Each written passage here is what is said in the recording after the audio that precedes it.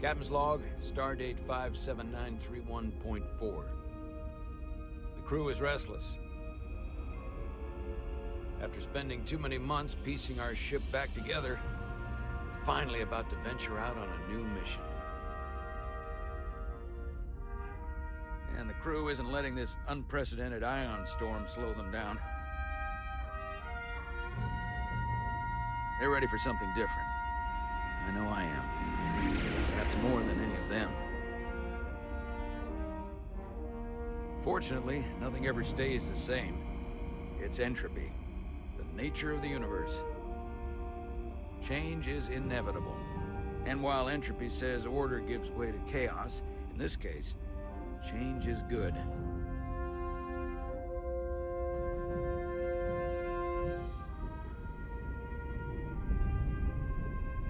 Our new first officer is en route to the Resolute. Jara Rydek. I know she'll bring a welcome dose of new blood to the crew.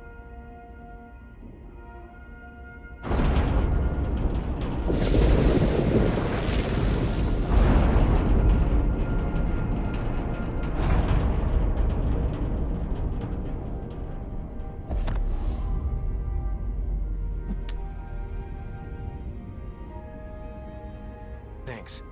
No problem. I'm not great with flying. But these little shuttles are the worst. Here's a tip. Don't close your eyes. You'd think that would make it easier, but it only makes it worse. Look out the window, pick a star, and just focus on that. I'll give it a try.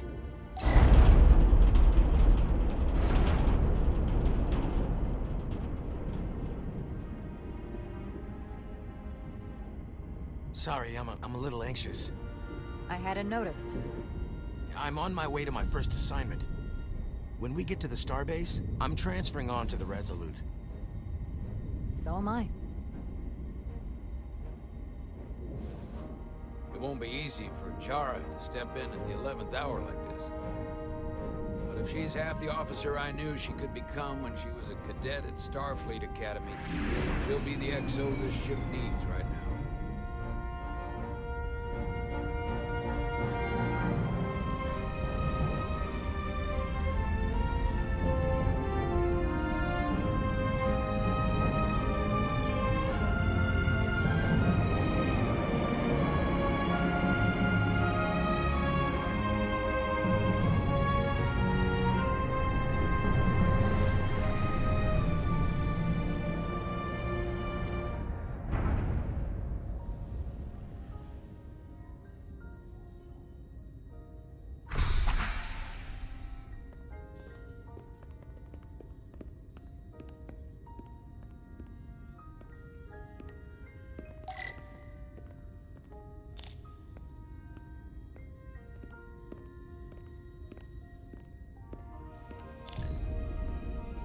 A starbase on the very edge of Federation space. Long way from home now.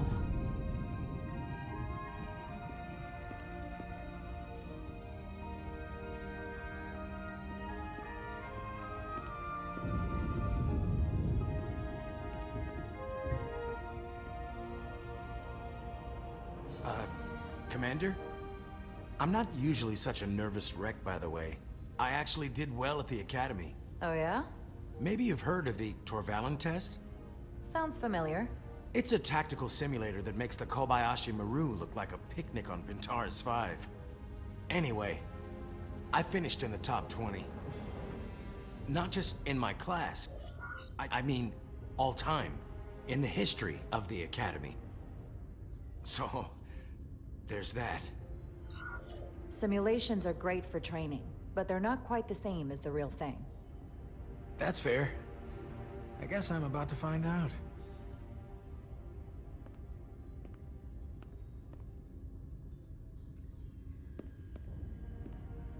Please place your hand here. Hold it there for a few seconds.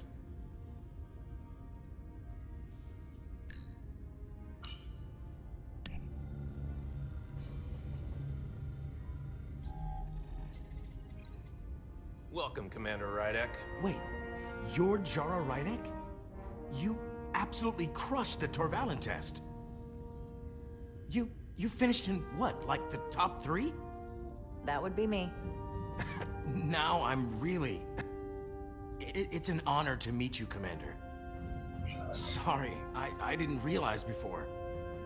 I just came off the shuttle and was glad to be on solid ground, so to speak. The pleasure is mine, Ensign. Paul Calloway. Good to meet you. I believe Commander Ermot is expecting you. He's in the concourse just ahead. See you on the Resolute.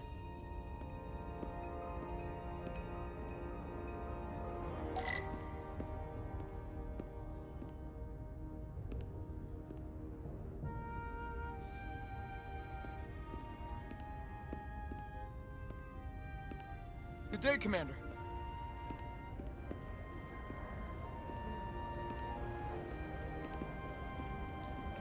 If I remember my briefing, Commander Ermot is a Bolian, so I'm looking for someone with blue skin. You're going to the Resolute too?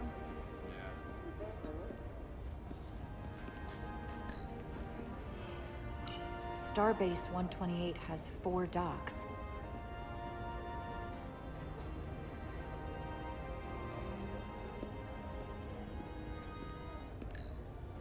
Excuse me, have you seen a Bolian around here? Yes, sir. Right back there, near the replicator. Ah, there he is. Thank you. Happy to help, Commander.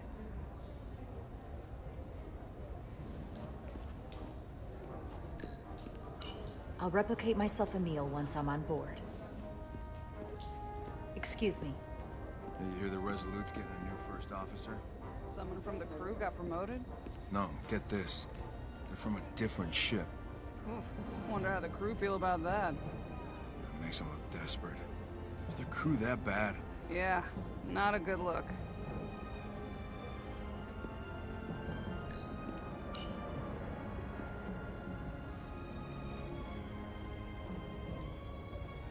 Welcome to the edge of the galaxy, Commander Rydek. I'm Commander Jan Ermot, Operations Officer on the Resolute. Commander? I hope there wasn't too much trouble getting here. This storm isn't making anything easy for us right now. I know conditions are less than ideal at the moment. It was perfectly fine. No trouble at all. I'm glad to hear it.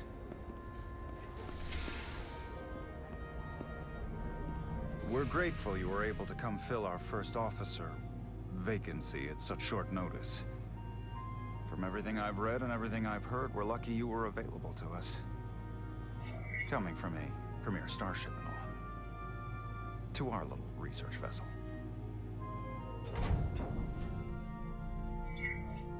What exactly have you heard about me? First in your class at the Academy. Received the Starfleet Award of Valor during the Dominion War. Most recently, Tactical Officer and Chief of Security on the USS Endeavor. You've done your homework. Like I said, we're very lucky.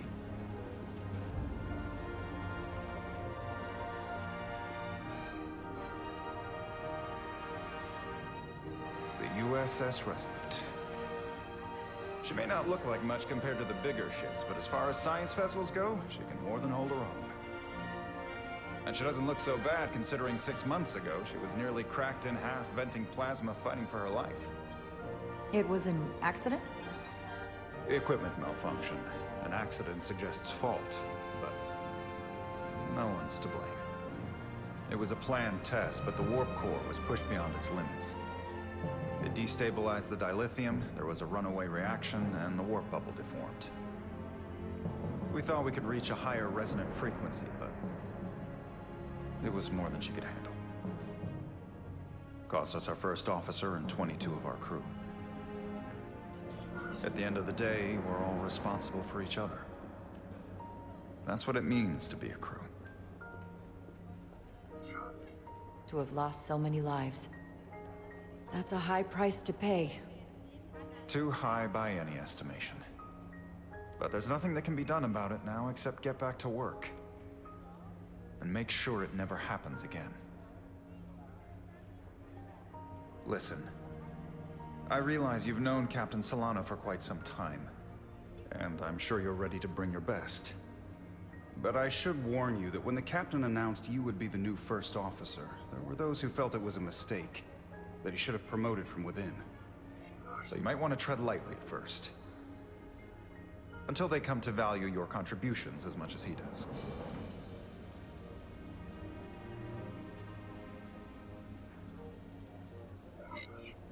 Thank you. Always good to have a sense for what you're walking into. I just thought you ought to know. I appreciate it. Starfleet has assigned us a high-priority mission to the Hotari region.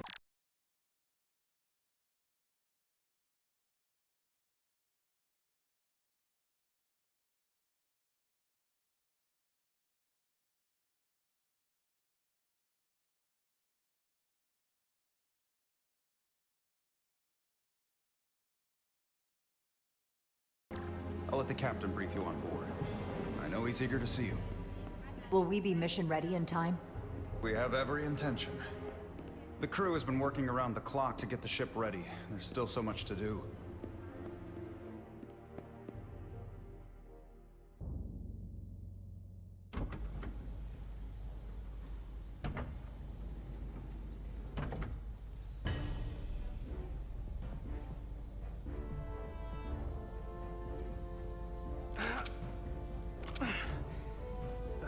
Stuck. I got just the thing.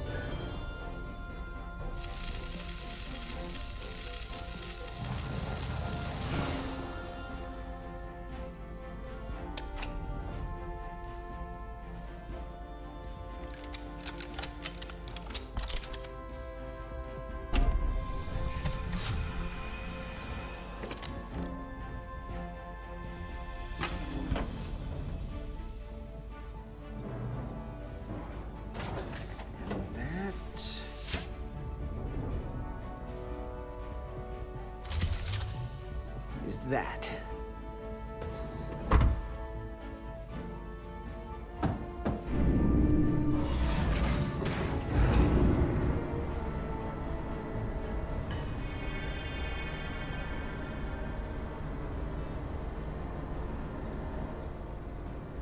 I thought the thing was totally fried.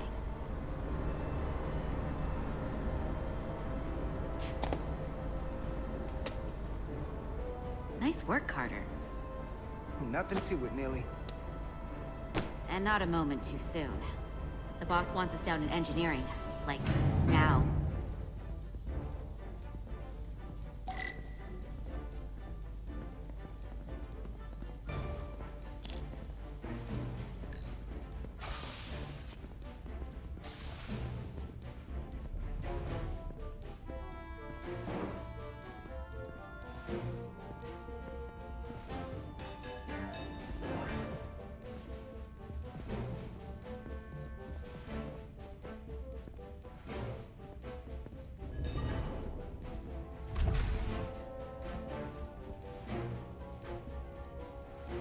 Engineer. I heard the new XO just arrived. Won't be long before we get underway. I just hope whatever Chovok called us down for, it's something good. I can never tell with him. I'd rather not end up degaussing plasma manifolds. Hanging upside down makes me queasy. You and me working together, we can tackle anything he throws at us. Your optimism is positively contagious.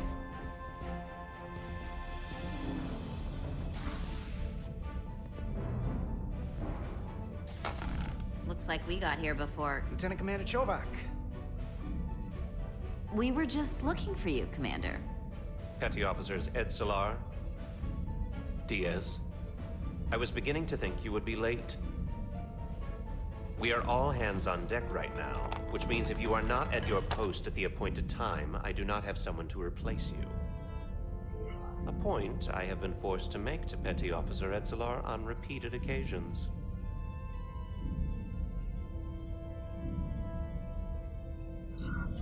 Apologies for the delay, Commander. I do not want your apologies. Simply see to it that it does not happen again. So, I don't suppose you wanted us down here to check in before we go off duty?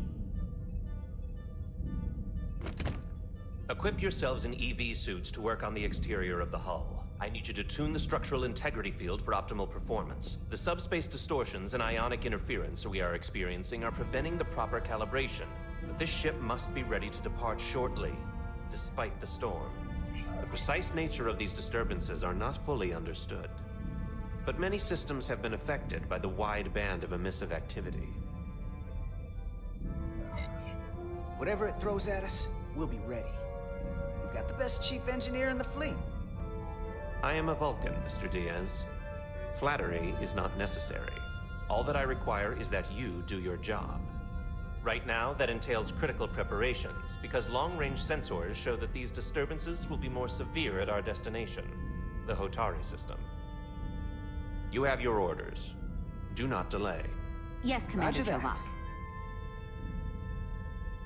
All hands on deck. What's that? All hands on deck. That's what Chovak said. You know what that means? It means this ship isn't ready to go out, and the brass know it. So they're throwing every worn body at it. And they're going to leave on schedule. Consequences be damned. Won't get an argument from me, Nelly. Sure seems like everyone's still scrambling. And I get it. When has a relaunch ever gone off without a hitch? But this isn't just any old refit or any old relaunch. Oh, whoa. Excuse me. A lot of new faces coming on board. It's gotta be tough coming as a replacement. That's for sure. They seem all right. Something that happened 6 months ago while they were off on another ship? Well, that's nothing to hold against them. Yeah, you're right. I guess getting a little new blood on board doesn't hurt. Hold on. Now there's an old face I didn't expect to see again. Hey, Miranda! You weren't gonna leave without me, were you? Miranda, you're here? We thought you were staying on the Adirondack. Transfer came in at the last minute, so I figured I'd slum it on this bucket of bolts. Looks like you got her back together pretty nicely. I wasn't sure what to expect. I'm gonna take the high road here, pretend you didn't say that, and welcome you aboard. He's a better diplomat than I am. He still owes me a bottle of Saurian brandy. Don't think I forgot. Oh yeah, it's coming back to me now. Maybe Carter can rustle up that bottle and we can give you a proper welcome. As soon as we wrap up this quick little spacewalk.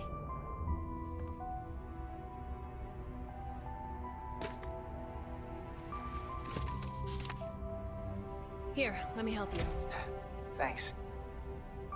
So what's the word? Are you back in the security rotation? Yep. Still running with the usual suspects. Whoa! Good to go.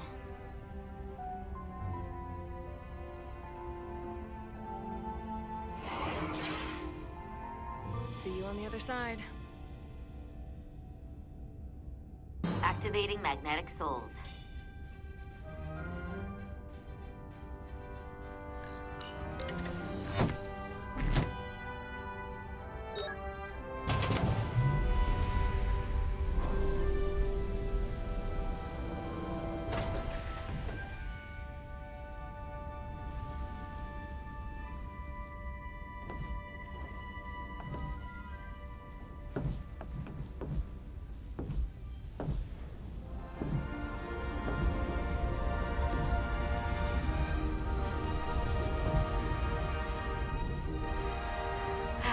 never gets old. Let's go.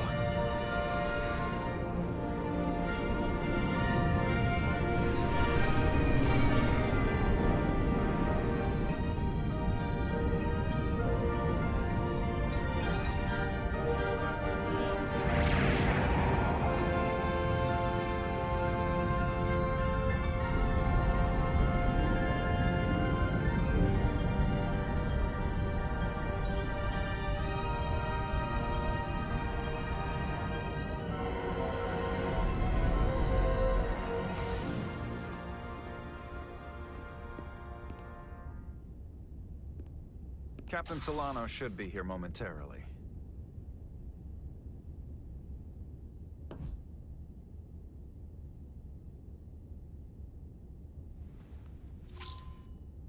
You'll have to forgive me, I don't know much about Kobleods. But my understanding is you need a steady supply of duridium to keep your cell structure stabilized, or bad things start to happen. And we have plenty of duridium in sickbay, so there's no risk of running out. Thank you. Feel free to make yourself at home. And help yourself to whatever you like from the replicator.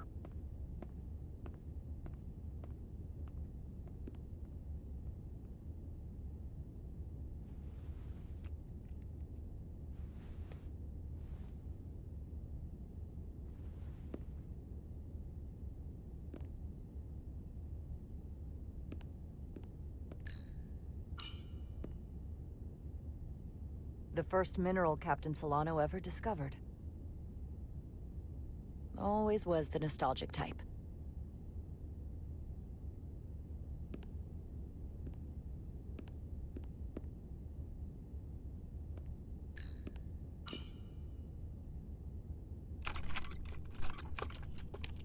Can't wait to plot a course myself.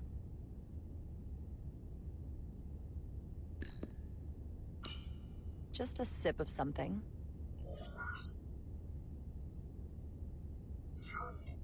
Coffee.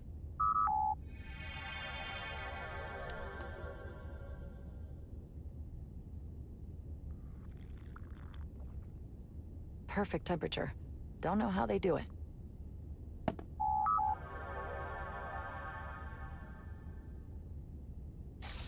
Jara Rydek. Last time I saw you, it was graduation from the Academy. You'd already secured one of the most prestigious assignments possible. And you were burning with enough ambition to fuel 7 trips around the Necrid Expanse. It's good to see you again, Captain. I could not be happier to have you on the Resolute. My only regret is that we couldn't provide you with a warmer welcome.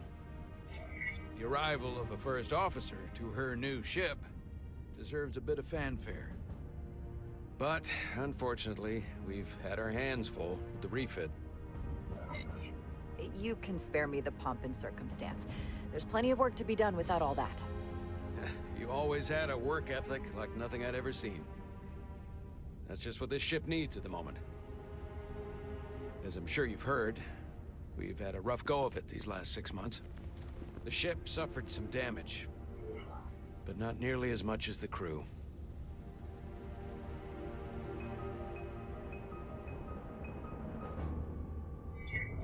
You'll have to forgive me. I don't really know the details. Starfleet has been kind enough to keep the story contained. Probably because they want to protect me. But I don't mind telling you. We were on the verge of a major scientific breakthrough. A quantum leap forward in warp core technology. 10,000 teradynes per second. The ability to travel at a sustained rate of speed longer and faster than we ever dreamed. What would have been the crowning achievement of my career. Right there. Within our grasp. Until it all went so horribly wrong. We pushed her too hard, and a warp core malfunction overloaded the system, creating a pressure gradient way beyond what the ship can handle. It was heartbreaking. We lost some of our best people. As captain, I have to take full responsibility. It was my decision to make, and I have to live with the consequences. We all know the risks when we sign up. There are no guarantees. As much as we tell ourselves otherwise. True. But as captain, my job is to mitigate and manage the risks as much as possible.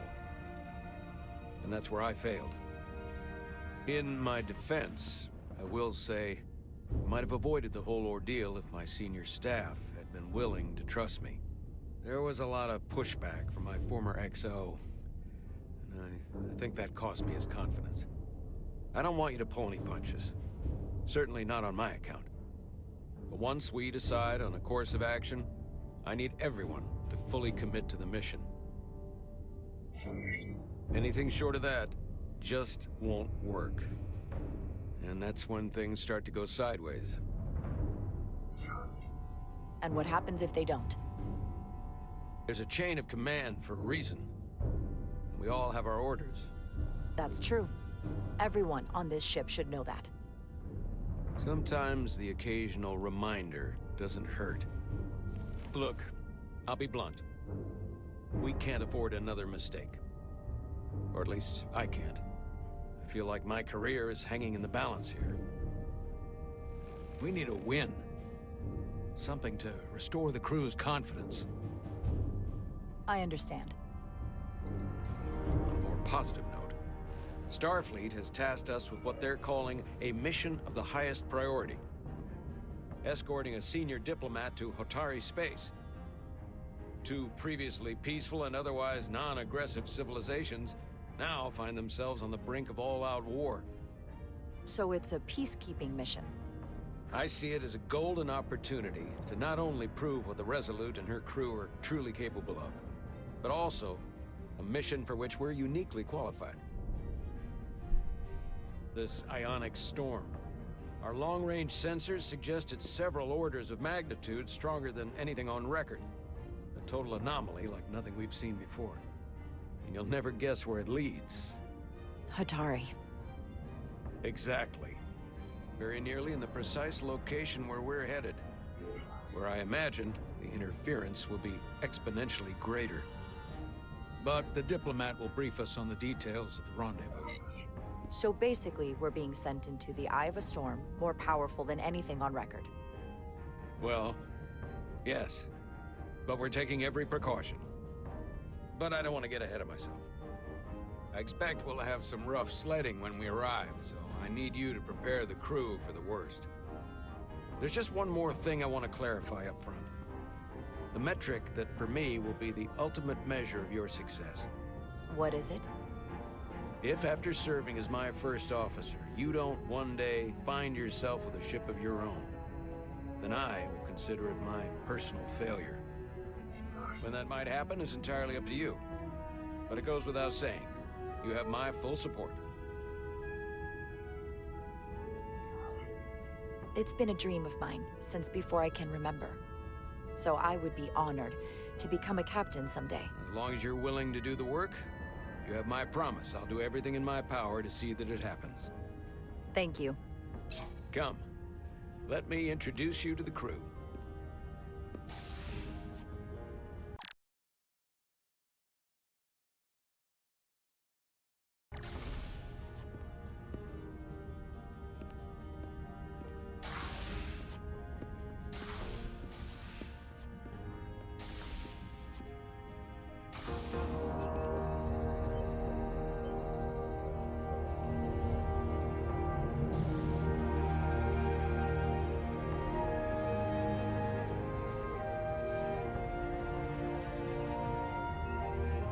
Everyone, if I could have your attention for a moment.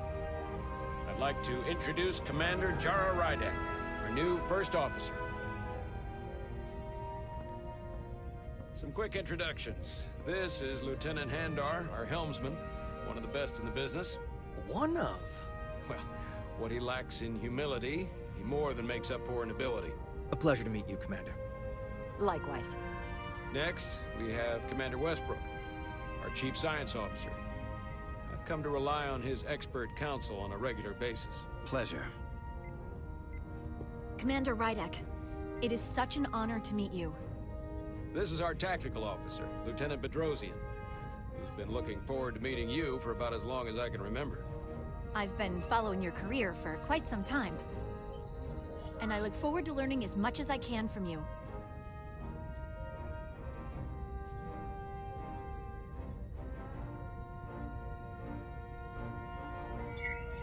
If anything, the honor is mine. Well, I have to admit, one of the reasons I've followed your career is because you're part Kobliad, because of what you've overcome. Starfleet stands up for people who can't defend themselves, and you were one of those people once. But since then, you've done so much to protect others who need it. I really admire that. So, you've been something of an inspiration to me. Not that I've done anything close to what you've done, but you definitely set a standard to strive for. I don't know what to say. That's incredibly flattering, thank you. I hope someday I can follow in your footsteps. I'm sure you will. And then, of course, you've already met Commander Ermont. Please, do everything you can to make Commander Rydek feel at home here. I'll be on the starbase. Have an urgent meeting with the starbase commander to get our authorization to get underway. If they drag their feet any longer, we won't make our rendezvous. The bridge is yours.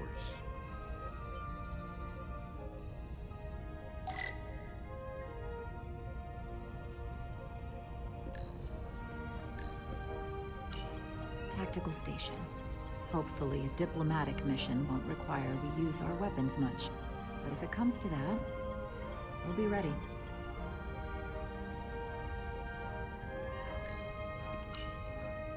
So many decks, full of crew that are now my responsibility.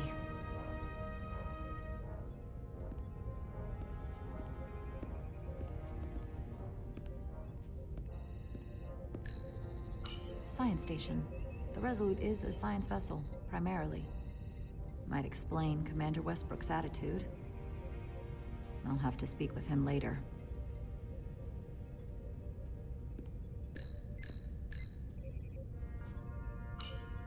The first officer seat. My seat. Right now, though, I need to fill in for Captain Solano.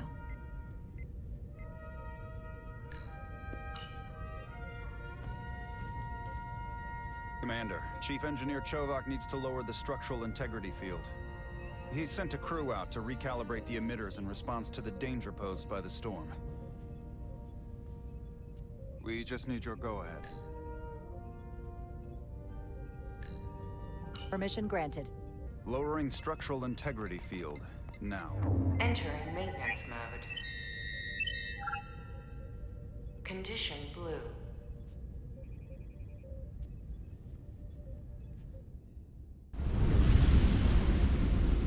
The storm is getting worse. Looks like they turned off the SIF. Great. Let's get to that emitter.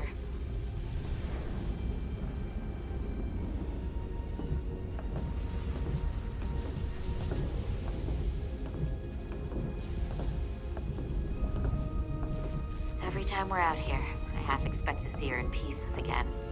She's still got some scars on her. It adds character. When I joined Starfleet, all I wanted was a ride out of town. But this isn't exactly how I pictured it. On the outside of the ship? No. Sometimes it feels like we're just part of the machinery. Don't you want more than that?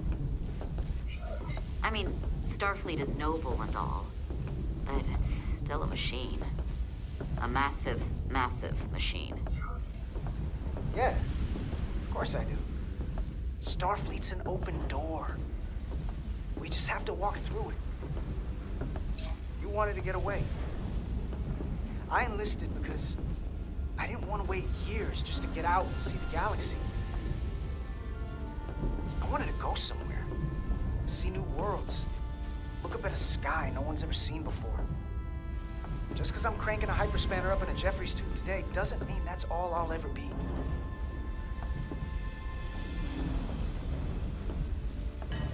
Diaz to Commander Chovak.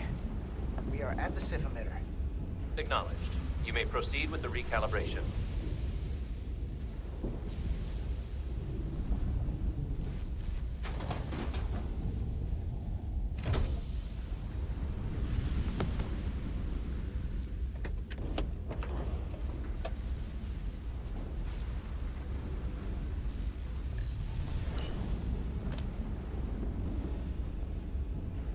recalibration.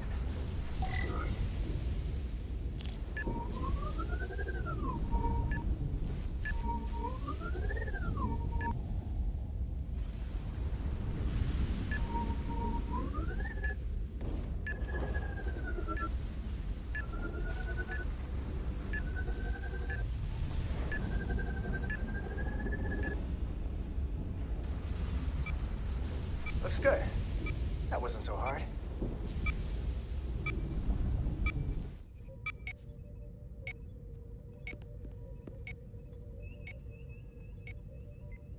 Commander Westbrook, right? Chief Science Officer. You remembered my name and my rank. Impressive. Yes, I'm the Chief Science Officer, and I have the dubious honor of being the most senior officer on this bridge. I know this ship inside and out. Better than just about anyone. What a very impressive list of credentials. This is a research and discovery ship, first and foremost. Now with a former tactical officer as its new first officer. I'm curious, though. A Kobliad, or half in your case, is an odd choice for first officer, given your vulnerable condition and all. But if, as an example, we found ourselves in a hostile situation, and you were suddenly incapacitated because you needed an infusion, what would happen then?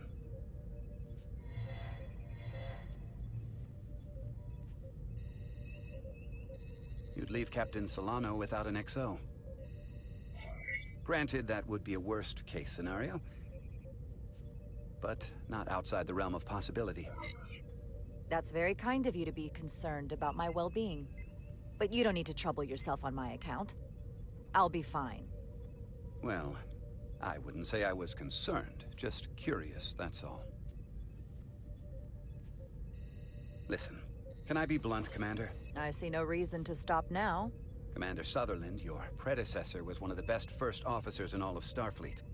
His record was impeccable and his reputation was without equal. I mean no disrespect, but the shoes you're stepping into are almost impossible to fill. He was loved by the crew. And he was one of my closest friends. So I can only hope that you'll live up to expectations.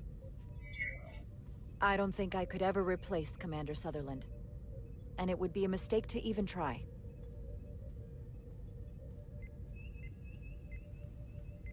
Seeing as Captain Solano is on the starbase, let me give you an update on this ion storm we're flying into. It's unusual, unlike anything I've ever seen. At the moment, I can't tell you if the Resolute will shrug it off or if we're putting ourselves at risk. However, if we learn more about its patterns, its nature, we can come up with a scientific countermeasure. Just a moment.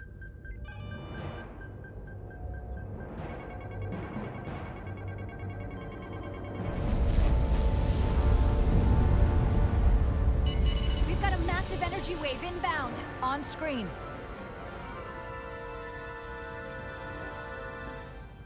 Tracing its trajectory. Starbase docking clamps are holding. The storm's emissions are fluctuating, coming in waves.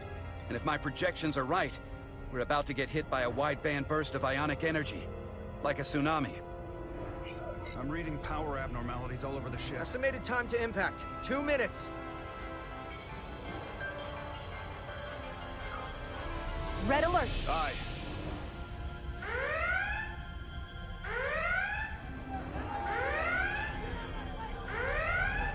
Evacuating main gangway and retracting. Putting sensor visualization on screen. With the structural integrity field shut down, we can't take a direct hit. Time to impact, 1 minute. Shield systems are severely impacted. We have limited protection. I need every available solution. What are our options? We can weaken the impact of the storm with a deflector pulse. There's a better way. I'm sending all auxiliary power to the deflector dish. Send the aux power to the shields. We can't reactivate the entire shield bubble, but it's a directional threat. So we can orient all we have towards the wave. You have to believe me. We only get one shot at this. We can't afford to get it wrong. That's right, which is why we need to send power to our shields. Bedrosian, get those shields up. Rerouting power to shields. Stand by. I need a heading. We've only got one shot. Understood. On my command.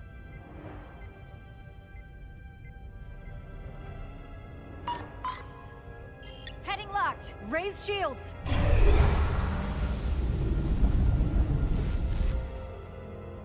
This is it! All hands, brace for impact!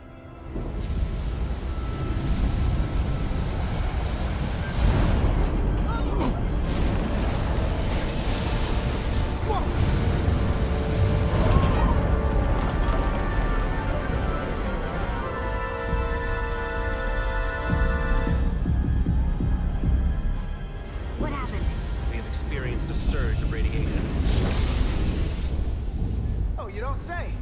This radiation supercharged the plasma, forcing it to backflush through the system and creating a dangerous imbalance. It can blow out every primary system on the ship. Just tell us where you need us.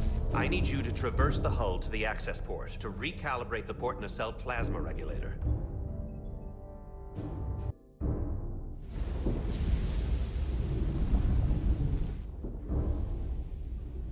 We've reached the first access point. Understood.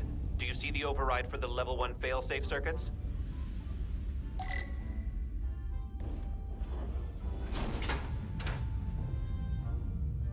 Affirmative. Engage the override. It should allow us to stop the EPS flow to the warp engine without triggering an automatic core shutdown.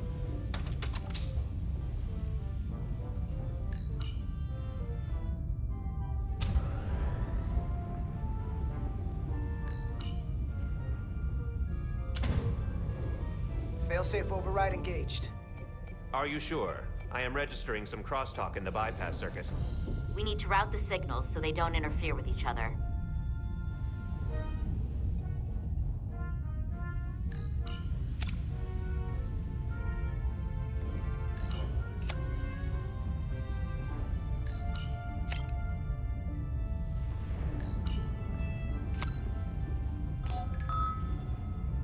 Diaz to Resolute.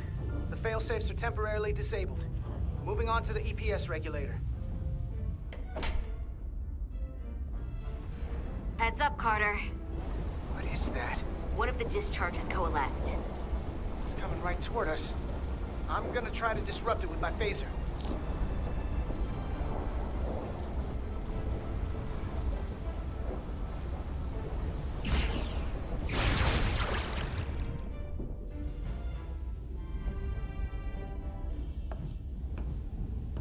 So we gotta climb up the pylon.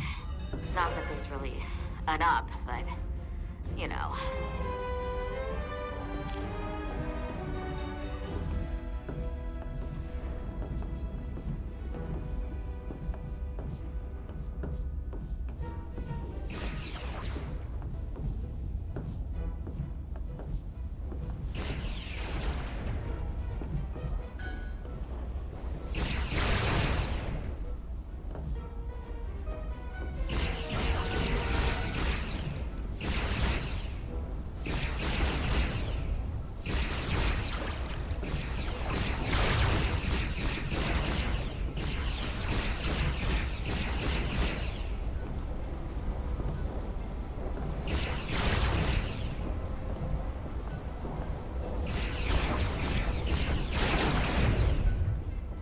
We're almost to the regulator.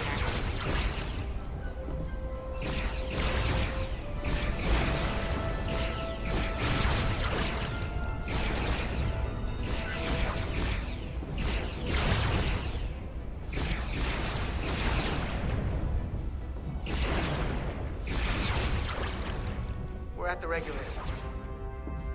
Opening the access panel. And now halting the EPS flow to the port nacelle. We have little time before it causes an overload in the engine. You must work efficiently.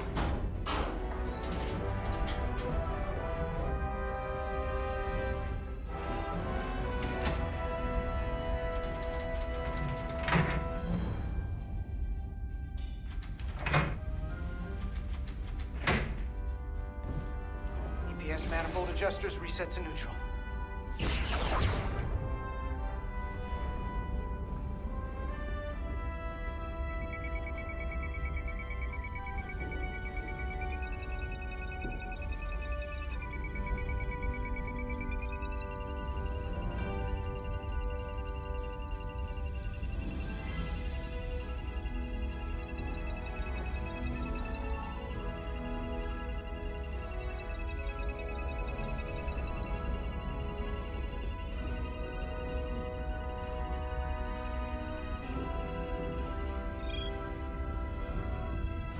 EPS lines to the port warp engine are back in balance. Almost done. Once I cycle the manifold nozzles, Chovok can...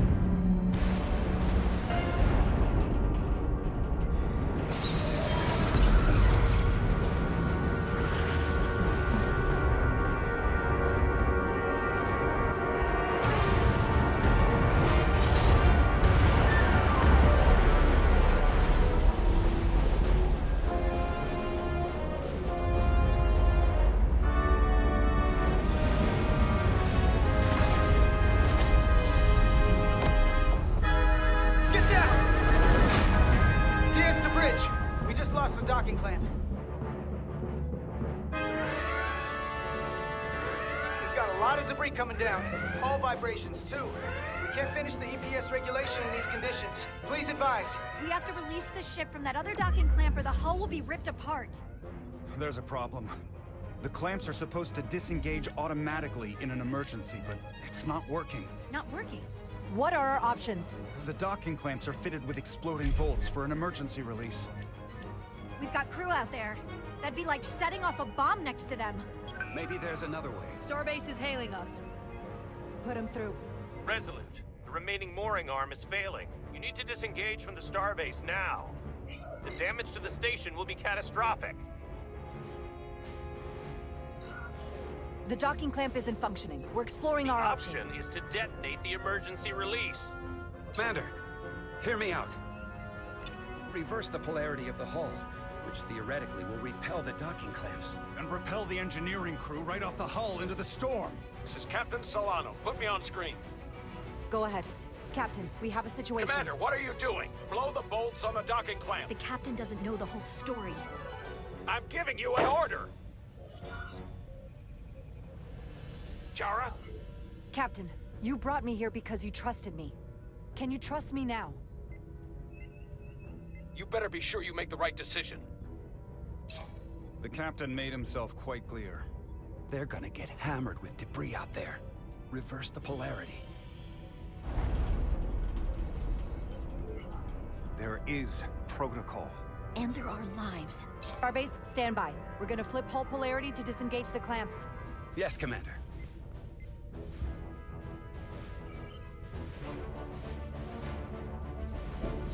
Repair crew, this is Acting Captain Jara Rydek. Be advised, we are going to reverse hull polarity to free us from the remaining docking clamp. Tether yourself and deactivate your boots on my mark. Understood. 8, 7, 6, 5, 4, 3, 2, 1. Mark! Ah!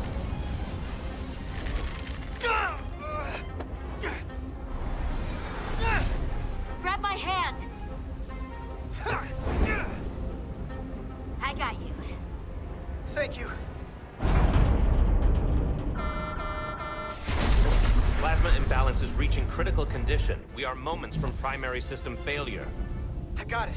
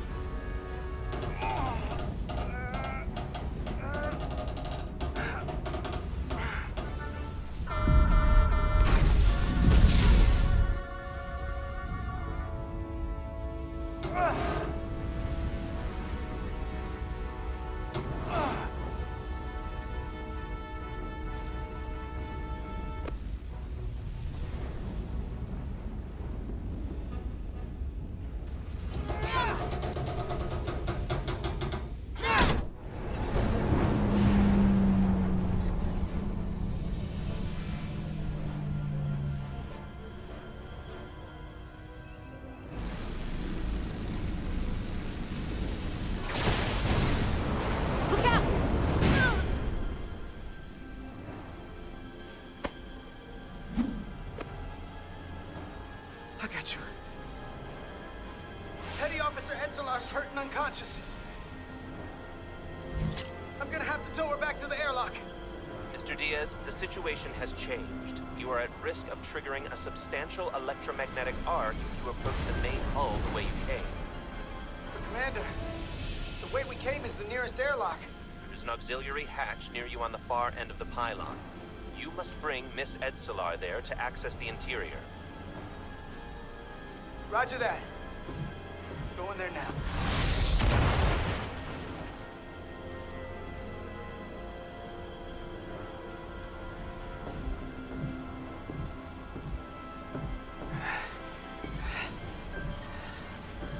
I'm at the auxiliary hatch.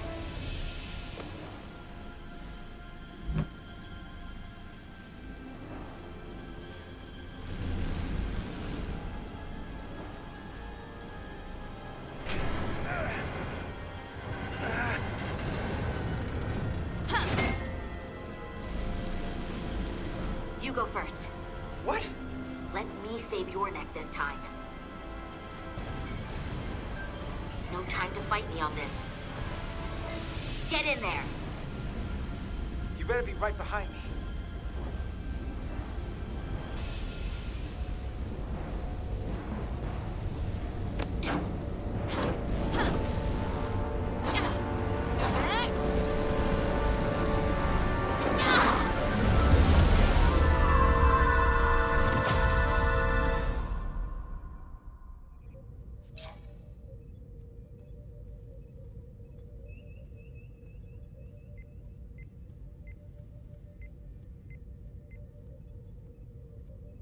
We're in.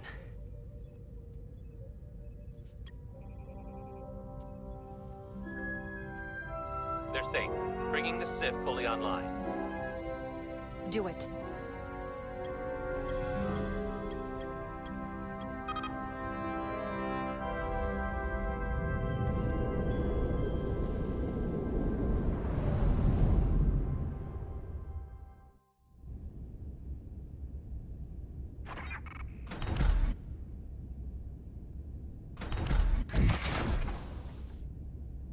Carter! I'm okay. I'm okay. But Edsolar... Here, let me help you.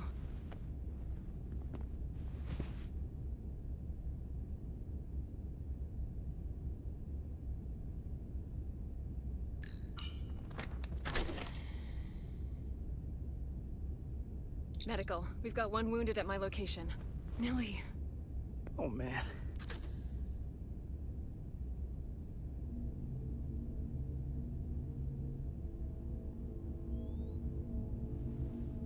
We'll see you at sickbay.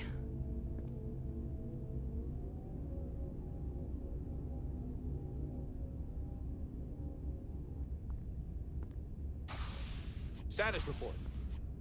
The repair crew made it inside. EPS flow is back to nominal levels. The SIF is back up. How does this affect mission readiness, Mr. Ermot? Releasing the docking clamps using hull polarity minimized damage to the Resolute. We'll have some last-minute repairs to make, but if we reapportion some of the staff, we can make our departure on time. As of now, however, we are successfully moored to the station. Good to hear. Send updates to my ready room. Commander Rydek, with me.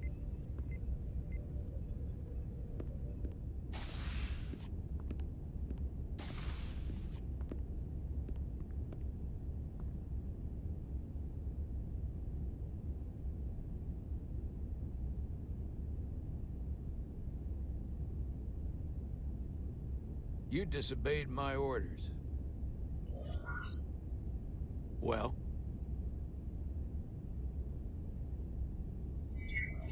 Respectfully, Captain, I made the right choice given the information You I had. disobeyed my orders! And not just in front of the bridge crew, but the Starbase staff as well. That's going to get around. My name's already tarnished around the fleet.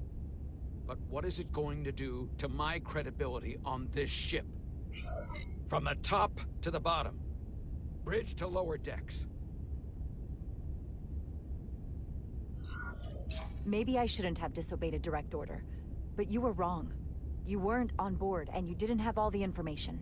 So I made the right decision for the ship. If you're worried about your credibility, put your ego aside and trust your crew. Trust me. You might have won some fans on the bridge with that stunt, but not everyone. Lieutenant Commander Chovak has already bent my ear. I'm sure he doesn't take it personally. He'll get over it in time. Mr. Chovak is more complicated than he would want to admit. I guess we all are. And, if I'm being honest, I'm not sure what I would have done in the moment either. You never really know if you weren't in those shoes. So, let's just boil it down to, you did what you had to. That'll have to be good enough for me. You placed a lot of trust in me, bringing me here. I feel like I've let you down. I brought you here for a reason. I'm still sure it was the right one. Despite it all, we got our final Starfleet clearance to depart. So if you'll fetch Mr. Ermot, we'll knock out the final details of any outstanding repairs, and then we'll set out for Hotari. Yes, sir.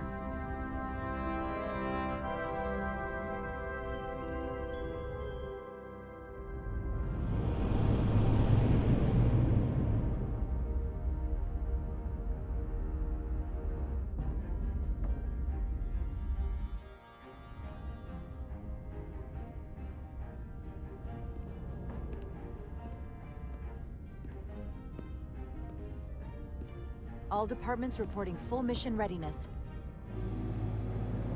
We've got our full complement on board. This is my favorite moment, right now. The start of a new mission is always full of possibility. The Orion Syndicate could sell it as a drug. Don't let the Admiralty hear you say that.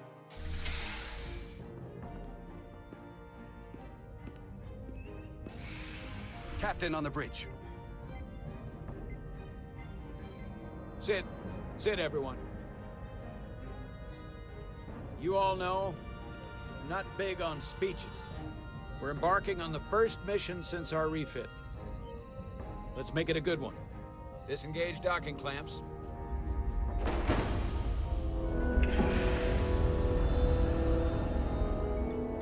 Docking clamps released. Thrusters ahead, Mr. Handar.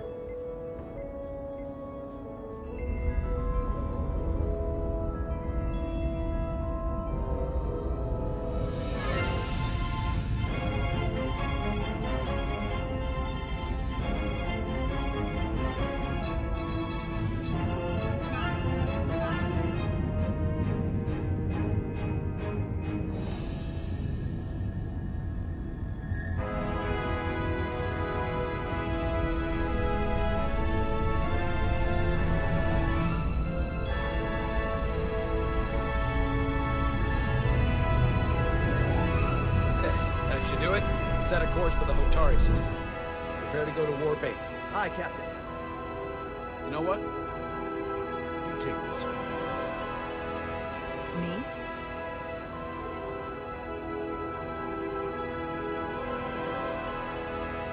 Engage.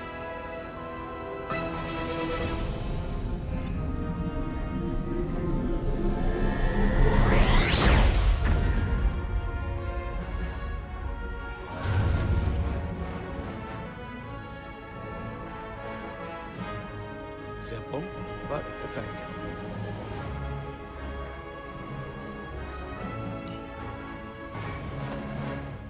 Easy.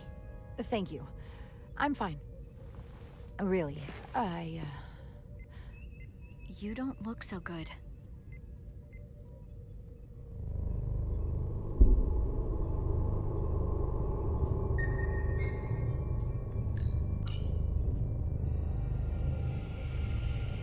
I have to get to sickbay.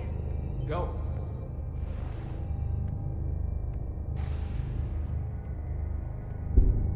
Commander, help me get her inside!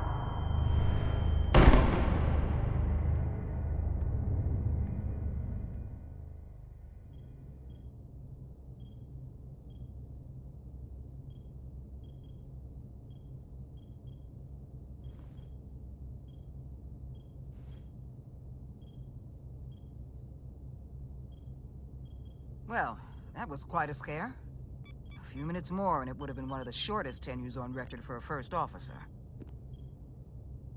Is that the engineer that was out on the hull? That storm did a real number on her, but she'll live. Just needs rest. You should worry about yourself. Your duridium levels got dangerously low and destabilized your cell structure. This is definitely one of the more memorable first days I can think of. My name is Dr. Aram Duval, Chief Medical Officer. To be honest, I've never met a Kobliad before. You're... rare. I know. I was going to say special. Your people's numbers have dwindled, despite the Federation's efforts to find a more readily available alternative to the duridium you need to survive. Yet you joined Starfleet, and managed to thrive. I imagine the responsibility must be overwhelming. Maybe even a burden at times.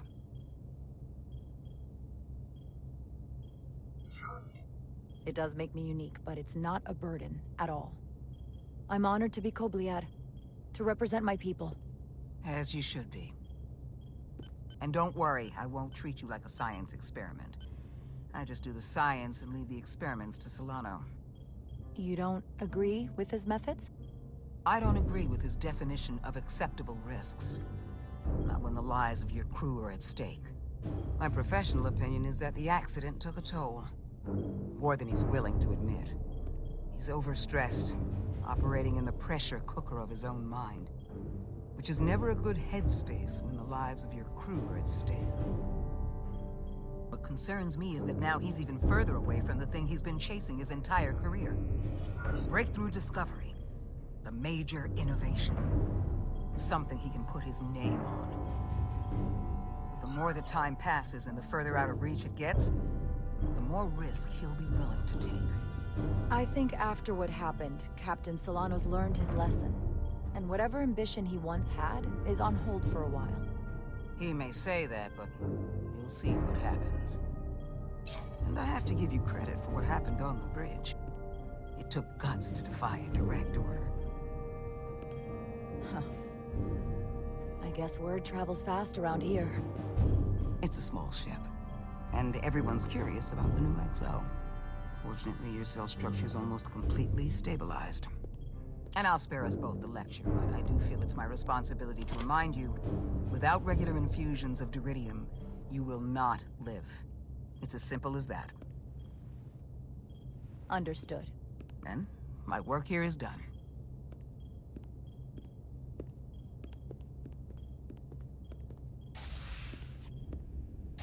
Lieutenant Bedrosian. I came to see if you were okay. We were all pretty worried on the bridge. No one knew what was happening. I'm feeling much better. Thank you. It's just part of who I am. You don't have to explain to me. I understand. I'm just glad you're okay. You trusted me earlier with the shields, and I appreciated that. I want you to know that I have your back. Thank you.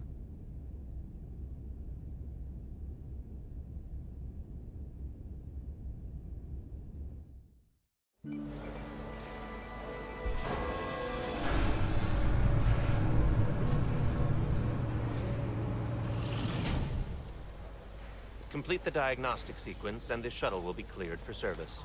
Yes, sir. The storm in the Hotari region will interfere with our transporters, so we need all available shuttlecraft in working order. Excuse me, Commander Trovak. Petty Officer Maris, I will leave you to your work.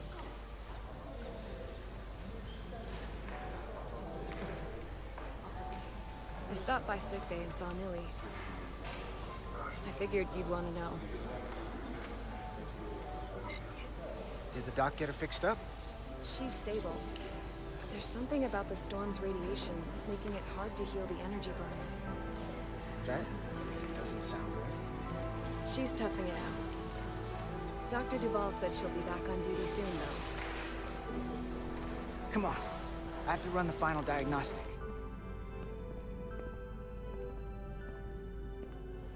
I can't stay long.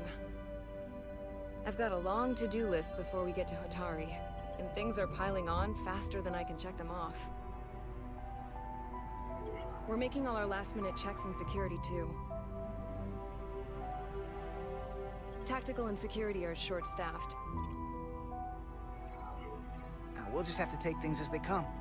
Control what we can, and roll with the punches. Next thing you're gonna tell me you're listening to Andorian jazz. No. The point is, the right time might never come. So, I'm just gonna roll with it. I had a chance to think about this while I was away. Then you and Millie almost got killed out on the hall. And I thought it was important that I just come out and tell you. Instead of tiptoeing around it. Or worse. Wait, are you angry at me or something?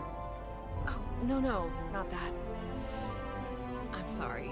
I'm probably making too big of a deal here. What I'm trying to say is, we've been really good friends for a long time. But I got back here and I couldn't ignore it anymore.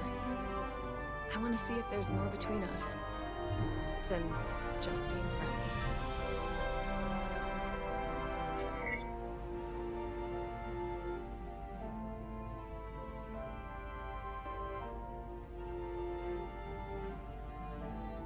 Carter? You don't have to explain it. I feel the same way. There is something between us. So, do you want to find out what that something is? If it's there for you, and it's there for me, why not give it a try? We don't have to put too much pressure on it. Let's just see where this goes. I like that. Definitely felt some pressure coming down to see you. These are uncharted territories. I'd call it a chemistry experiment. You know, with us.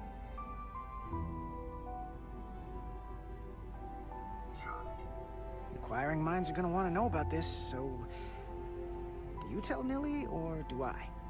I wouldn't worry about that. Level 1 diagnostic complete. I have to get back to that to-do list. They're probably looking for me. Can't blame them.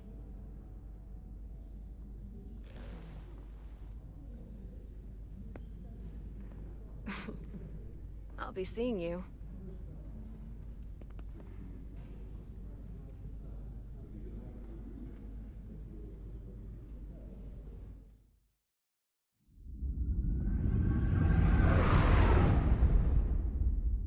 Approaching the rendezvous point outside Atari space. Helm, bring us out of warp. Dropping to impulse. Ionic interference surging, Captain.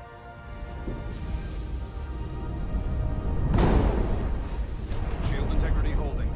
We can take it. We are at the correct coordinates to meet the shuttle. Commander Rydek, find us our diplomat, if you will. Aye, Captain. Let's reduce the noise.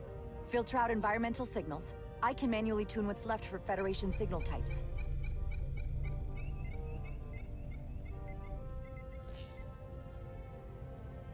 I've located the shuttle. Opening comms. On screen. Shuttle to Resolute. Shuttle to Resolute. Debris field. Lost maneuvering. Losing. I can't get it any clearer. It won't get a transporter lock. It's just not happening. Power up the tractor beam. We'll pull them directly into the docking bay.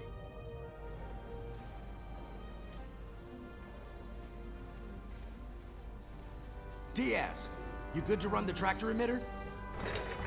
Yes, sir. Come on, Diaz. First thing, lock onto the shuttle and stabilize the rotation.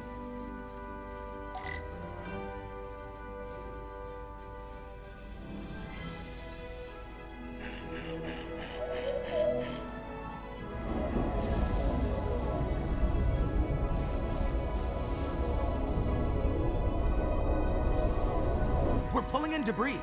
I'm on it.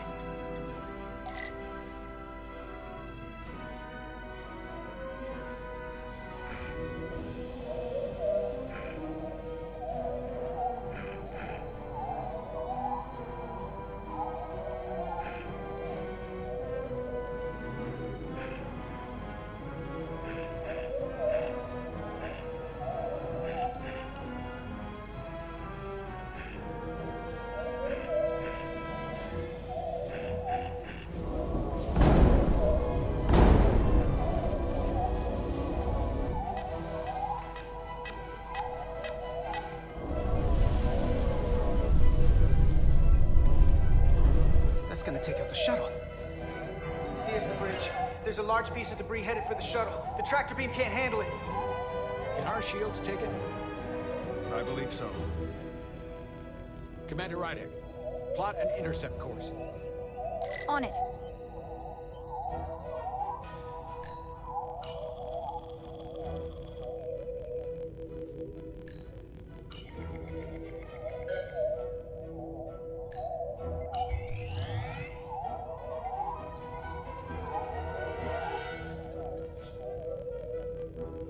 Here we go. Maneuvering thrusters bearing 53 Mark 17. 200 meters on an intercept course. Maneuvering.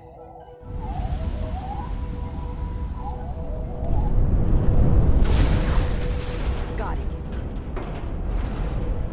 Whoa! Someone's working hard on the bridge.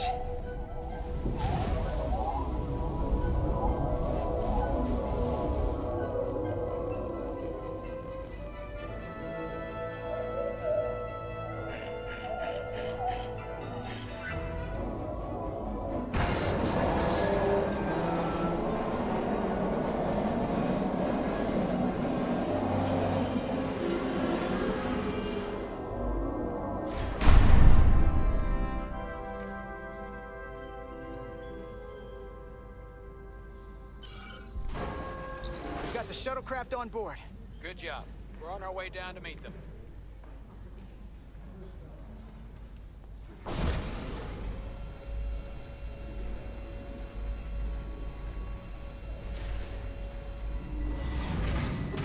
Terra firma, so to speak. Ambassador Spock.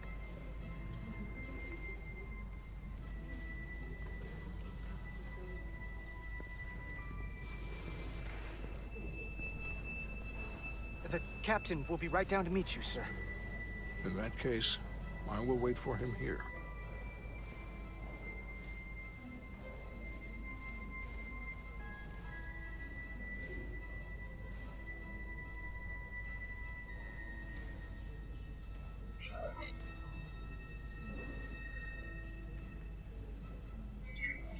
Apologies for the landing, Ambassador. I was operating the tractor beam, sir. I take responsibility. The craft suffered a few collisions, but I believe the saying is, it will buff out. We thought we were prepared for our arrival in Hotari space, but it is evident my craft was not sufficiently robust for such intense ionic activity. The storm has been pretty intense. There was an element that was most unusual. Before you came to our aid, our maneuvering thrusters and impulse engines were rendered inoperable. So we attempted a short traversal at warp speed, only to find that we could not achieve warp at all, even though our diagnostics computer showed no faults or anomalies. What do you make of that? When all indications say that warp speed is possible, but in practice, we find it is not. Onboard diagnostics can be wrong. I can take a closer look at your shuttle systems to get to the bottom of it. I would appreciate that. Take readings, run some additional diagnostic checks, and we'll get to the bottom of this. Quite logical, Petty Officer... Carter Diaz. Sir. Thank you. Ambassador Spock. Excuse me. I'm honored to have you aboard. I'd like to get right to it. We're already behind.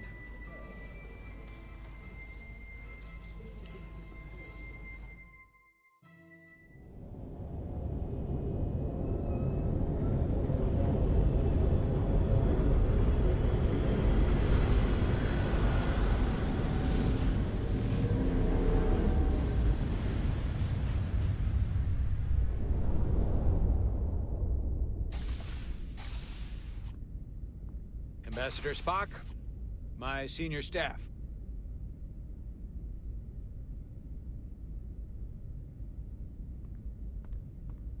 It's not every day that a captain gets to welcome a Starfleet legend aboard. You flatter me, Captain Solano.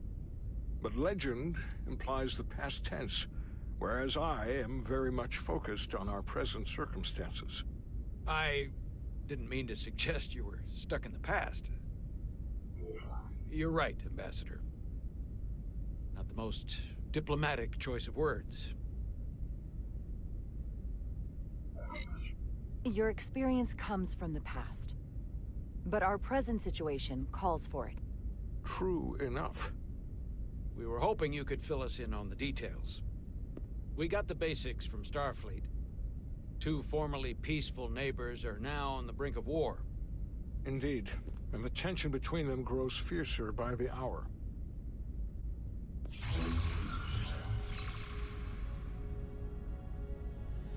Elydia and Hotari. Elydians are the more advanced species. They made first contact with the Hotari over a century ago. This is Tau, the Hotari moon.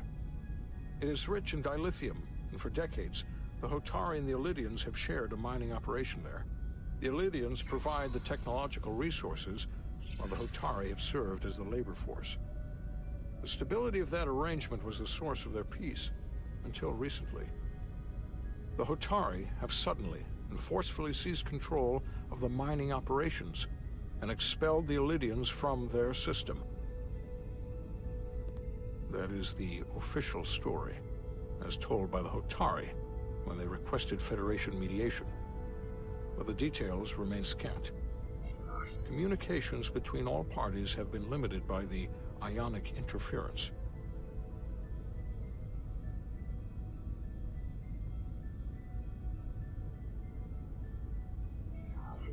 What are the Hotari defensive capabilities? Do they stand a chance to hold on to the mines now that they've taken them? It is unlikely the relatively primitive Hotari forces would prevail against the Elydian fleet in open war. But it would have been equally unlikely to predict they could take possession of the mines until they did just that, which leaves many unanswered questions. Left unchecked, this conflict will result in more bloodshed, which is what we are here to prevent. And the dilithium trade hangs in the balance. Clearly, the Hotari have been exploited in this relationship. Maybe we can persuade them peace is the more profitable alternative for everyone. They both profited from the mines. And for the Hotari, something is better than nothing. Peace is our objective, after all. That is correct. We can call it profitable or mutually beneficial, but at the end of the day, the Hotari are still being exploited for their own resources. True peace is not merely the absence of war. And as such, this conflict will surely come again. Neither the Elydians or the Hotari are members of the Federation, so we can't make them do anything. There is an additional complicating factor I should mention. In the past, the Federation has relied on the Elydians as a source of dilithium. That certainly changes things. Federation sources its dilithium from a lot of places. Yeah, and this is one of them.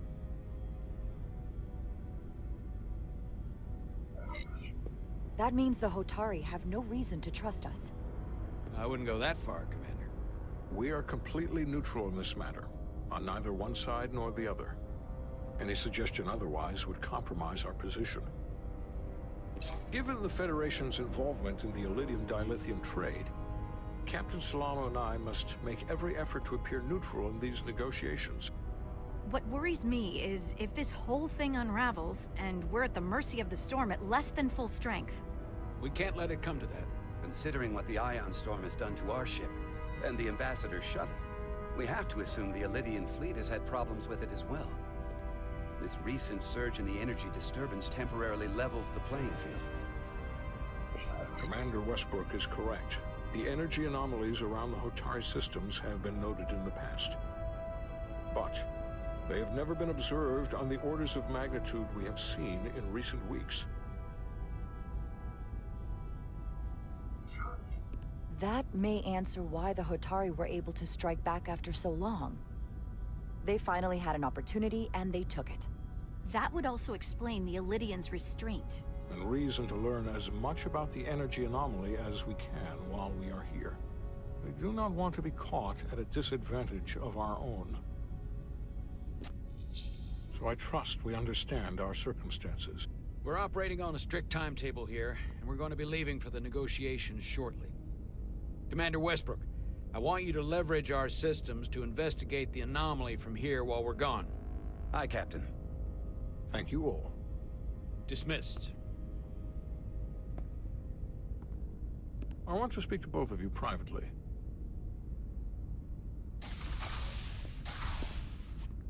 Ambassador Spock, I'd like to make a formal introduction. My first officer, Commander Jara Rydek. Commander, as you are aware, there are limits to what Captain Solano and I can do in our official capacity as representatives of the Federation. But someone in an unofficial capacity, your first officer, for example, would not be bound by those restrictions. Commander Rydek could ingratiate herself to certain parties behind the scenes, where they may be more candid in revealing information that could lead to a resolution. She certainly goes her own way. Maybe that helps in this case. It would be unconventional, but I'm not opposed to it. I'm perfectly happy to work outside the lines. And by extension, you will be doing your duty, Commander. Just not too far outside the lines.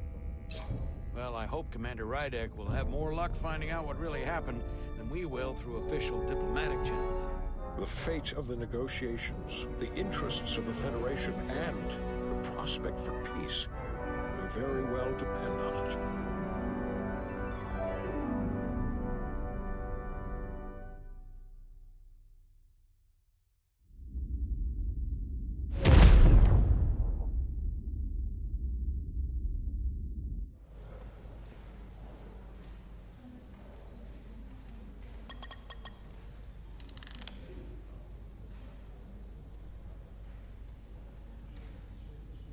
Mr. Diaz, I understand you have already discussed the warp drive failure with Ambassador Spock? I have. It is imperative that the Ambassador's shuttle be flight ready. I need you both to ascertain the root cause of the system failures he encountered. I'm surprised, Commander. I thought you would have wanted to work on Ambassador Spock's shuttle yourself. I respect the Ambassador and his many accomplishments, but I do not derive any satisfaction from interacting with his shuttle as if it were somehow transubstantiated through its association with him. Especially when I have the entirety of this starship to concern myself with. I am not the chief engineer of this shuttlecraft. When you look at it logically, yes, it is just a shuttle. No different than any of the others. There is plenty that is different about it, and that is what you are to investigate. But please limit your findings to observable scientific phenomena. We'll try to restrain ourselves. Then I will leave you to it. Make note of any abnormalities in your report. Carry on. One nice thing about Vulcans, Chovak is the only person who didn't look at this and treat me like I was something to pity. Doc says I should get used to it. Doesn't mean I want to be reminded of it every minute of the day. Hey, you won't get pity from me. I think it makes you look tough. As tough as you really are, that is. And that makes you sound pretty smart. I might need you to save me from myself next time, though. Come on. Let's get to the bottom of this.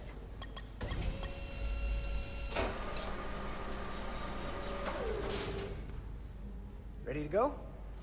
All set. Let's run the diagnostic.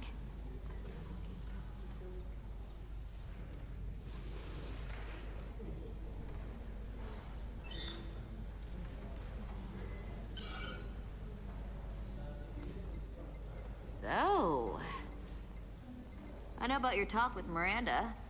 You do? She sent me a Priority 1 dispatch right after your conversation. I'm happy for you. Both of you. Thanks. But I'm only going to tell you this once.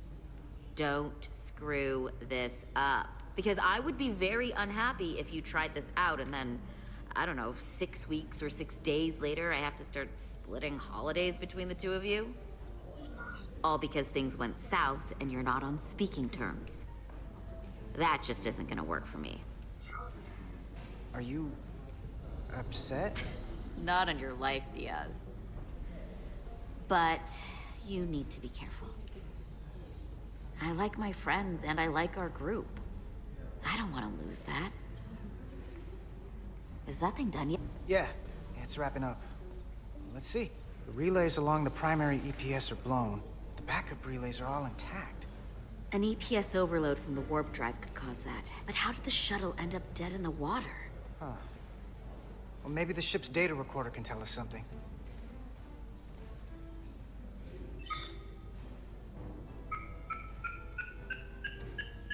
Here. They were only about 8 minutes from their plotted warp point. No faults, just those warnings. What are they?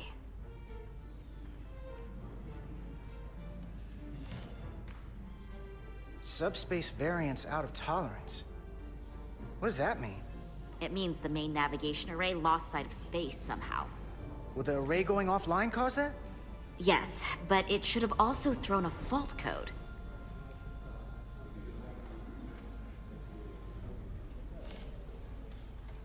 The warp field became inverted suddenly. I've seen this happen when the center warp coil cracks. A cracked warp coil throws a fault code. Still, we should take a look.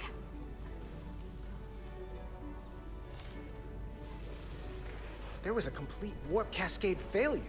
Wow. They're lucky the shuttle didn't turn inside out. Makes me think the computer panicked on the warp field equation. Any one of these failures should have thrown a fault. If it was caused by a system failure. None of this caused the relays to blow. Roll forward to when that happened. Yes, ma'am. So here, they take a moment to get their bearings and they attempt to re-engage the warp drive. There. That's the relays blowing. And look, there's another warp system alert.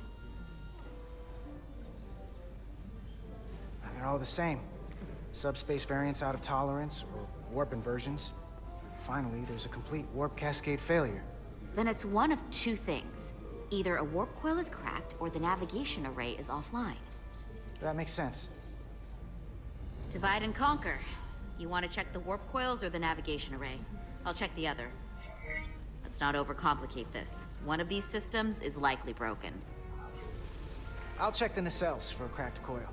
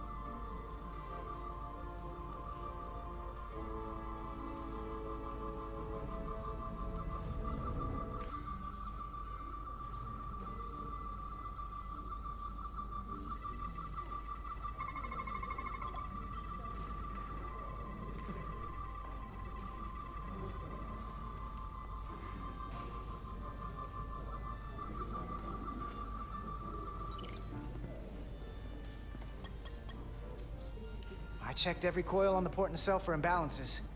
If any coil in either engine were cracked, I would have detected it. So, it must be the navigation array.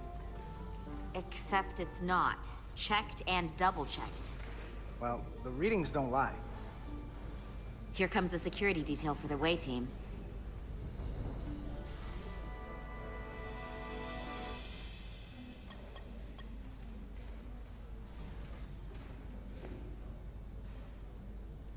Hey. I'm not here. We're escorting the negotiating team to the surface as soon as they come down from the bridge. I don't want to interrupt some important work. I was just hoping to see you before I go. The captain and the others will be here any minute now. Should be an interesting ride down to the surface.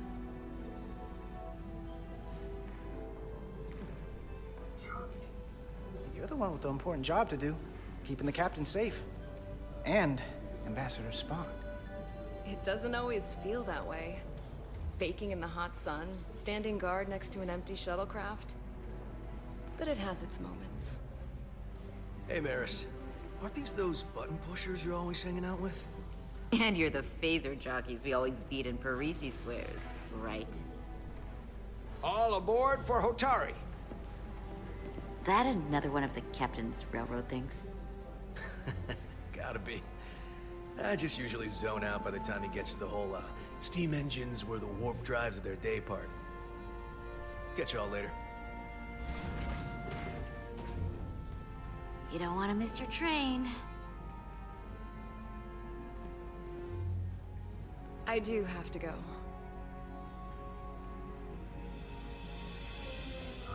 Not gonna lie, I'd rather not leave right now. More important things on my mind.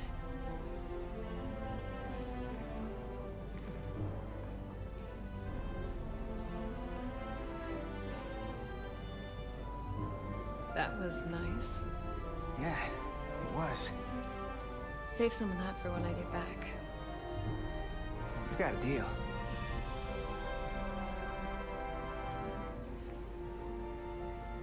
Be seeing you.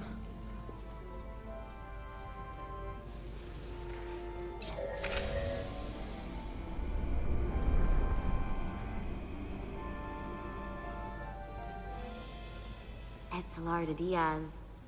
If you could float back down to reality, we still have a ways to go.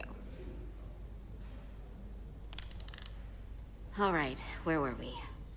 So, the warp coils in the navigation array are fine, but the nav computer doesn't seem to think so. I'm out of ideas short of field stripping the shuttle from bow to stern. You wanna take this out of the shuttle and throw it on the bench? Oh, real hands-on maintenance. I like it. Okay, the nav computer is patched into the ship. The ship's computer can double-check our work. If the shuttle's nav computer is putting out false data, we'll know it. Let's run through the shuttle's logs again. Running now.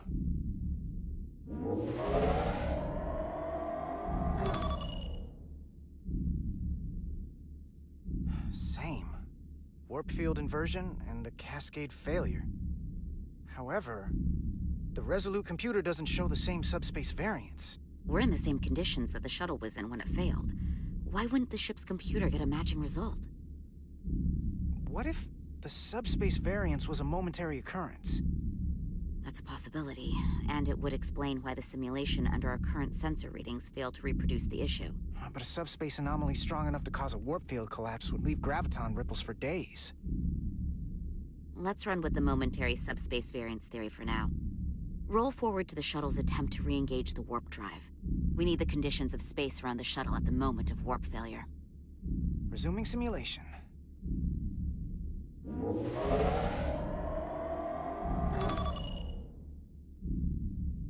Error in warp field calculation. Cochrane formula variables are out of range. That right there. Take the shuttle sensor data from that moment. Computer, why did the warp field calculation fail? Warp field pressure returned non-orthogonal. Results are undefined. That doesn't help. Wait, what if we use a different ship? Put the Resolute into the simulation instead of the shuttle. Yeah, it should warp just fine. Unless... Computer, run the simulation with the Resolute. Resolute simulated. Computer, give me manual control on the warp power. Static field intensity, warp 1.1. 1.2.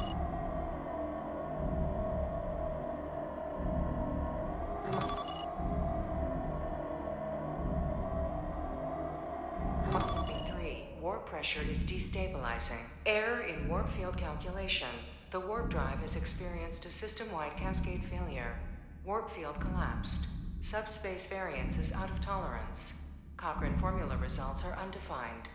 Bingo. What-o? The same moment when the shuttle failed to warp, so did the ship. Whatever happened to the shuttle just happened to us. The Resolute will not sustain warp. We can't leave Hotari space.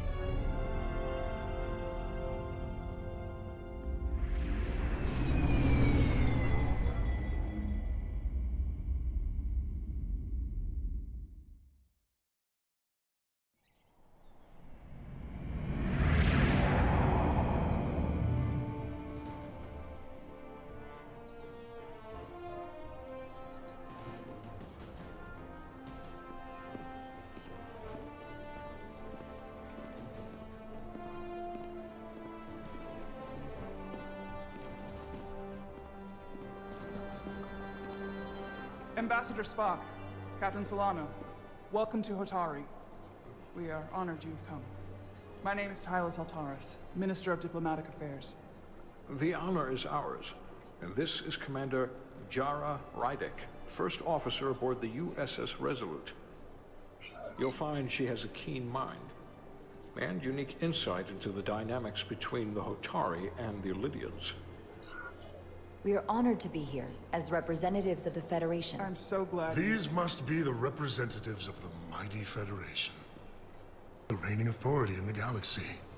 Or so we've been led to believe. Whether that's true or not remains to be seen.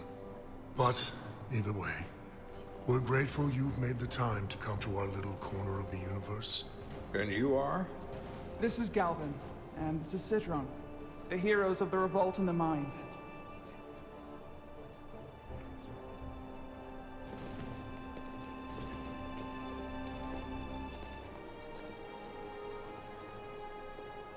Let's hope this is the last time we ever have to come here. If you'll excuse me.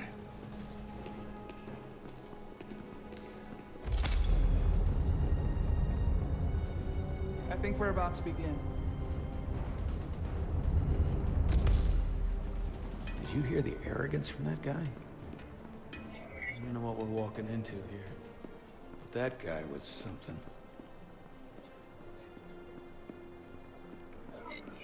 Something about his tone tells me this won't be easy. That was my sense as well. I doubt he speaks for all of Hotari, so I would urge patience until we speak with their queen.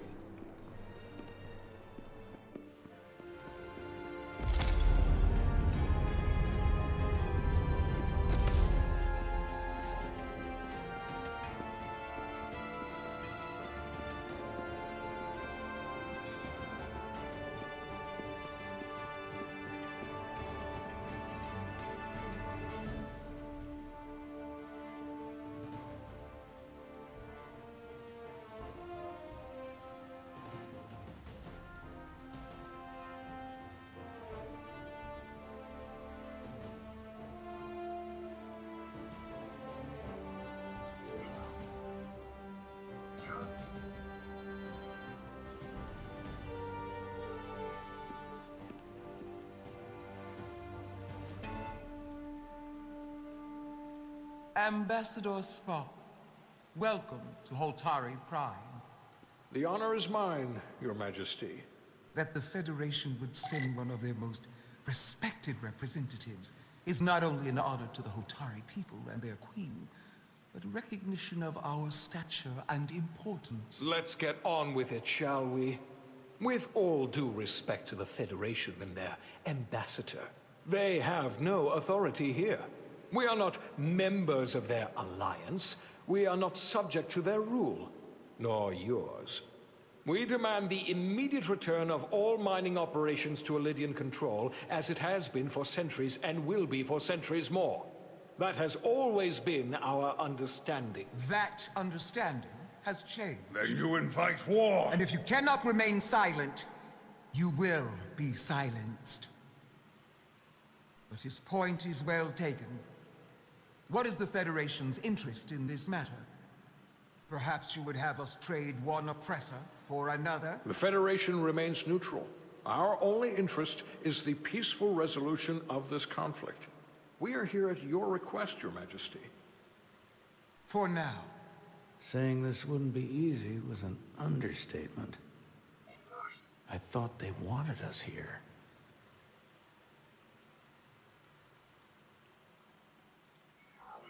Was there something you wanted to say, Captain? Oh, no. My apologies. And what about the Kobliad? She's not part She can speak for herself, can't she? Then let her.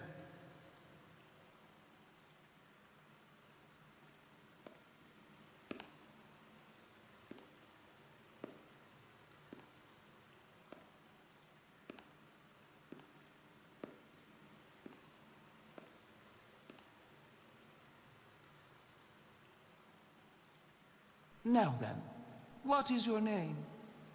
Commander Jara Rydek, Your Majesty. Being a Kobliad, you would know better than anyone. Your people suffered brutal treatment at the hands of the Cardassians. Their injustice towards the Kobliad is as unimaginable as it is unforgivable. Not unlike how we have been treated by the Elydians. As much as they'd have you believe they are the victims here, remember it was the Hotari who attacked us. Hundreds of innocent Elydians were slaughtered without mercy in those mines. The blood is on their hands, not ours! Quiet! If after all the Kobliad suffered, you finally had the chance to right that wrong, to get out from under their control, would you take it? Or would you negotiate a peace?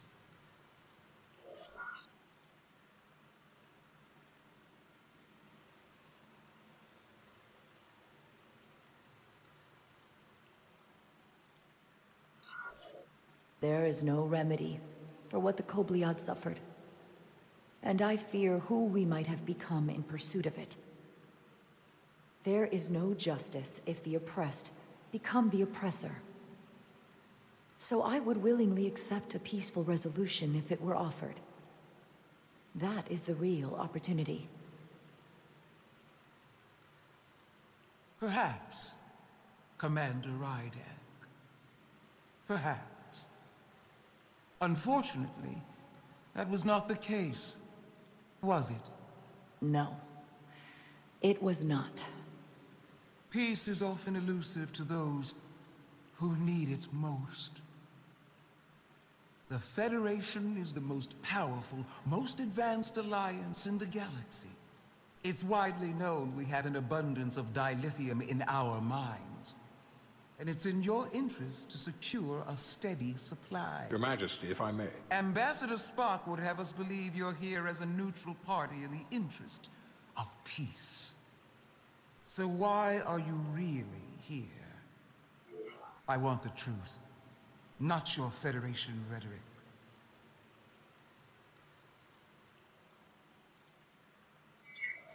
I'm sorry, Your Majesty, but it's really not my place to say what the Federation's interests might be. You are their representative. I am. But Ambassador Spock is better suited to address your concerns. What they haven't said, but cannot deny, is a simple truth. The dilithium trade would not and will no longer exist without Elydian involvement. We created it for the benefit of everyone, especially the Hotari. We've given them warp technology. We've let them share in the profits. We've made their lives infinitely better than before dilithium was discovered. All of that goes away if the Federation turns a blind eye to their treachery. That is enough of your lies. The Hotari are quite capable of running the mines. We've done so for centuries. So tell me, who deserves control of the dilithium trade and the mines on Tau? Who should the Federation recognize? The Hotari or the Alidians? It can only be one or the other, not both.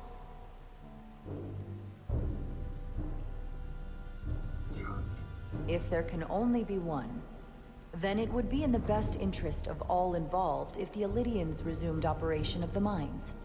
And that is why we should not trust our fate to the Federation. She speaks sense. You do well to listen to her. And you do well to hold your tongue. We will take back our minds by any means necessary. Then you will see more blood spilled. I am more than willing to address your concerns, Your Majesty. Yours as well, Representative. But I suggest we could have a more productive conversation with a smaller group. Perhaps only the most essential representatives.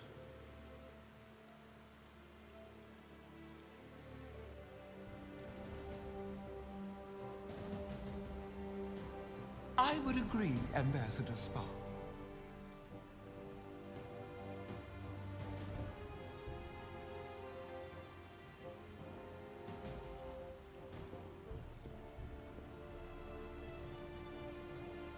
I think this is best left to those of us with more experience in diplomatic matters.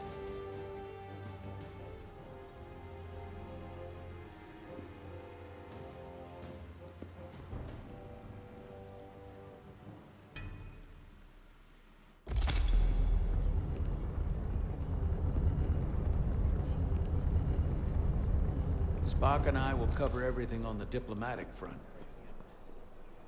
You make nice with the locals and see if you can get some answers.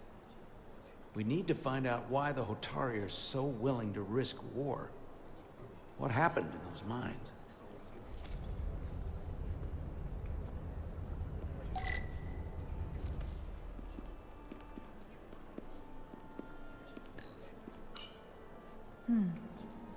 Soothing.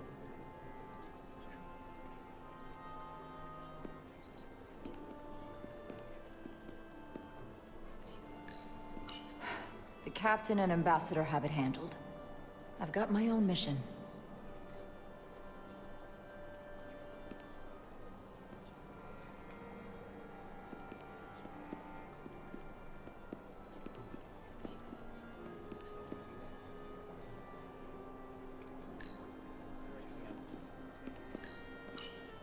Commander, after hearing so much about the Federation's sense of fairness and justice, I was surprised that you sided with the Alidians. In all honesty, I expected more, especially from someone like you.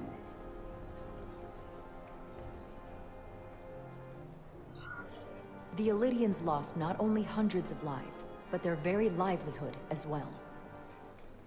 A livelihood created on the back of Hotari labor. I assume you were there, the day the mines were seized from the Alidians. Not seized. Reclaimed. And restored to their rightful owners. Yes, I was there. We had to be decisive. Before the Alidians could even realize their worst nightmares upon them. I'm curious why the Alidians haven't fought back. They have the ability to retake the mines anytime they want. Ability is one thing. Courage is another.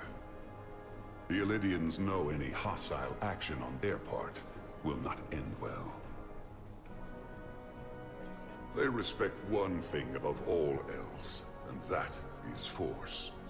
The greater the force, the more certain the outcome. Any talk of making peace is just that, and worth little without the strength to secure it. Which makes me wonder about your ship, the Resolute. Undoubtedly the Federation's finest warship. Ready to contend with anything the Alidians might have in store. Or is that not true? Maybe I've misjudged it.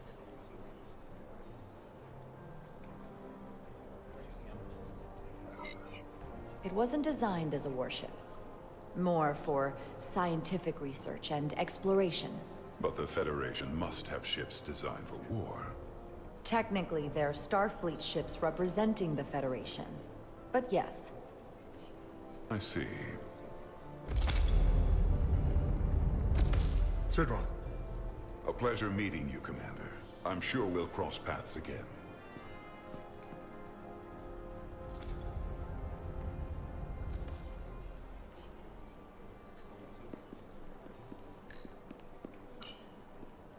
I have to say, I fully expected you to side with the Hotari. But obviously, the Federation wants a steady supply of dilithium.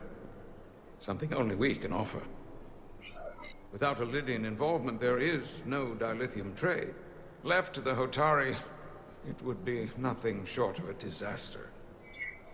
Of all my concerns, dilithium is not one of them. I could care less about securing a supply, now or in the future. I'd be curious to know if the rest of the Federation shares your indifference. Major Salit Arminta, Special Attaché, Lydian Armed Forces. Pleasure to meet you, Commander. I have my issues with the Hotari, but I have to give them some credit. They know how to seize an opportunity. Inciting an uprising the same day as a massive, once-in-a-lifetime ion storm.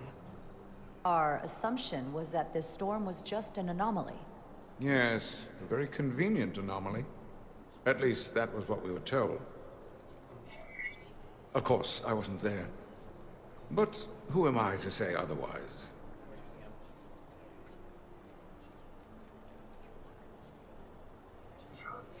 You sound skeptical. Well, the official story is that it was the storm that enabled the revolt. How else do a bunch of unarmed, unorganized miners seize control of an entire moon, much less thousands of mines? But I've talked to people who were there. They tell a different story. They say they're lucky to have escaped with their lives. That it was more than just the storm. That somehow the miners were able to harness the energy from the storm.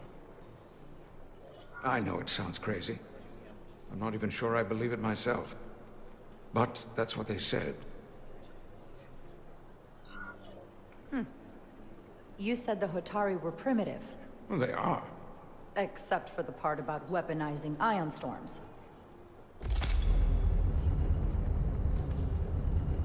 If you'll excuse me, Commander Ryder.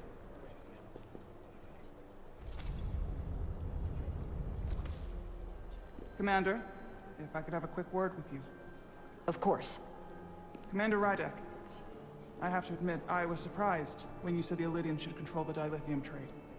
I was under the assumption the Federation was neutral. But maybe I was wrong. We came to help negotiate a peace, not for business. And I can assure you, we have no interest in dilithium. Everyone has an interest in dilithium. But I trust a peaceful resolution serves all our interests. I saw you speaking with the Illydian. I'm sure they're painting themselves as the victims. The Illydians are under the impression the Hotari are somehow the cause of the ion storm.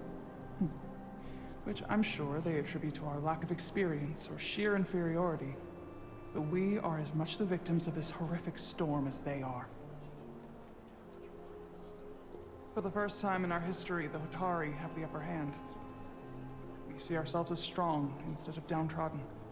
New voices have risen up. Old voices shouted down. Galvin and Sidron have become national heroes.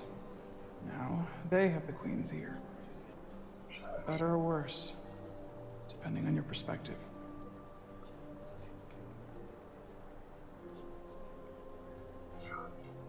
I take it they're against a negotiated peace with the Illydians. Heroes tend to want more of what made them heroic. If it were up to them, they'd wage all-out war and bring ruin upon us all. My fear has been that the Illydians will launch an attack and crush us. You've seen their starship, no doubt. They could have retaken the mines whenever they wanted to, but it never happened. And as strange as this may sound, I'd almost say they're afraid. I just don't know what they're afraid of. It's still the same bluster and bravado you would expect from them. But it has no teeth, like they're afraid of what might happen.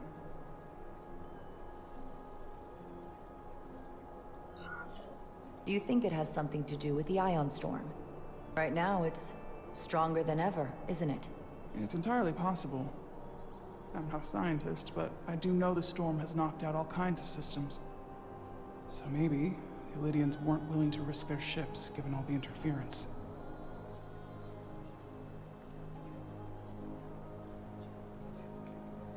Since the day of the revolt, Galvin has seized control of the mines and restricted all access. No one's allowed without his personal authorization. And they've taken over a section of the palace with just as much secrecy and security. I'm told it could be something they brought back from the mines. I've made inquiries, but everyone pretends it doesn't exist. I strongly suspect they're hiding something.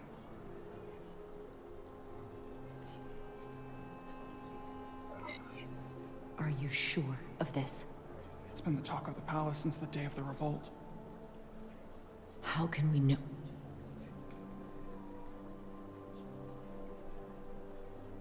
I'd better see what's happening. Do you think you can find out what they're hiding? I need to see proof of something before I can make my case to the Federation. I can try, but even if I found it, I might not know what to make of it. Take this. You can use it to capture whatever you find, and then send it to me.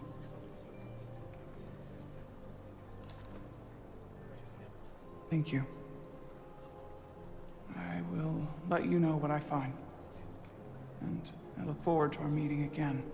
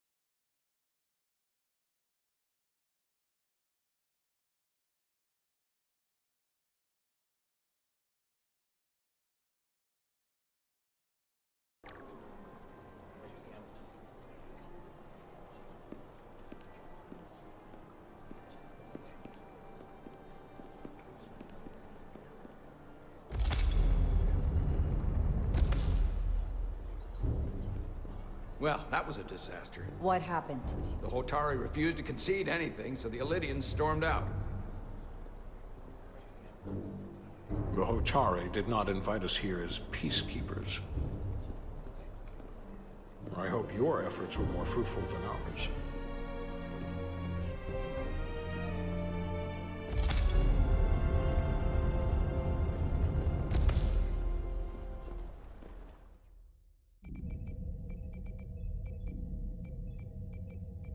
Gravitational harmonics failing to resolve.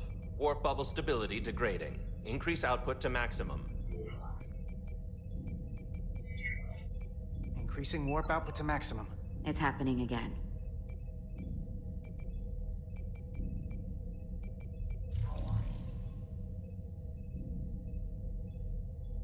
It is evident that presently, the Resolute cannot achieve warp propulsion. Since our diagnostics rule out any problems with our warp systems or anything about the ship, the problem appears to be the fabric of space itself. Space itself?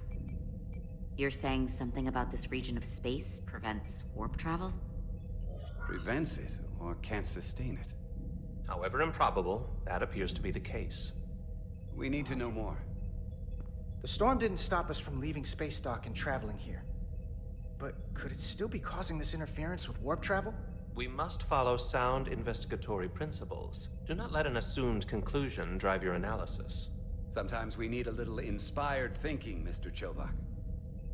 Captain Solano is on his way back from the negotiations, and I want to have some answers for him when he gets here. Indeed. Given the facts at hand, we may be able to deploy subspace probes around the ship to construct a clearer picture of the phenomenon. Around the ship. I'll prep a shuttle.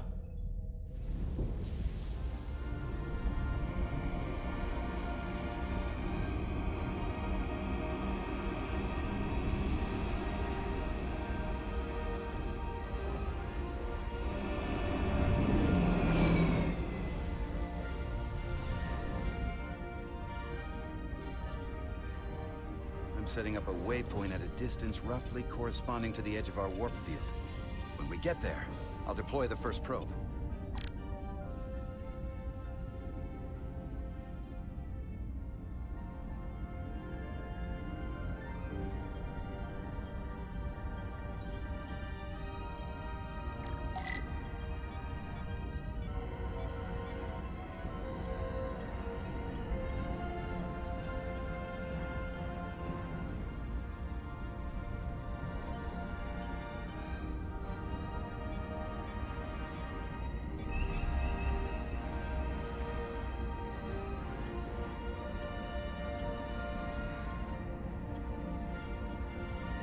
Commander Westbrook, the Resolute systems are calibrated to receive the probe's readings. We are standing by to reproduce the warp field collapse after the first probe is deployed. Thank you, Mr. Chovak. We'll be in position shortly. And, Mr. Diaz, do take care in piloting the shuttlecraft. Now is not the time to indulge in the human penchant for joyriding. Chovak probably isn't such a fun guy to work for, huh?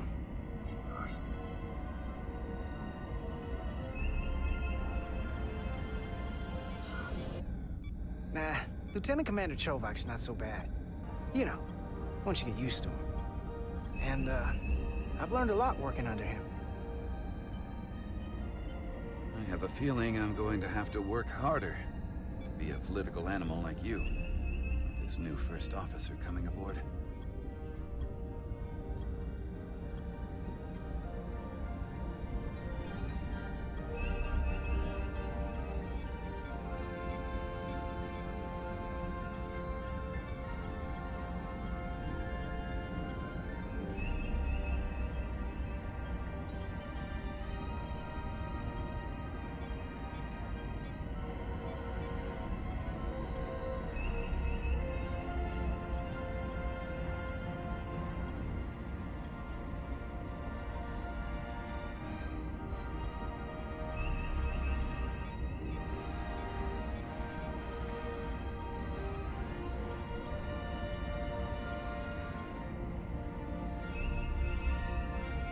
This is far enough.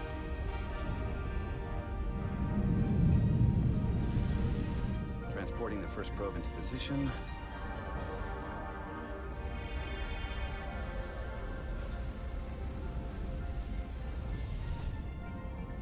Westbrook here. The first probe is deployed. Understood. We are reading it. We are about to replay the simulation.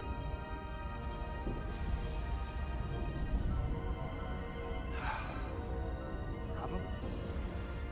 Just can't get a handle on her. Commander Rydek. She rejected my plan to use a deflector pulse against the storm surge. But on the other, she did listen to my advice and use the whole polarity trick to get you through that excursion alive. I'm not saying there's anything wrong with the new XO.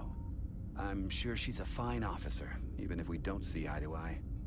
But She didn't go through what the rest of us did. You know that. And it's hard to figure out why she'd be the one Solano chose instead of, well, one of us.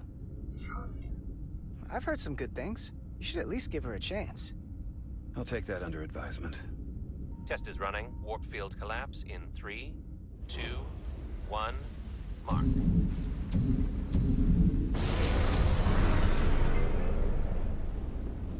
Whoa. All right, that is definitely a problem with the fabric of space. We need to get another probe out there.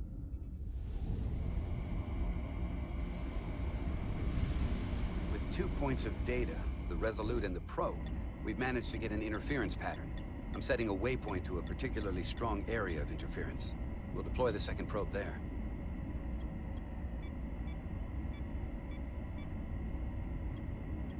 Listen, I'm gonna give you a piece of advice I wish someone had given me. Make sure you're never just one thing. And don't get so focused on what's in front of your face that you lose sight of the big picture.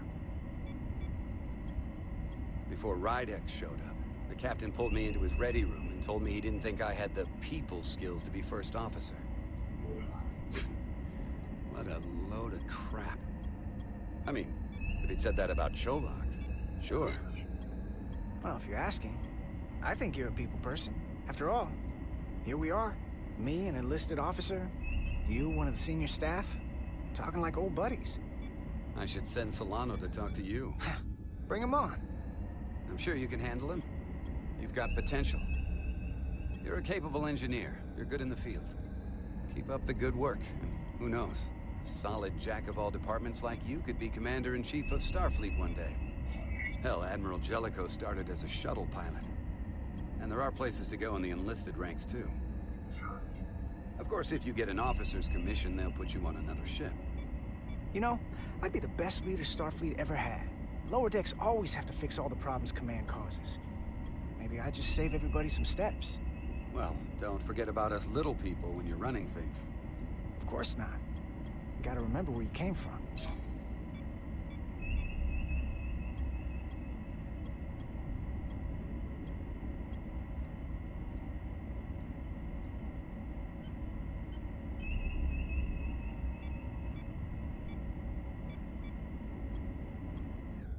Here. This is close enough. Stop the engines. Deploying the probe. Westbrook to Commander Chovak. We're ready for another sampling of data. Very good. Running the simulation again. Warp field collapse in 3, 2, 1, mark. There it is again. I saw it. It seems to be directional. Well, what about the scans? Anything?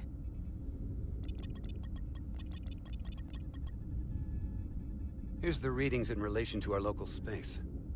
We've got the Resolute, Otari Prime, and the probes. All this interference is overloading the sensor buffers. We're gonna have to triangulate the sensors manually.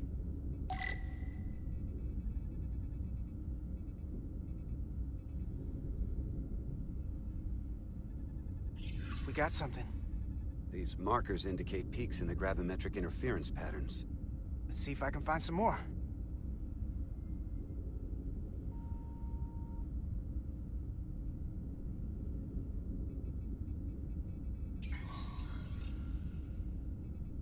Hold up. This is coming from the moon. A beam that blocks warp travel. Aimed right at us. Someone is doing this intentionally. I don't know how they're doing it. This is like nothing I've ever seen.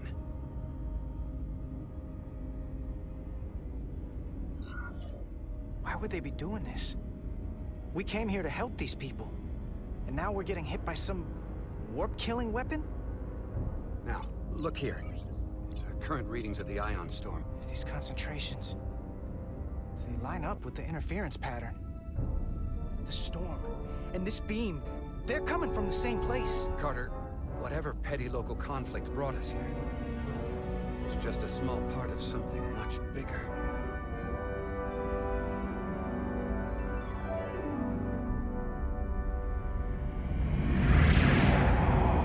Presently, we don't have an explanation for how they're doing this. But one thing is clear. This is no fluke. Thank you, Mr. Westbrook. I want a full briefing when I'm back on board. Solano out. A targeted weapon that inhibits warp travel. Coming from the moon Tau.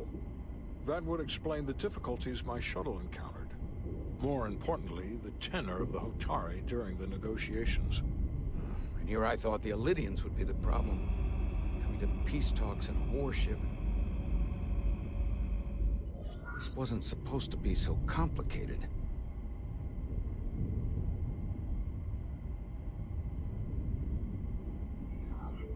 For all their posturing, every indication is that the Elydians are afraid of the Hotari. They didn't bring their warship as a threat. They brought it because they're scared. From everything we witnessed, I would say that is highly likely. But what are they afraid of? Tylus, the Hotari representative, said she thought they found something in the mines. Galvin and Sidron brought it back to the palace, but they're keeping it under tight security. She's going to investigate it. I gave her my tricorder. I expect she'll contact us soon. You found an ally. Why would Tylus help us? Go behind her people's back? It's a fair question, considering. She doesn't like the way Galvin and Sidron have been manipulating the situation. And the Queen.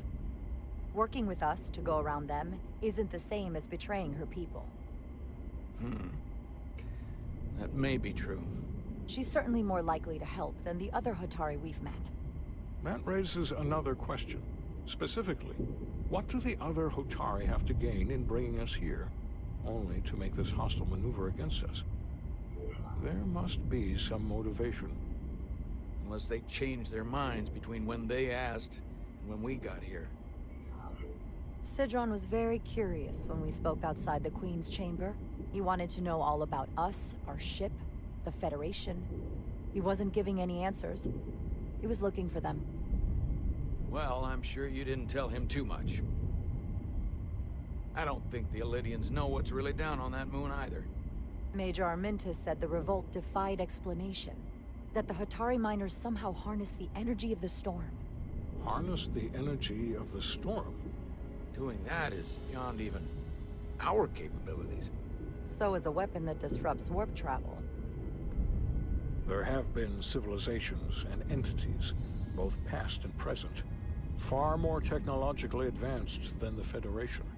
The Elydians and Hotari don't fall into that category. But that is all the more reason to investigate further.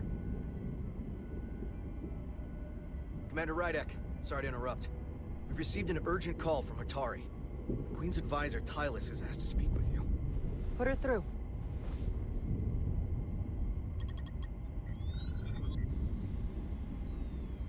Galvin and Sidron are still with the Queen. I've enlisted help to gain access to the room they have under guard. I don't have much time. I'm not supposed to leave my post. It's only for a moment. I so appreciate your help.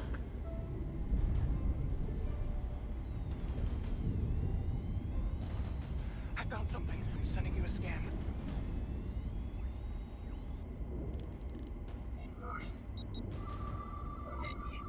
Got it. Tylus, if we needed to gain access to the mines on Tau, is that something you could help us with? I suppose it wouldn't be easy, but I have to go. Tylus. Can we reconnect? Sorry, Captain. We've lost all contact. We can only hope she escaped without harm. It was hard to tell.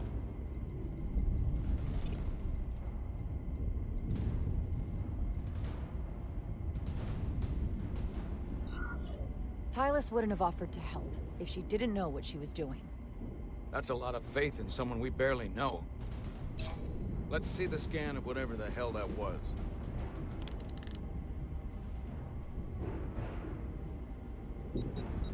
Tylus suspects this came from the mines on Tau. It appears to be of ancient origin, but the markings are unfamiliar. We can run a full analysis when we get back to the Resolute. But if this came from the mines, then it might be the key to how they got the upper hand against the Lydians. Then we have to go into the mines. The Federation would not allow that. We were, after all, sent here to be a neutral party in a peace negotiation. However, we could demonstrate that the Hotari have acted in bad faith, which would enable us to investigate the mines on Tau with full justification. But of course, we would need conclusive proof before taking action. Otherwise, it could put us in a difficult position. Whatever this artifact is may be proof enough. At least to satisfy the Federation. Especially if we can show the Hotari are controlling the warp disruption. And targeting the Resolute. We may have a better understanding once we analyze the device. But a mission to the mines, covert or otherwise, is not out of the question. And I will handle the Federation.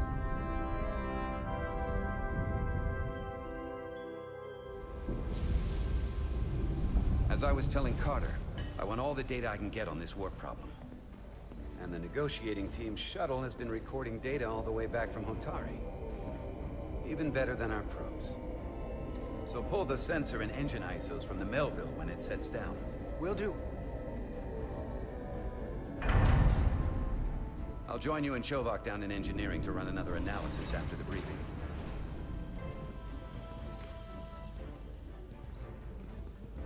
I didn't like this warp problem when we thought it was some astronomical anomaly. And I like it a hell of a lot less now that we know someone is doing it to us. How does it work? What do we even do about it? What do you say we pull these chips and find out? Took some damage on the way.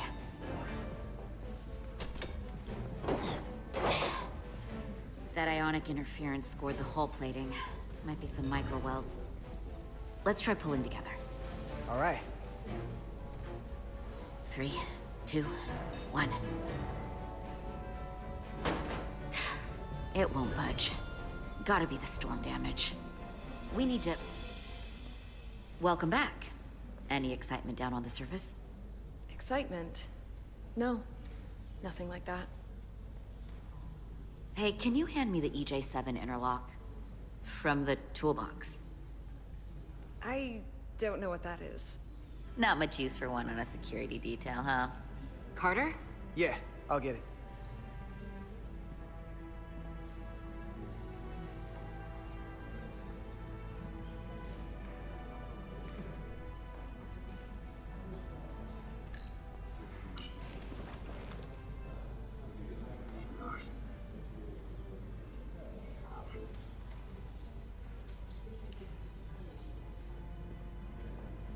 Okay, I'll apply pressure while you decouple the panel.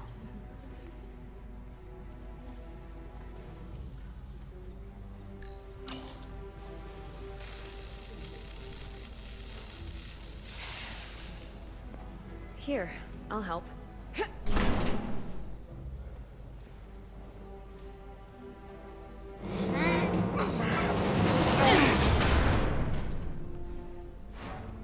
We've got this. Open up and say ah. Thanks for the hand. We have to get these isolinear chips down to engineering. No problem. You really know everything about these ships, don't you? The tools, the systems. Like a walking Starfleet technical manual. Well, I wouldn't say everything, but I know my stuff. I can see that. Come on, start pulling chips.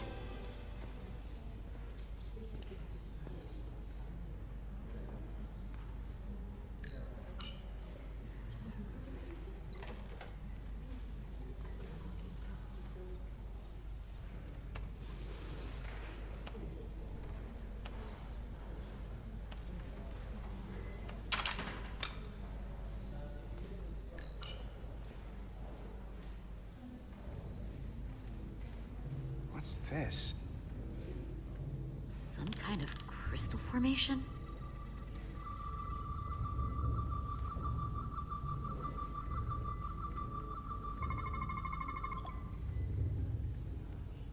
Whoa.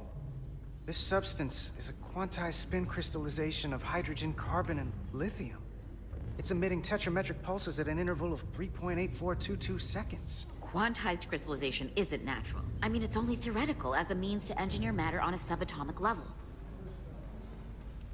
What's it doing in there?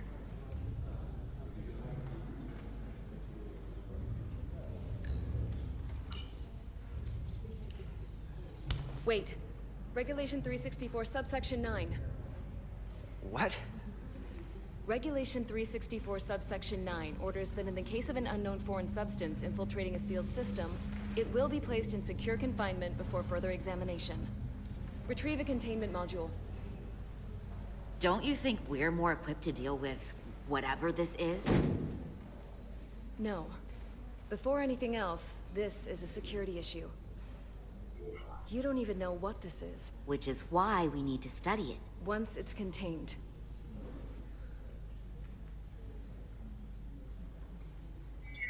Just leave it there for now. Messing around with it could be dangerous. At least until we know more. That's exactly why we need to get it to the containment lab.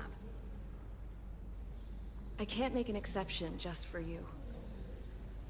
I'm still going to report these crystals to Commander Westbrook when we send the shuttle data. And I will inform my superiors. I'm taking this just as seriously as you are. But I overheard talk about the warp disruption on the shuttle. Now these crystals? Maybe this situation is more than we can handle with just a science vessel. We could trigger a distress call, get Starfleet to send more ships. Or I could send a message to my old CO on the Adirondack. Get some combat-tested vessels. We shouldn't do this alone. That wouldn't be a bad idea. If you think you could do it without getting in trouble. I'll find a way. Be very careful. Okay, stand back.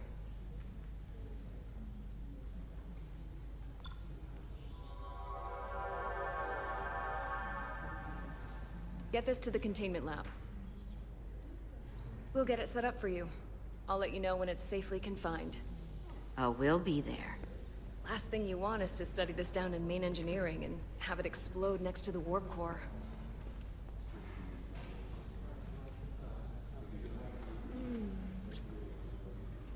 Almost forgot. Can't have that. For a second, I thought she'd gone cold on you.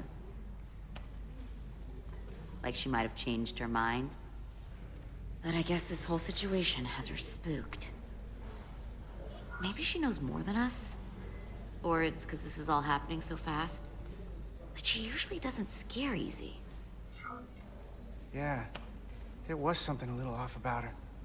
Like that talk about sending a distress call? That was pretty out there. Although, you didn't seem to think so. She was probably just thinking out loud. I'm sure she'll come to her senses. This mission has enough complications stacking up. Now, we'll get through it. You, me, and Miranda too.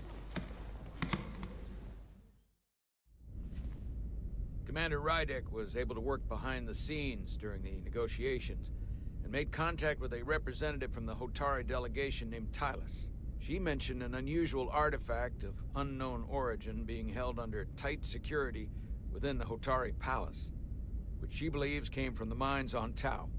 Now, this artifact might have a connection to the revolt, to the storm, and to the warp disruption we now know has been targeted at the Resolute. Commander Rydek, if you want to take it from here. Of course. Tylus managed to infiltrate the heavily guarded location within the palace and sent us these scans using my tricorder.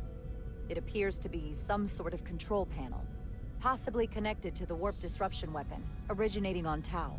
Of particular interest is this symbol, which we couldn't identify the origin of. The Federation database has records from a vast number of civilizations. If anyone from Starfleet has come across this before, the system should recognize it. Cross-referencing with Federation records. Displaying symbols from Federation database with a 90% probability of match or higher. Select a symbol to further analyze.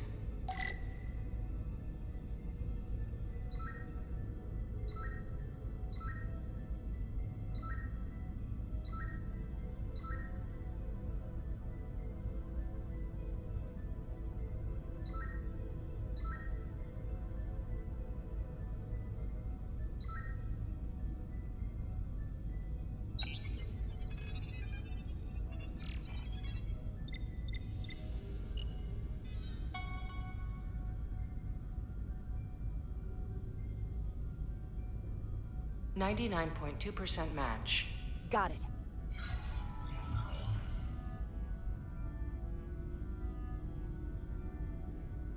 So, what are we looking at? The design and composition indicate this is a glyph associated with the ancient Tkan Empire. Their civilization collapsed over 600,000 years ago, but once spanned millions of systems with a population numbering in the trillions. Fascinating. The Tkan were once the most advanced, most powerful civilization in the galaxy. Is it possible the Hotari found Tkan technology? I wonder if they even know what they have. Our knowledge of the Tkan is limited. I have only encountered passing references to them. I can't speculate about how much they know, but one thing's for sure. They know how to use it. Indeed. Which might explain how they seized control of the mines. And targeted us with a weapon that prevents warp travel. Computer, what is the last recorded discovery of other Tkan artifacts? On stardate 41386.4, the USS Enterprise D, under the command of Captain Jean-Luc Picard, discovered a Tkan outpost in the Delphi Ardu system. According to the mission summary, an unbreakable energy-draining field was deployed against the Enterprise and a Ferengi ship. The Enterprise was only able to escape after negotiating their release with an entity known as Portal 6-3, Guardian of the Tkan Empire. Unbreakable energy draining field. It starts to make sense. What else is there? There's a lot here. Let's take it piece by piece. Select the aspect you wish to learn more about.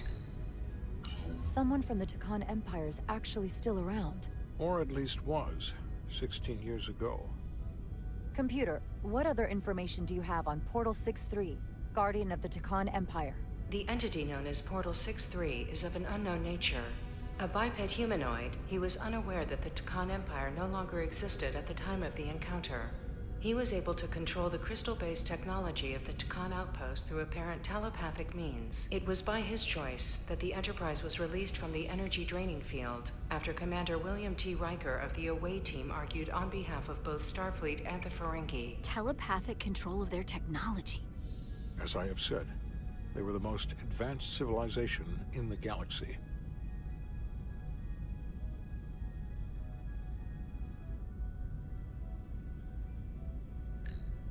What sort of planet is Delphi Ardu 4? Delphi Ardu 4 is an M-class planet, a barren rocky world with little to no vegetation and frequent ion storms. The giant crystals that grow there absorb energy, but it is not understood how they do so. The entire Delphi Ardu system, consisting of 11 planets, was considered completely uninhabited until the encounter with Portal 6-3. Frequent ion storms. That can't just be a coincidence.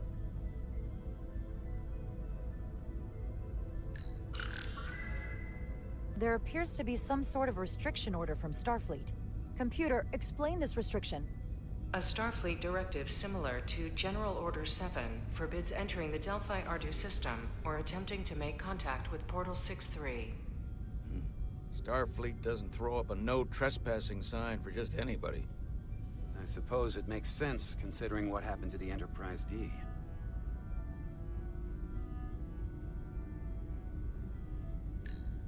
The technology to capture and hold the Federation flagship would have to be unbelievably powerful. Computer, what else can you tell us about the energy-draining field the Tkan used? The Enterprise D was unable to break free on its own. The precise nature of the technology was never fully understood. Only that the crystalline technology used was beyond the comprehension of then-current Starfleet science. The engineering team found a quantized spin crystal formation in the shuttle you took to Hotari. They registered tetrametric radiation coming from it. We have Tkan technology on board right now? We might.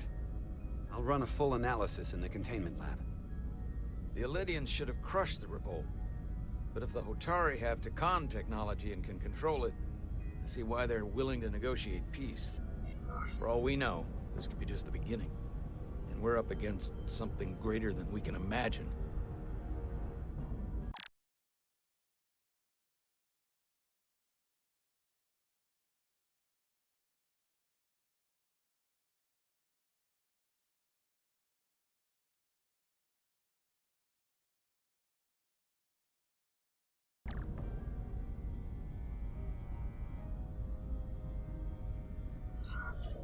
For now, it's probably best we don't let on how much we know. Play our cards close to the vest. Smart. I agree. Then, when the time is right, we can confront them. Diplomatically, of course. Right. We've been able to triangulate the source of the ionic interference and warp disruption to a specific mine on Tau. Engineering used the latest data from your shuttle to pinpoint its origin. There. So we know where to look. We need to know what's down there. What the Hotari are hiding, to better understand what we're up against. And to neutralize it if we can. Captain, embarking on a mission to the Hotari moon would not be viewed favorably by either side. However, given the circumstances, we are entirely within our rights to defend ourselves. I just want to make sure this doesn't blow up in our faces. Which is why I'm thinking of sending Commander Rydek on a covert mission to Tau. Assuming you're up to the task. It would require absolute secrecy. And obviously, it's not without risk. I'll get the away team in and out. They're in safe hands with me. Under normal circumstances, that would be the case. But given the sensitive nature of this incursion, I'm afraid you'll have to go it alone. I'm hoping Tylus can accompany you. The priority is to avoid detection. It's a calculated risk. The last thing we need is to get caught and then blamed for violating our neutrality and aggravating an already tense situation. We can't afford any mistakes, which is why I've chosen you. Tylus will be essential to my success. Not only her knowledge of the mines, but her ability to gain access, particularly now that we know which mine we need to get into. Make sure she understands the need to keep this covert. She's not going to want her people to know about this. Get in touch with Tylus and make the necessary arrangements as discreetly as possible. Bridge to Captain Solano. The Illidians have moved additional ships to the edge of the Hotari system. Current heading is straight for the homeworld. Understood. It would seem we no longer have the luxury of waiting. In that case, may I suggest you and I return to Hotari Prime? Doing so will provide Commander Rydek as much time as possible to complete her mission. Agreed. We'll hail the Queen's delegation from my ready room. We all know what we need to do. Dismissed.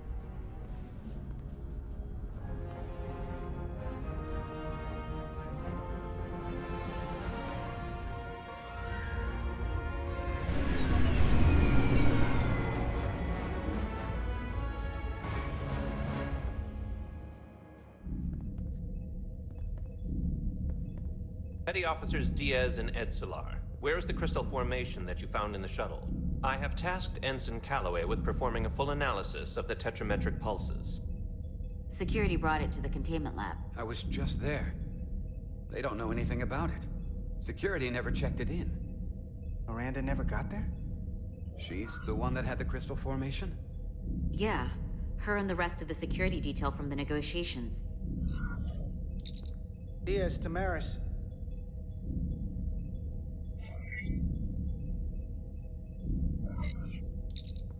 Carter Diaz to Miranda Maris. Commander Westbrook to Petty Officer Miranda Maris. Respond. Something's not right. She's still on the ship.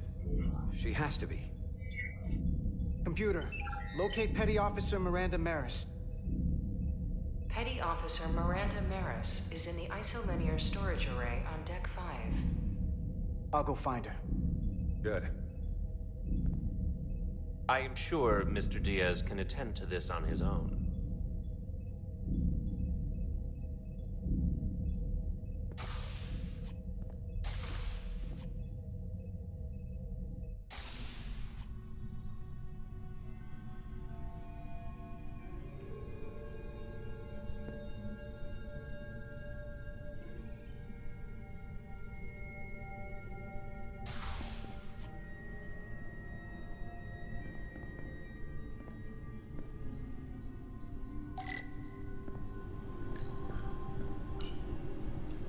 Someone improperly pulled these isolinear chips.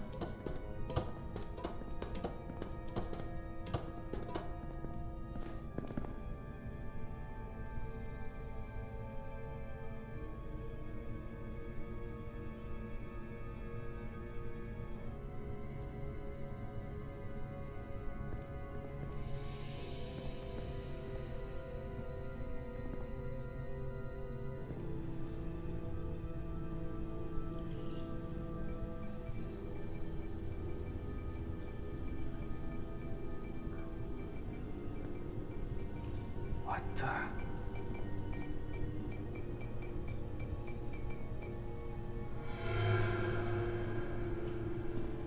Oh, it's just you.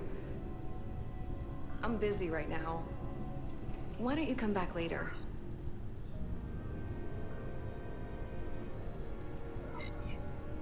What's the matter?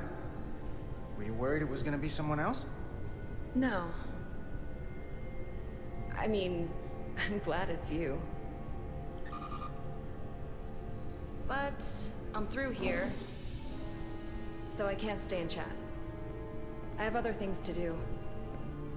Sorry you came all this way for nothing. What exactly were you doing in here? I saw you accessing files, copying them onto that. This is secure data. It's really not my place to talk about it. Look, I appreciate that you came to check on me, but I'm fine. You worry too much. We're on a starship. Nothing's gonna happen to me here. Miranda, you can be honest with me. Are you in some kind of trouble? Commander Westbrook said the crystals you took never made it to the containment lab. Will you drop it? I don't like being interrogated, Carter. Hey, wait up!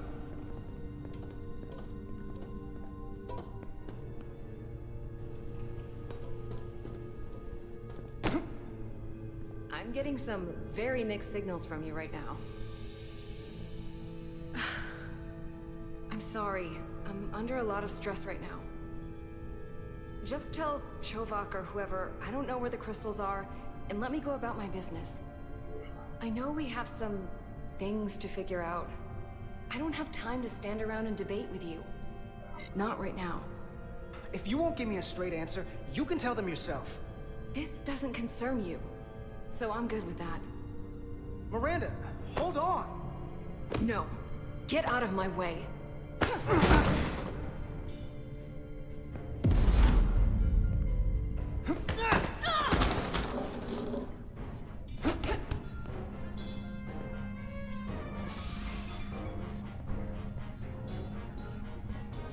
So I see you found each other.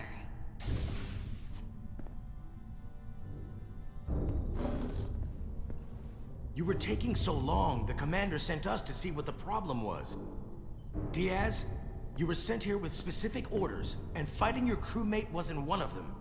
What the hell is going on here? Let's just let them explain. I'd like to hear that, because I know what it looks like.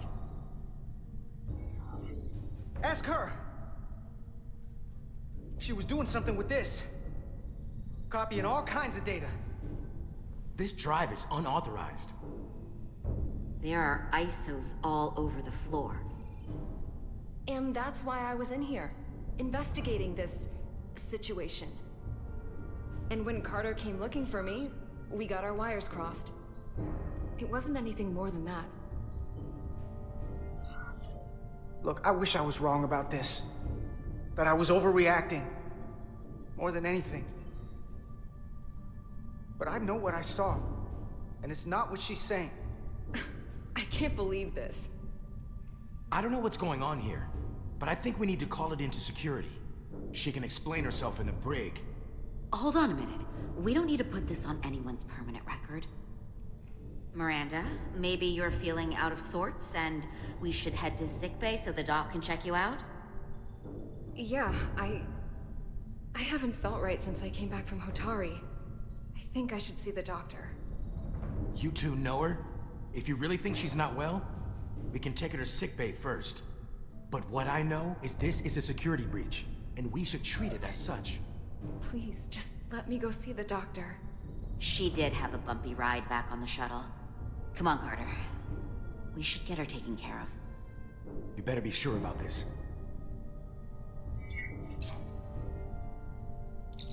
This is Petty Officer Diaz. I need a security team to Deck 5. This is unbelievable.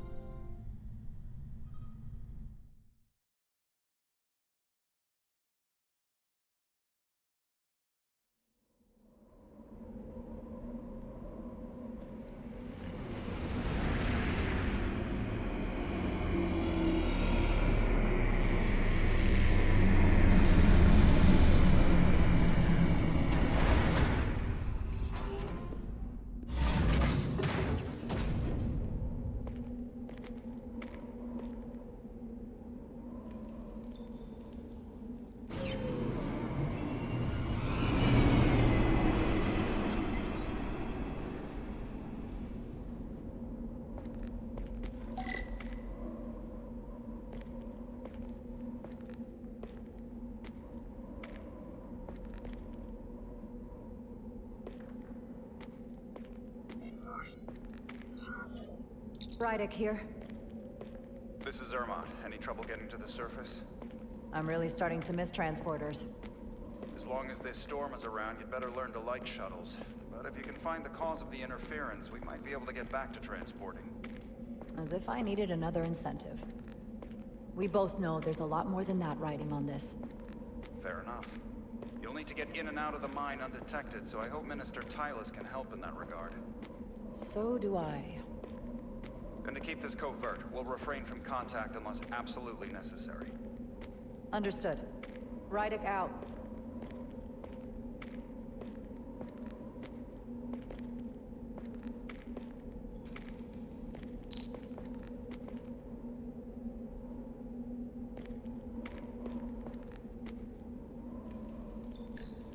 The ionic interference is coming from underground. I should find a safer way down there.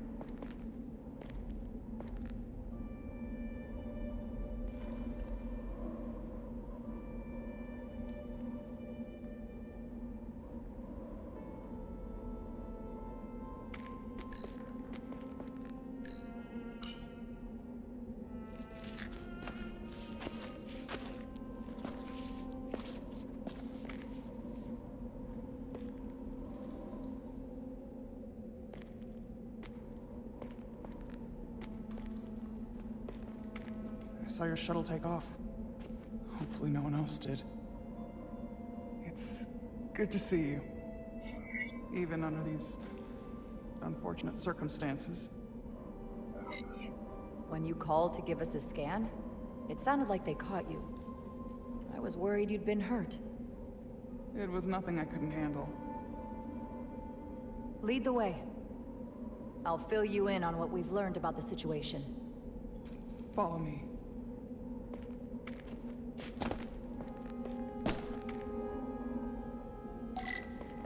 The device Galvin and Sidron brought back from the mines is being used to control some sort of warp disruption weapon that has the Resolute trapped in Hotari space. According to our readings, the power source for that device is on this moon, at the specific coordinates I sent you. That sounds impossible. But explains the rumors of the Hotari controlling the ionic storm. We strongly suspect the device was created by an ancient empire known as the Tkan. The Tkan? Once the most powerful civilization in the galaxy, but they've been gone for over 600,000 years. It's hard to believe there's something like that on Tau. Which is why I need proof. If we find hard evidence that Galvin and his allies are hiding dangerous Tkan technology, I can convince the Federation to let us intervene. Understood. We're almost there.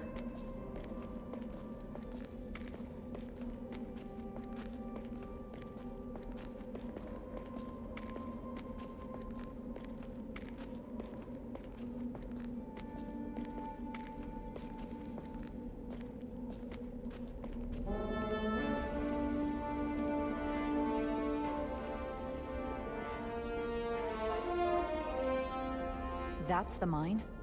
Prospect 614 North, Subdivision 20. It's enormous.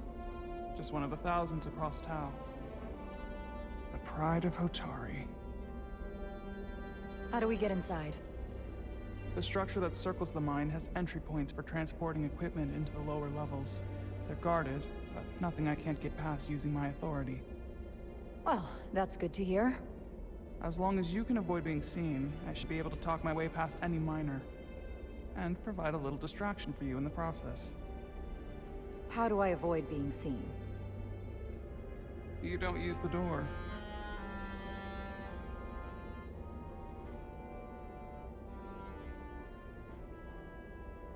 How dare you! Don't you know who I am? I am Tylus Altaris, Minister of Diplomatic Affairs. That's not... The Queen would be furious to hear you tried to deny me entry. The Queen? But I just... You just what? Just now realize the trouble you've made for yourself? And who exactly do you think you're going to report this to? Because I'll be reporting it as well, to someone much further up the ladder. You have no authority here. Do you understand who pays your wage? I can inform the Queen directly in this instance. You'll regret everything you've said here today. You should have opened the doors the second I appeared before you. That's not the protocol. I didn't know... Each second you delay my entry will be recorded, processed, and permanently marked on your record. Can't believe this. Does your brain function? Do you speak our tongue? Minister, I have orders. How could a fellow Hotari not understand this? You're digging your own grave. I've reached the end of my patience. Escort me to the Maintenance Bay. I told you I can't just... Now! But fine. A wise choice. Lead the way. Be quick.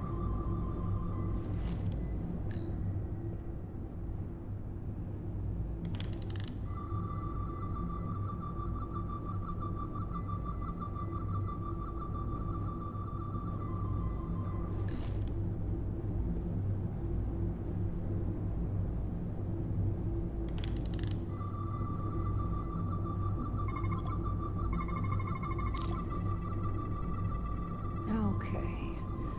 Let's get a look inside you.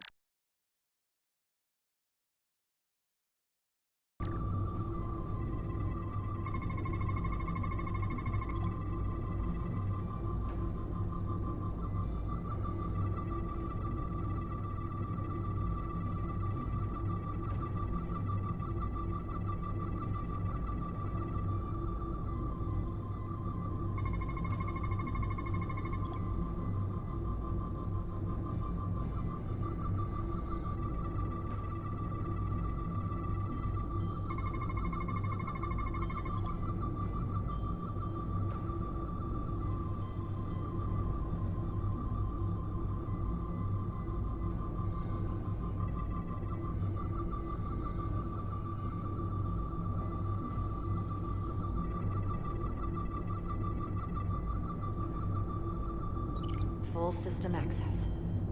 Let's see if I can just... Bingo.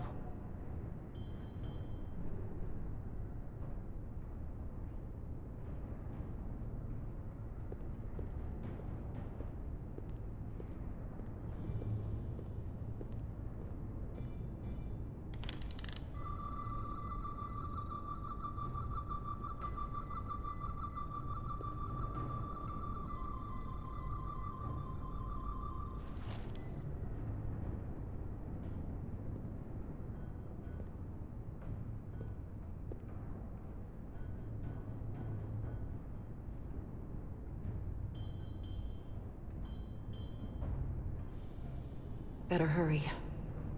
Not sure how long she can keep him busy.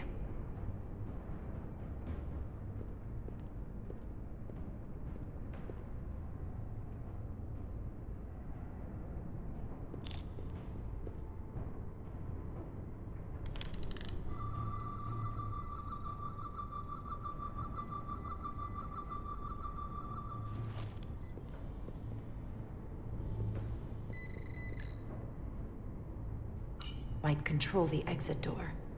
Need to see inside it. Something in here is keeping that door closed.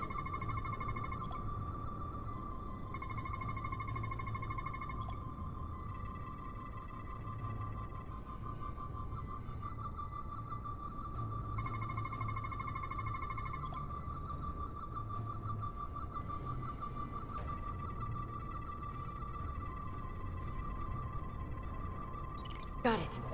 Should remove the security check on the door.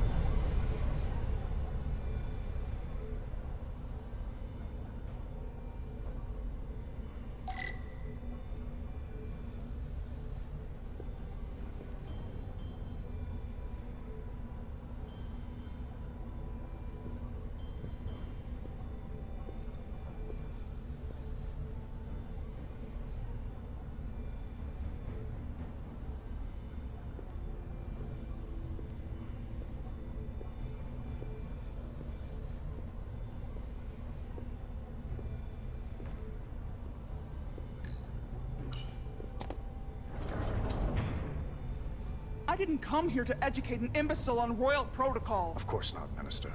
So I will be about my business here, and you will take yourself out of my sight.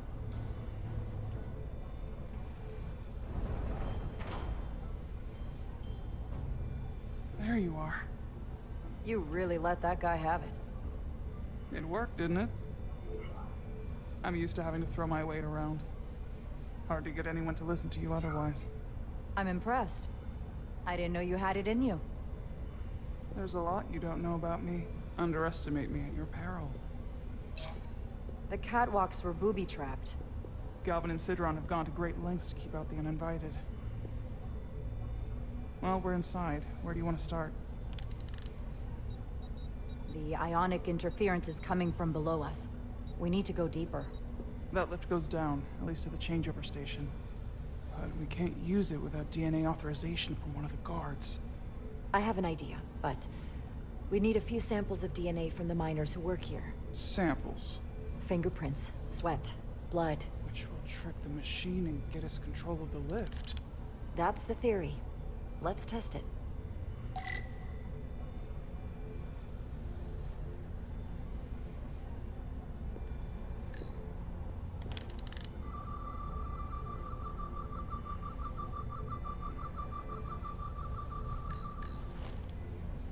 This facility doesn't seem well maintained.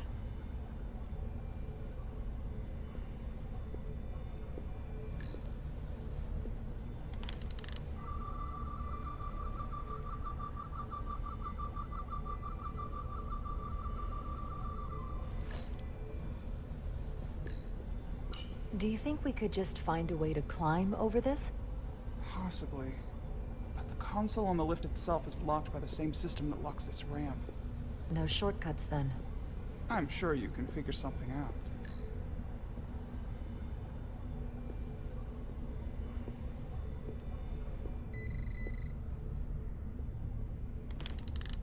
Wow, that is a lot of DNA. I should look for the most concentrated spots. I can use this.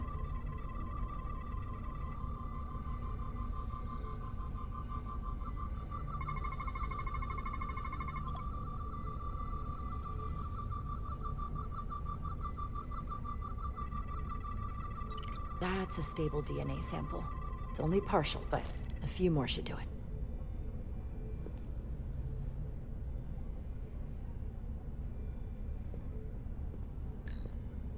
Almost looks like coffee. Almost.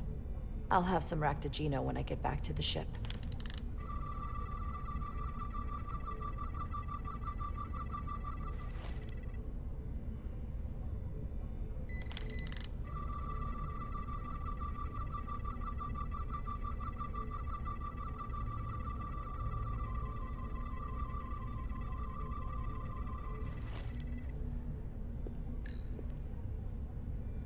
Some kind of glowing mineral being used as a light source.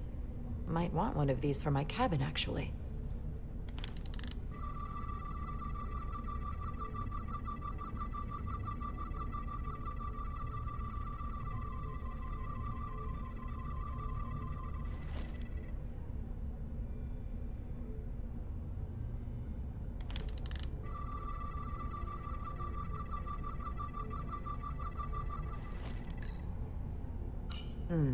Leftovers. I should give this a scan.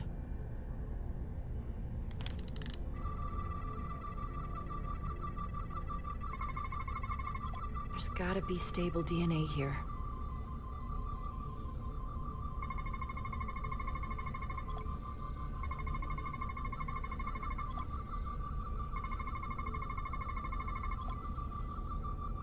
Good. That's another I can use. Just need one more sample.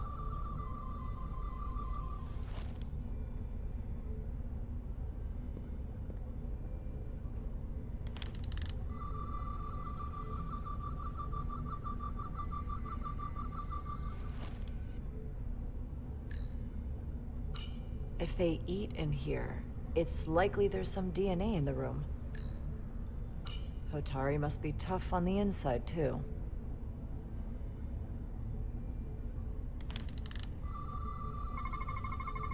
Not concentrated enough. I should try somewhere else.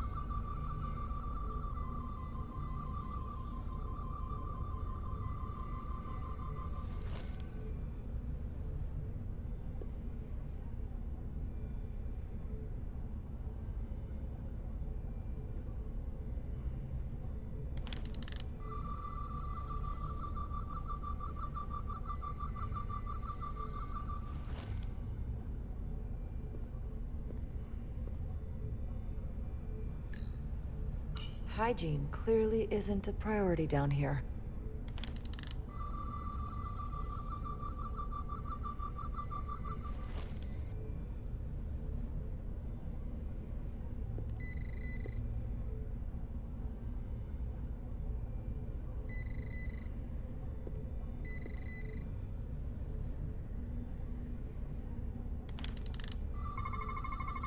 Not enough. Gotta keep looking. This'll work.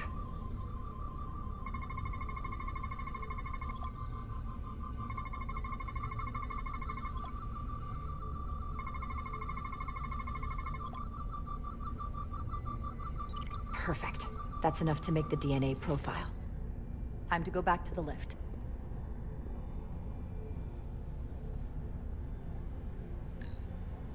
You're not coming inside? There are some things I'd rather not smell. Ah.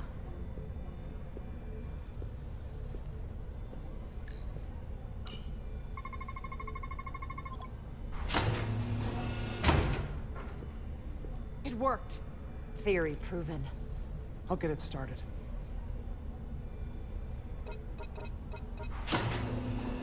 Ready?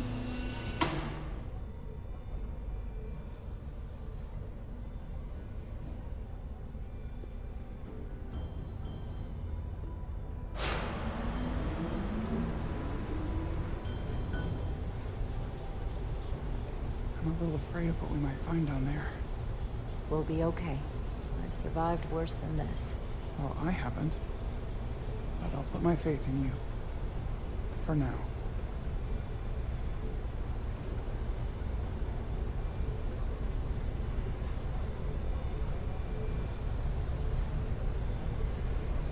Chara. No, stay back. There's a guard at the station. You'll have to hide.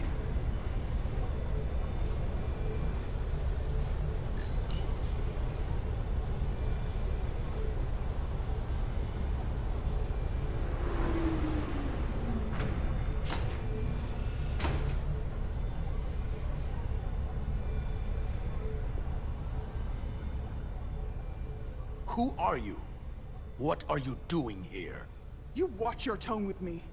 I'm Tylus Altaris, Minister of Diplomatic Affairs. I speak for the Queen herself. This is a restricted area.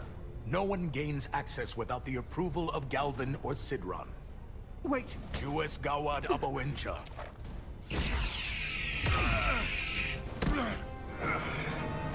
Are you all right? I don't know. Are you injured? No, I thought if I could talk my way through like always, I'd be fine, but... I'm a diplomat. This isn't what I do. I've never even fired a weapon. This is just... It's real now. I wasn't ready for this. Hey, I'll keep you safe. Can you? I was a tactical officer before I was posted to the Resolute. I know my way around a phaser. You saw how I handled our large friend here. I suppose that is somewhat reassuring. My authority has never been challenged like that. It meant nothing to him. So we should assume any Hatari we encounter from here on can't be reasoned with. Agreed. The only loyalty they have down here is to Galvin and Sidron. Can you switch over the lift? The guard should have a scan card that will allow us to operate the switch.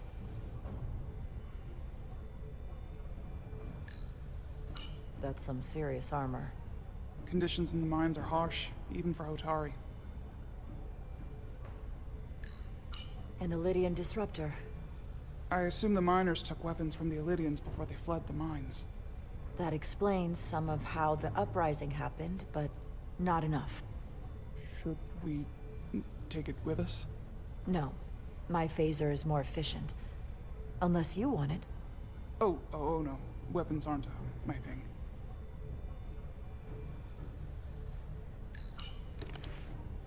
Got it.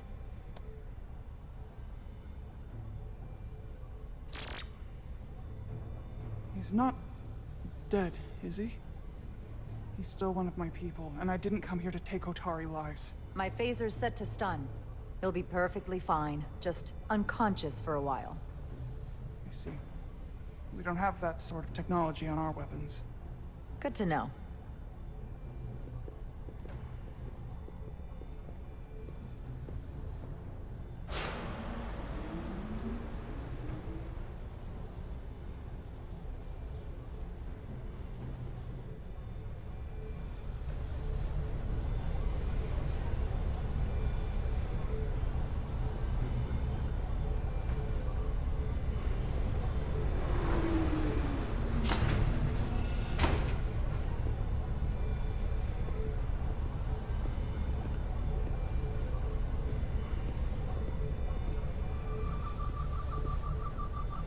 The energy readings are emanating from this tunnel.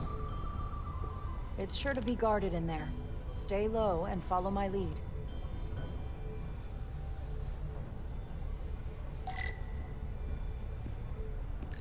Is that all dilithium? Not all of it. We excavate large chunks of rock that contain varying amounts of dilithium ore. It's sorted and processed at the collector ship above.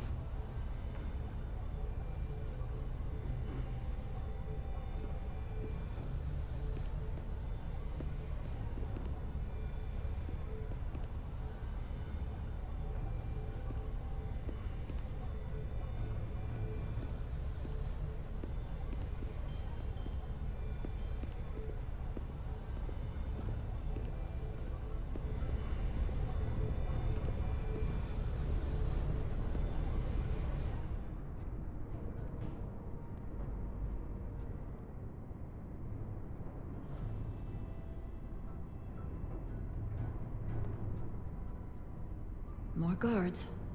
I take that as a sign we're getting close. I'll get a closer look.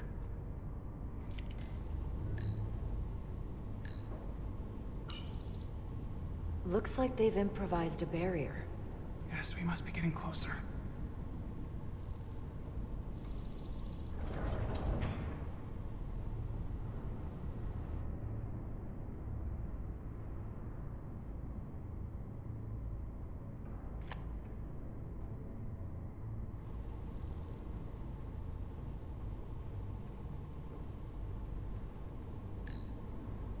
We need that particular card, don't we?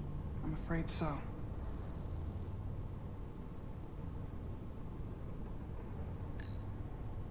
Can you open that door? Not without that scan card.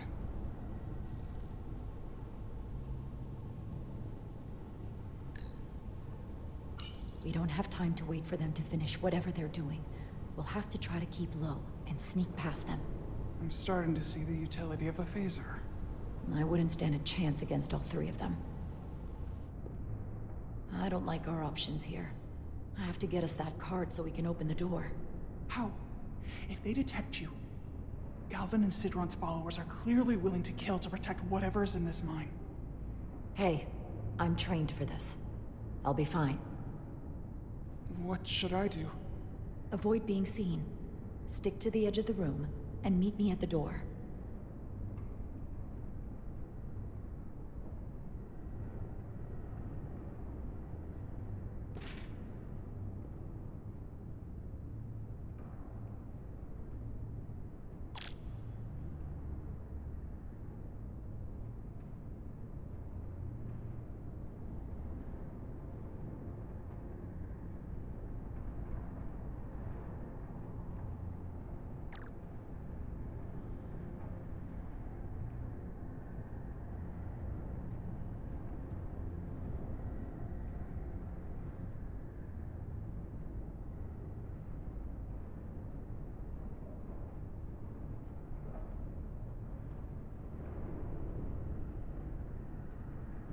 I get all the grunt work.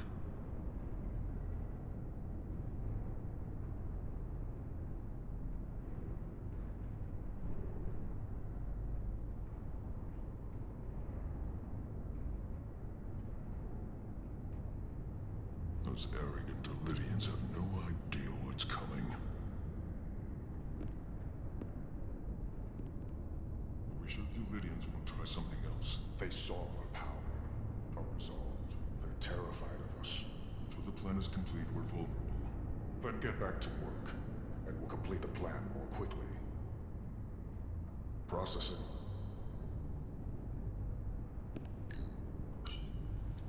Almost done here.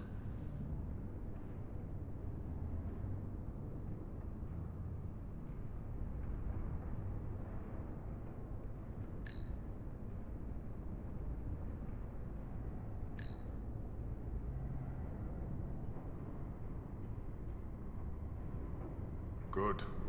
Good. It's just a matter of time.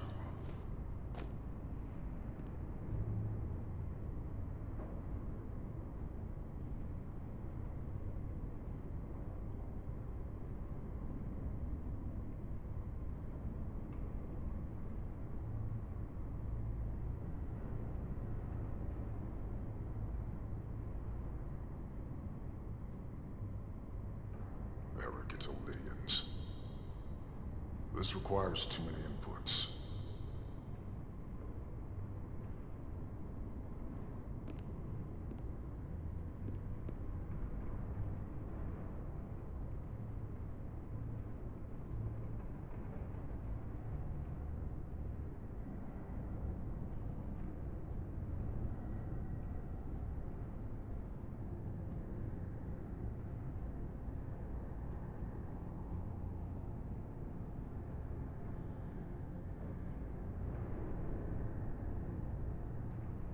Almost complete.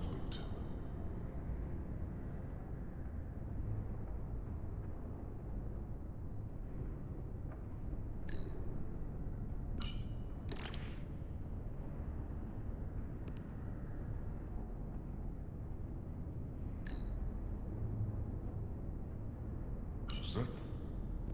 must be seeing things. How long is Galvin going to make us wait? I'm not worried. He's let us well so far. I'd melt if I went through there. Keep moving. Been waiting for so long. Patience, brother. We'll get our chance. It's inevitable after all. That it is. Almost done here.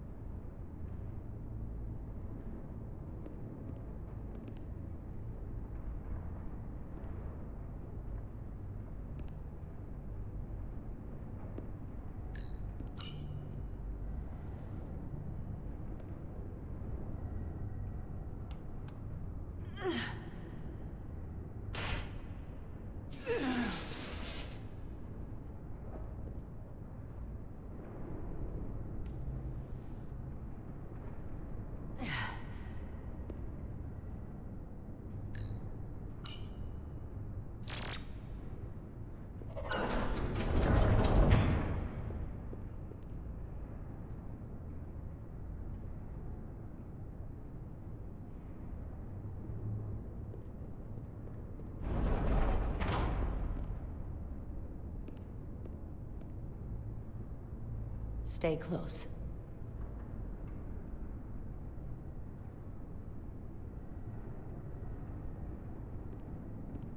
Stop! What? Motion sensors. They'll trigger an alarm. We'll be found. Invisible to the naked eye. They could be anywhere. How will we get through?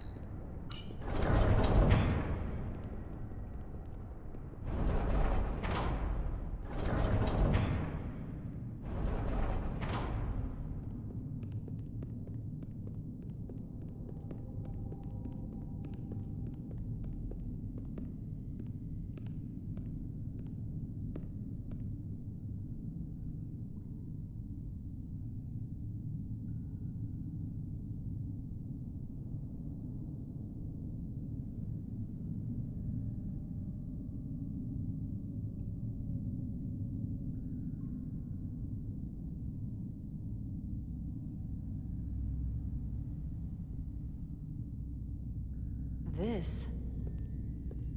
It's where the uprising started.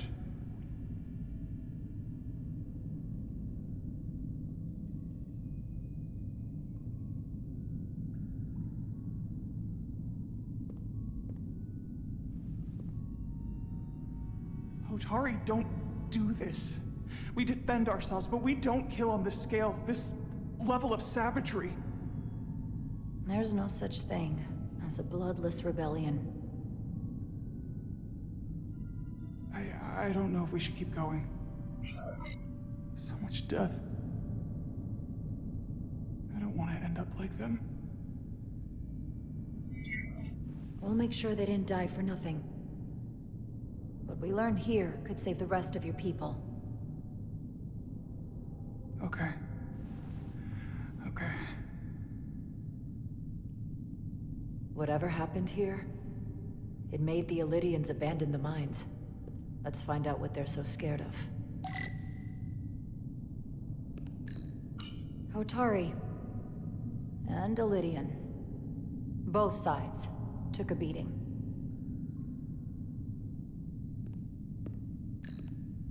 Is this the effects of an Elydian disruptor? Yes. Disruptors are cruel weapons.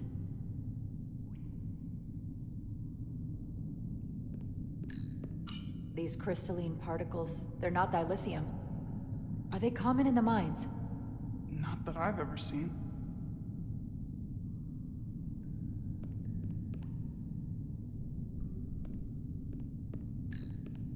The Hotari fortified the side of the room opposite the door. It's a good tactic, but a few crates aren't going to stop fully armed Elydian soldiers. How did they win? From the blast marks, it looks like the Elydians had far greater firepower.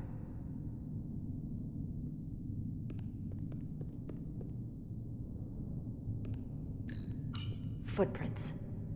Elydian boots. Running back the way we came.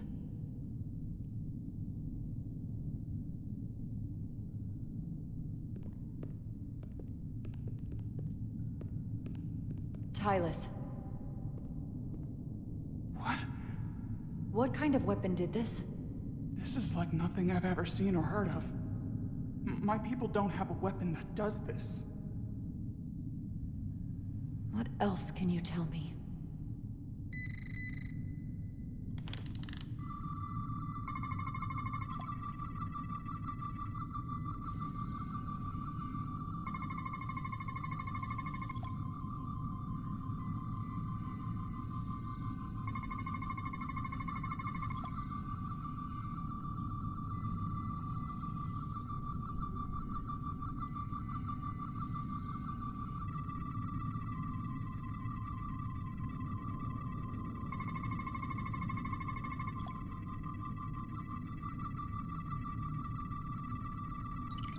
What an awful way to die.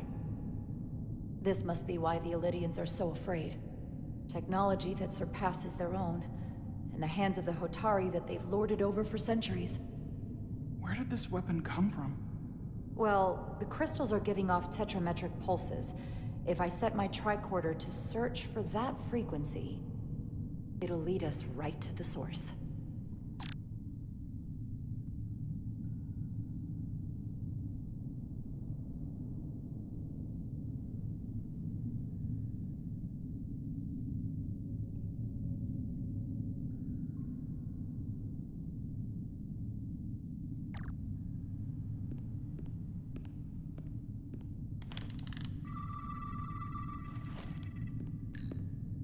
This makeshift barrier forced the Elydians to enter from the service corridor, creating a choke point.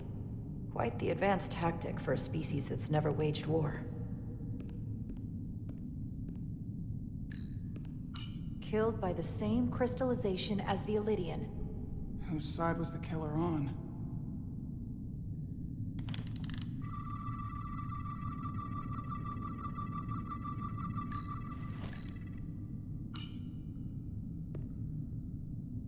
The Elydians shot to kill. But if they killed him, why was he shot in the back? Huh, you're right. The shot came from the side the Hotari were defending. We don't kill our own. And he wasn't just caught in the middle.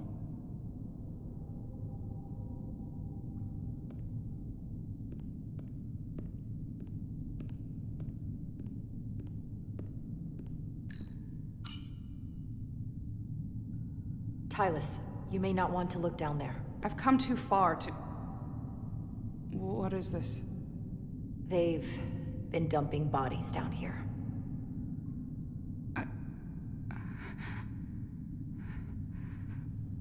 Unforgivable. Galvin and Sidron will be made to answer for this.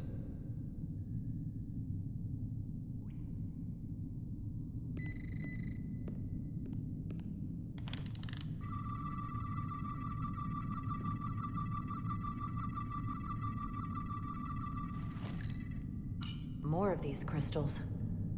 Another of my people dead.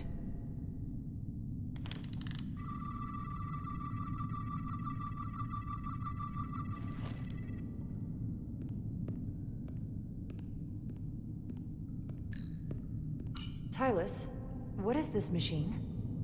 It's for tunnel boring. The cone on the front is covered in disruptors that allow it to melt through the solid rock. They don't seem to have finished the tunnel. Why stop here, I wonder?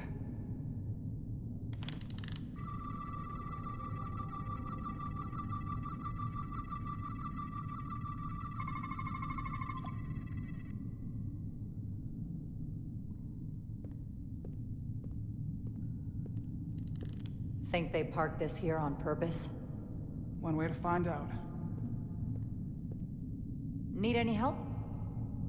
I've got it.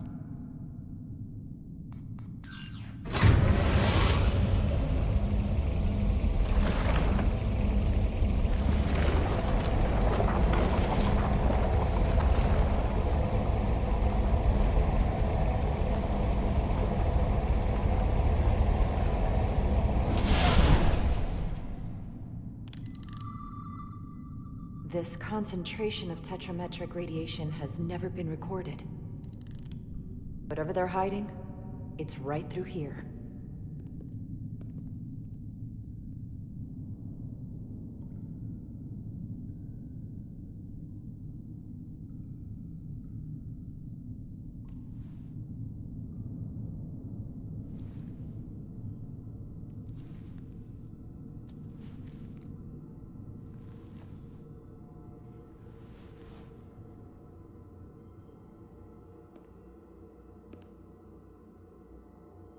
This feels strange. The crystals are increasing, growing outward, replacing the soil. It's like an infection. A parasite. Growing inside Tau.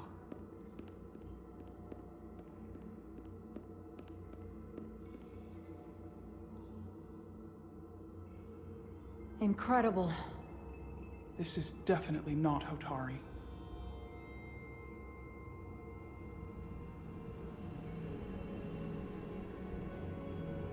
It's the remnants of the Tkan Empire.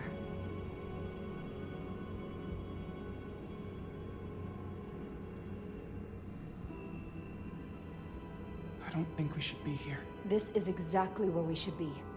Every strange thing we've seen in this system, it might all come from this room. We need to learn everything we can.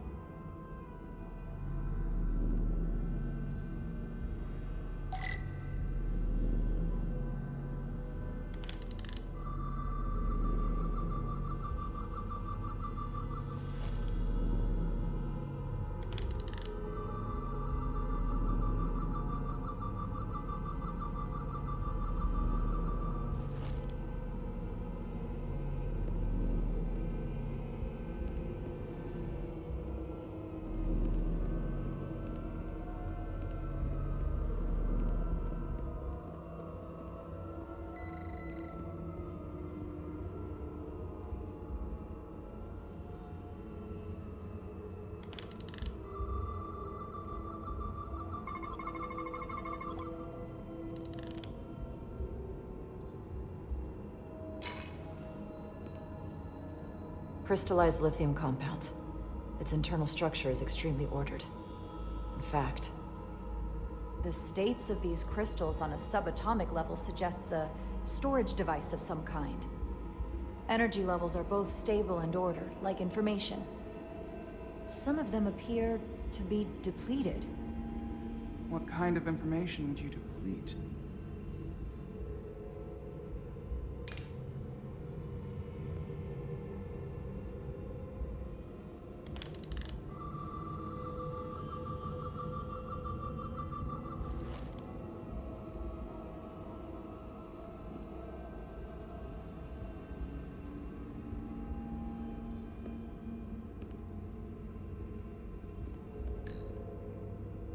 Why are these all over the floor?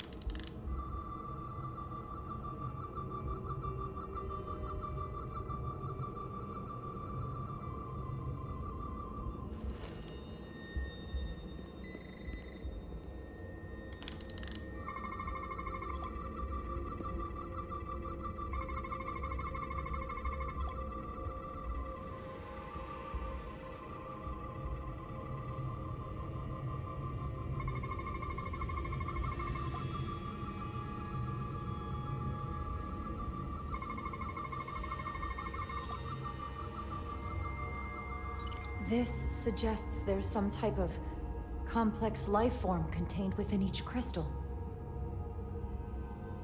Life form? There's something alive in these tiny crystals? That's what it says, but hard to imagine how that's possible.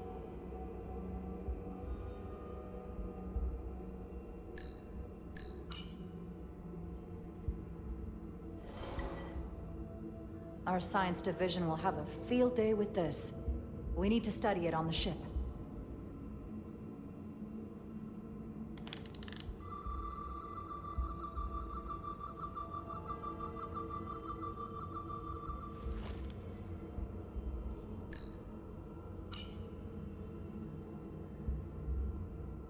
They look different than the others. These haven't been depleted yet.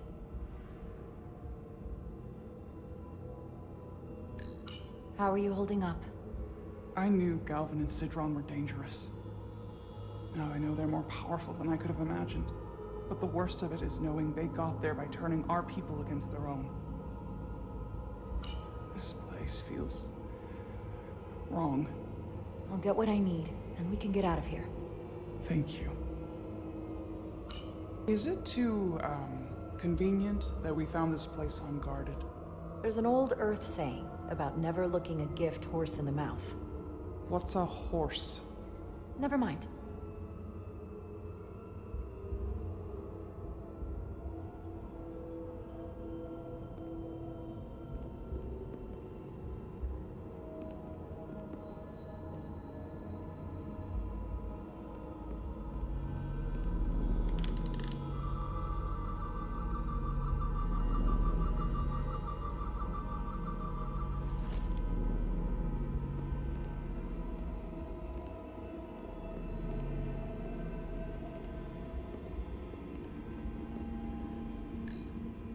Somewhat resembles a transporter pad.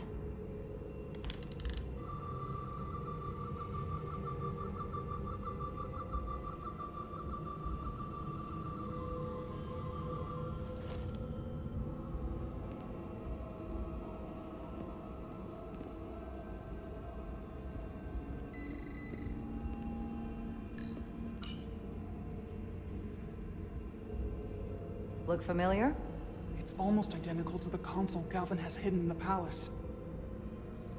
It looks like a control surface.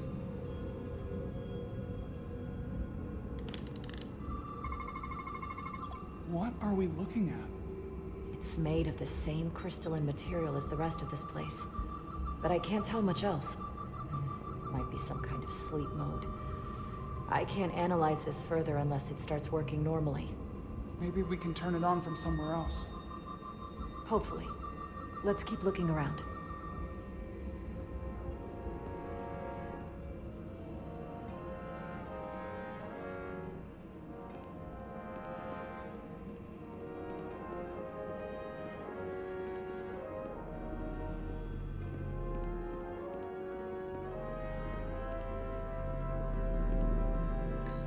Can your device read this? It can roughly translate the words, but we don't have enough Taconian language on record to understand how it's structured. Oh well.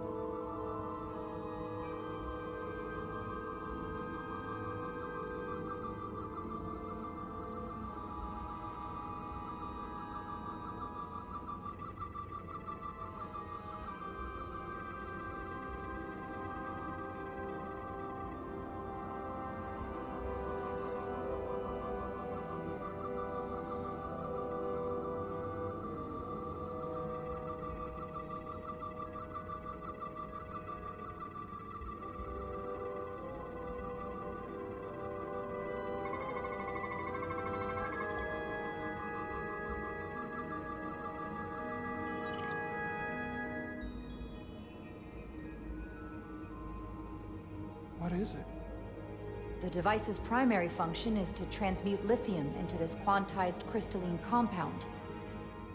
Possibly for the creation of weapons. Do you think one of these was used on that Ilidian in the tunnels? Such a cruel weapon.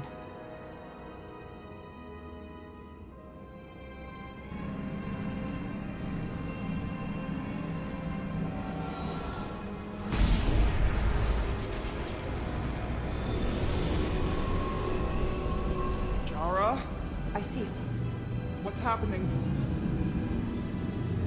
Someone turned it on. There's no one here.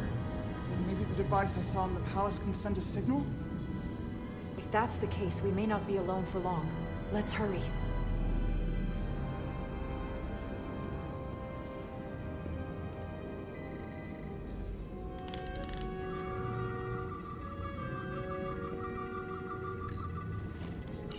I can feel the power coming off it. I've never seen this kind of energy before. I'll need to record this with my tricorder.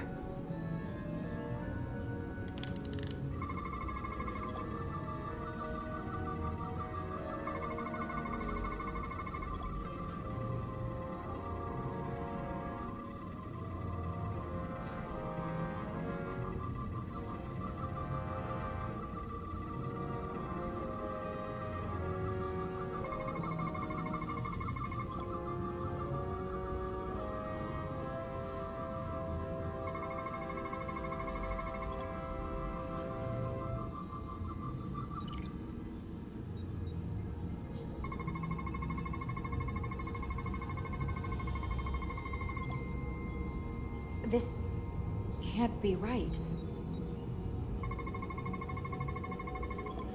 It's putting out almost 50 zettajoules of energy. I assume that's a lot? Enough to power this entire quadrant. This amount of power, the kind of radiation it's putting out, it's the cause of the storm.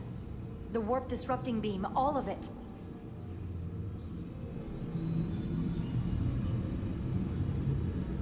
What do we do now? We get back to the Resolute. They have to know about this. Come on, let's...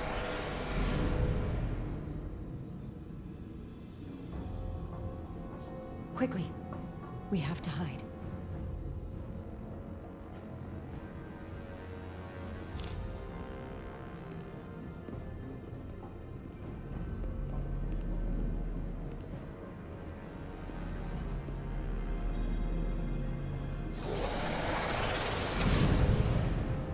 This is outrageous! I demand you let me go! No need to complain. You're about to receive a gift beyond your wildest imagination.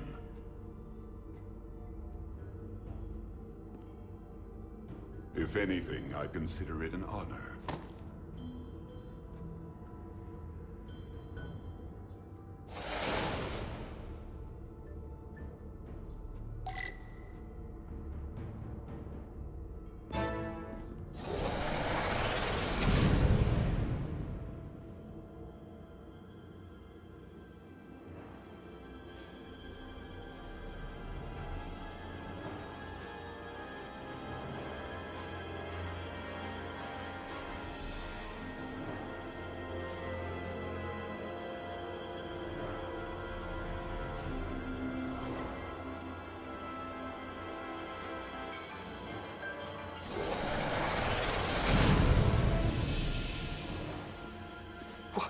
What is that? What are you doing? You'll see soon enough. I can influence the course of the negotiations. I can make sure the Hotari get the better end of the bargain. So can I.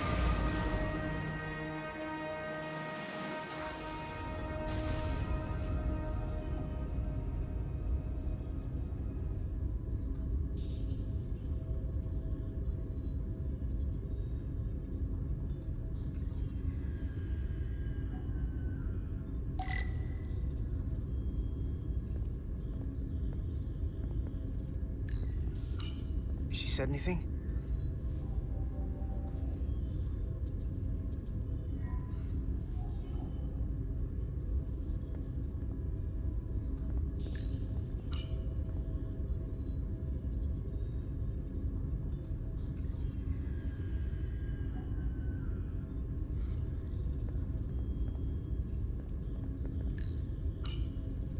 Miranda won't be in here for long. Just gotta sort this all out.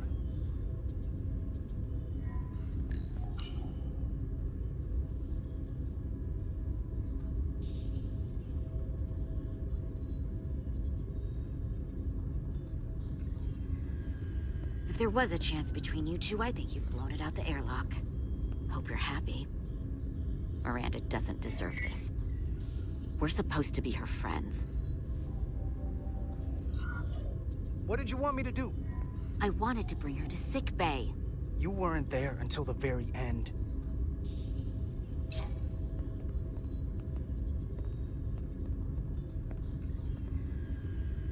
We were at the start of something good.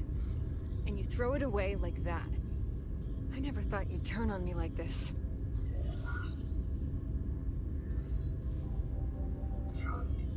I didn't turn on you. You brought this on yourself. Unless you have some kind of explanation. You think I owe you an explanation? Starfleet and its never-ending search for answers.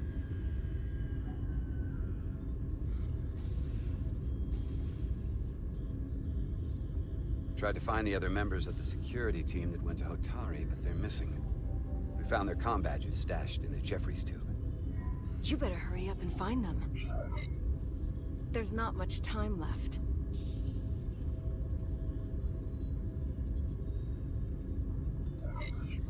You're working with them. You have a keen mind, Carter. That's something I liked about you. But that won't be enough. Here's something. What is it? Maris didn't get bioscanned after returning from Hotari. Neither did the other two that are missing. None of them were scanned. Which should not have happened.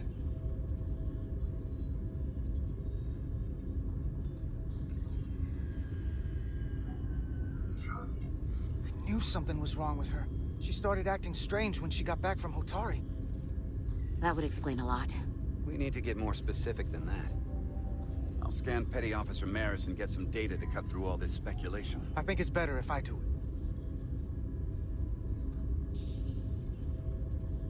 Open up too.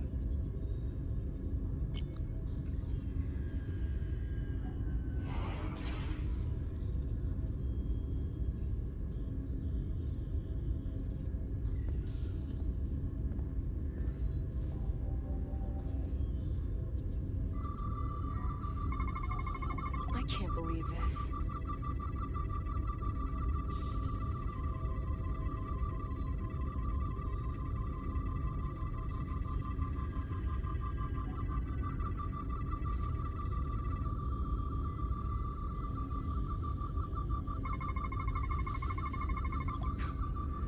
Ridiculous.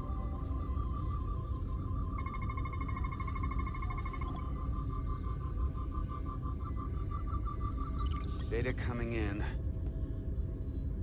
Come here for a second. Did you know? Know what? That's not Petty Officer Miranda Maris. What are you talking about? It's right here on the tricorder. But look at her. Hold on. Then who is it? From what I'm reading, she might look like Miranda. Walk and talk like her too. She has different brainwaves, and even different DNA. Somehow, this isn't the same person we left Starbase with. I'm going to feed this into the main computer and run some more analysis. Commander, there's gotta be something we can do for her. This is incredible. By some process we don't yet understand, Miranda's body is being rewritten. Her mind has been remapped to another personality, and her DNA is resequencing. I'm not sure the extent of it, but it appears to be pervasive. Someone has taken over and is bioforming her. That's a crude way to describe it. Bioforming. This is a problem. A big one. What have you done with the real Miranda? Where is she? You're looking at her. I'm Miranda, but so much more.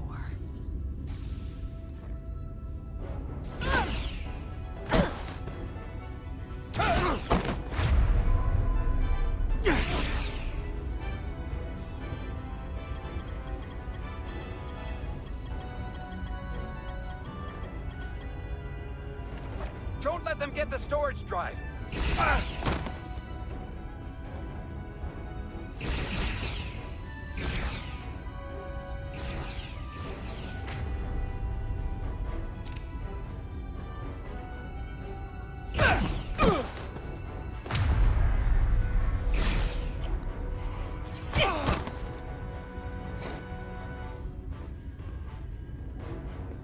Emo notice texta. It's not in the universal translator.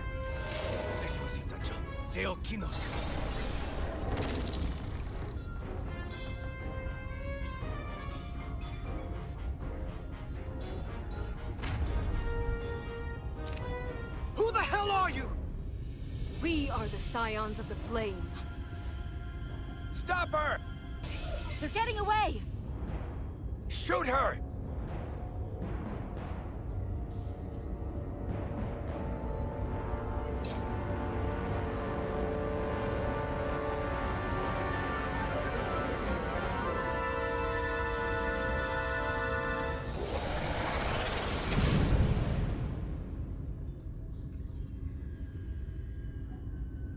Scions of the Flame? I don't like the sound of that.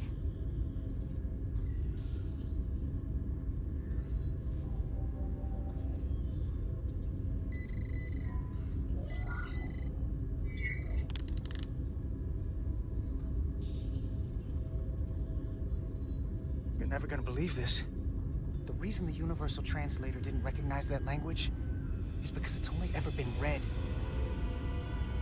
It's the Tkan language.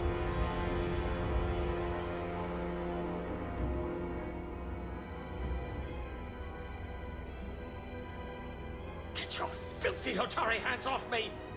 We'll burn your planet to the ground. Animals. Wait. No.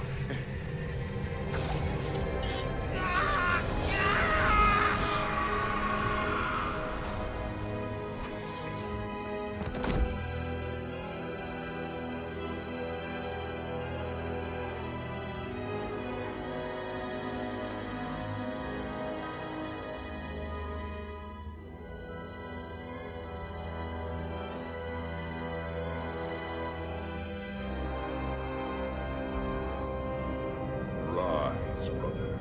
Rejoin the flame.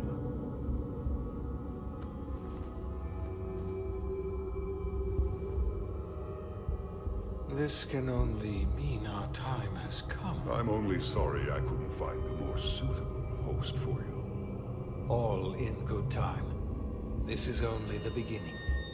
They're working together? An Elidian and a Hotari? They did something to him.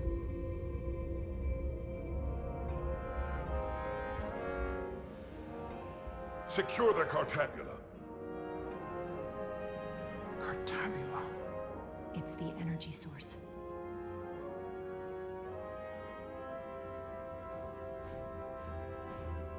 Spread out. Search the vault. Go back through the mine. Cut off their escape! Find them! Time to go.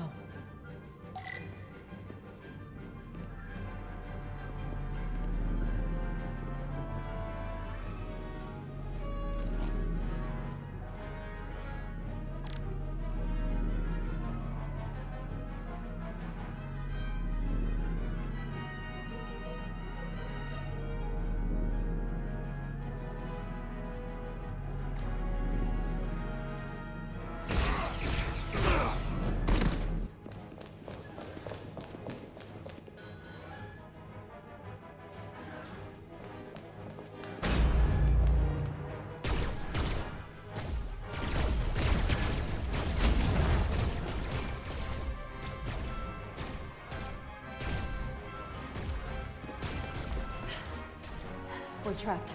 They're blocking the only exit.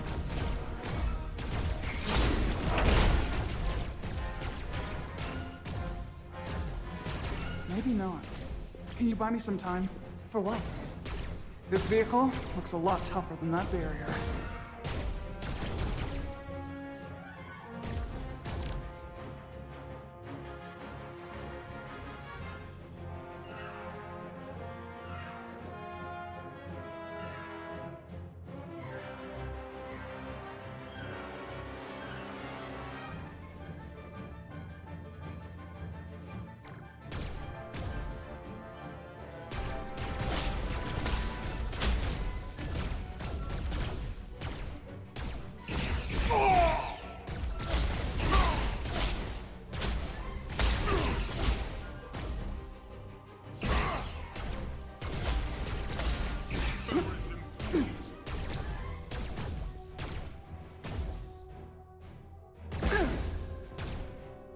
Shoot the Hotari woman!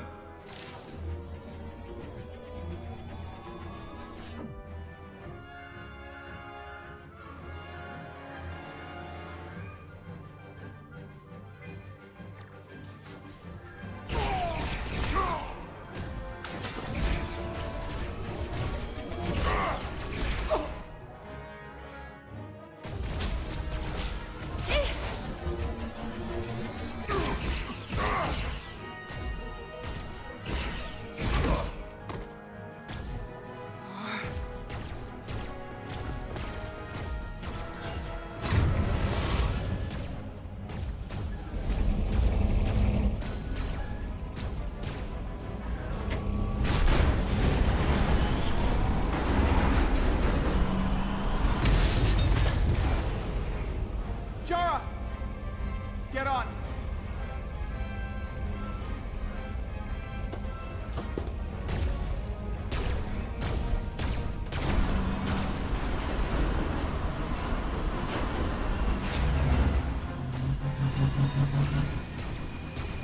Hold on to something!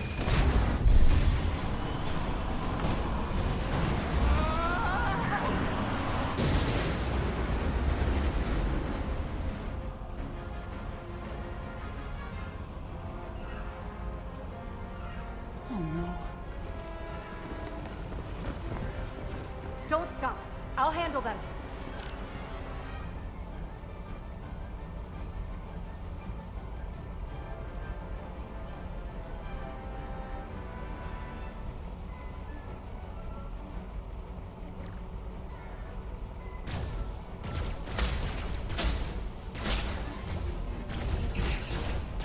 Shoot the one driving the machine!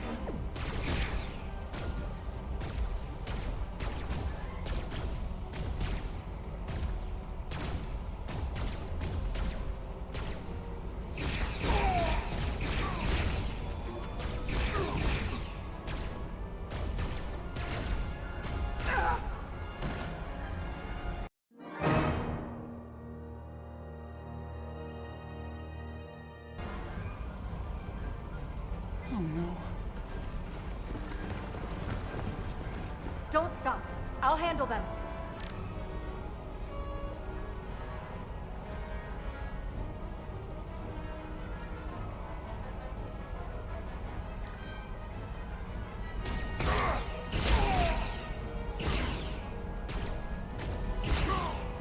Shoot the one driving the machine!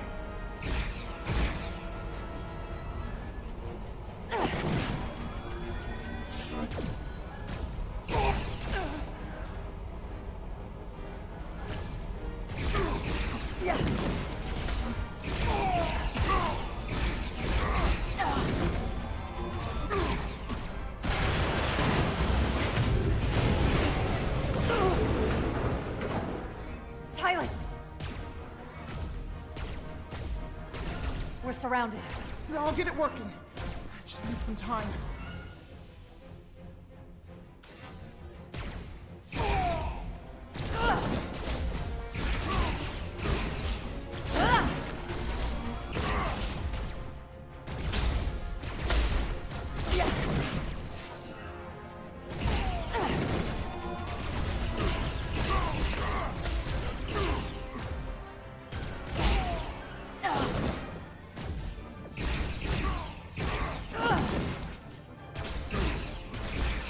Here we go.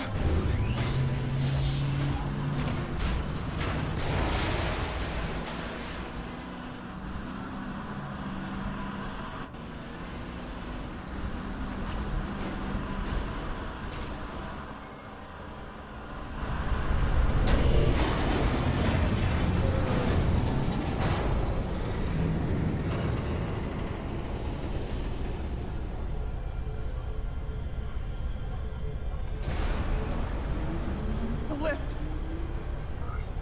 We're trapped. Resolute, 2 to beam up immediately. Resolute, come in. Dara!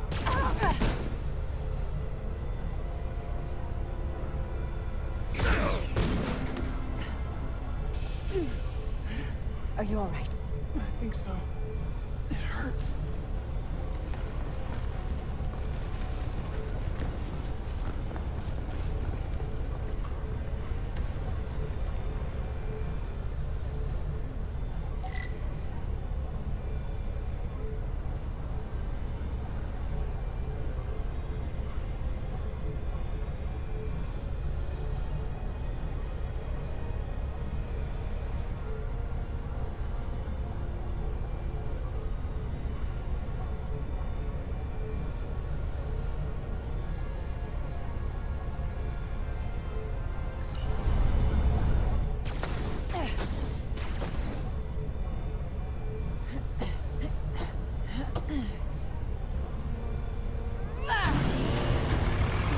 What are you doing? Hold on to me.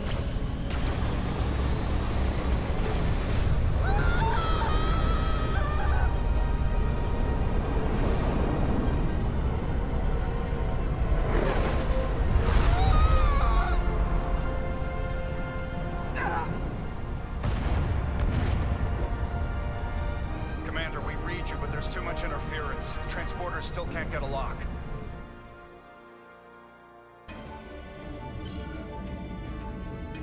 Miranda was able to transport through the storm. There has to be some path through that we're not seeing. Tetrametric radiation is saturating our sensors. There is too much interference to pick up the residual transporter signature. Wait. Tetrametric radiation. Of course. I can align the transporter with the tetrametric signature. The crystals emit tetrametric pulses every 3.8422 seconds, roughly 26 centihertz. All of this is connected.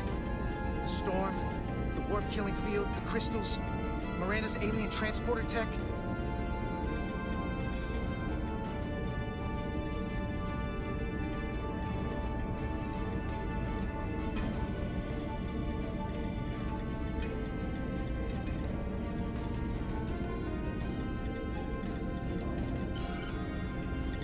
Okay, I've got the transporter in calibration. There are a lot of biosigns in that mine, all stacked on top of each other. I need something to identify the commander signal. Something loud, energetic. Understood.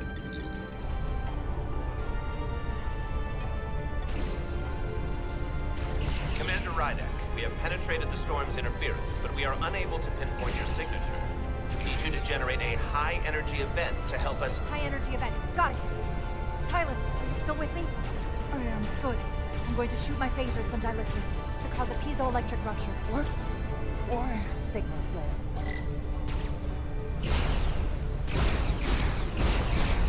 These crystals have to be burning. Bigger still. Come on. Damn it.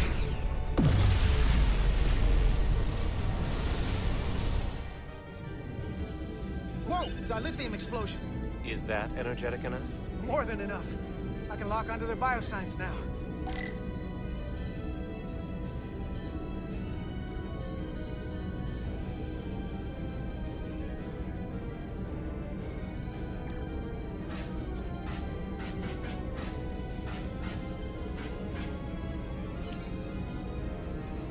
Got their biosigns isolated. Commander, we have your signal. I'm gonna tunnel a path through the ionic interference.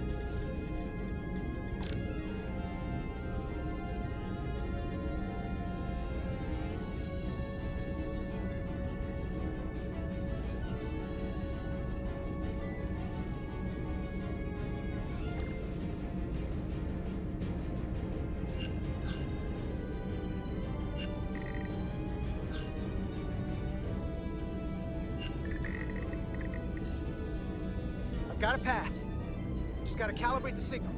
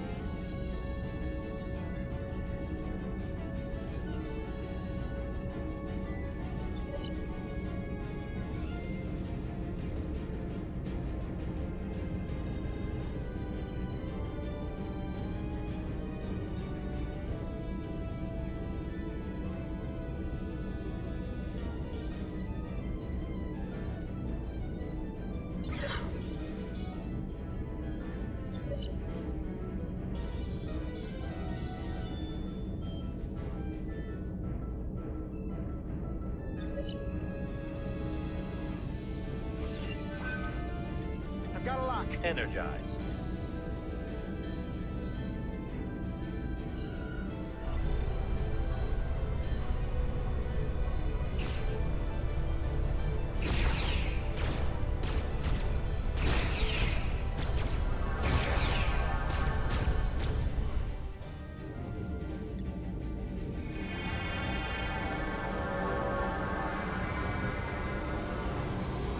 Petty Officer Diaz.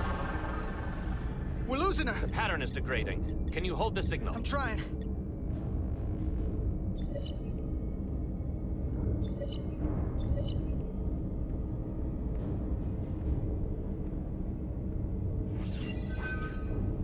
I got it. Come on, come on.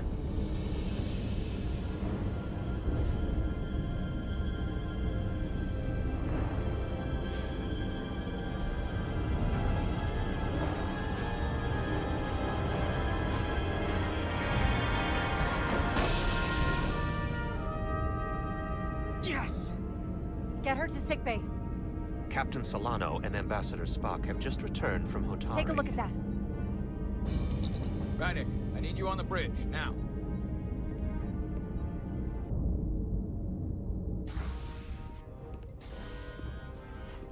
I'm here. The Elydians are preparing to attack Hotari. Status report. The systems are now fully powered. All torpedo tubes open. They're preparing to fire. We should hail the Elydian flagship, Captain. Readying phasers if you want them. Stand by. Await my order. Recommendation, Commander? We need to act quickly. Hail the Elydians. Maybe we could talk some sense into them. Hail them. No response. Try it again. Still nothing. The Elydians. They've powered down their weapons. Odd. You sure about that, Mr. Amant? They're venting some kind of gas from their ship. Hold on. Now all of their systems have shut down. That's unexpected. Commander Ermont, scan them again. We have to be sure. No mistaking it. They're dead in the water.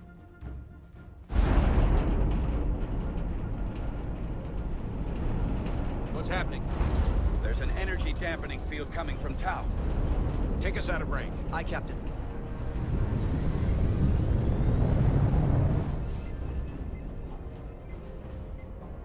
Captain, the flagship is hailing us. On screen. Zeldy to the Starship Resolute. Our main power cores are completely disabled. The more power we give, the more it takes. Running off batteries. Life support systems have failed. Unable to ventilate contaminated atmosphere. Admiral, you are about to launch an attack on a defenseless planet.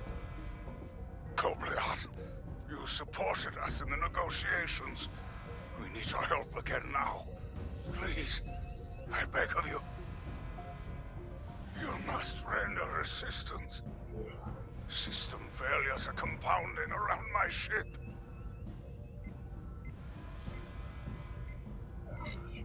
We'll help you. Yes, we will. Thank you.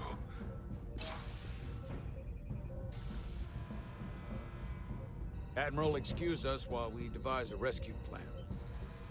By my estimate, the crew only have 23 minutes before their atmospheric mix becomes lethal.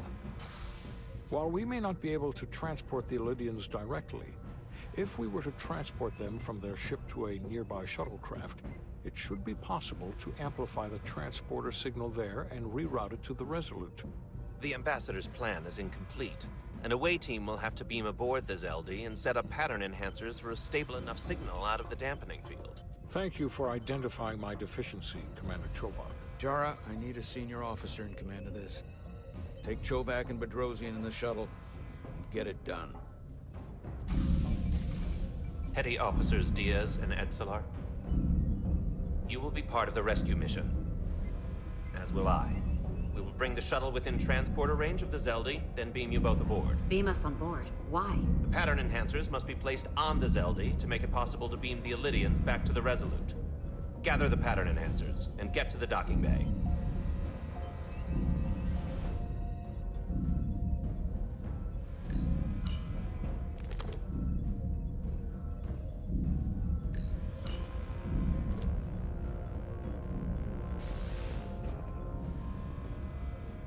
We're going on the wrong mission. Oh, what's that? We're going to rescue the Elydians, the people that oppress the Hotari, when we should be going to rescue Miranda. This thing that's happened to Miranda is like the Trill symbiosis joining, only worse. And I've seen too many people I care about wiped away by some greater entity to stand by while the same thing happens to her. I wanted no part of it then, and I won't stand for it now. Your body's stolen and used like puppets.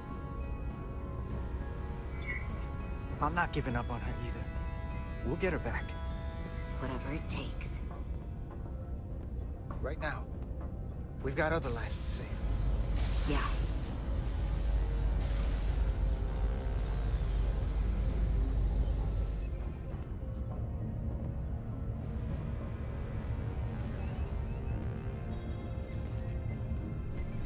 The away team is ready.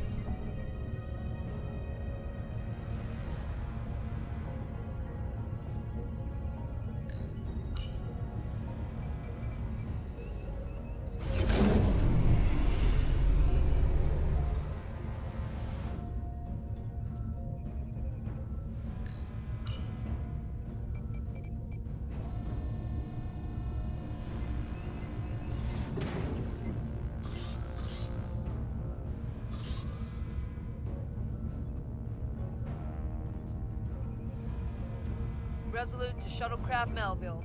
You're cleared for takeoff. Acknowledged, Resolute. Melville taking off.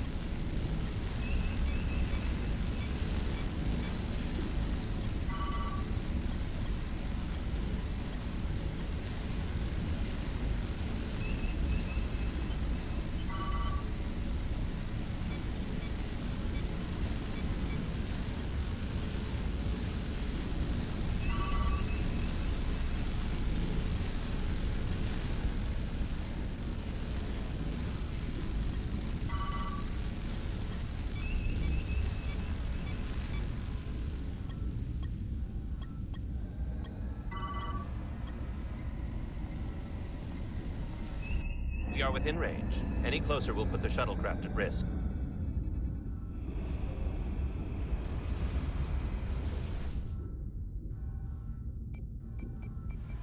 Preparing to transport the away team. Energizing.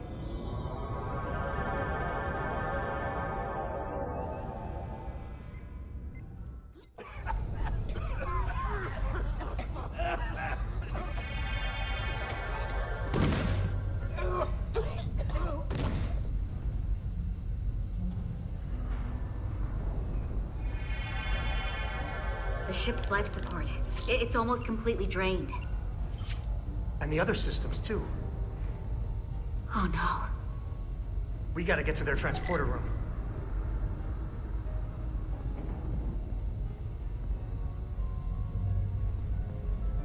The atmosphere in here is turning to poison.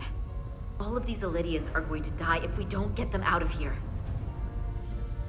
These must close in case of emergency. They don't have enough power left to function. Carter, give them a charge with your phaser. Should make them open.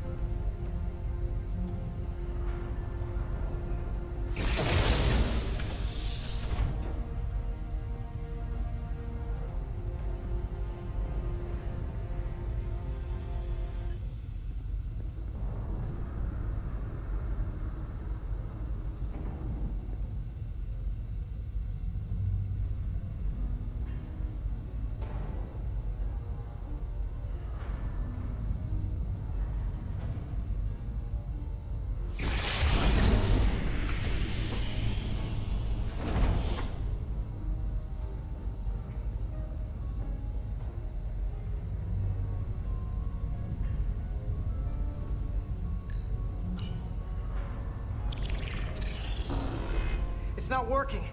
No power's running through any of this. We gotta get him open manually. Stop! I am the ranking officer here. State your intentions. We are under siege. Explain yourselves. Our intentions? Your leaders asked for our help.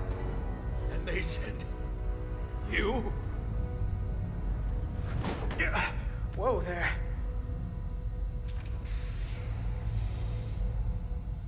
I am still able to stand. What are you trying to do? We gotta get into your transporter room. Then we can get your people off the ship.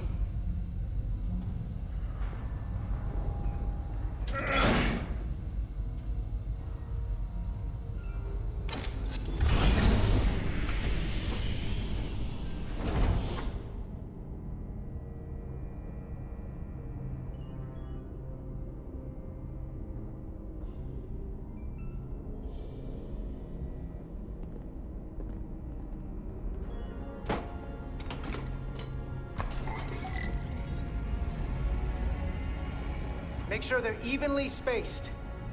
We need to manually adjust beam trajectory so they connect. I got this one. You get the others.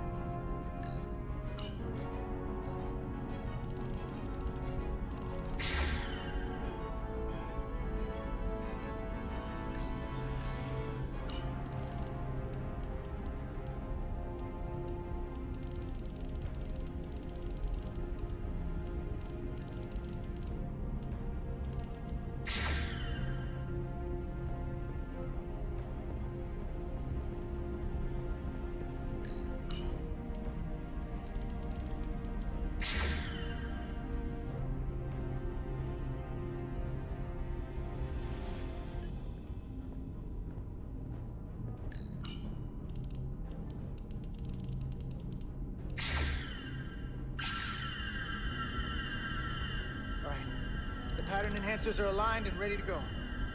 Let's round them up.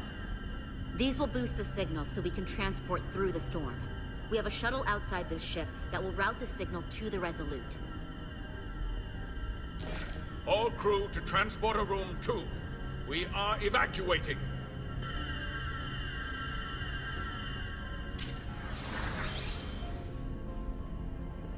We're live.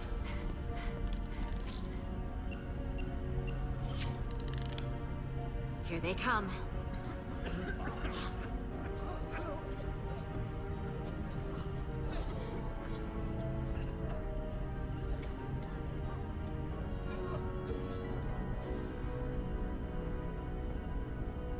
Okay, coordinates.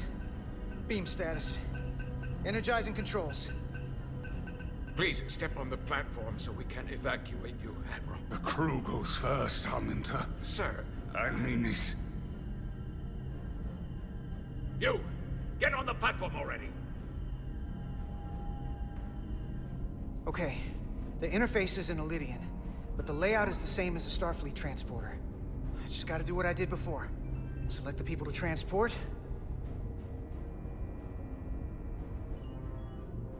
I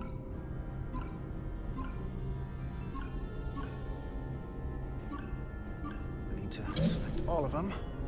Plot a path through the ionic interference.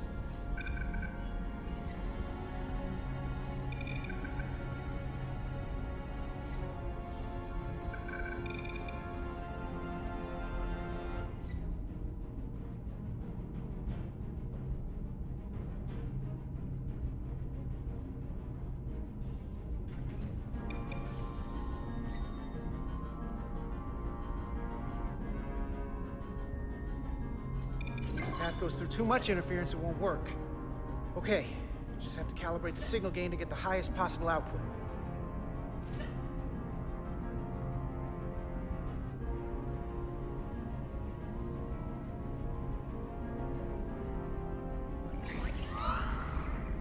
Even at this range, the interference is too much.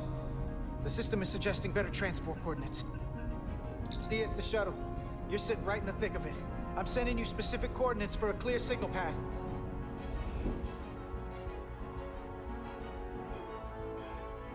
Waypoint's been added to the navigational computer. There, Commander. Give or take 50 meters.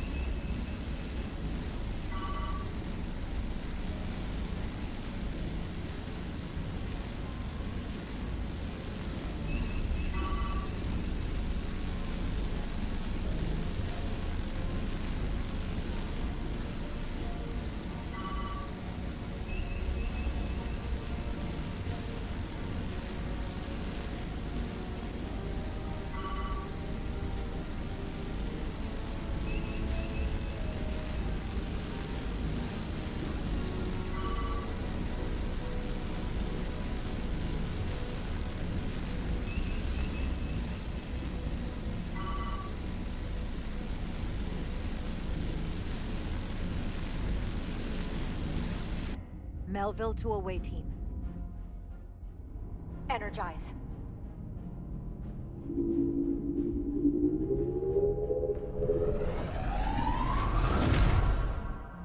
I have the first group of Illydians in the pattern buffer. Redirecting and transmitting to the Resolute now.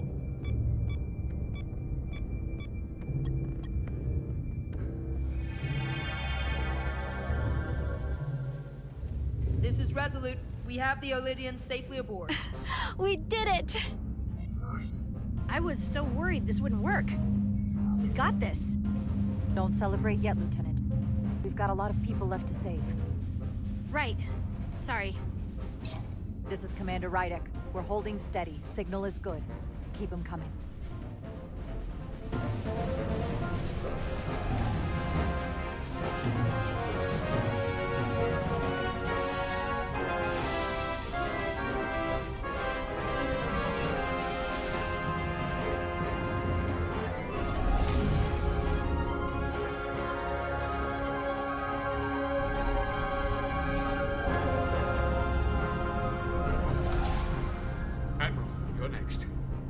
I've made it clear. I only leave after those in my charge. Sir, I must insist you go so you can lead our people. I will see to any stragglers. Yes, that may be for the best. But first, let me thank our human saviors. I'll pin medals on your uniforms when this is over. For all your brave work.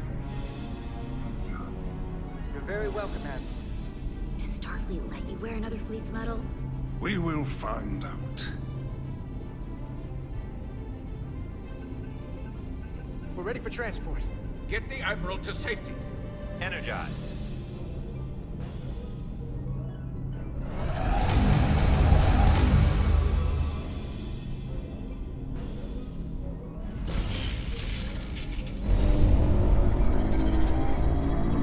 Massive power surge! Sending available power to the annular confinement beam.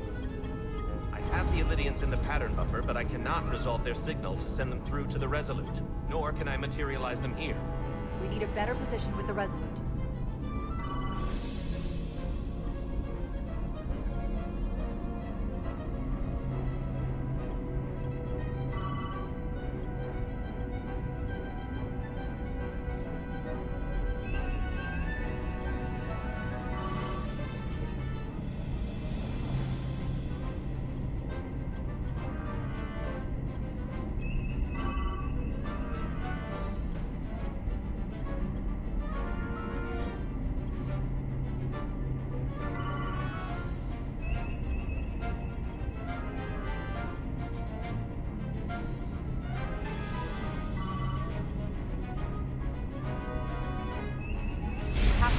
the lightning.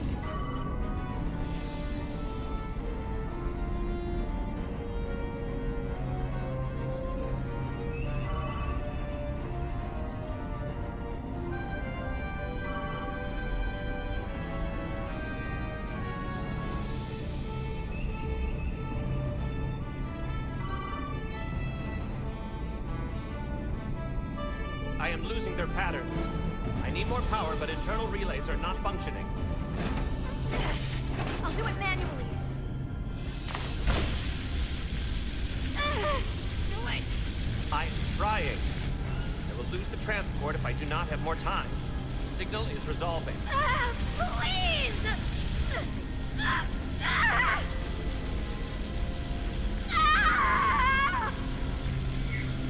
Finish the transport! I have them. Transport complete.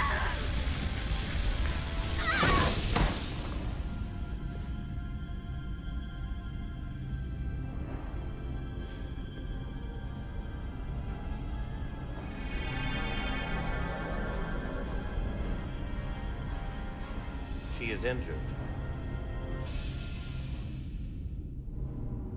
Lieutenant Bedrosian has been injured, but the last transport was successful.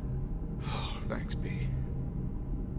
Unfortunately, our shuttle systems were damaged by the power surge. We can no longer serve as the transporter node. Carter, these readings are off the charts. The source of the storm is on this ship. That must have been the power surge when it came on board. You're right. The Tkan energy source. They call it the Cartabula. It's here.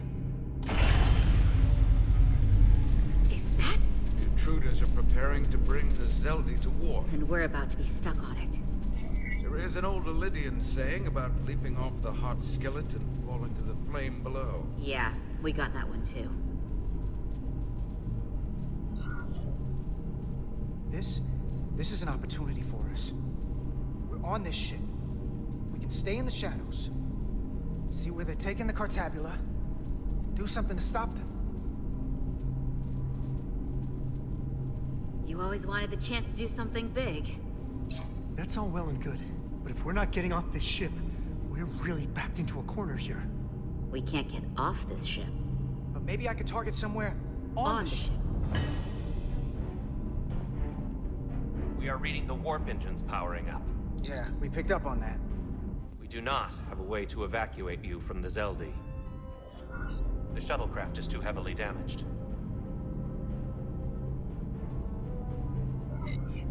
That's all right, Commander. We have a plan of our own. We're gonna stay on this ship. That is very bold of you, Mr. Diaz.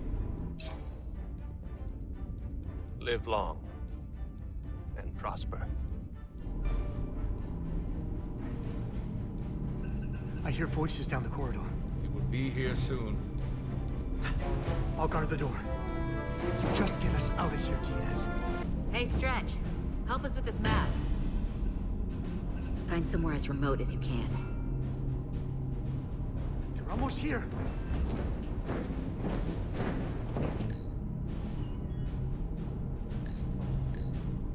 Crew quarters? High traffic, easily accessible. Bridge? The first place intruders would fortify. There. The aft cargo bay. That is acceptable. Sounds good to me. Whatever you're doing, do it now!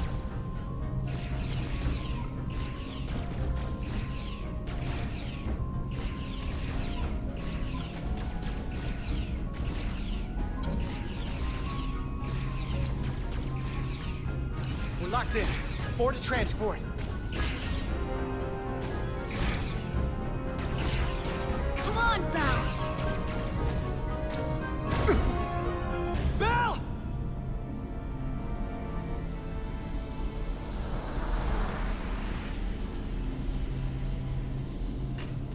It's too late for him. Carter! 3 to transport.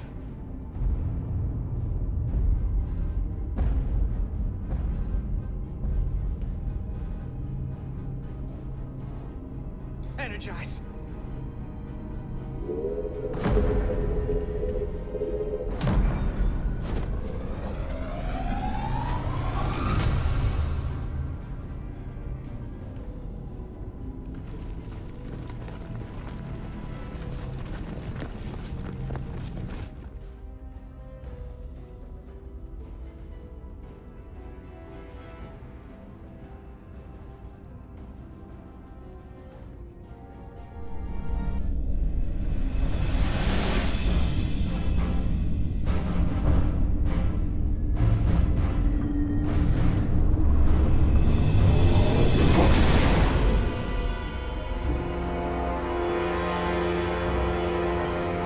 not appear to have left any warp signature at all. We cannot track its trajectory. Our duty often calls for sacrifice. She knows it, and our people on the Zelda know it. Contact the Resolute, Mr. Chovak. Have them bring us back. And tell them we'll need medical waiting for Lieutenant Bedrosian. Yes, Commander.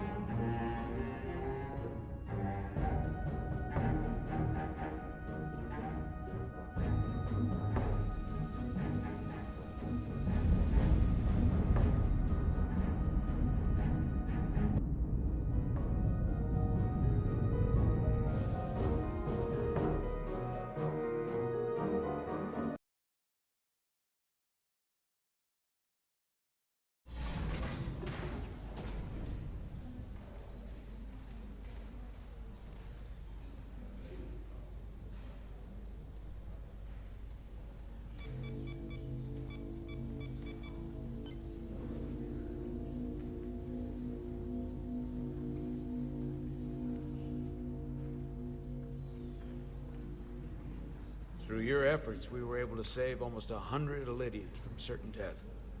As for Lieutenant Bedrosian, well, Duval will do her best, but the prognosis isn't very encouraging. Even with the possible risk to Bedrosian, I felt the needs of many outweighed the needs of one. They do. But when that comes at such a high cost, well, it's just hard on all of us. Commander Rydek, I heard what you did. The sacrifice you made for our sake. You saved not only my life, but the lives of my crew. An incredibly heroic deed. All of Elydia is in your debt. We cannot thank you enough. Just doing our duty, Admiral. I'm sure you understand. If you'll excuse us. Of course. How are we getting our away team back? Ambassador Spock and the rest of the senior staff are waiting for us in the briefing room to discuss just that. I wanted a chance for you and I to speak first, given the circumstances. While protocol might suggest we alert Starfleet about our situation, missing crew, the data breach, possible threat from the Hatari, or Tkan, I think we're better off keeping this to ourselves, under our control. You know what's at stake for me here, and what is at stake for you, too.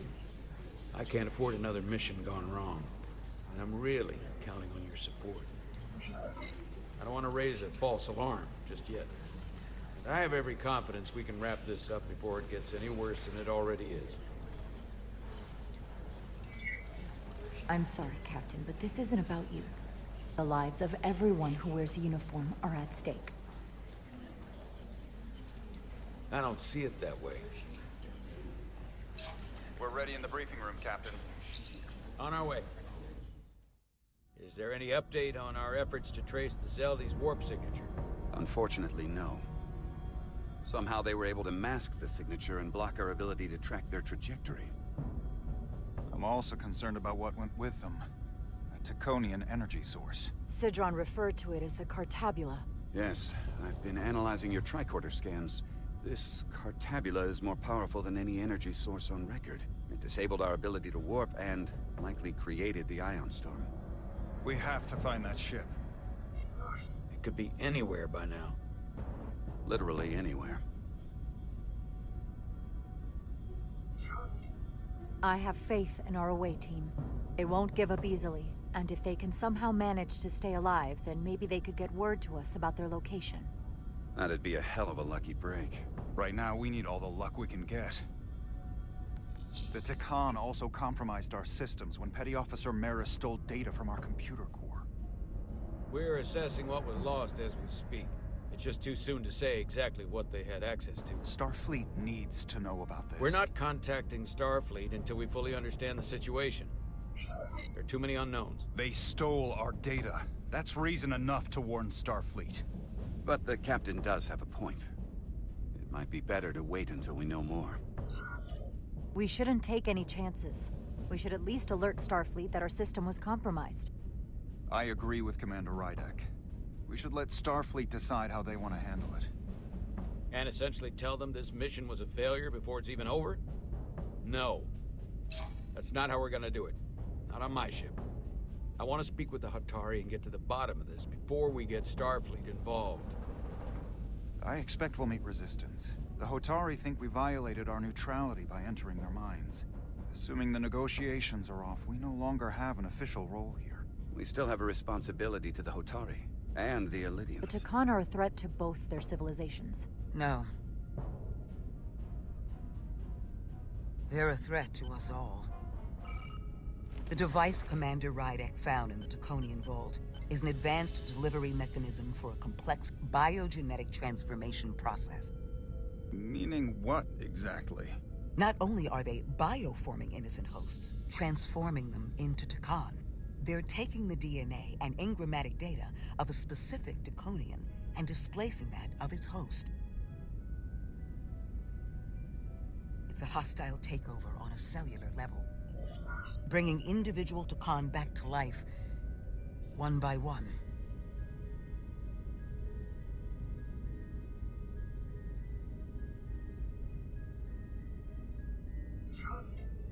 Is there some way it could be reversed? That's exactly what I've been trying to find out. So far, it appears the answer is no. Once the Taconian takes control, the displacement of the host is irreversible. And the bioforming appears to be permanent. Petty Officer Maris called herself a scion of the Flame, but the computer had no information about it. She also shot the hell out of my ship as she escaped and nearly killed a few of our crew. So we know this about those scions. They're dangerous.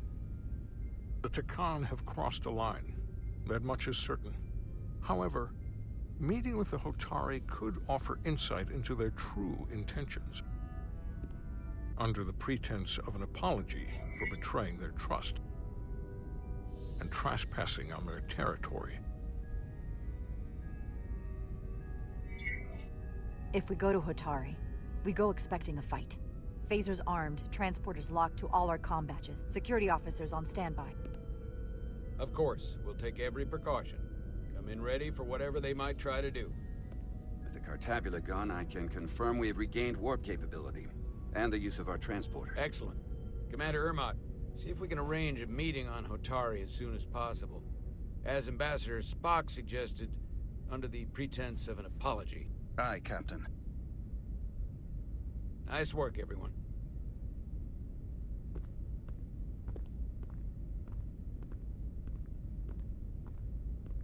You're long overdue for a Duridium infusion.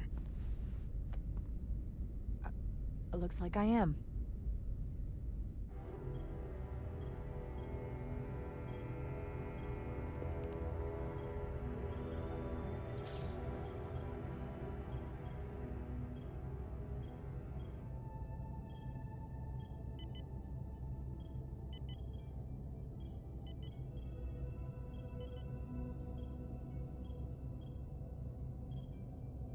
I'll give you two a moment, but she needs her rest. I understand. Commander Rydek? Is that you? I thought I heard your voice.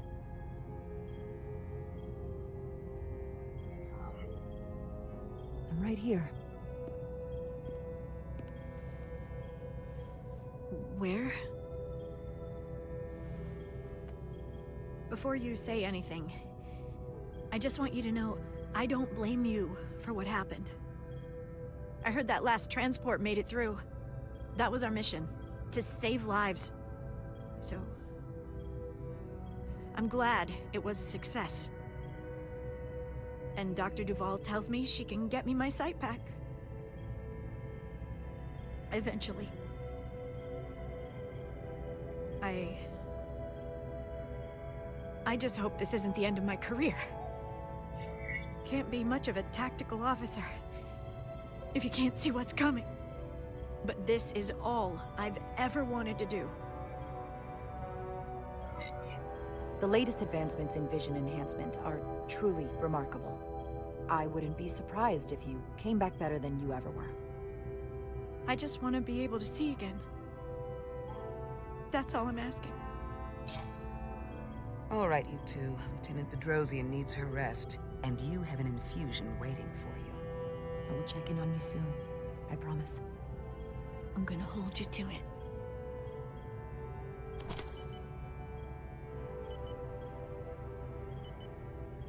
Aside from almost running out of Duridium, you're in good health. Nice to get some positive news for a change.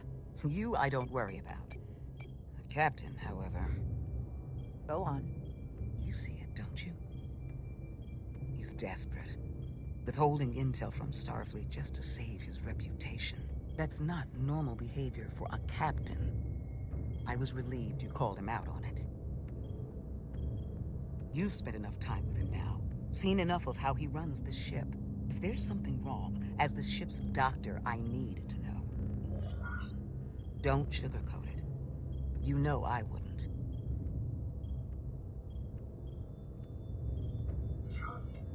I think he's our captain, and I think this conversation is dangerously close to mutiny. The one who needs to decide how much danger we're in is you. I won't push it further. Jara. Monitor your Duridium levels. I'll be right back. How's your wound? Like it was never there. I feel lucky you were there with me. Without you, I'd be, well... Thank you for saving my life. Even with the wonders of your technology, it wouldn't have mattered if you'd left me for dead. I should be thanking you. You took that disruptor shot for me. Without you, I might be the one in sickbay, or worse. Well, I couldn't just let you die. Not after all you did to help. I won't forget it.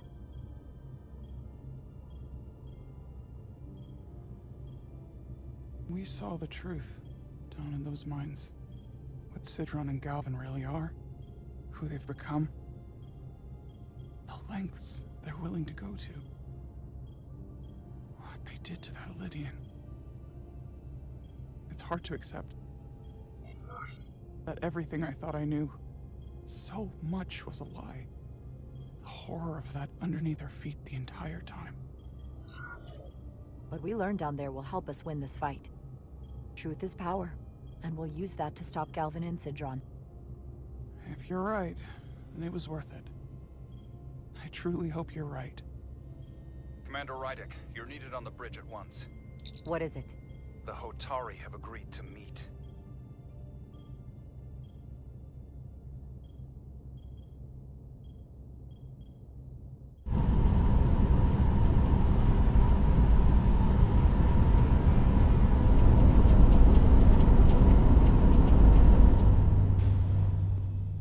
They haven't found us yet.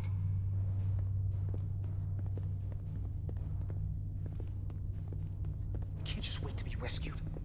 We have no idea when or if the Resolute is gonna catch up. But if we can get access to the Zeldi systems, we might be able to figure out what the Tkan are up to. You got somewhere we could do that?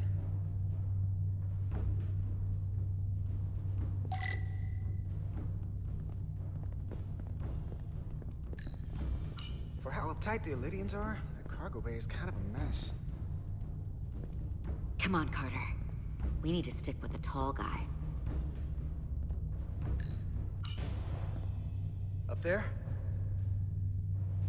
All right. Etzelar, let's do this. The internal sensors. The what? When they scan the ship for life signs, they'll know right where we are. There must be devices that perform the scan. Right there. And there. There's several of them around the room. Got it.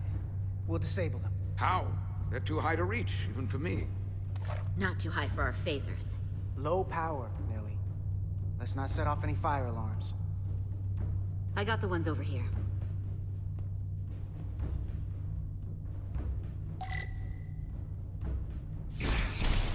Got one. Another down. Hurry, Carter! I am. Only one left.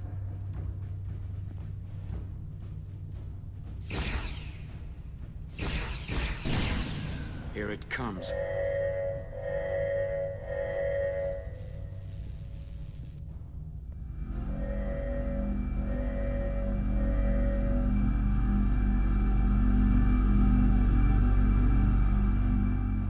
works, they won't be able to detect us. That buys us some time. Now that the Zeldi has its power again, I might be able to access some of the ship's systems from here. I'll take care not to give away our position. The Tkan might not even know we're still on board this ship. Miranda only saw us transport away. She probably thinks we're back on the Resolute. Miranda. Don't give up on her yet, Carter. She had you in her sights, and she didn't shoot. That means the real Miranda is still in there. The Tkan don't have her. Not completely, at least. She must still feel something. She disintegrated crewman Bell. If Miranda's personality still exists, she can't help us. We don't know how this works, and I'm not giving up on her. I know it seems like we could never trust her again. But maybe there's a way to turn her back and Miranda could help us stop the Tkan. Here, on the ship. Just because the Trill joining is permanent doesn't mean the Tkan bioforming has to be. I've heard enough of your prattling on about your friend. You have to think like a soldier. She's our enemy now. She'll be dealt with like the rest of the Tkan. My friend Miranda is not responsible for what she's doing. The Tkan have taken control of her mind. We certainly can't kill her for it. Speak for yourself. If anyone threatens the Empire, they are the enemy. It's just one life, and it's already been lost. You don't get to talk about Miranda. You don't get to ignore the truth. We don't like this any more than you do. The Tkan are a threat to all of us. They turned our crewmates too. Do you really think they're gonna stop there? No. And yet we still risked our lives to come help you, and not everyone made it. I'll grant that you showed your grit and effectiveness. More than I can say about accessing ship systems. They've blocked out helm control, propulsion. They're closing down systems faster than I can check them. They're always changing these interfaces. I can hardly keep up. Let us help. Fine.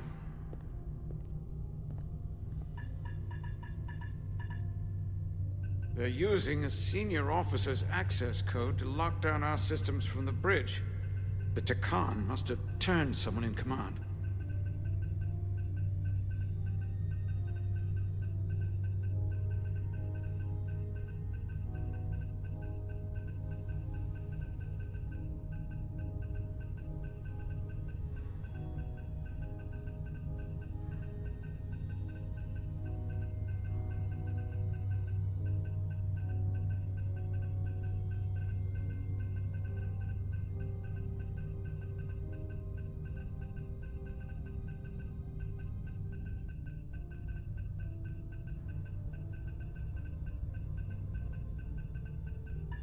Here's something. I can see the course they have plotted in. The Lydian fleet has explored a lot of systems, but it's all in the opposite direction of where we're going. The Zeldi, that's where we are. That's not exactly news. Long way from Hotari space. I hope the Resolute is all right back there. We're headed to the edge of the galaxy. Nothing but uninhabited systems along the way. And if we keep going, we'll leave charted space. A lot sooner than I like to think about, too. That can't happen. We need to take control and turn this ship around. Get back to the front lines of the battle for Elydia. We are on the front lines. They're going to do this all over the quadrant. The whole Federation is at risk. That is a possibility, but it's already a reality for my people. I'm sure it's pretty damn real for the people who are trapped in their own bodies controlled by the Tkan. You can't just turn your back on them. I'll take this ship without you if I have to. And I'll bring it back to Elydia, or I'll destroy it. I won't let it stay in the hands of the enemy. You want to get back to Elydia? You want your vengeance? You'll get it. I have every intention. So help us stop this ship. For Lydia. And for everyone. Very well. The most important thing is that we get control of this ship. So that we don't end up so far away that the Resolute can't ever catch up to us. And if we control the Zeldi, that also means they can't use that Cartabula thing. I'm not sure we can do much more from here. What's this? It's a data stream. It looks to be a two-way communication. Let me see if I could put it through a demultiplexing processor. Can you get that clearer? I'm trying.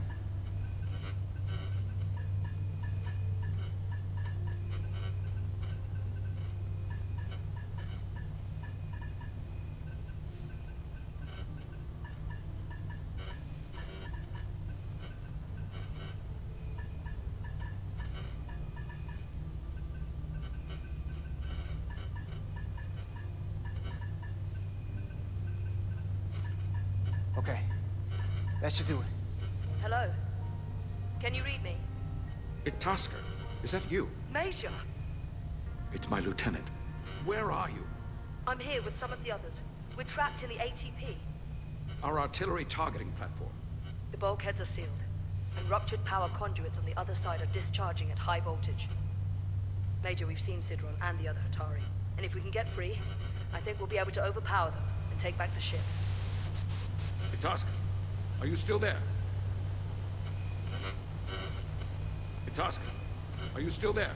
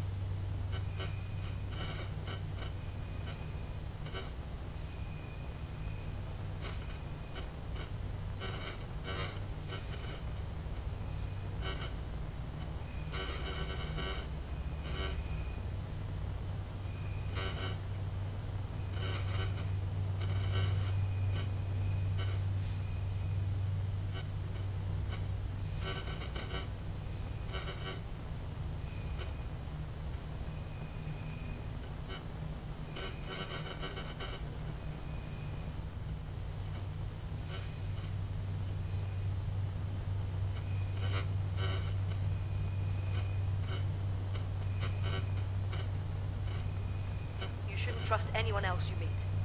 The Hatari have been transforming people on this ship. We've seen it happen. Bioforming. It's only a matter of time before any remaining crew are turned against us. You have to come and help us. I gotta ask, are you sure that's really your comrade? It's Itasca. You're going to have to trust me. I know Lieutenant Itasca well. That's her. Clear and not under duress beyond our current circumstances. I'm sure of it. Trust goes both ways. We trust you. You trust us. I'll go with that. Until you give me reason not to. Back at you, Stretch. We'll make it to you undetected, and we'll free you from the ATP. We'll be ready and waiting, sir.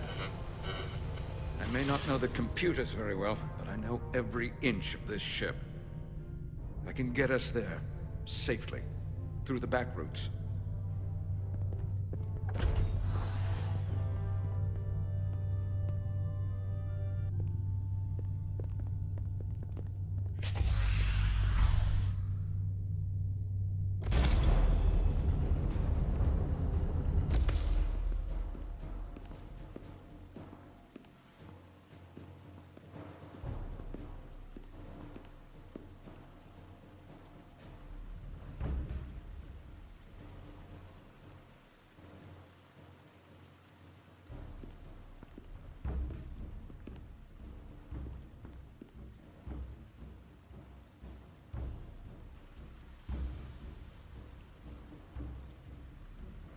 You may approach.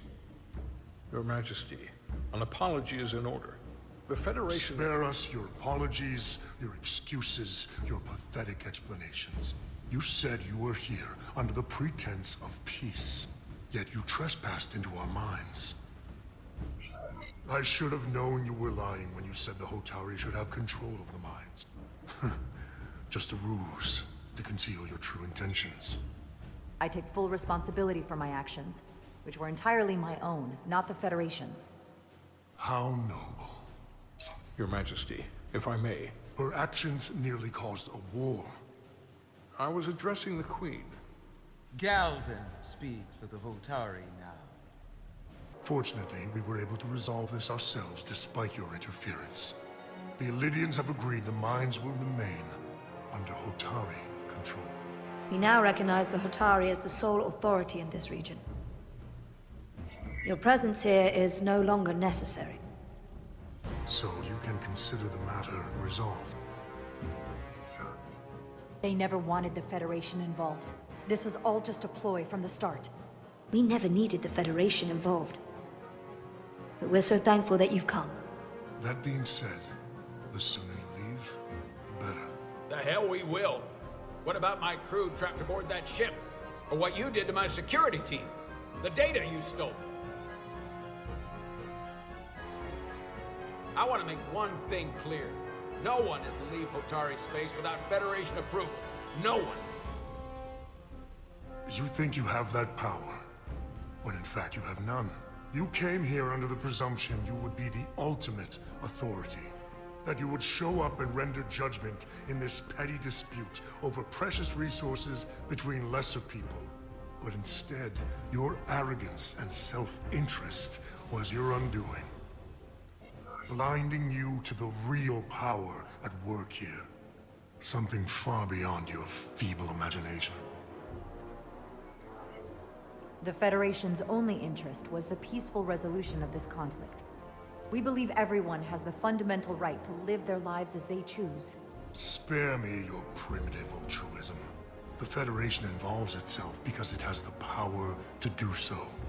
Without power, the Federation would have nothing. Let's not kid ourselves.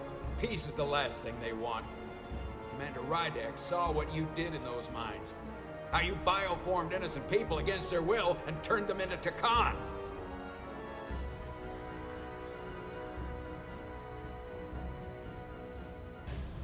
Tkan. A word I haven't heard in a very long time. At the height of our power, the Tkan Empire spanned hundreds of thousands of light years, and trillions of Taconians. An empire that encompassed what is now considered Federation territory. What's yours was once ours, so it feels only right that we reclaim what was lost. Everything you hold dear will be gone. The first of many painful losses to come.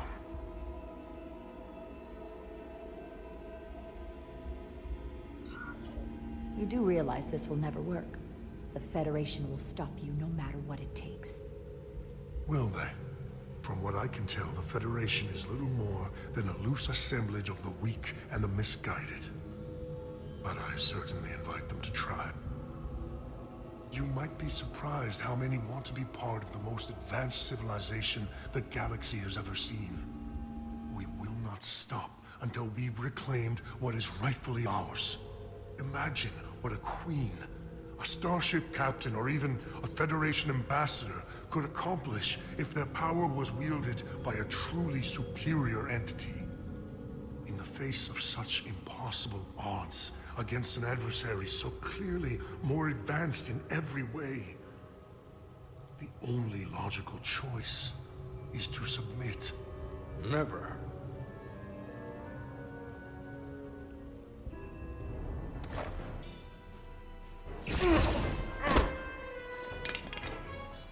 Seize them. Get us out of here, now!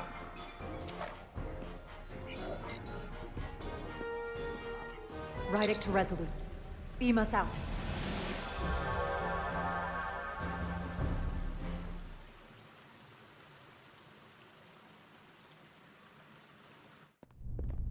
You ever done something like this before? Close quarters combat? Infiltrating an enemy stronghold? Something like that.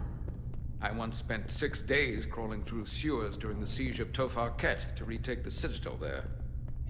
That's just one of many campaigns I've served in. My dress uniform is well decorated. I can assure you of that. I'm sure you've given yourselves plenty of medals. We're up against the Tkan now. This is different than anything you faced before. Not when you're used to putting down an overmatched Hotari rebellion. You wouldn't think it was so easy if you'd been there. Enemies change, but the fundamentals of war do not. Now, Lieutenant Itasca, she fought shoulder to shoulder with me in that siege. So you're pretty close, huh? She's like a daughter to me. She's saved my life more than once. She's more than just a comrade in arms. Don't worry. We'll get her and the others free. I'll worry less when that's been done. But once we have my comrades, proper soldiers, we'll be able to retake the bridge. Then, our fleets will catch up to us. The ATP is just down that corridor.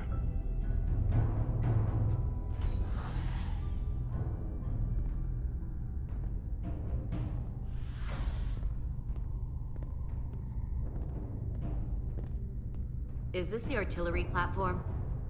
This is the power distribution for the forward armament cluster.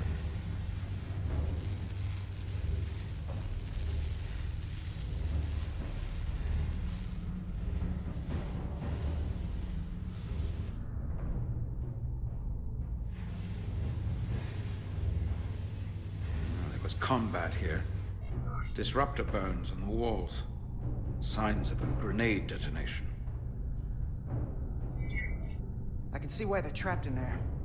But that's gonna be just as hard for us to cross. We'll need to find a way to get in there and shut down the power. The distribution conduits have been knocked loose. The currents in those lines would be lethal. Is there any way to power those down? Each circuit has a control panel that regulates power to the magnetobanks. I can track connections between the power lines and the control panels.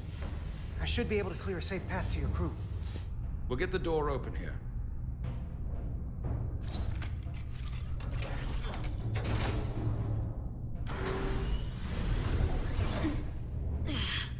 It's heavy.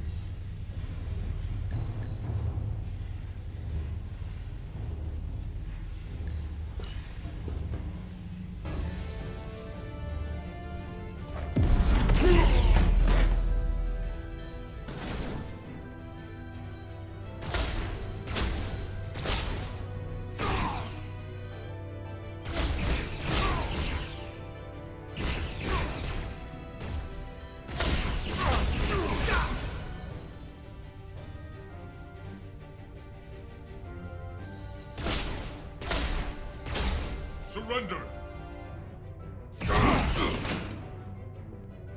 You! Federation, you made it. Barely. There's a lot of collateral damage out here. They'd backed us into a corner. We did that to drive them out. Put some space between us and the enemy. They're here. Get down! I think they've given up on capture.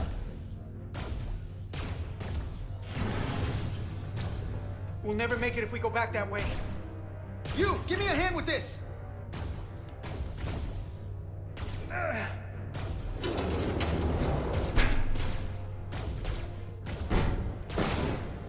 Go! Go! Behind us!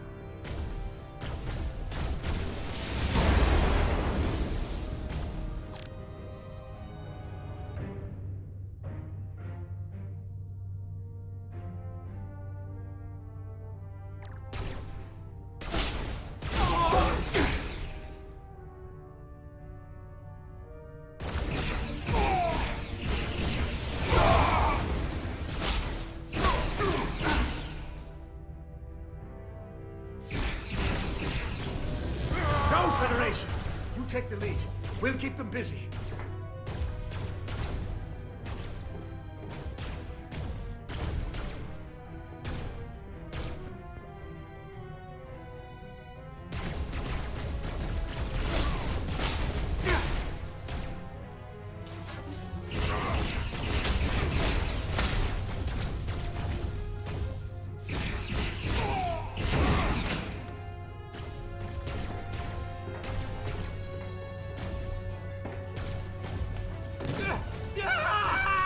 Fall back!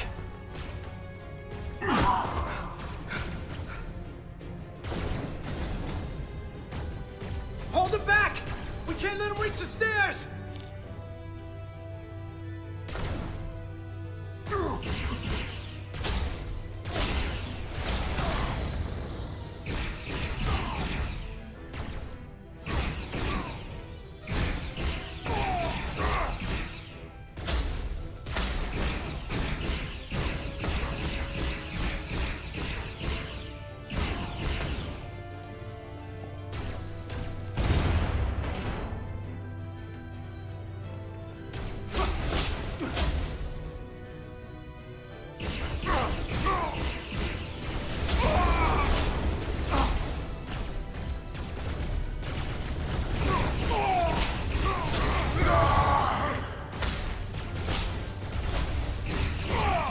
Come on, hurry! No!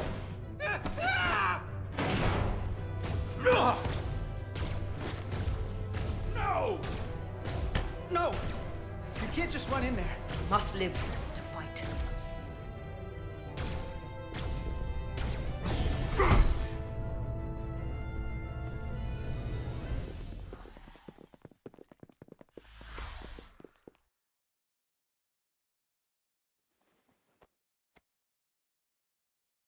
We let the enemy take them. Hadri and Private Turo. They weren't the only ones. But if we hadn't, it would have been all of us. I'll have to live with that, and I'll answer for it when I die. It's not the Illidian way to leave one of our own behind. It's a sin to do so. You did what you had to do. I know it. We all do. And we knew it would come to this. Hadri knew. When we were in there, trapped, we agreed we had to live to fight. We said if one of us was taken, the others wouldn't stop. We'd keep going, make our way to the bridge. They died so we could fight on. The Tkan don't want them dead. They want to steal their bodies. And steal their minds. The Tkan knows everything the host knows. That means they know our plan. They know we're heading to the bridge.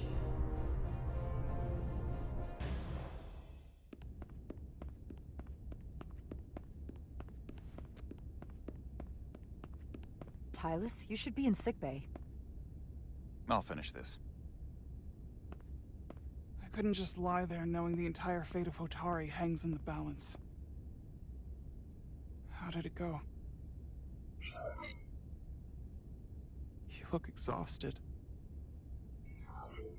It went about as well as could be expected, under the circumstances. Oh, that's a relief, because I was fearing the worst. I heard a rumor that they'd made a deal, that the Elydians agreed to peace. After what we saw Sidron do to the diplomat in the mines, I could hardly believe there was hope, but then... Is that true? I'm afraid the truth is far worse than that. There's no deal. No. They're all Tkan now. The Hatari, the Elydians. Everyone. No.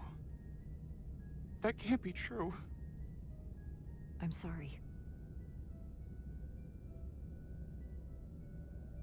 Where will I go? I can't go back. I don't have a home anymore.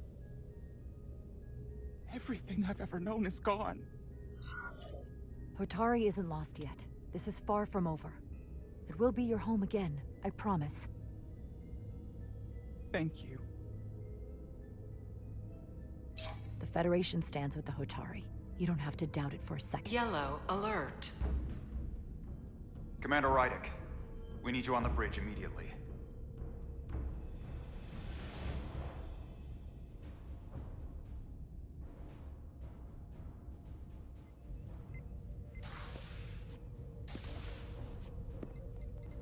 Commander.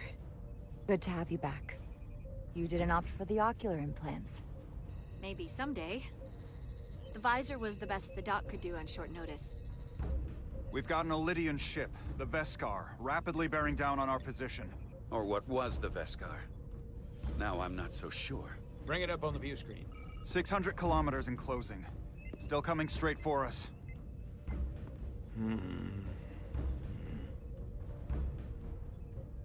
Commander?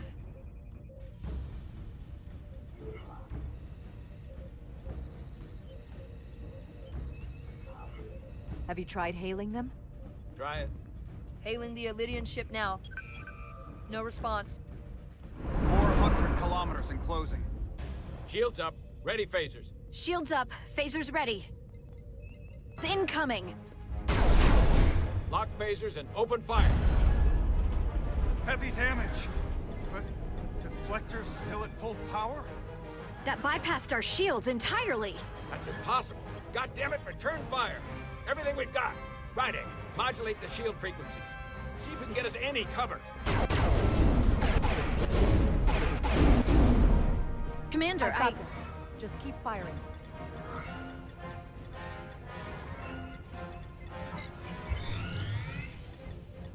Shields still have no effect. That doesn't make sense. I'll try another.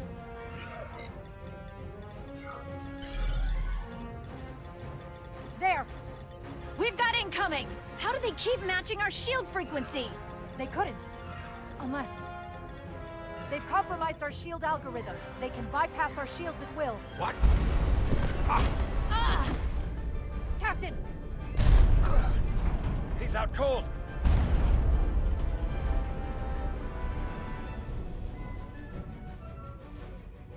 Why'd they stop? Damage report. Running on emergency power. Major hull damage on decks 4 through 7. Warp core is stable and intact. We're completely vulnerable. Commander, we're being held by the Veskar. It's Galvin.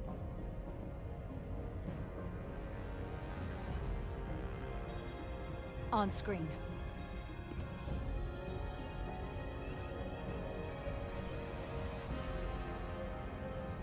Commander Rydick, where's your captain?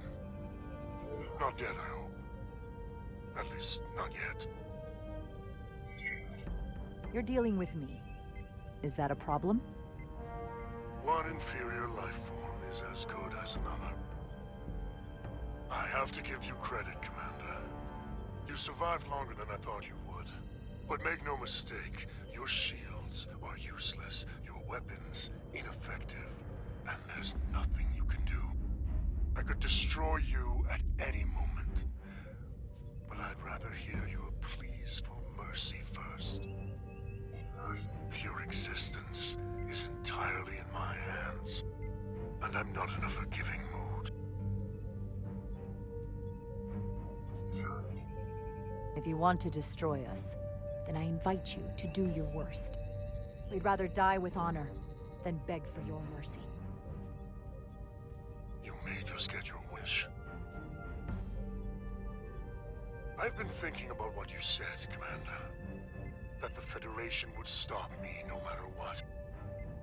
Your performance in this encounter has not supported that claim. The Veskar's weapons are powering up.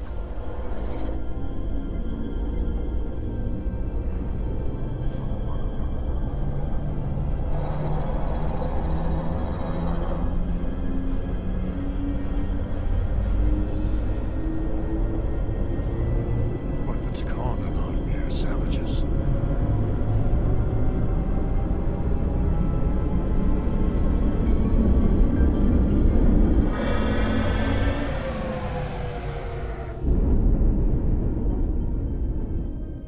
So I've decided to let you live, despite your insolence.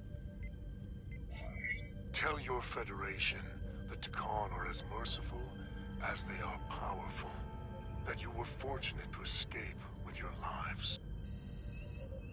But next time, you may not be so lucky. If you're even brave enough to face me again. This isn't over.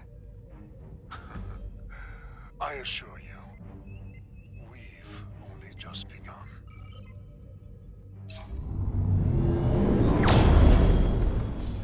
I've lost their signal. Can you track their warp signature? Nothing.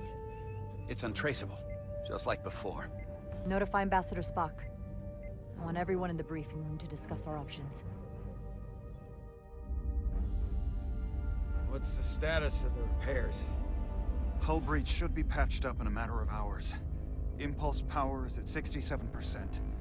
Should be fully restored soon. Still no luck tracking Galvin's warp signature. They've all but disappeared. Keep trying. Finding that son of a bitch is the best shot we've got. Commander Rydick, you had the Khan after the ship was attacked. What is your assessment? Given our current situation and the losses we have suffered. It would appear we are severely outmatched. In that case, we might have an option. Portal 6-3, Guardian of the Tkan Empire. If anyone could find Galvin, it would be him. That's assuming he's willing to help us. True, but there's only one way to find out. Wouldn't we need to secure authorization from the Federation Council to contact him? The nearest Federation outpost is Andoria. I can travel there by shuttle and inform them personally of the threat from the Tkan. Meanwhile, the Resolute can travel to the Delphi Ardu system in search of Portal 6-3. I still have my doubts. I do not.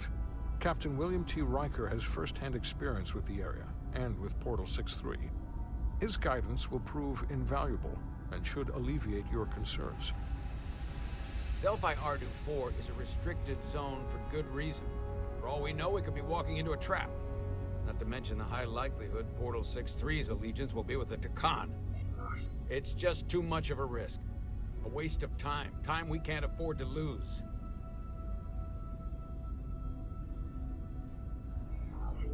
What do we do instead? Let them get away? We have no other leads.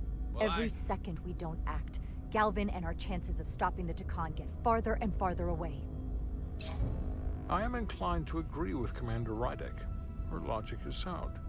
This portal may have knowledge that proves to be invaluable, including information on the nature of the Cartabula. We must act on the facts at hand. Then we'll give it our best. I'll arrange a meeting with Captain Riker. And I will speak with the Council. They need to understand the magnitude of the situation. I can leave for Andoria immediately. I wish you luck finding Portal 6-3. The very future of the Federation may rest in your hands.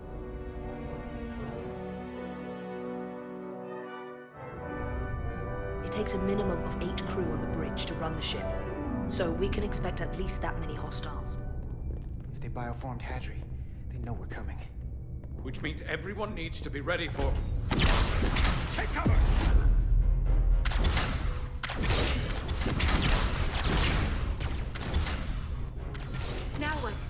need that door sealed. We can handle that. Where do you need us? There's an access panel there. You should be able to patch into the local systems. We'll be shot getting there. I'll cover you. On my signal. Now!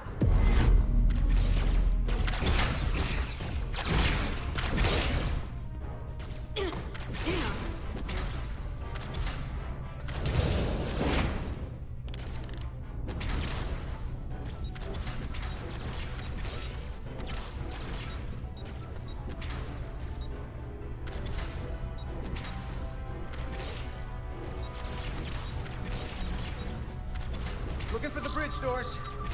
Wait, what's this? Got something? Gravity. If I invert the artificial gravity inside the bridge, that'll throw anyone on the bridge right up into the seal. He'll never see it coming. Itasca, get ready to charge! Charge? Reversing gravity polarity. Now!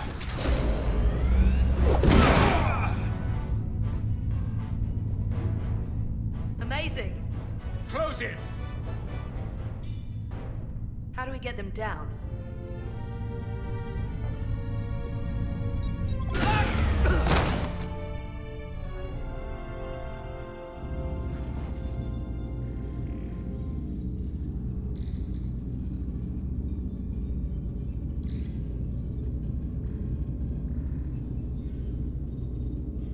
What are we gonna do with them? We don't have time to take prisoners.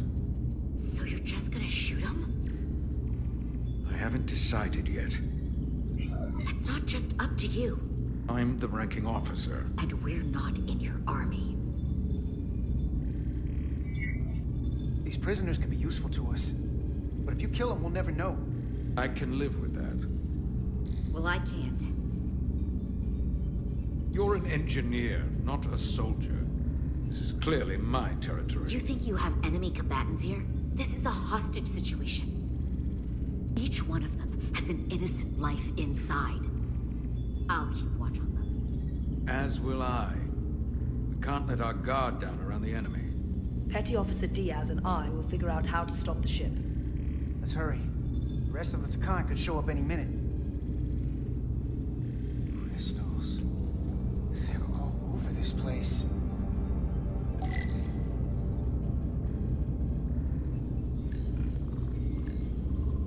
Look here. It's navigational data. We saw that already. Headed to the edge of the galaxy. It's only a display. We couldn't use it to change course or alter speed.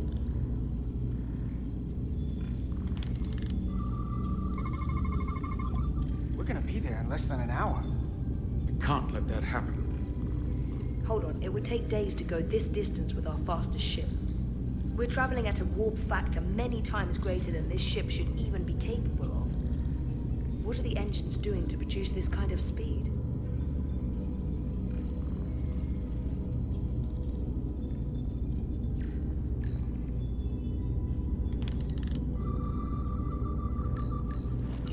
Where's the captain? Captain Ostego did not survive the atmosphere poisoning. I'm sorry to hear that. He died defending the Empire. That's how he'd want it.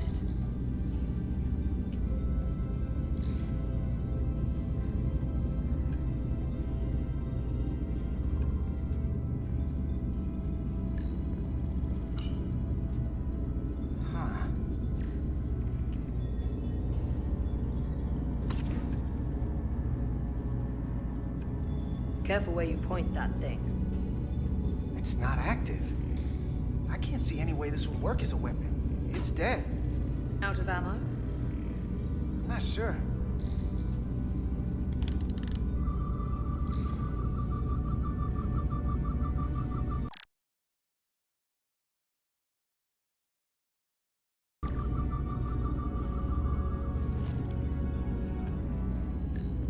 Everything under control? Yes, these Tkan haven't made a move. Yet. And what you're doing is working. There's plenty more I can do. But it doesn't have to be that way. As long as they behave.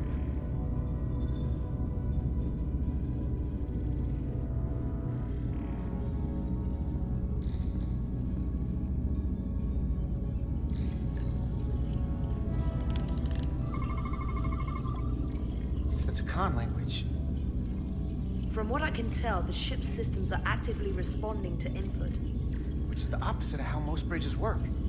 They usually send commands, not receive them. It's from an intrusive program. This control station won't do us any good. There are two interfaces on top of each other. This is not Lydian programming.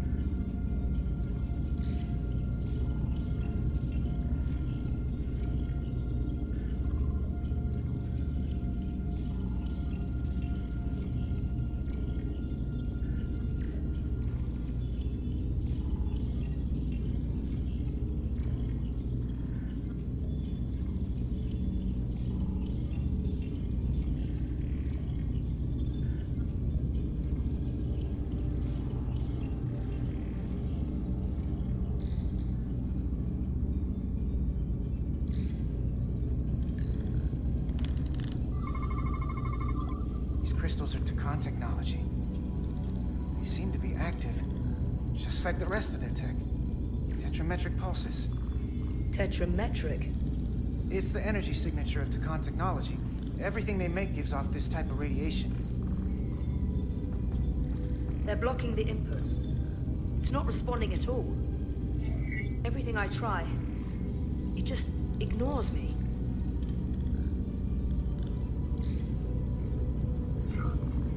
I thought you had the access codes needed to take control back.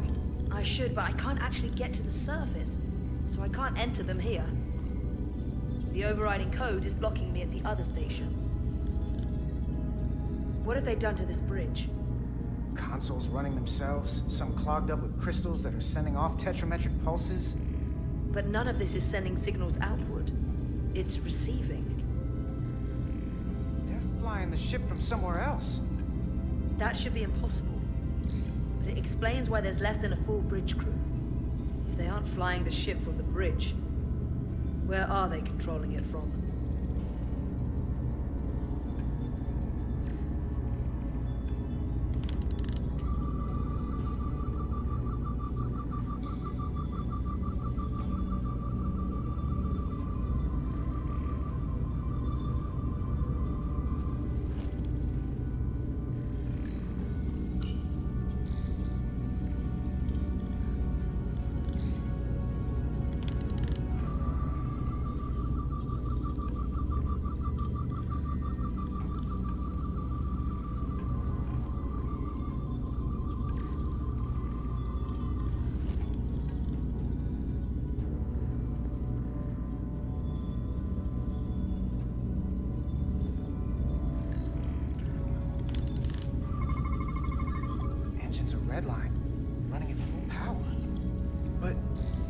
Drive manifold is spiking way over nominal levels. Very dangerous. Even at 100% output, the warp cores wouldn't push this much plasma to the drive section.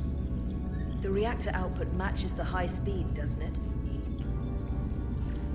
Whether it's these crystals or the power from the Cartabula, the Tkan have found a way to increase the engine output and top speed.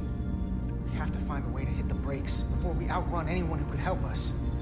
We stop it. So they can't get this ship where they're going, and enact the next phase of their plan. That is, if they don't destroy us all first. I would have thought this ship would disintegrate going this speed. But somehow, that hasn't happened yet. We do our part, and just worry about that. I don't know what more they have to their plan. People like this are never satisfied. There's always more that they want. And they are obviously going somewhere. To think what the Cartabula could do if it was plugged into something it was meant to power. That's everything. We got some answers. I don't like what they tell us, though.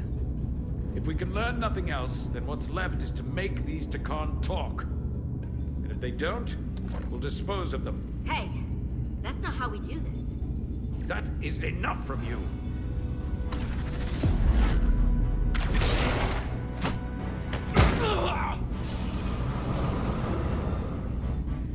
I thought that thing was useless. It was. No power. Until he touched it.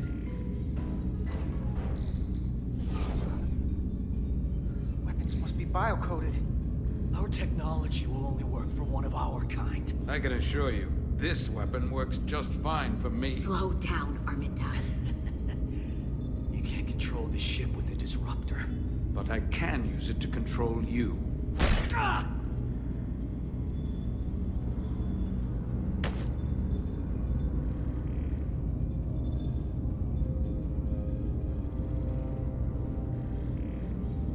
Let's talk.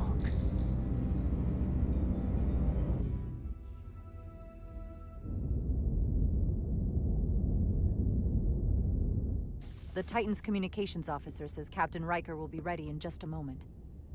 You need to see this. The report on the data breach. Damn. It's worse than I'd hoped. They didn't just compromise our shields. They stole the shield algorithms for all of Starfleet as well. Meaning every ship is potentially vulnerable to attack, making this so much worse than it already was. Given the potential consequences, we should notify Starfleet as soon as possible. I don't disagree, but I'll reach out to Ambassador Spock about it. I don't want to cause a panic, and I doubt he does either. I have Captain Riker for you. Let's not mention any of this shield business to Riker just yet. Put him through.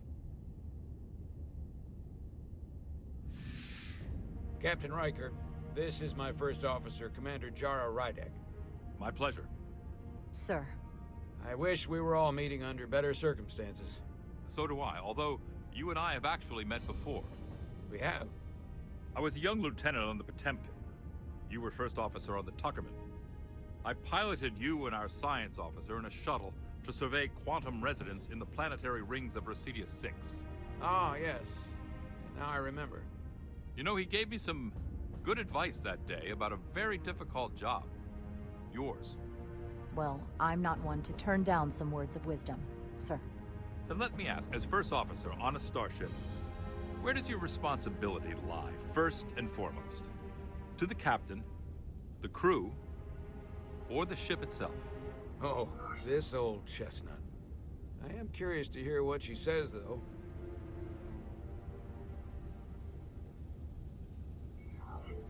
Ultimately, my responsibility is to the crew at large. The needs of the many.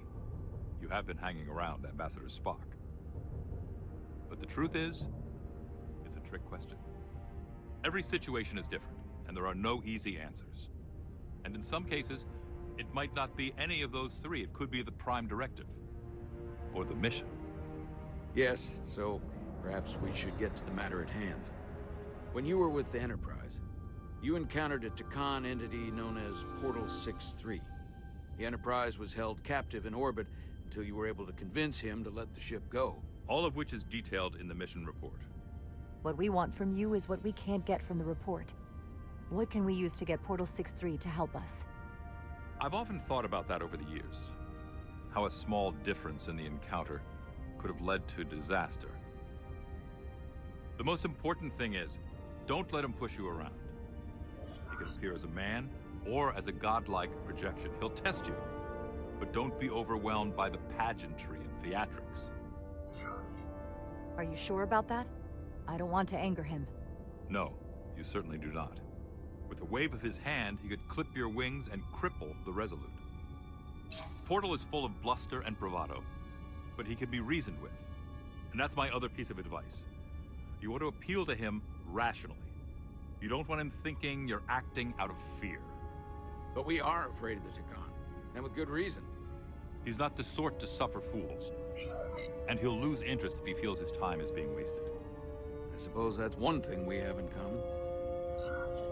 Do you think he knows that the Tkan have returned? He didn't even know they were gone when we went there. But the moment the Enterprise dropped into orbit around Delphi Ardu-4, he downloaded the entirety of the ship's computer. So I'd expect the same when you get there. What if he won't cooperate and we have to face these Tkan ourselves? Then we have a much bigger problem on our hands. What I mean is, in the 16 years since you discovered this outpost, there has to have been research. Battle plans for what to do about the Tkan if we encountered more of them. I need to know what they are. If I had that answer, it would have been the first thing I told you. We both know Command has had their share of hidden plans in the past. Like Admiral Hansen and Captain Shelby's Special Projects Division at Starfleet Tactical, devising new ways to take on the board. Trust me, this isn't some Starfleet conspiracy to keep you in the dark. But if you two don't think you're equipped to make contact, you need to tell me now. Because there is no silver bullet here. Now's not the time to hesitate. I need to know you're up to this. You're not the only one who's met the Tkan anymore. We've faced them in combat. We're not just the right ones for the job. We're the only ones. All right. Asked and answered. There was a special task force that considered the Tkan, and I was part of it. But because there were no other signs of the Empire, we determined the best course of action was to create a restricted zone around the Delphi-Ardu system. I have my concerns, but I'll clear the way with the brass for your travel into the restricted space. Just remember what I've told you. And it wouldn't hurt to read some Sun Tzu en route. Or Marcus Aurelius. Anything else? Machiavelli? Your advice is well taken, Captain Riker. No matter what he throws at us, we'll stand up to this Tkan Guardian. I'm sure you will. Rest assured, the Federation is taking this threat very seriously. You won't be alone out there for too long. Thank you, Captain Riker. One more thing. Ambassador Spock said that Tkan stole some data from your central computer. What's that all about? We're still assessing the extent of the breach. Nothing to report as of right now. That's it? Ambassador Spock suggested it was something more serious, which is why I'm asking. One thing we know is that they stole Starfleet shield algorithms. The shield algorithms? That could jeopardize every ship in the fleet. We're still making sure our assessment is accurate. We don't want to raise alarms unnecessarily. This is as real as it gets, Solano. I have to talk to Starfleet Command now, so I think this conversation has come to an end. I really do hope you get Portal 6-3 and find those Tkan before this gets out of control. Riker out. I specifically said I wanted to keep this under wraps. I thought we had an understanding. Now all of Starfleet will hear about this. Considering this is new information Ambassador Spock doesn't have yet, I figured Captain Riker would be the closest to communicate directly with Starfleet Command. Now the cat's out of the bag. I have to think about the damage control of it all. You're dismissed.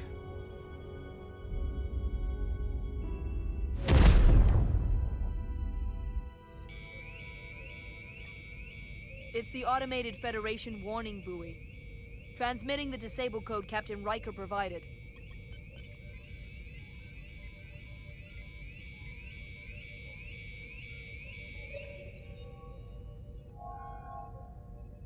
That was unpleasant.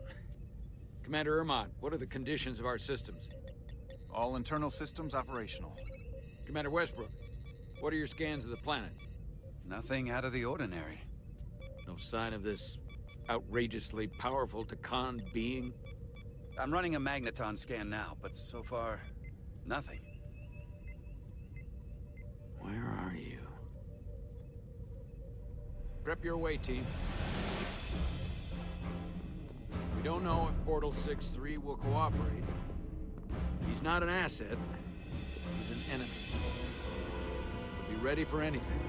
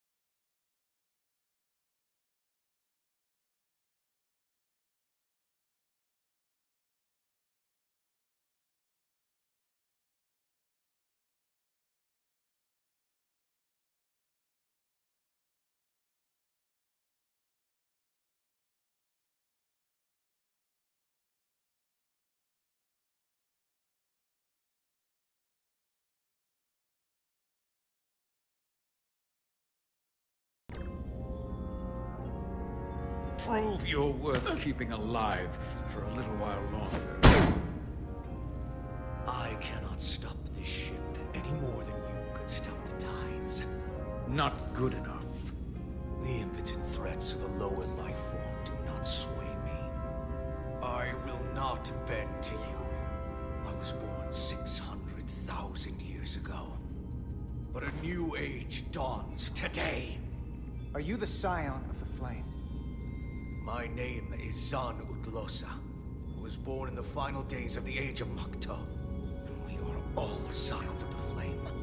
Every one of us who have traveled across the Bridge of Time to be here for the Great Awakening. We have all sworn ourselves to the cause. Eventually, one of you will break. You don't understand how overmatched you truly are. This craft was nothing before we imbued it with the speed required by our mission. And the Cartabula produces enough energy to drive an entire fleet of ships like this one. But when we wake the Aphelion, we won't need a fleet. The Aphelion?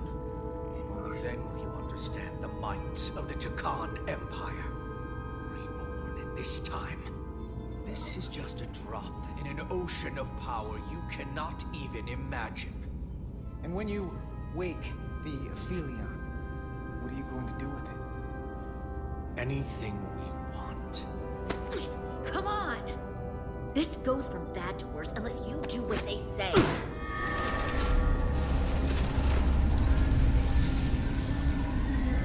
It's coming alive. He can't stop the ship. Then he will. Or we cut off his hands and use them ourselves. The moment I reduce speed or change our heading, the others will. First, they'll just resume course from elsewhere. Trivial matter. And then, they will come here. For you, this is a dead end.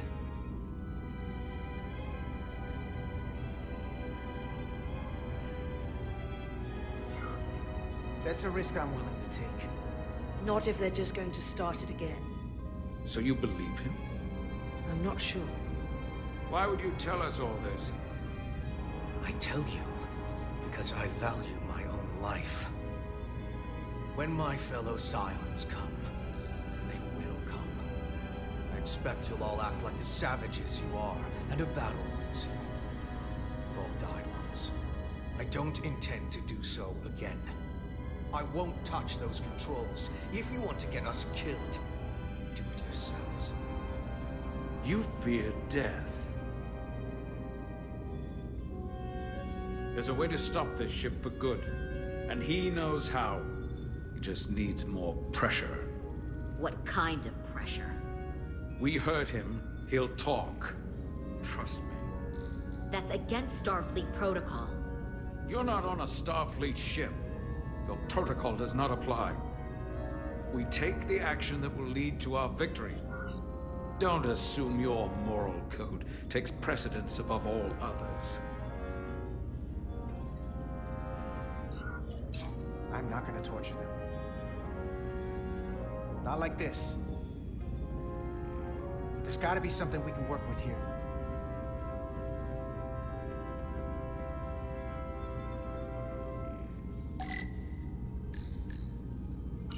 This area here? Power generation. The warp cores. It's deserted. What's this? This display shows the location of the Tkan on the ship. This is where the infiltrators are. The central artery of ship systems. Sensors, propulsion, weapons. Doesn't seem to be working here. This is weird.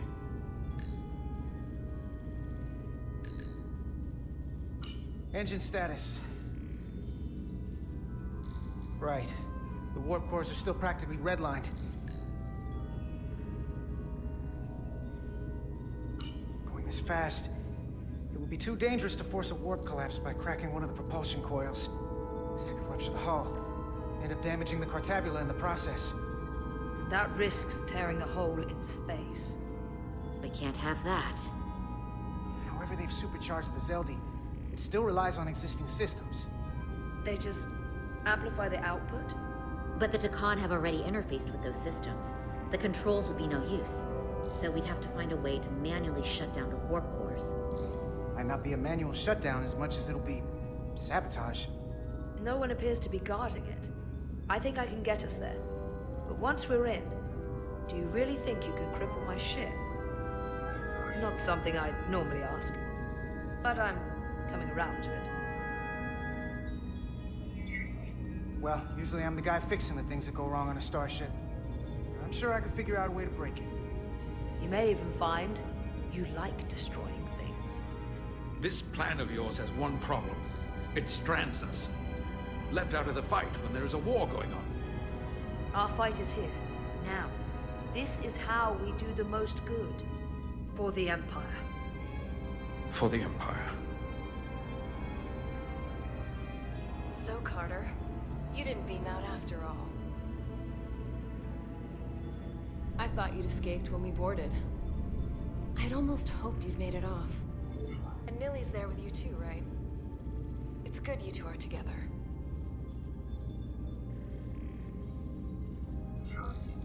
Sounds like you miss me.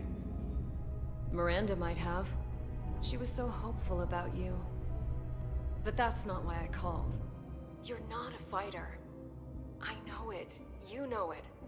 That's why you're hiding. Somewhere on this ship. But the Tkan Empire has so much to offer you. Think of all the knowledge lost for 500,000 years that you'd have access to.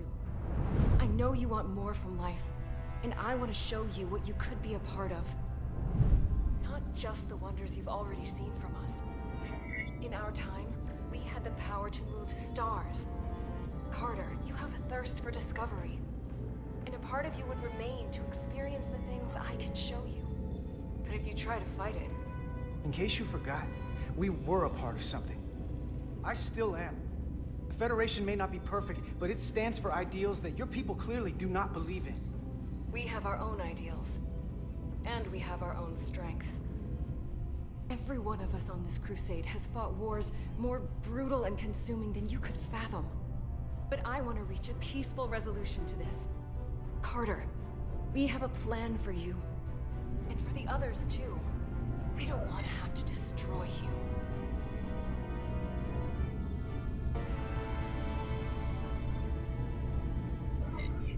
What's this plan you have? Is it the one where you steal our bodies and erase our minds? That's a simplistic view of it. Your memories would live on within us. We can continue this conversation in person. I'll see you on the bridge very soon. Her comm badges. She's tracking our location with them. If we have to use force to free our fellow Scions, there will be casualties. We can't stay here. And we need to disable the transmitters. Where'd you go? You don't want to talk to me? She's trying to keep you talking. I mean, I get it. But I'm trying to help you. You're still there. I think that's because you know we have something to offer you. And you're starting to do the math. And realizing that making peace with us is better than the alternative. I don't know who you are, but you're on borrowed time.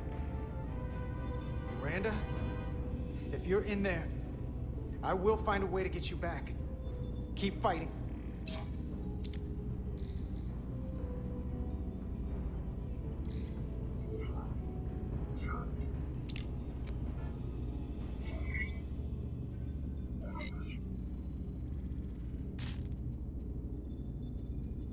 Got it.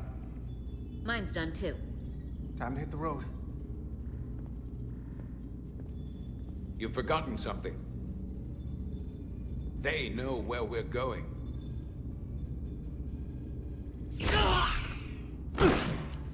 Set to stun. You're not going to shoot a guy who's unconscious, are you? You keep getting in my way. We've managed this far without doing it your way. We are hardly in control of this situation. And now we have loose ends. You know what? You can argue on the way.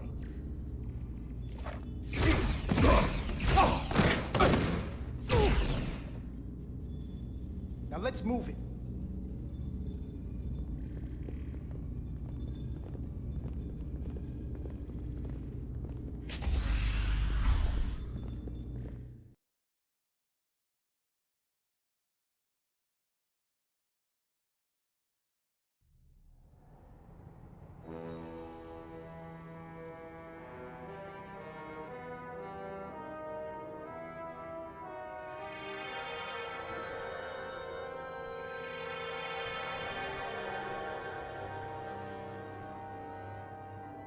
Our coordinates match the exact location where Riker met Portal 6-3. Unlike Riker's team, we beamed down without a problem. It's quiet. Portal has to know we're here. If he won't come to us, we'll go to him. Spread out.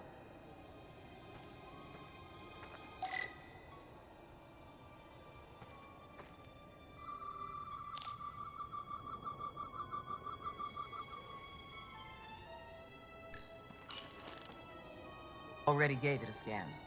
Dead. Whole planet feels like it's been turned to stone.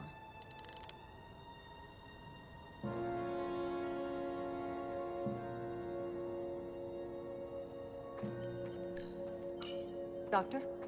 Commander, keeping an eye on those duridium levels? Good. Last thing we need are your cells destabilizing on a hostile alien planet.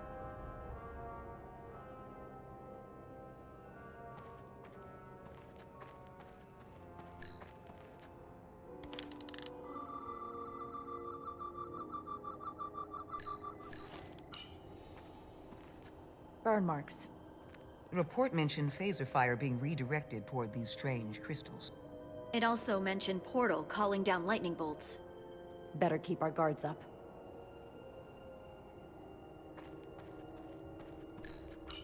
Anything unusual, Commander? It's all unusual, to be honest.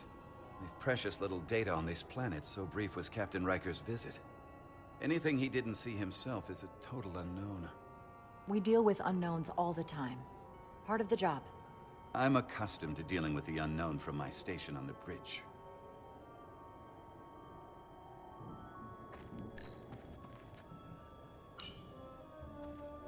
If I recall right, Geordi LaForge transported in here, hanging upside down.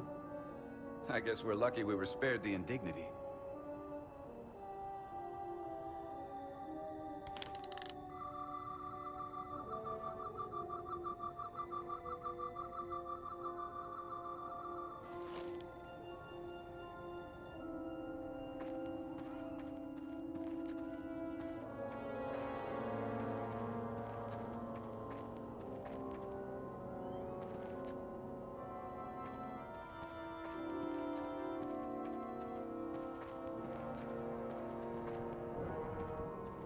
This is where Portal 6-3 projected his image. He was guarding this bridge. That has to mean something. We'll move forward when you're ready, Commander.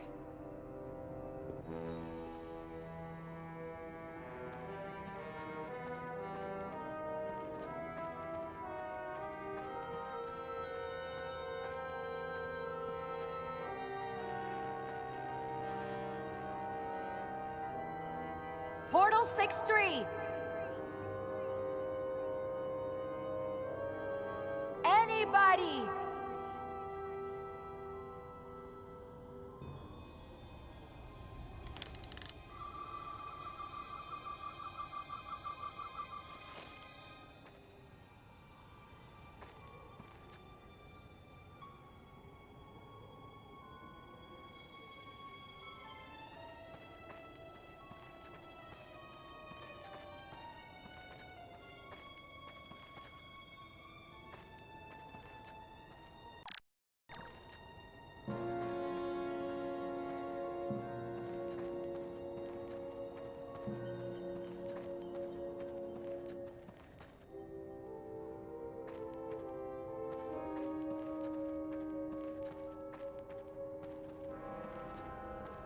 Follow me.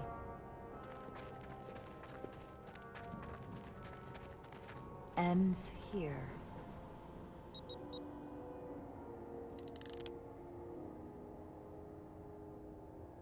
Is it me, or did that path just disappear? There was a path there a moment ago. There must be an explanation.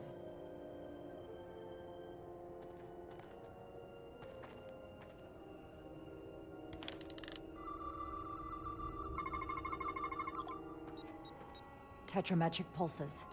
Same energy as the other Tkan technology. Most of the crystals appear dormant. What's different about this one? Readings indicate there's a cavity in the rock right behind it. We could try melting a hole through the wall with our phasers. Worth a try.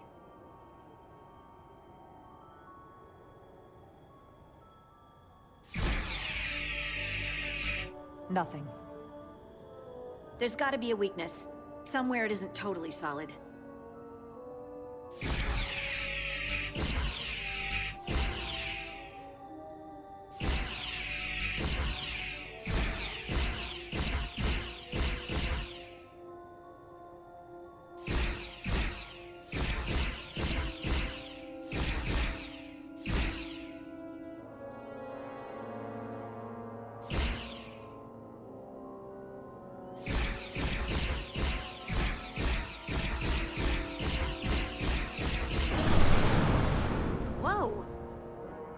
An illusion.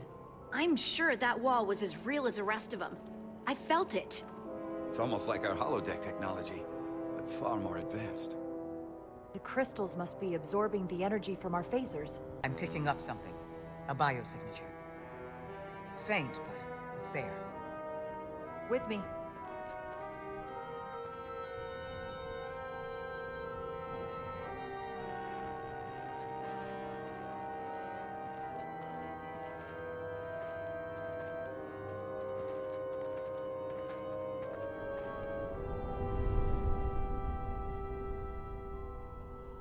Another dead end. Or another illusion. Crewman LaRue, if you would.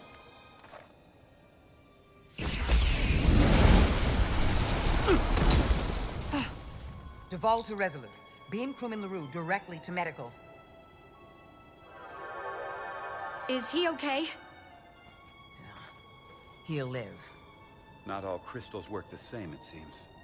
Don't fire your phasers at any crystals unless we're sure they're putting out the same pulses as before.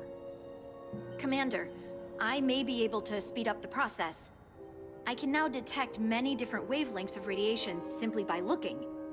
The Tkan radiation is unusual, so I can't quite clear it all up, but I was able to eliminate many of the non-tetrametric crystals. Your tricorder should warn you. That's an enormous help. Thank you, Lieutenant. It's my honor.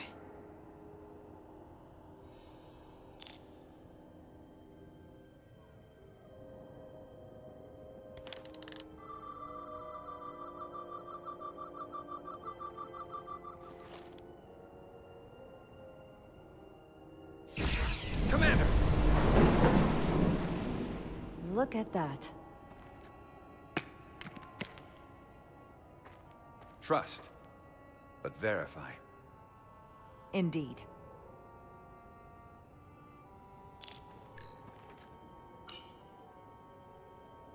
We don't have any data about what's below the surface on Delphi Ardu 4.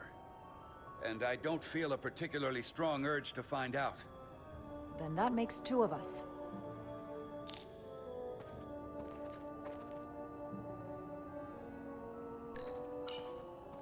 I wonder if this place was always so lifeless.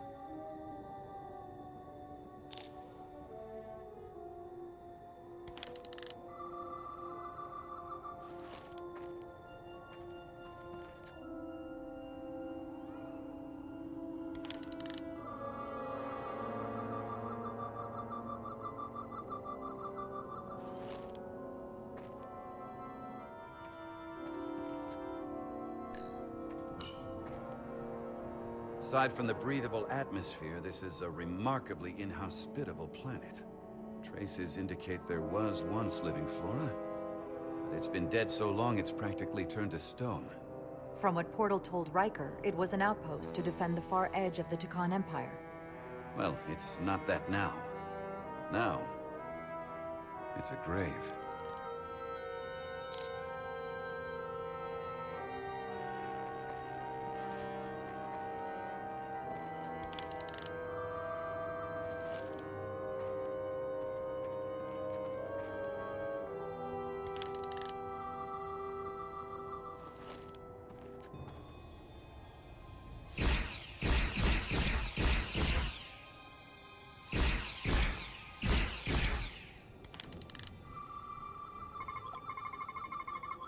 Tetrametric. Good sign.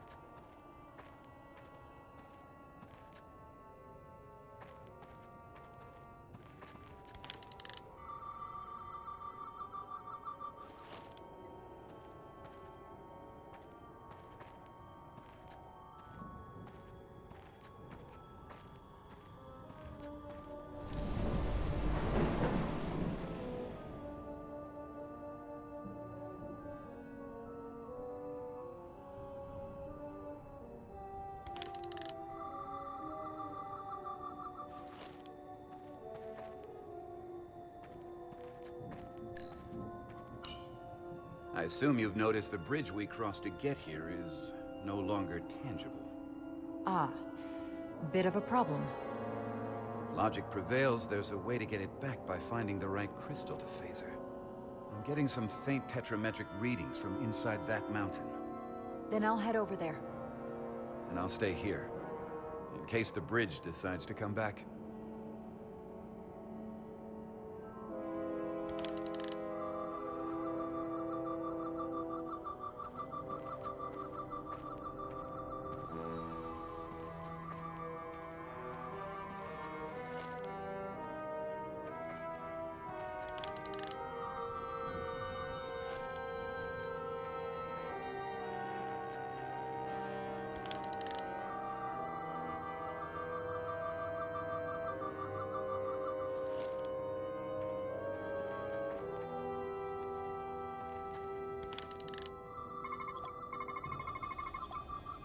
Good.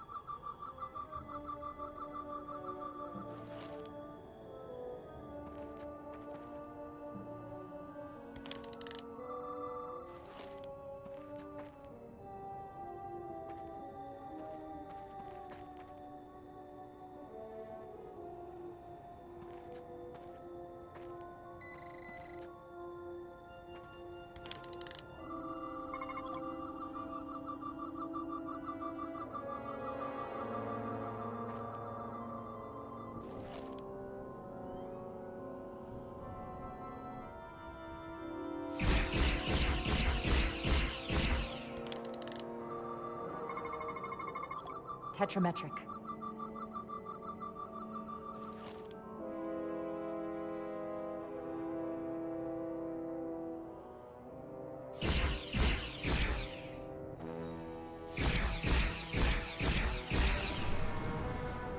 Better go see what's different.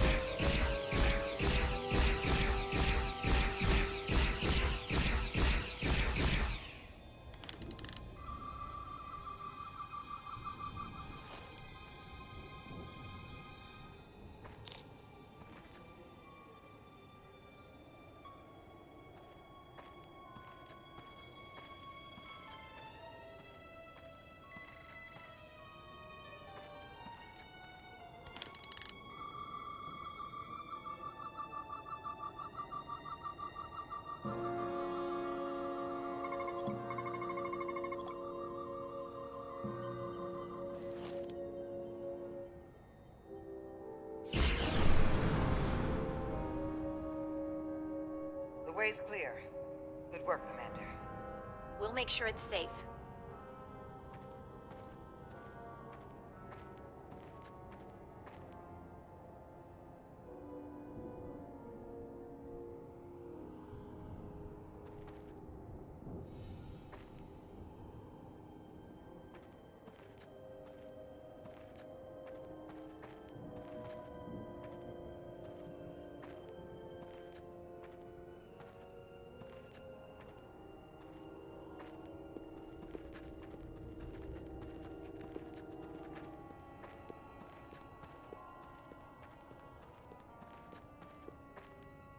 Incredible. The plants here are actually alive. Is this the biosignature you detected, Doctor?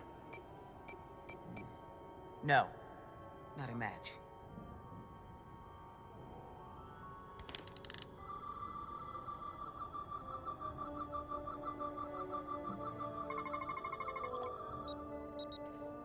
Tetrametric. Then it's creating an illusion as well. Based on the data we have so far. Only one thing left to do. Doctor, be ready to beam us out if it turns out we're wrong. Duval to Resolute. Lock transporter on away team.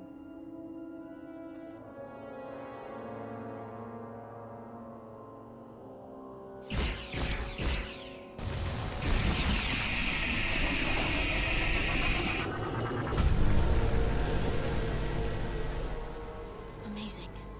There's nothing like this in any Federation record. The plants.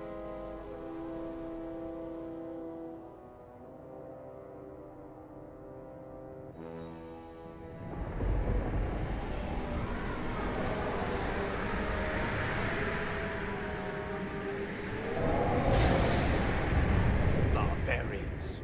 It's him. How dare you disturb me? I'd hoped you had enough sense to leave of your own accord, but here you stand. Fools. In another time, I would have destroyed you and your ship simply for setting foot in this place. Fortunately for you, that time has passed. Portal 6-3, Guardian of the Tkan Empire. We've come a long way to meet you. Guardian? I am Guardian of nothing. The Tkan no longer exist. Don't care to be reminded. If this is why you've come, then you should leave. Now. I'll cut right to it. The Tkan have returned. Returned? My people have come back? How can that be? I've been alone for so long. If it is true, how did they return? Draconian technology made it possible. To enable the transfer of consciousness from one being to another after physical death. We call it bioforming. A group of Draconians calling themselves Scions of the Flame used it to reawaken after hundreds of millennia. Scions of the Flame? Is something wrong? I'd hardly call them Tkan. They were a radical faction with beliefs outside the mainstream.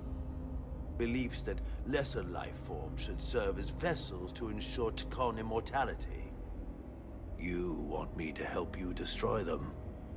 That's why you've come. You want to destroy these Scions.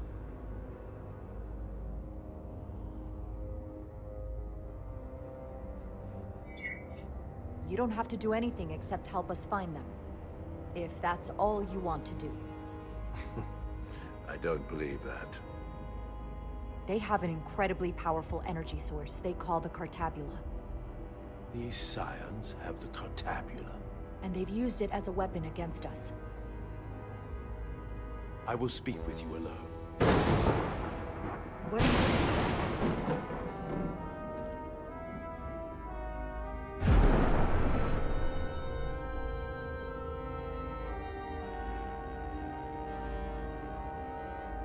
Where are we? Where's my team? They are safe where we left them.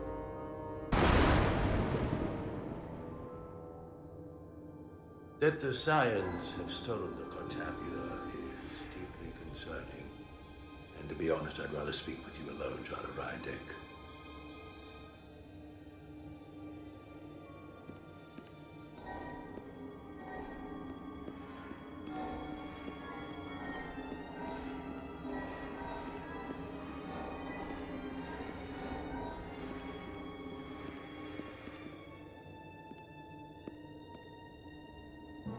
Your colleagues don't know what it means to be the last of one's kind. You and I are remnants of fallen civilizations. The Kobliad, the Tkan.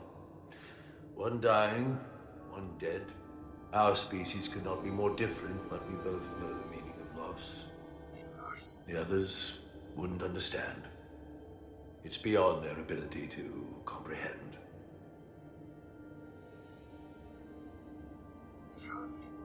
I see you're hurting, and I understand your pain. But pain shouldn't stop us from moving forward. You do not understand me, nor the pain I feel for the loss of our once glorious empire.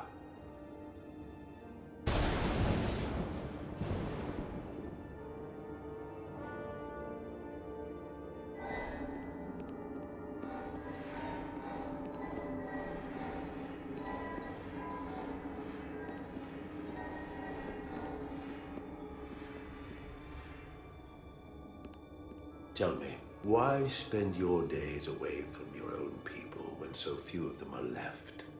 Why live your life working for this federation to which the Copliard do not even belong? And submit yourself to their authority? It makes no sense. Not by my logic. The Federation isn't an authority to be obeyed. At its heart, it's a set of principles meant to ensure the survival and safety of all species, regardless of their origin. You told Riker you'd wait until you were needed. You're needed now. We need you. As much as it pains me to learn the Cartabula has fallen into the hands of the Scions, my services are not up for offer.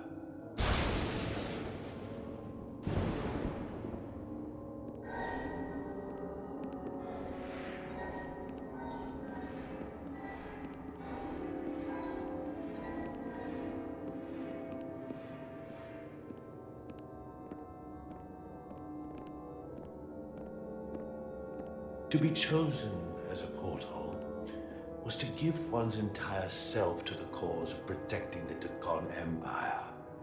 I left behind everything I know, and now you want me to turn against my own people. A betrayal of my oath, and everything I vowed to protect.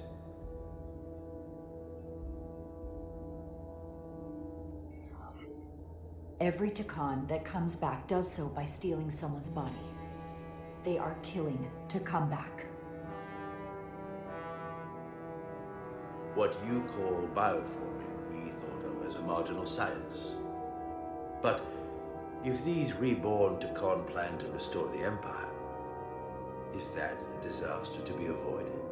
Taconian technology is so advanced, it could save millions of species currently on the brink of extinction, including your own.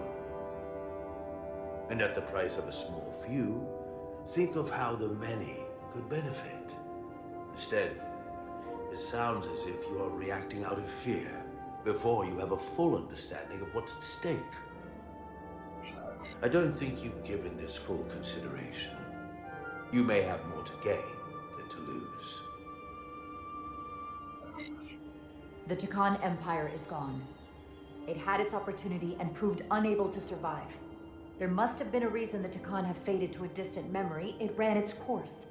And those of us who are here now deserve to choose our own fate. You said the Tkan vanished for a reason.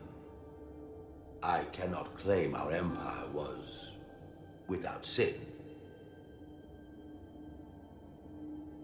I'm curious to see these Scions masquerading as true Tkan.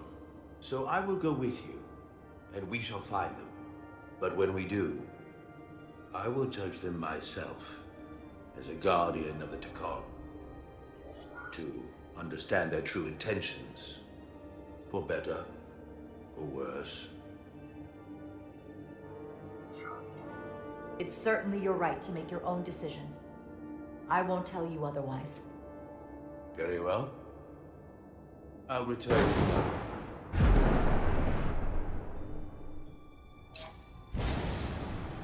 Commander! Hold your fire. I'm all right. He's coming with us. We assumed the worst. She's perfectly fine. Now then, shall we? All right. We can beam up your... Do you have any equipment or tools?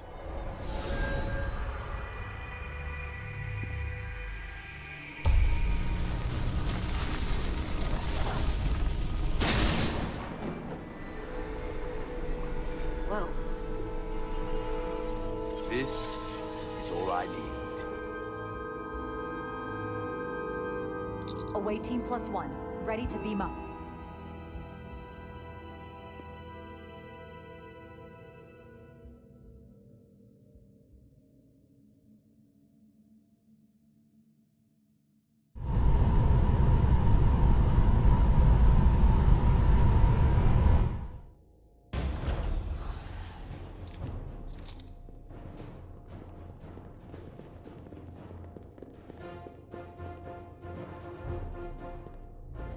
Four warp cores. That's interesting. Redundancy. If one goes down in battle, we can still operate. Makes this more difficult, though. This ship can maintain warp with half the cores offline. We'll need to disable 3 of them. Where are the engine schematics? Power flow routing charts. We're soldiers, not engineers.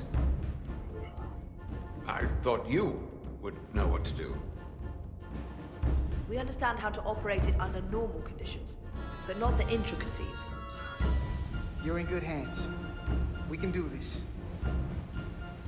I trust that you can. You at least know where we should start? This way.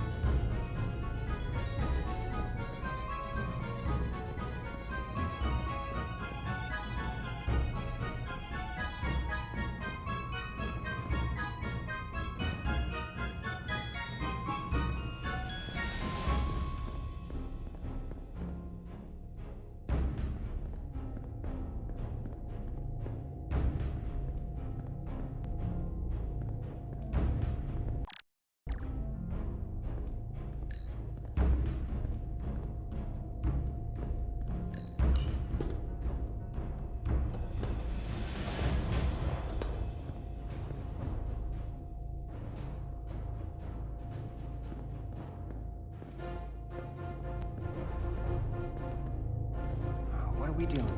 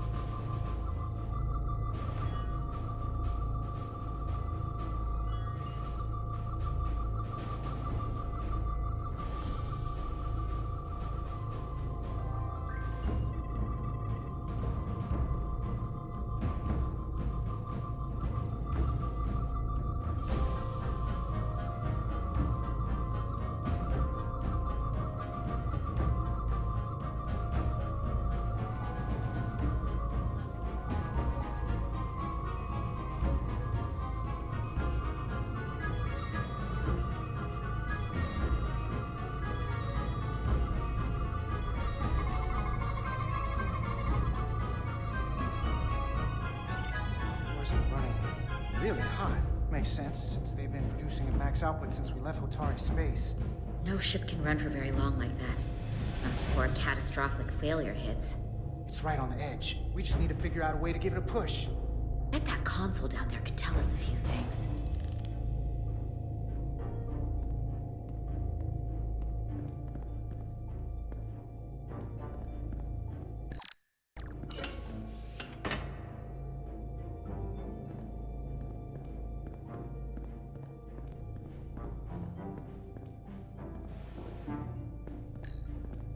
Whatever we do, we need to make sure the Tkan can't undo it. So we need a way to permanently disable the reactors that won't destroy the ship and kill us all in the process. You thinking what I'm thinking? Warp core ejection. So the question is, how do we make it happen? The reactor coolant system is operating at emergency containment levels. It's just barely keeping the temperature in check. Maybe we can use that. If it gets this high, their system considers a reactor breach imminent. Like we saw on the bridge, all 4 warp cores are operating at full capacity. The safety protocols don't look much different from the Resolute. Breach protection. Reduce output, command override. Cease matter, antimatter flow, command override. Emergency warp core ejection. Computer control. Even command functions can't override one of the most crucial safety measures. So the protocol's still active. That's good. Looks like if sensors show a core is about to rupture, the computer will eject it automatically rather than risk a breach. So we need to increase the warp core's temperatures. If we destroy the coolant regulators, there won't be anything to keep these reactors from going over. And it will trigger the ejection. Let's peel these suckers open. I'll take that one. I'll take the one next to it. The second you two start dumping cores, the Tkan will know we're here. We'll be vulnerable. Stuck in one place while you work. We will have to make a stand. Start thinking about an escape plan. I have a feeling we're gonna need one. We'll barricade the door. Work quickly.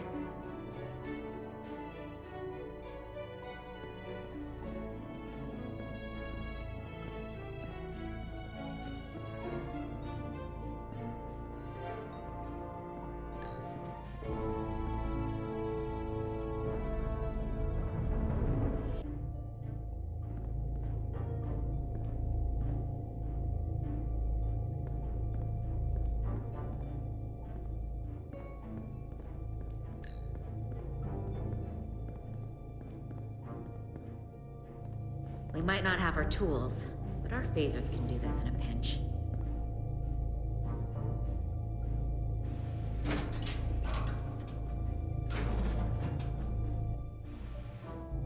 We better get this right. If we foul it up and this whole thing goes boom... We don't know how much damage that cartabula will do if we accidentally crack it open. Listen, the best way to make sure something goes wrong is to stress. Keep your mind on the job. We'll be okay. Yeah, we will. It's not a Starfleet warp core, but the coolant regulator has to be in here somewhere.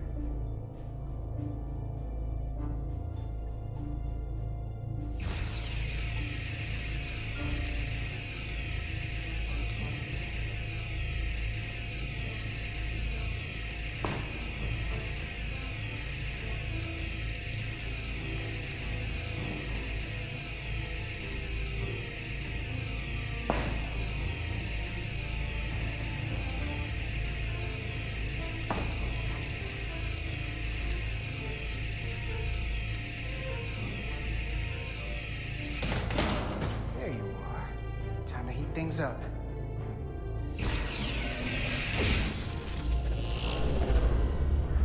Warning. Warning. Warp core output at critical level. Ejecting core.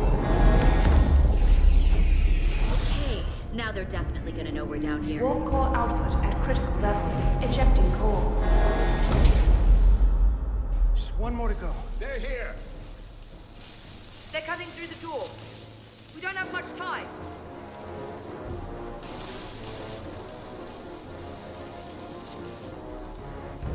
same as before. We just gotta...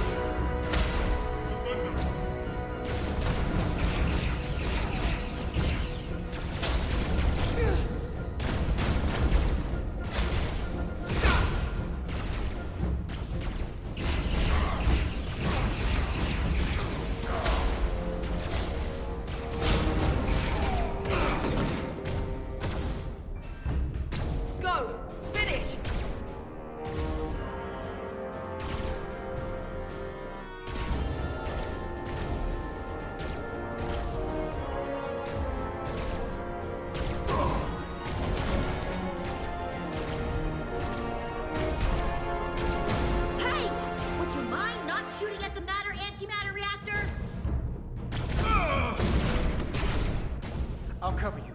What? No! Get the word out. We're all dead.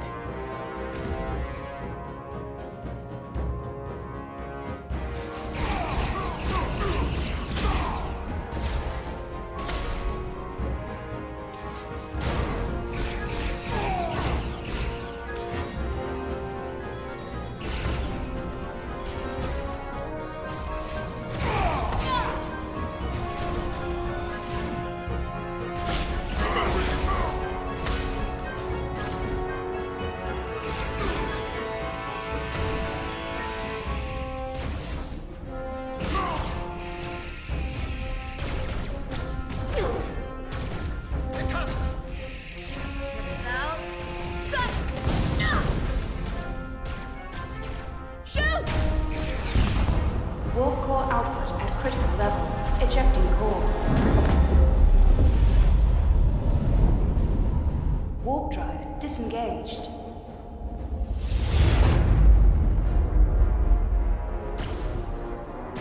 You did it.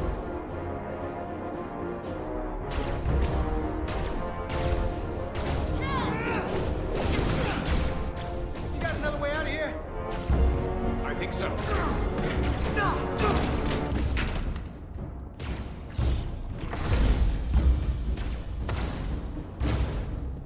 Tosca, can you climb?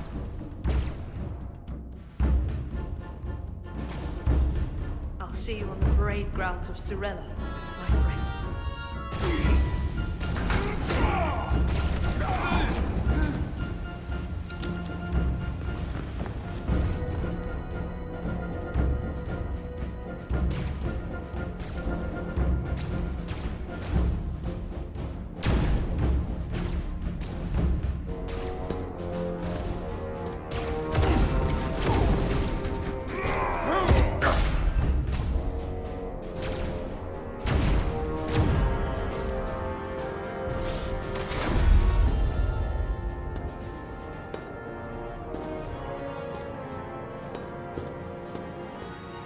You want me? I'm right here.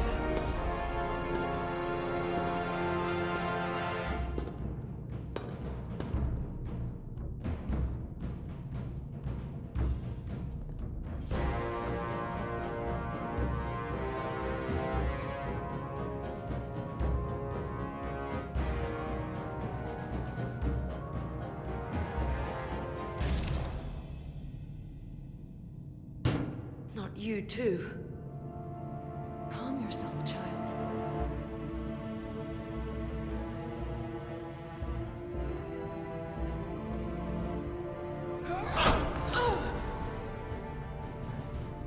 It will all be better soon.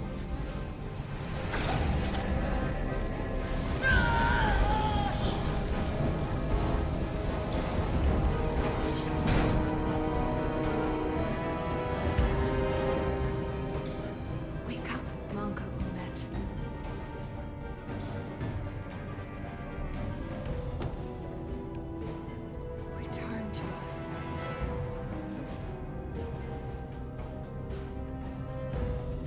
Join the flame. To reclaim what was lost.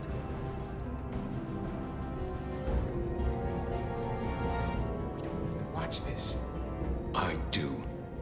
I want to remember every moment when I make them pay. But this isn't the end. I will avenge Itasca. Swear to me, you will join me in this. How about we try to save her? That's a dream. As long as she's alive and her memories are still in there, there's still hope. Hope is what you turn to when you have nothing left you can do. And there's still something I can do for Itasca. And I shall.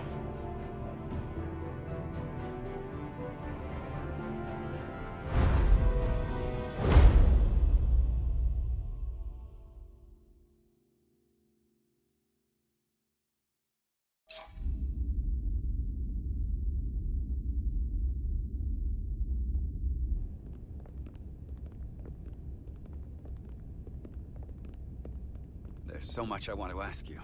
There's so little I can tell you. I'm a portal, not a scientist, but I'll certainly do my best.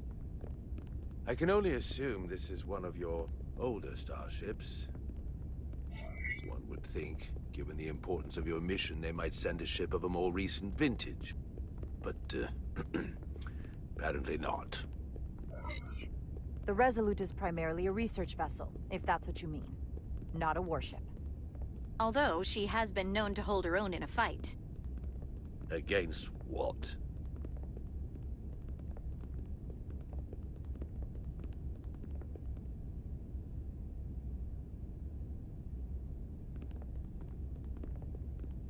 Something wrong? Not at all. The galaxy has grown more diverse since the days of the Tkan Empire. Because you conquered everyone who didn't look like you. To the contrary. Most lesser civilizations willingly join the Empire to enjoy the benefits of an advanced way of life. But that expansion came with its own set of problems, so I admire your ability to diversify without creating conflict. That was always our challenge.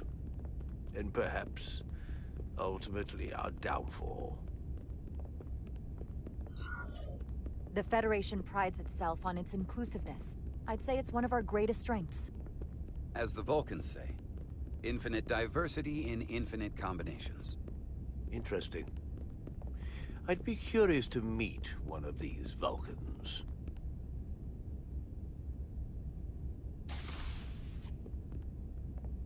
If this is the best you have, then so be it.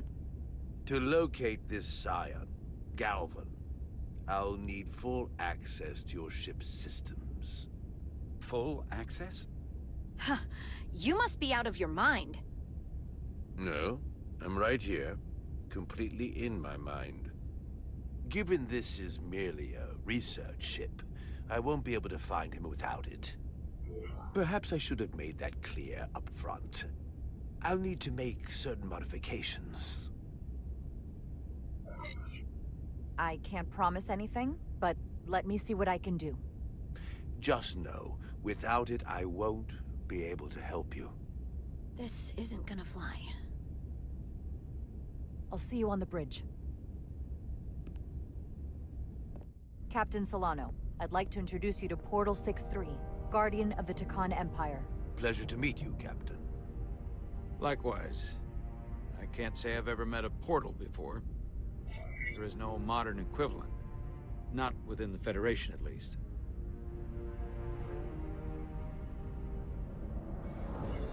He's been kind enough to agree to help us find Galvan. I am at your service. To whatever extent I can be of help. If nothing else, I'm sure you're happy for a change of scenery. You spent 600,000 years at your post. That certainly takes an uncommon level of dedication. We all have our duty. Of course. But I'm curious. You were stationed there in preparation for what, exactly? Any and all threats to the Empire. An empire that no longer exists. Which suggests you weren't very successful. You said you needed my help. I didn't come here to be insulted. Perhaps that was a mistake. I'd be happy to return to Delphi Ardu at any time. And we do need your help. Absolutely. And we are grateful that you decided to come. And your captain has an odd way of expressing his gratitude. I'm merely curious where your allegiances might lie. And clearly it's with the Tkan. Yes, Captain. You have found me out and exposed my true loyalties.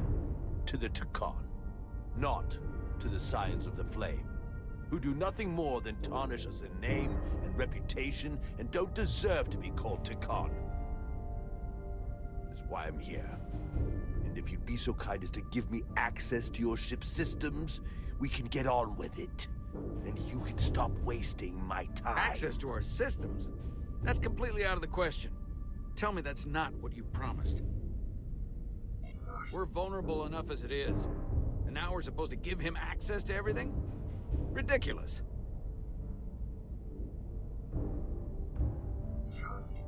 Captain, I understand your concern, and I don't necessarily disagree. Ah, now I understand your reluctance. I never imagined offering to help would be met with such ignorance. If you're not enjoying your visit to our ship, we'd be more than happy to let you wither away back on your pathetic little rock. Captain?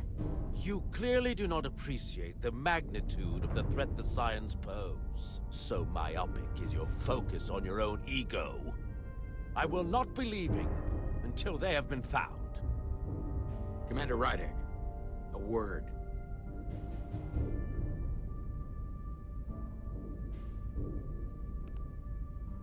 And to think, I waited 600,000 years for this. You realize this puts me in an incredibly difficult position. I was against seeking him out from the start, but now, to give him access to our systems? It's insane. And you somehow expect me to believe his allegiance is with us? You heard what he said in there. There's no way we can trust him. I might otherwise agree, but you're missing the most important point. He's a Tkan, and he may be loyal to the Tkan, but not to the Scions of the Flame. He's against everything they believe in. You heard what he said. There's too much at stake to be wrong on this. We sought him out for a reason. To help him find our missing crew, Galvin, and those Elydian ships. This is the plan we agreed to with Ambassador Spock. Which I never liked. But here we are. You know what this mission means to us. Not just for the Federation, but for me personally. I can't afford another screw-up. Losing the shield algorithms was bad enough. This could be the end of my career. We'll take every precaution to make sure we get what we need. I'll keep a close eye on him myself. I appreciate that. I'm going to trust your instincts on this one. I just hope you're right. For both of our sakes. Let me know if you find anything. We're good. You may begin. I will, of course, have to make a few modifications. What kind of modifications? To find Taconian technology requires Taconian technology. If this Scion Galavan modified his ships, then I must do likewise to yours.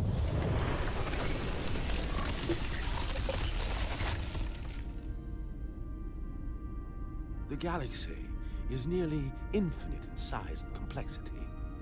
This may take a moment. How long I will found it take? something. There you are. What is it? Galvin? Someone is using Taconian technology. I can't get the precise bearings, but it's located in the Palisades cluster. I'll let the captain know. Rydek to Solano. I think Portal may have located Galvin. I'll be right there. I'm getting all kinds of interference. Almost impossible to lock on the energy signature. Where's he hiding? In the Palisades cluster. Interesting. Can you lock in on the location? Not until you get me closer. Lieutenant Handar, set a course for the Palisades cluster. Aye, Captain. Well, I suppose I owe you an apology. You were right after all. That's what I get for questioning the advice of my first officer. You always have my back. No apology necessary. Your concerns were valid. Nonetheless, I should learn to trust your instincts, which were absolutely right. Nice work. Let me know if you find anything more. Will do. What's wrong? I didn't want to say anything until I was certain. But the reason for the interference is simple. There's a Taconian device on this ship being used to block the signal. Whoever planted it was exceptionally clever. They knew how and where to hide it. But they have underestimated my abilities. Engineering. Take care of the Taconian device, and I can find Galvan for you. It's designed to interfere with all transmissions, or at least delay and confuse the effort to find Galvan's ship. Why would you trust me with this? I cannot be sure I trust anyone on this ship, but you and I came to an understanding on Delphi Ardu. That will have to be enough. Don't worry, I'll get this fixed. We're going to find that ship.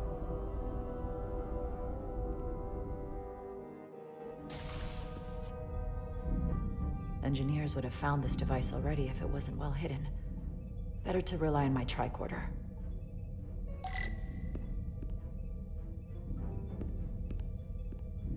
There's a lot of noise in here. I should scan the device putting out the most radiation to filter it out.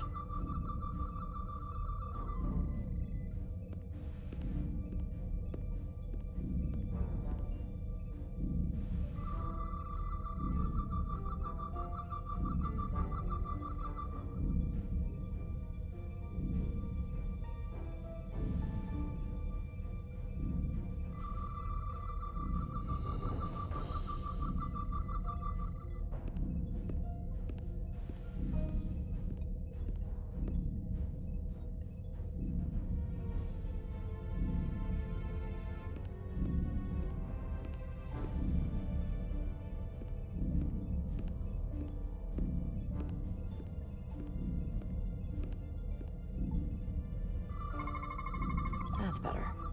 Most other radiation sources in here are well contained. There's definitely tetrametric radiation nearby. But even with the gain boosted, it's getting drowned out by other sources of radiation in here.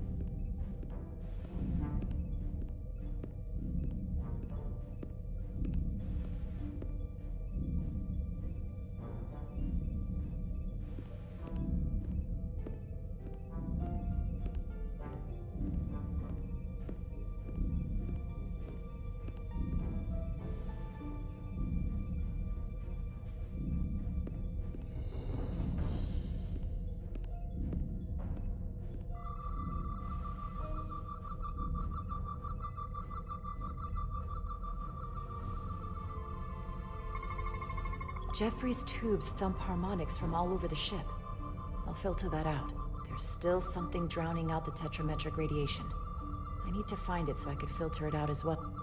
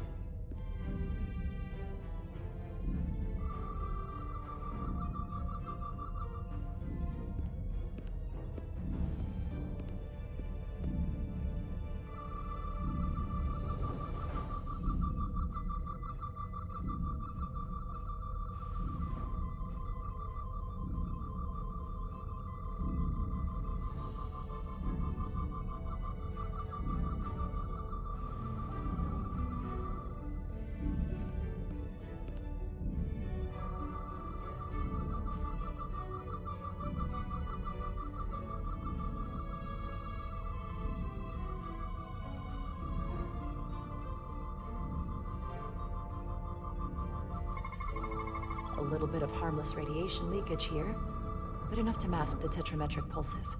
Easy enough to cancel out. There we go. I'm getting a clear tetrametric signal now.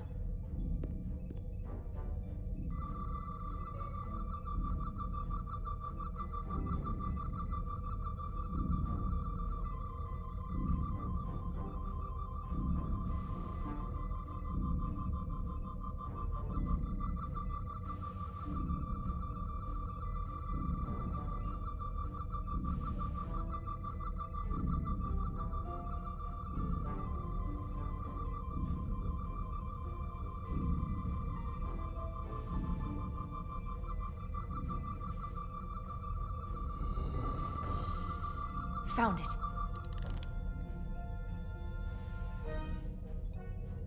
Excuse me, do you belong here?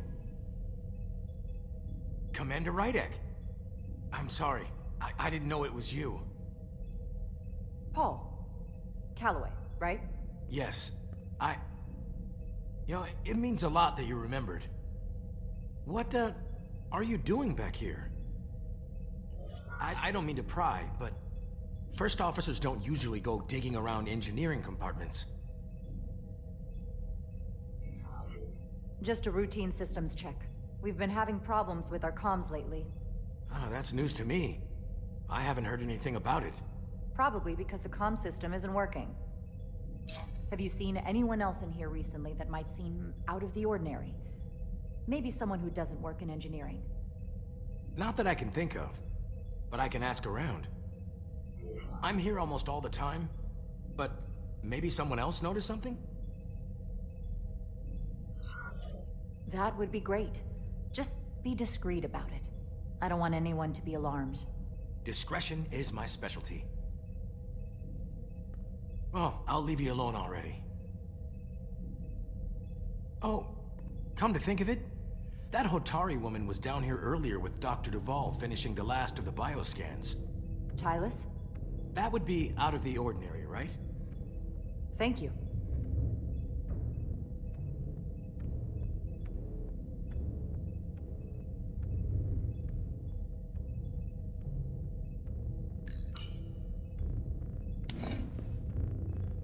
Maybe Tylus saw something.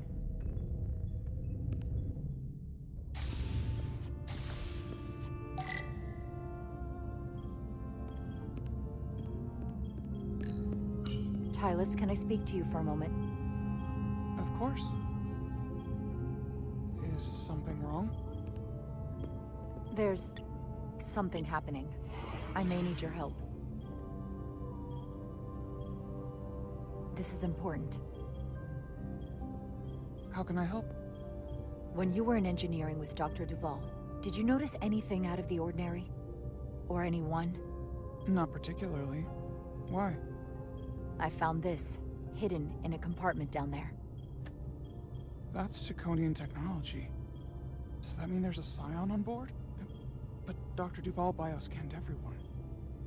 Every deck, every crew member, I've seen the logs.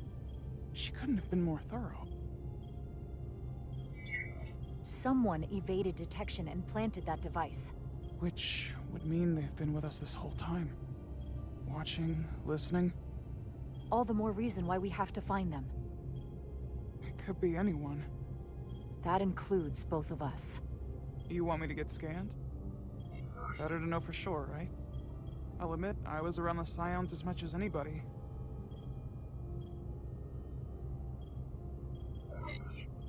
I would feel more comfortable if you did.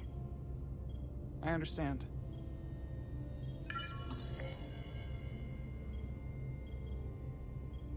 Clear. Now it's your turn. Sure.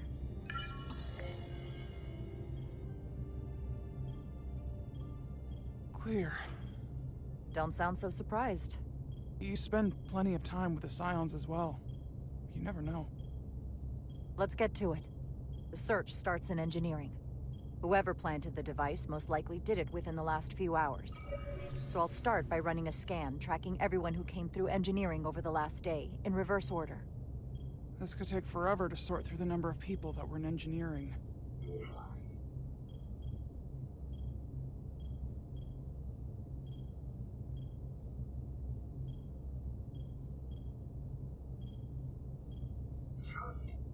Filtering for outliers.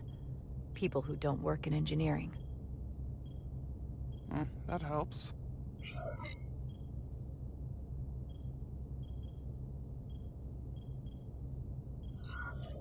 I'll filter out the duplicates. Now this is manageable. Cross-referencing this list with everyone who's traveled to Hotari.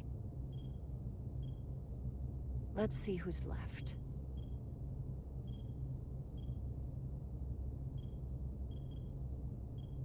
No. This can't be right. What? Of the people that went to Hotari and visited engineering, it could only have been Captain Solano. According to this, he was here while you went down to Delphi RB4. Which would have been the perfect opportunity. And no one would question him. He's the captain. He fits the profile for the kind of people the Tkan want to bioform. People with authority that can lead to them gaining more control. Like Galvin? The Queen? The captain of a Federation starship. What happened when Dr. Duval bioscanned Captain Solano? That's just it. She never did. How is that possible? Something more urgent would always come up. There was nothing she could do. But performing a bioscan is the only way to be absolutely sure. That's not going to be easy. First thing I need to do is get this device to Portal. Be careful. And good luck. I'll need it. I've found the device.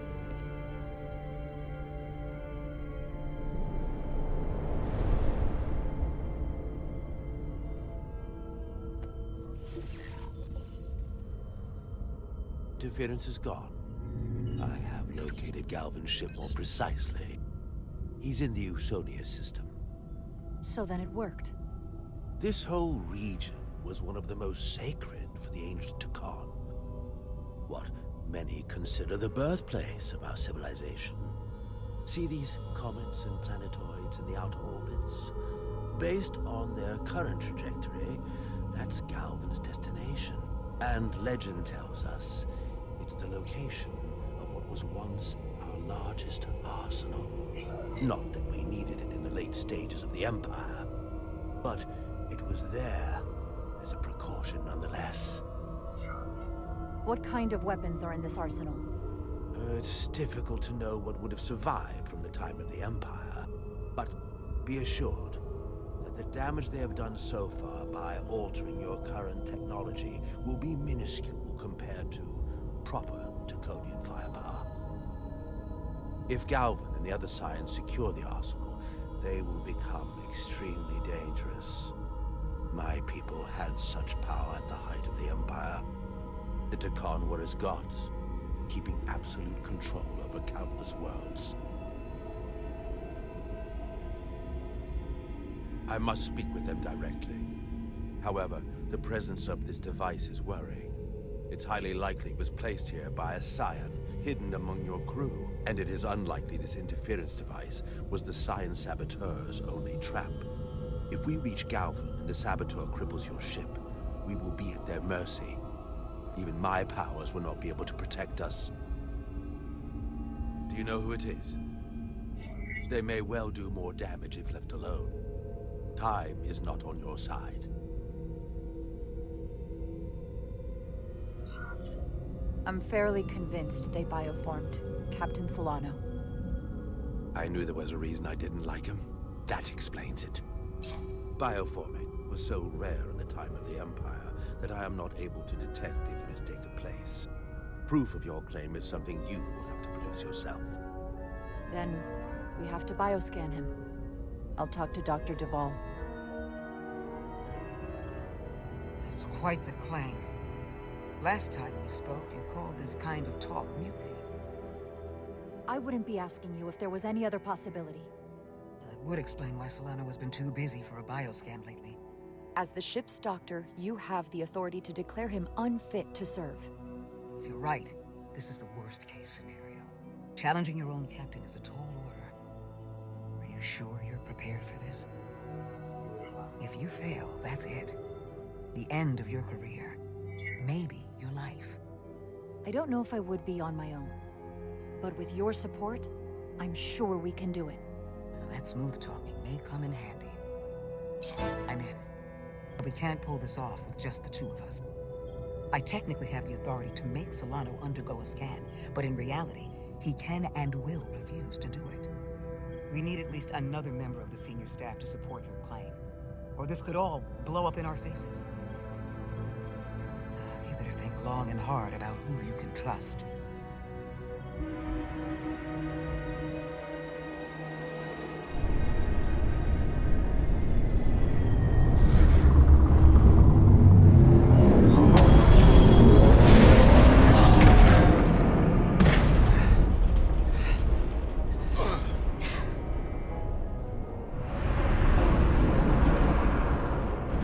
Down to one reactor.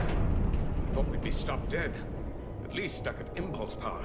The Tkan enhancements must be able to brute force limited bursts of warp output. Yeah, but they won't get to wherever they were headed at this rate. They're just limping along now. So where does that put us? Maybe I can answer that.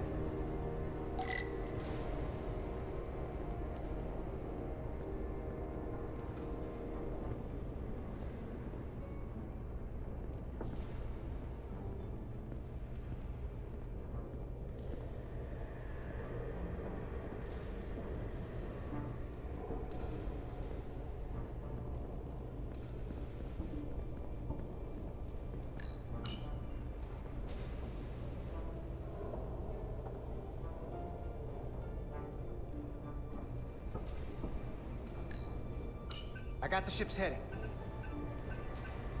They've changed course. Drastically. Looks like they're headed here.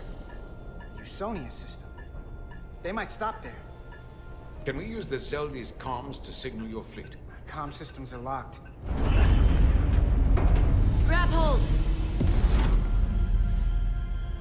Oh!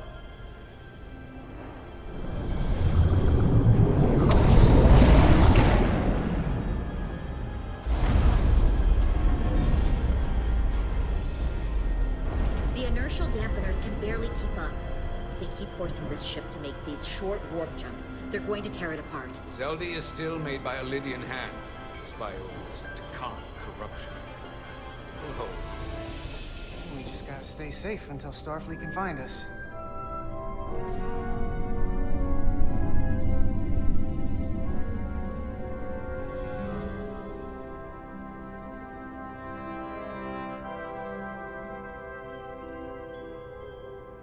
Your people. Is there somewhere you go when you die? Life after death? No. On my homeworld, some people think they can cheat death in a way by joining with the Trill symbiont. But that's not a life to me. What about you?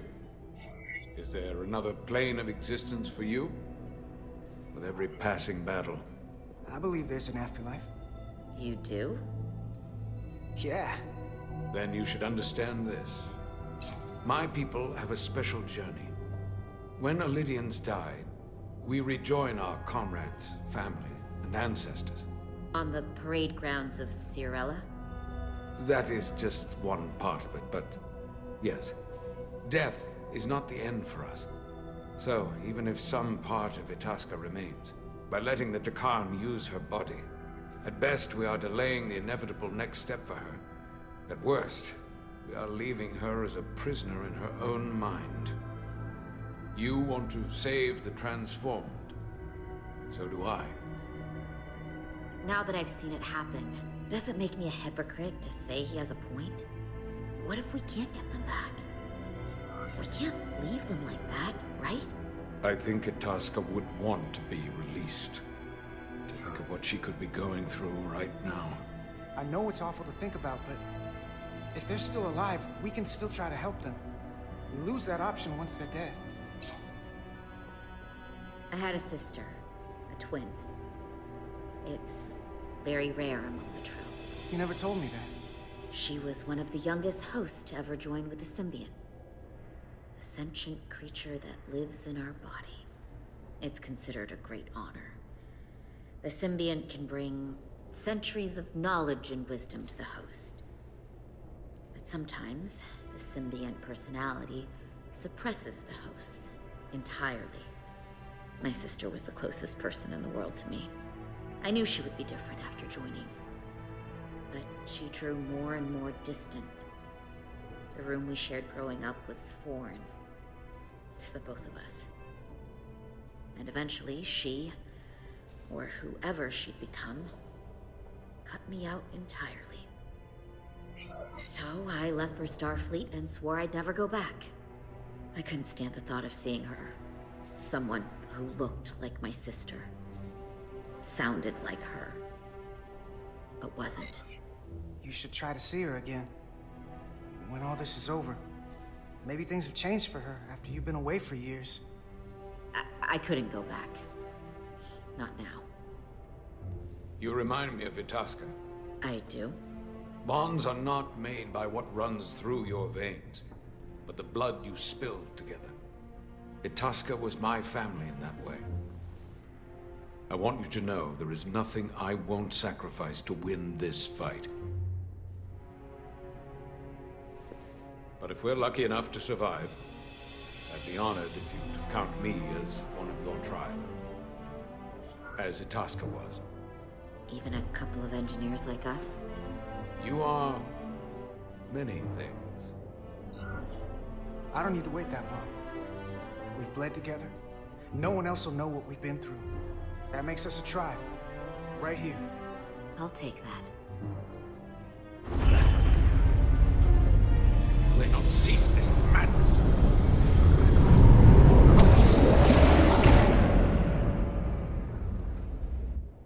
What is this place?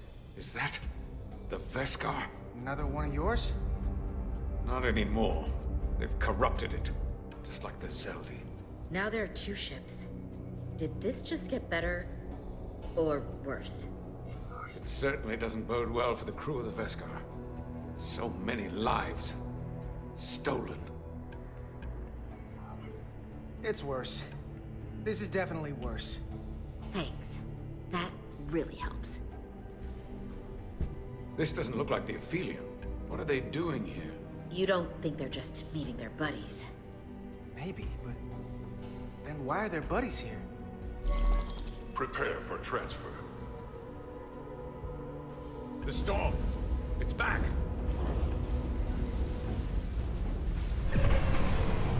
What happened? Hold on. Scanning. Metric radiation is dropping.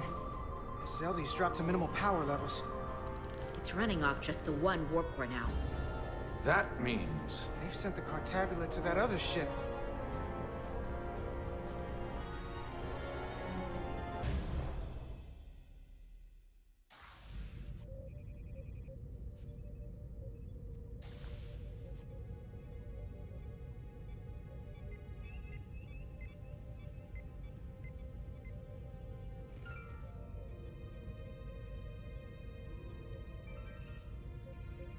Something wrong, Captain? No, nothing's wrong. In fact, I was just going to call for you. I'm needed down in engineering. The bridge is yours.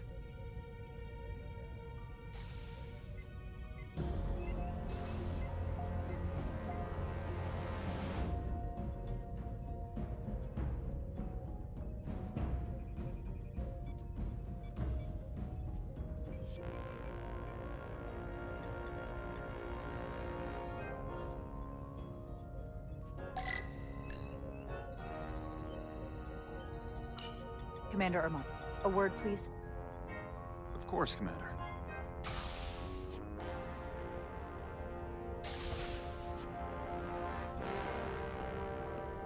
How can I help? The captain may have been compromised. I have reason to believe he's been bioformed, and is now actively working against us. Based on what? Someone is sabotaging the mission. They planted a Taconian device in engineering. Captain Solano was in engineering while we were on Delphi Ardu 4, and he purposely evaded Dr. Duval's bioscan. You and the captain have been at odds several times. You've disobeyed his direct orders and argued with him in front of the senior staff. However, you always did so out of concern for the crew or adherence to protocol. So I believe what you're saying, as horrible as the implications are.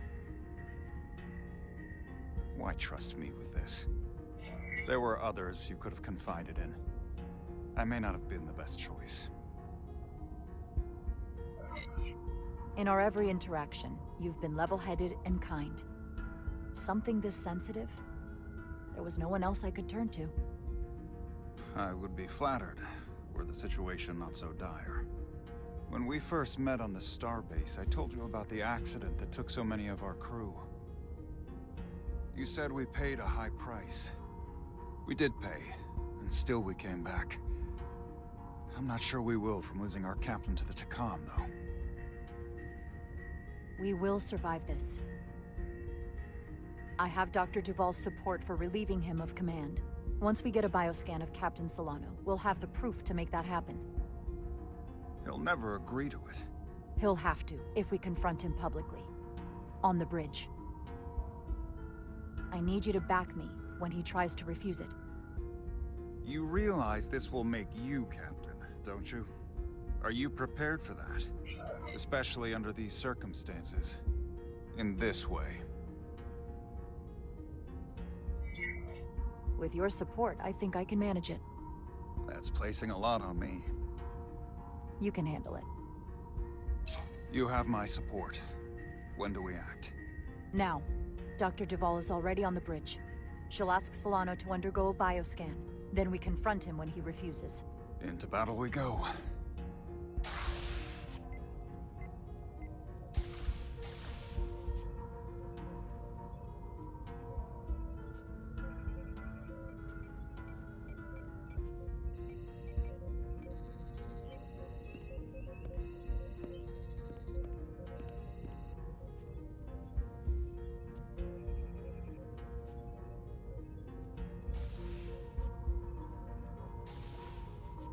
It's now or never. Captain Solano. Commander Rydek, we need to talk about... Doctor? What brings you to the bridge? Just a bit of housekeeping. You owe me a bioscan, Captain. I don't have time for that right now. It will only take a moment. I can't put this off any longer.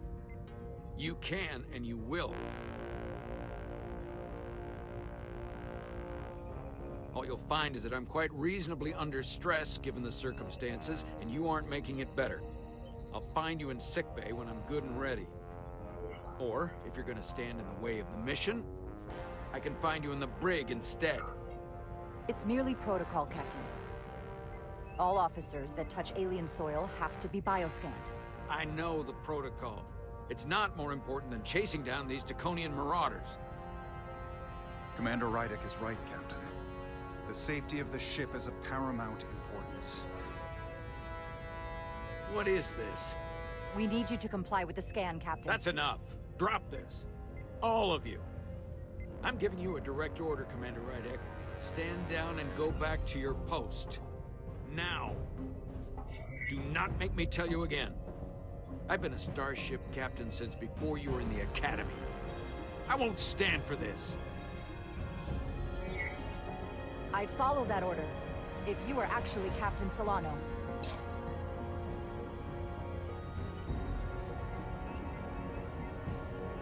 Well then, there's only one thing left to do. Security to the bridge. Arrest Commander Rydek. Take her to the brig. On what charge? Conspiring with the enemy and mutiny. Wait. With all due respect, Captain, Commander Rydek deserves the chance to defend herself. You have no say in this, Commander Ermont. Sit down. I will not. This is not Captain Solano. He's been bioformed. He's a scion. You're out of your mind. She can prove it.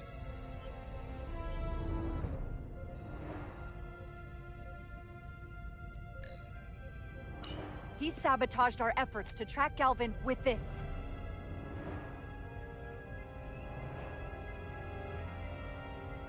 He planted it in engineering while we were down on Delphi Ardu 4. Lies! Perpetrated by the only Tkan in our midst, Portal 6-3. He's actively trying to divide us from within.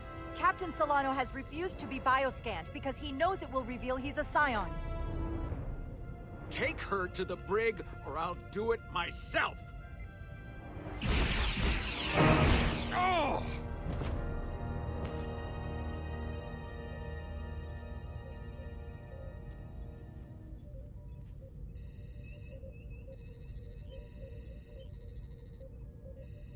Wait! Stand down! That's an order! This is outrageous. What is happening? Someone needs to make sense of this right now. We're going to run out of places to stash prisoners.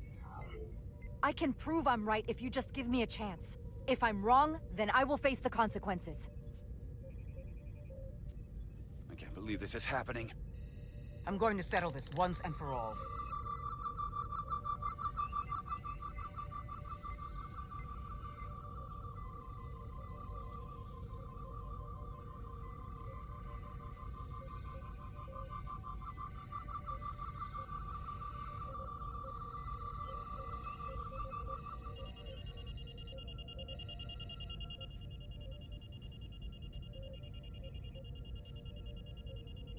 Commander Rydek was right.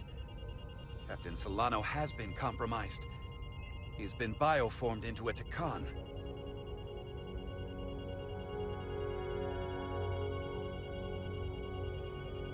As the Chief Medical Officer of the USS Resolute, I'm relieving Captain Zachary Solano of command. Take him to the brig.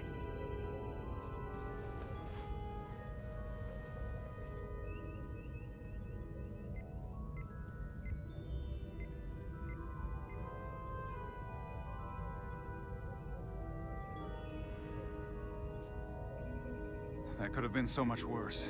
I hope you're all right. I'm fine. Are you okay? It hardly seems real. All I can think right now is that I will miss the captain. I've known him for so long. To lose him like this, it's... We don't know yet if bioforming is truly permanent. There's still some hope. That is a bit of comfort. But I know better than to hope too much.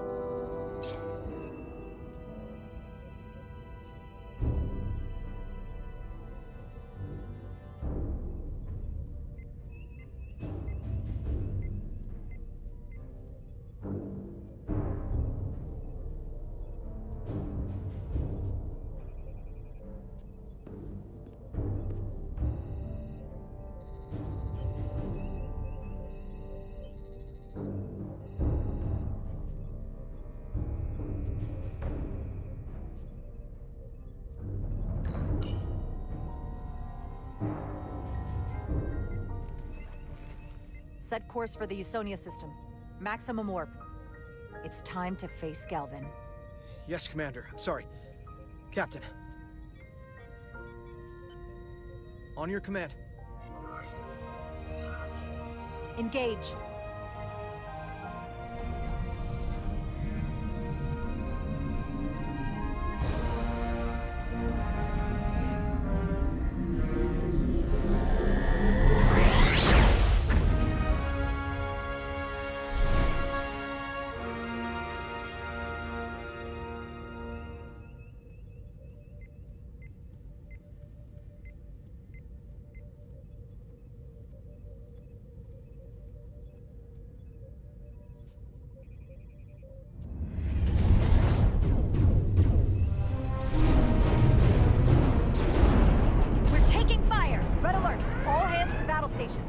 Shield status. Set to maximum, but with the algorithms compromised, they may not do much. Captain, that other Elydian ship is here. The Zeldi?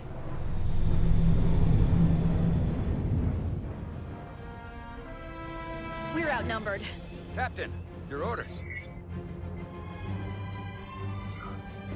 Evasive maneuvers. Aye, Captain.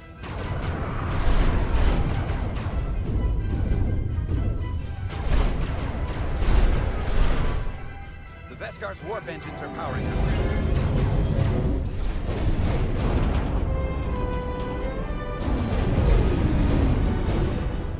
Our warp engines are offline.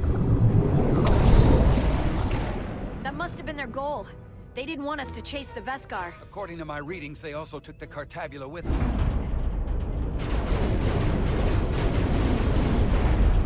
They're not breaking off.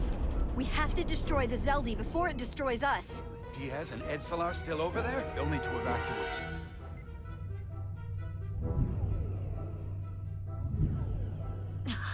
Come on. I almost have it. They gotta know we're here. Hurry! You got it? Got it! Diaz to Resolute! We read you, Diaz. This is Ermot. It's good to hear your voice. Is Edsalar... is she with you? Everyone wants to know.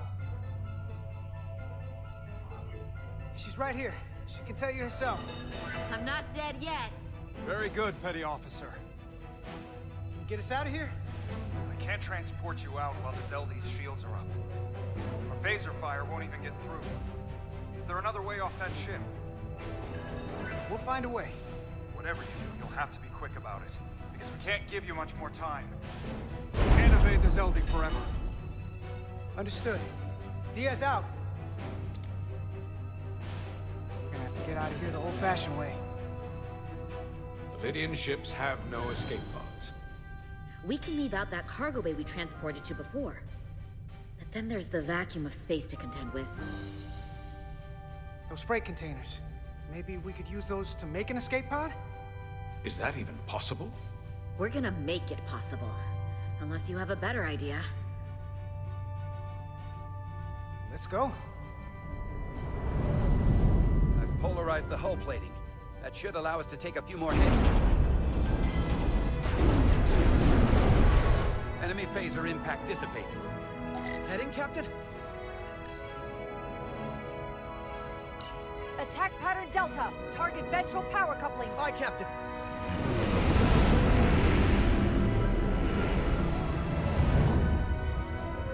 Zeldi, in range.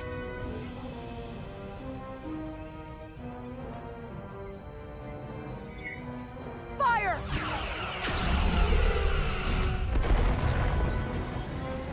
Zeldi's shields down to 82%.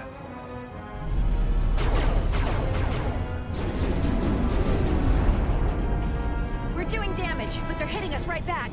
We'll run out of hull before we penetrate their shields. Perhaps I can be of assistance.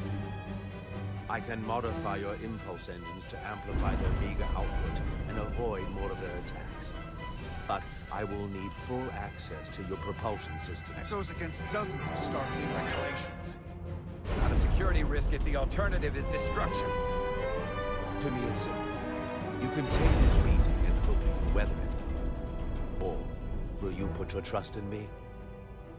I've left everything behind for you. The least you can do is put your faith in me.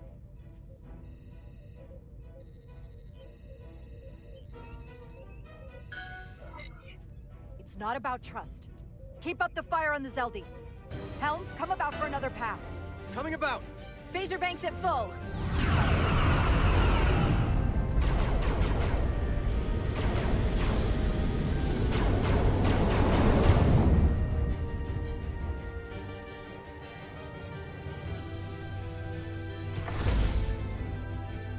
Shields are wearing down.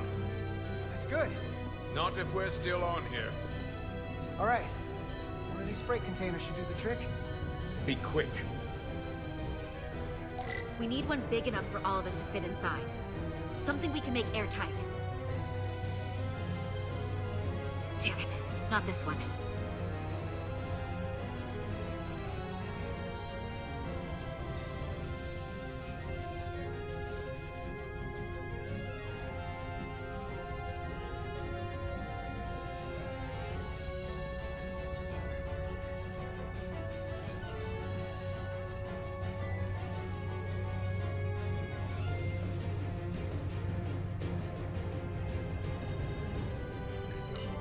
Room for the big guy. No way this'll hold up in a vacuum. Here we go. This'll work. That's great, but it's not airtight yet. No problem. We'll just seal it up. This container is extremely heavy. Even with the containment field open, it won't leave the bay quickly. I'll find something to accelerate our exit.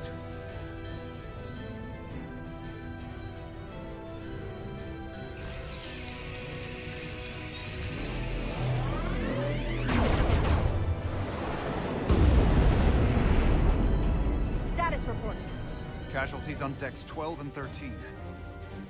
Needless loss. LD shields failing. Great. So we're almost on even footing. Phaser banks are recharging. We have to hit them with photon torpedoes. Target their weapon systems. Take the teeth out of their bite. That could make them run. We'd lose Diaz and Edzelar again. Hit their engines. We've already lost the Veskar. We need to protect ourselves first. Target their propulsion systems. I don't want them going anywhere. Targeting their engines.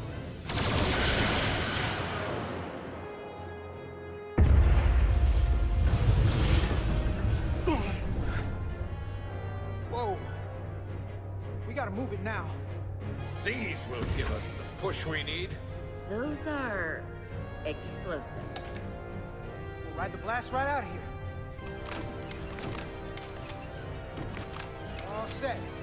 I'll set the containment field to deactivate, then run back. We can detonate by remote. We'll need to seal the doors from inside the container once we do. Before all the air sucks out of the cargo bay.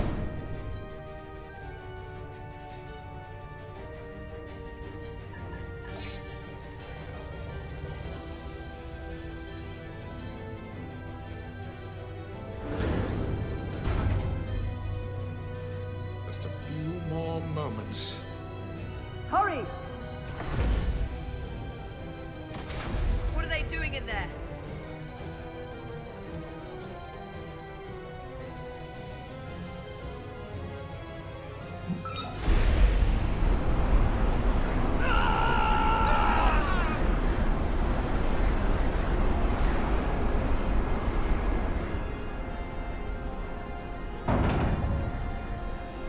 Please, help me. No. Let the Tkan get what they deserve. Don't leave me to die. I don't know. Can we really leave her?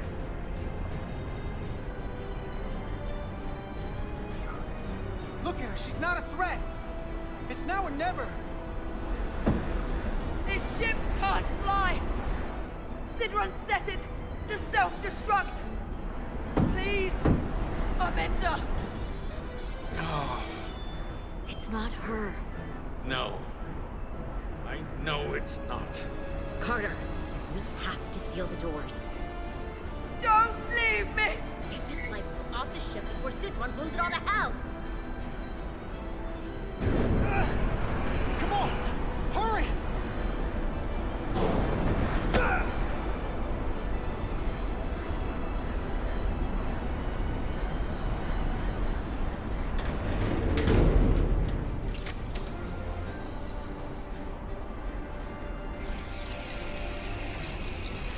XLR to Resolute. I have the away team. Go ahead. We're about to exit. We see the cargo bay containment field is deactivated. Get that tractor beam ready. And you should know, the Zeldy is set to self-destruct. If we do enough damage to the Zeldy first, it'll prevent the self-destruct sequence from completing. We can't wait any longer. We have to fire. Captain, they're almost out of there. We need to act fast. Hold all fire! Get out of there, Petty Officer. Do it now! You heard her. Done! Ready? Detonate!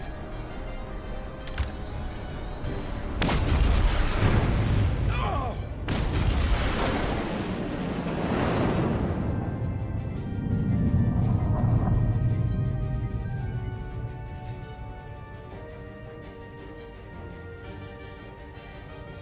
We're out. I have them on sensors. Tractor beam activated.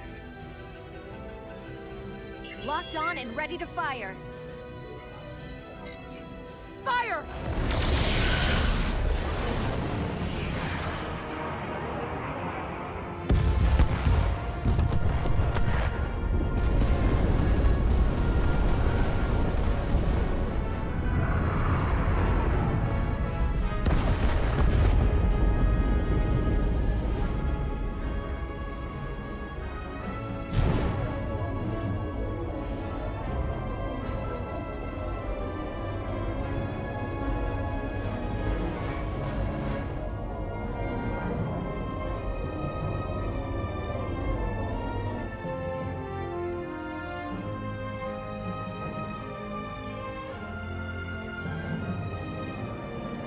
Tractor beam's locked on. We have them. They'll be pulled into the docking bay shortly. There's something else. I tracked a transporter signal to the planetoid moments before the Zeldy detonated. Sidron.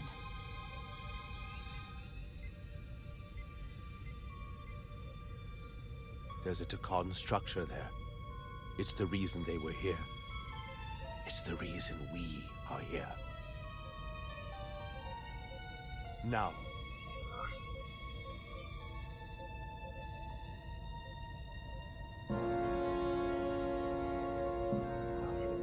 I have to see it for myself. We'll go there together. I had assumed as much. Is this the Tkan arsenal Galvin was after? Legend says this region once held the sacred mysteries of the Tkan Empire. Our greatest treasure. Our most fearsome technology. I want a full security detail. Westbrook, Brodrosian, you're with me. Mr. Ermont, you have the con. Wait. You're not the first officer anymore. The captain is supposed to stay with the ship. I'm surprised Lieutenant Brodrosian didn't raise that first. I thought Captain Rydek knew what she was doing.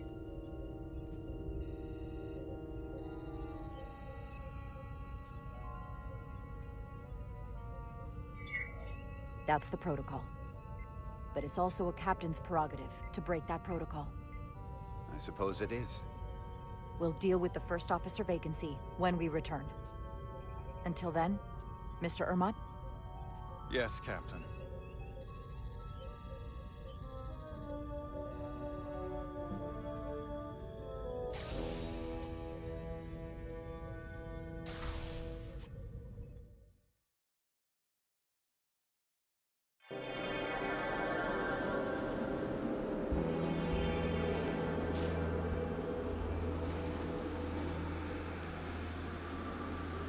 Any sign of Sidron? Not that I can see. High alert, everyone. The enemy could be anywhere. Follow my lead.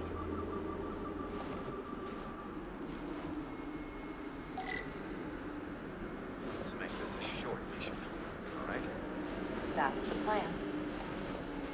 Well, it's your call to come down here. Still not sure I agree. I respect the chain of command.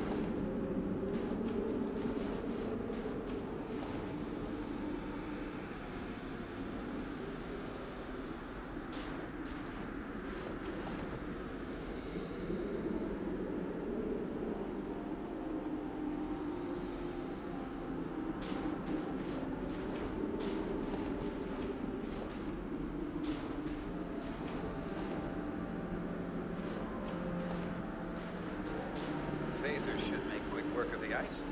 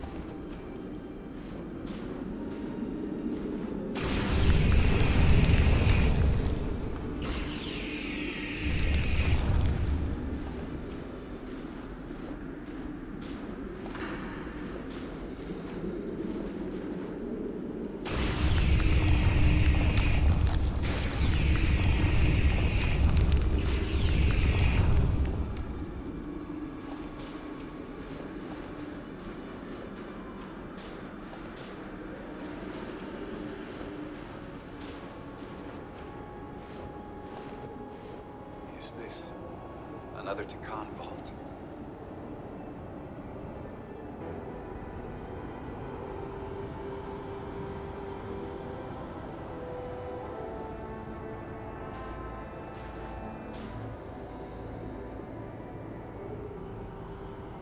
I don't see a way in.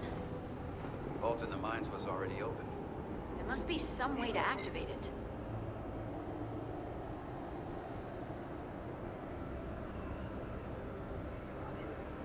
Portal, can you open it? It is a Taconian vault. I thought you'd never ask.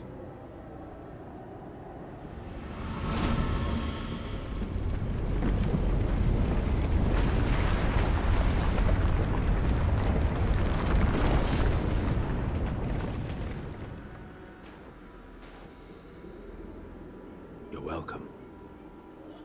Better to keep it simple. Sometimes the answer is staring you right in the face. Thank you. Definitely easier this way.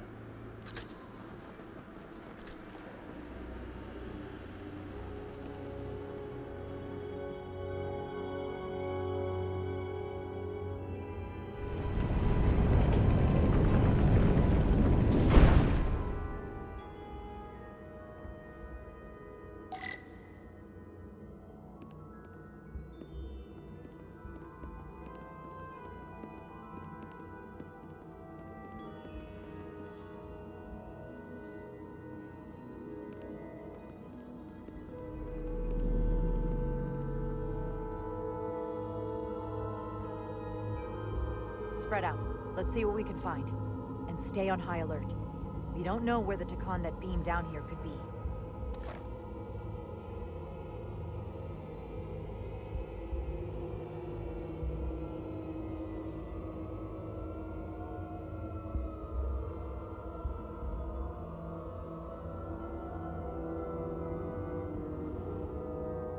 You will need my help, Commander. How so?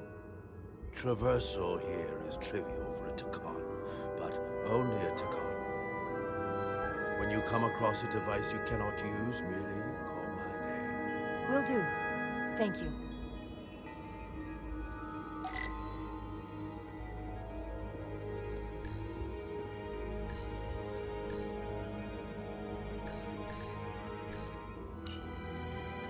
Portal?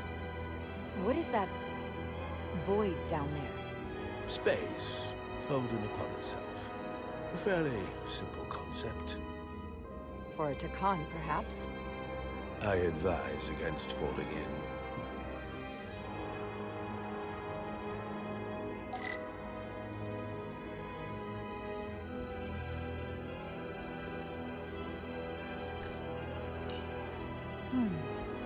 This pattern resembles the transporter device Petty Officer Maris used to escape the Resolute.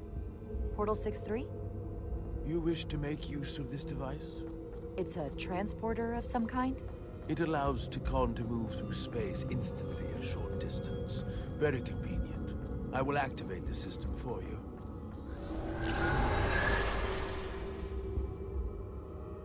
Where does it go?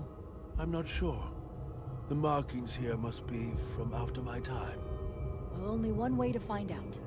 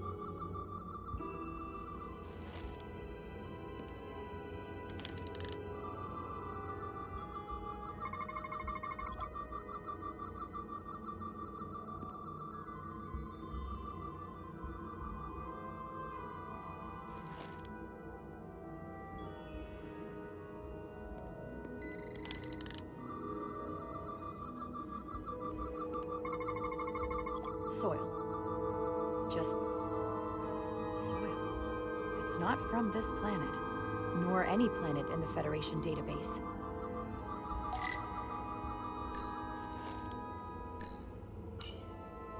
Why is this here?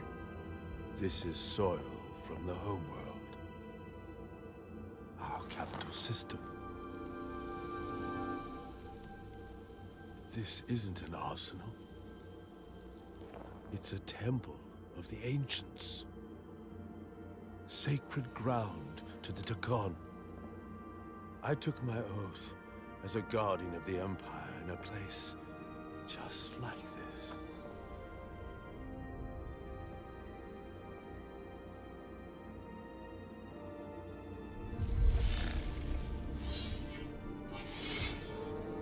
You cannot imagine the look of pride in my parents' eyes as they said goodbye. Forever.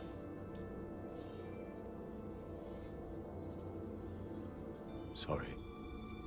This is the first I've seen of anything new from the Tkan Empire in a very long time. I'm sure you're familiar with the feeling. That sense of loss. I thought I was ready for it. But it cuts to the core of your being, even with your defenses up.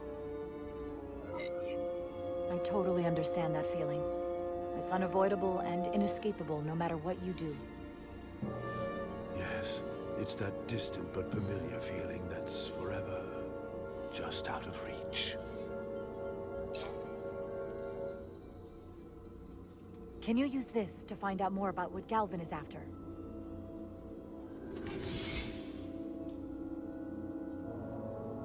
The information's encrypted. I can only discern that it's a warship. No. It's the Aphelion. Perhaps the most powerful Taconian ship ever built. I can't access the full file yet. Looking through the ship's schematics, it appears to be equipped with some sort of experimental, highly advanced transporter technology. Transporter technology? For what? Captain, you better come see this.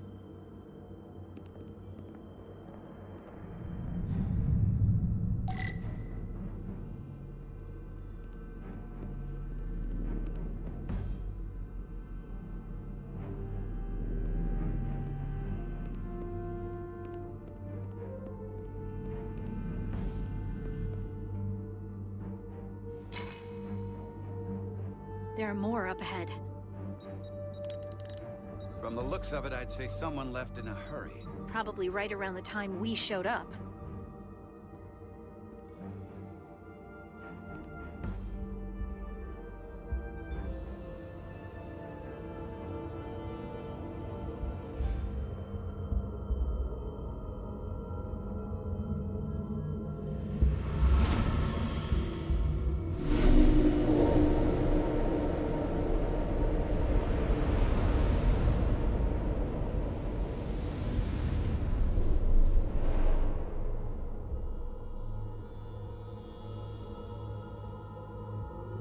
I've seen these before.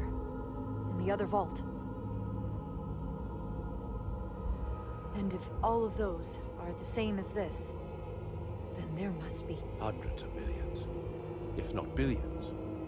All that remains of the Tkan civilization. Distinct person, encapsulated in crystalline form. Preserved for all eternity. Given the size of this vault, there must have been tens of thousands of these cases, representing billions and billions of Tkan. A threat on a truly massive scale. One your Federation can't easily contend with. What you have to understand is, these life forms were preserved for the benefit of the Tkan civilization, as a means of safeguarding the health and well-being of any Tkan, should they fall prey to illness or injury. They were never intended to be used for this purpose. There you are wrong. This was always their purpose, to restore the glory that was lost.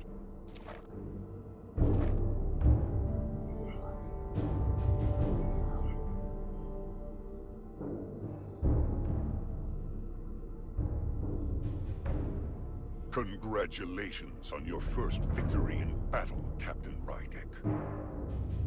You killed a great many of my compatriots, some that I've known for millennia. Are you proud of how much death you've caused? Each Tkan life is precious, irreplaceable. Centuries of knowledge and culture, lost with each one you murder. Your friends died because of you.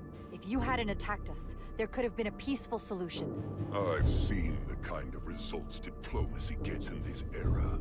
You can hardly blame me for wanting a quicker result. Thankfully, I don't have to convince you of anything. We'll all be on the same side soon enough. You can't just bioform whoever you want. Not without a fight. Ah, but that's just it. There won't be a fight. In fact, most won't even know what's happened. One minute you're standing there as you. The next, you're standing here as one of us. He's talking about mass transformation. That's what the Aphelion was built for. The transporter. It'll reconstitute your DNA and bioform you into a Tkan in the blink of an eye. This is what they'll use as ammunition. In a manner of speaking, yes. Of course, that's the simple version. But the end result will be the same. Your time has passed. The Tkan Empire is gone. Only to be reborn better and stronger than it ever was. The Aphelion is on its way here as we speak. Now it's only a matter of time. You can't delay that which is inevitable. Which makes your next decision fairly simple, brother. You are, after all, a portal. I am. Your sole purpose is to serve as a guardian of the Tkan Empire. But you stand here surrounded not by your fellow Tkan, but by members of the Federation. By people who deny our fundamental right to exist. You swore an oath to protect the Empire. And I can only assume that's why you're here. There is only one true Tkan here, and that's Portal. You're a scion, a disgrace to the memory of the Tkan, brought back through unnatural means. I only tolerate your presence so long as you continue to amuse me. Which side are you on?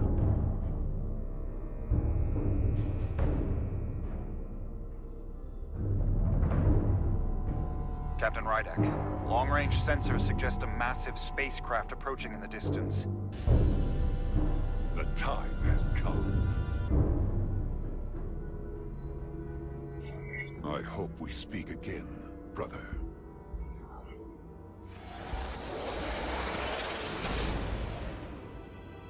Estimated time to contact, 6 minutes and counting. We can't stay here. We have to get back to the ship. And we have to preserve these souls. We must take them back to your ship. Those crystals are ammunition to be used against us. We have to destroy them. Bombard the site from orbit. I'll decide, once we're safely aboard the Resolute. Forward to transport.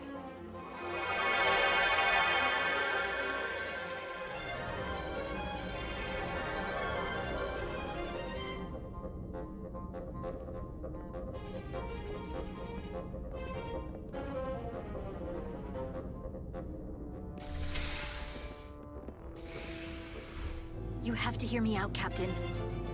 I lost my eyes because of you. And still, I've always stood by you. But if you bring those things on board, I'll have no choice but to resign. If they're taken to the Aphelion, they will be forced into new bodies, brought back to life in a way they never asked for. They're not living beings, but they're still dangerous. And if you don't make decisions to protect us, we're gonna end up like Solano.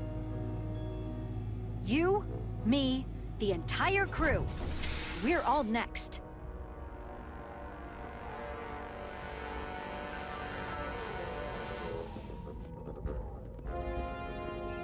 Two minutes and counting. It's headed straight toward the vault. The Aphelion is coming into view now, Captain. On screen.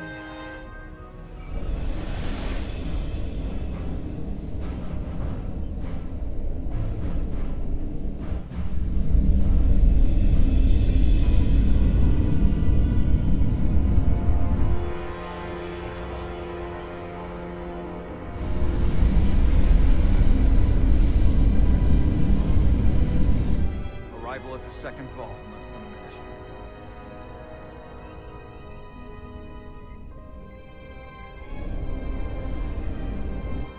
I would remind you, those life forms are Tkan, not science. Tkan. They're not your enemy. Right or wrong, history will judge you for this moment.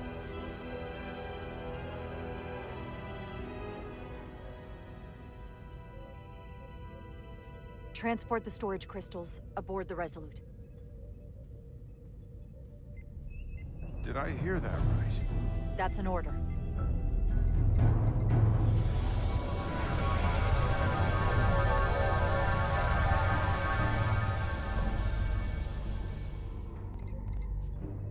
The storage crystals are on board in our cargo bay. Thank you. I won't forget this. I hope you realize what you've done. We don't need another captain who's gonna risk our lives just to feed their ego. This ship and this crew come first. Lieutenant. She has to hear it. This isn't about me. It's our duty as Starfleet officers to protect life, wherever and however we find it. And I couldn't let them fall into Galvin and Sidron's hands. I had to do it this way. And to think, I used to look up to you. The Aphelion is targeting us, approaching rapidly. They hit us with that bioforming ray, and it's over. Maximum warp. Get us out of here. Where, Captain? Anywhere but here. Now!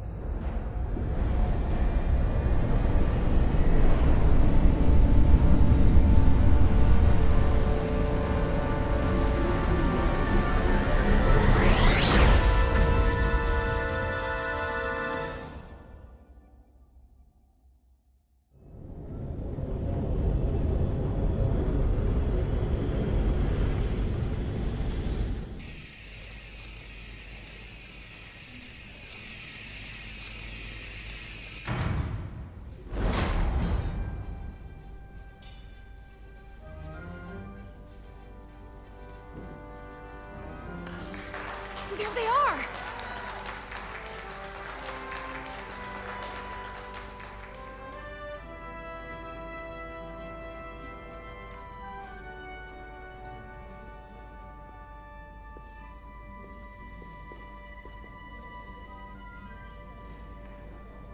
Thank you.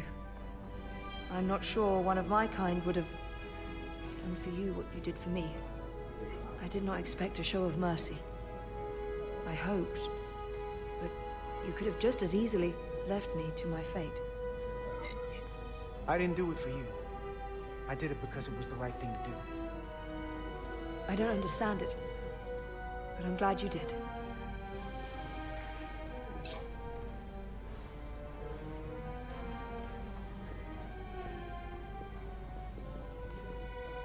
Now that we're safe on your ship, I think you were right to bring her. Things seem a little different now than they did in the heat of battle. There's more than one way to deal with messy situations. You can't save everyone, but you can try. Didn't want to regret this one. And you've spared me some regret as well. Maybe there is hope.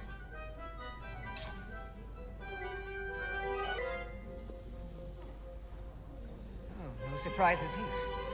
But your shoulders separated. If you come with me to sickbay, we can get you fixed up in no time. Thank you. I'll find you afterwards. You two, check in at your stations. This thing isn't over yet.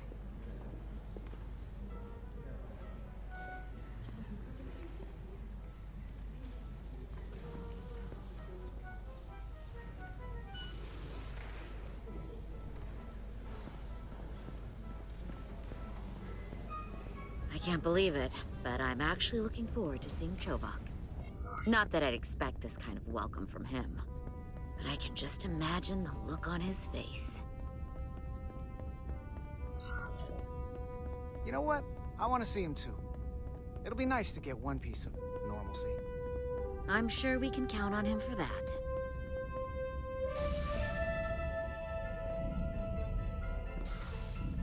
I can't believe it! You evaded the Tkan, ejected their warp cores, and lived to talk about it! That about sums it up. They're gonna be teaching this at the Academy for years to come. I mean it! Everybody's gonna learn how you pulled it off! Well, what we did, you can't just teach that. Maybe not, but I'm sure they'll try. I heard about Belle. Is Miranda? As far as we know, she's still out there. Well, I know Captain Rydek will do her best to get her back. Hold on. Rydek? What about Captain Solano? He was turned into a Tkan. Rydek had to take over. She's a hell of an officer, but none of us have been up against anything like this. No one has. Not in 500,000 years. I guess there's never a dull moment around here, huh? You telling me it's not always like this? Not if we can help it. Talk to you later. It is agreeable to see you again. Is that so? It was by no means a certainty that you would return to duty here. No, it was not. But it was my sincere hope you would. It is agreeable to see you as well, sir. I concur. You should know your absence has left engineering terribly short-handed. During your sojourn, this department has fallen unacceptably behind schedule. On both regular and irregular duties. There's been a whole lot of irregularity going around. I am stating facts, not looking for excuses. I gotta admit, it's a little flattering that this place went to hell so fast without me. So, I'll take that as a compliment. I believe factors other than your absence were also to blame.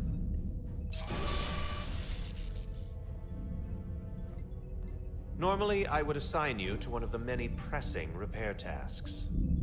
But, given your experience on board the Zeldi, I have suggested you join the senior staff briefing as we determine our next course of action. You can commence your maintenance shift afterwards.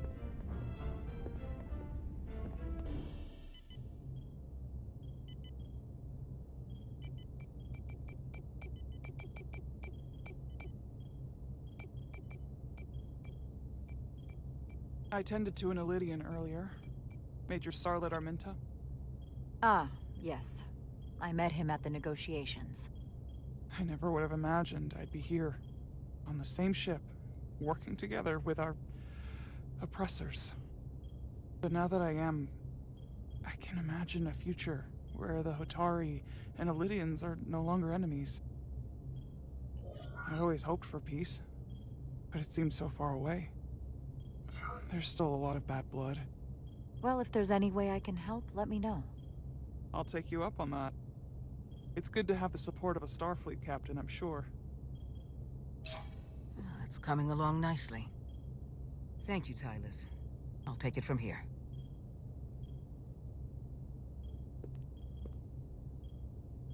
We're almost done. I have to brief Ambassador Spock in a few minutes. Ambassador Spock can wait. You have some fences to mend. Personally, I'm against the needless destruction of innocent life forms, so I'm glad you transported the Taconian crystals onto the ship. But Lieutenant Bedrosian obviously feels otherwise. And right now, you need the full support of your bridge crew. Being an effective leader requires trust, but an issue as divisive as this can create discord.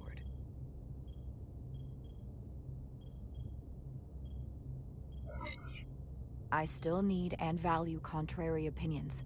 I don't want everyone agreeing with me when they feel otherwise. Oh, you'll know when Lieutenant Bedrosian doesn't agree with something. She's not shy about making her opinion known. It's been a chaotic last few days for everyone. You need to name a new first officer in preparation for what's coming. You'll have to work to regain Lieutenant Bedrosian's trust, but if she's removed from consideration, it comes down to Westbrook or Ermot.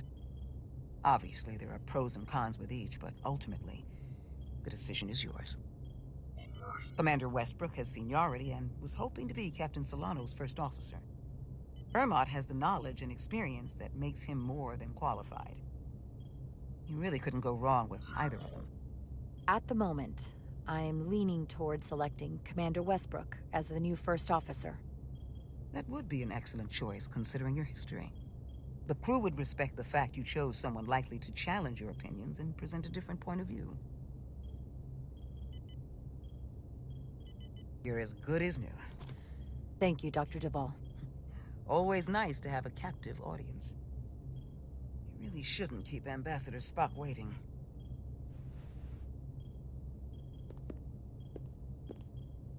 Captain. I'll meet you inside. I'm here to officially tender my resignation from the crew of the USS Resolute. I cannot in good conscience continue to serve aboard this ship, not while the interests of the enemy take precedent over the safety of the crew. Lieutenant, we both know how much we need your help and expertise for the coming conflict. I have no one to replace you. I understand, Captain, and I apologize, but my heart is not in it any longer. And to stay would be a disservice to us both. My door is always open if you change your mind. I appreciate that.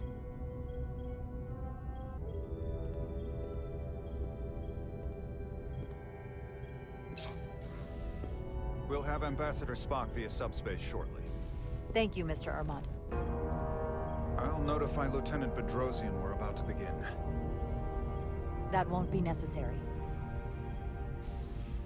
Petty Officers Diaz and Edsolar have first-hand experience with our adversaries. I thought it advantageous for them to join this briefing. I understand this is unusual, but I trust you have no objections? Talk about moving up in the world. Not that I'm surprised in the least. These are unusual times, Mr. Chovak. In all seriousness, what Diaz and Edsolar accomplished aboard the Zeldi is nothing short of remarkable. They're both to be commended, not only for surviving against incredible odds, but for helping our efforts against these scions. You know, Carter deserves most of the credit. None of us would have made it without his help. We'd all be bioformed by this point. Well, I could say the same thing about Edsolar here. She deserves as much of the credit as I do. It's like a mutual admiration society. Ambassador Spock is ready for you. Put him through. Captain Reindeck, your recent change in station certainly warrants mention. and I trust you to faithfully execute your expanded duties. Right now, we must keep our attention on the clear and present danger that lies ahead, the Tkan and their warship. The closest populations are the Hotari and Elydian systems, and they are likely the first targets for mass bioforming. After that, lies Federation space. I have advised Starfleet Command to send an impromptu battle group to intercept and assist you, but that will take time. You are our first line of defense. And with our shield algorithms compromised, we are at a great disadvantage. Of course, you know that as well as I do. I'm glad to hear the battle group is en route, Ambassador. With what we're up against, we're gonna need all the help we can get. And you will have it. Remember, our strength is drawn from our ability to work together towards a common goal. Have we made any progress in finding a way to defend ourselves from the Aphilion's bioforming weapon? Currently, our shields will not protect us, but I am compiling all of the information the away team gathered on the Zeldi and cross-referencing it against our own as well as Portal 6-3's methods. The away team is sitting right here. They survived without getting bioformed, so we know it's possible. So, what's the secret? How do we defend ourselves? Is there a weakness we can exploit?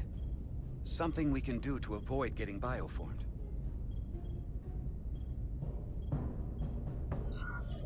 Well, there are no secrets. It's a serious threat. And we're vulnerable. The whole ship is. We saw someone getting bioformed. Once it starts, there's nothing you can do. Huh. Can't stop it, but we might be able to slow it down. It's too soon to say for sure, but we've had some promising indications that Duridium can delay the bioforming process. Duridium? It's not a cure. It's not going to bring anyone back we've already lost.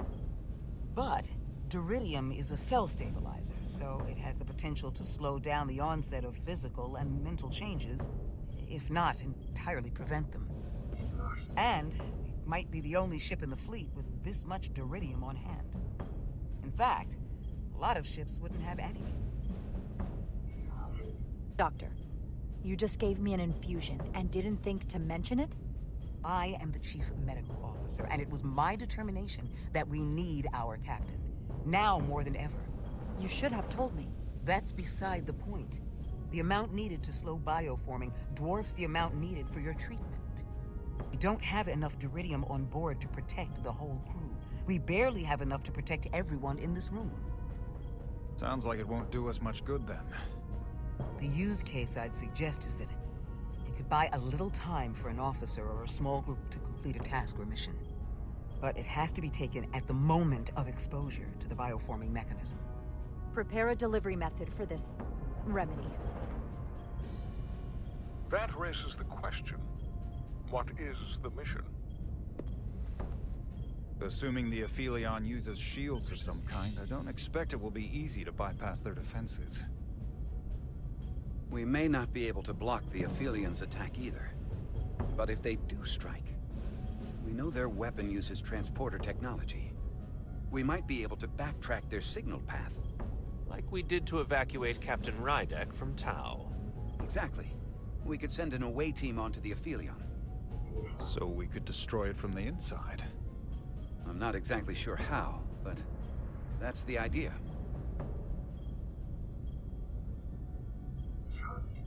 So it's like jujitsu.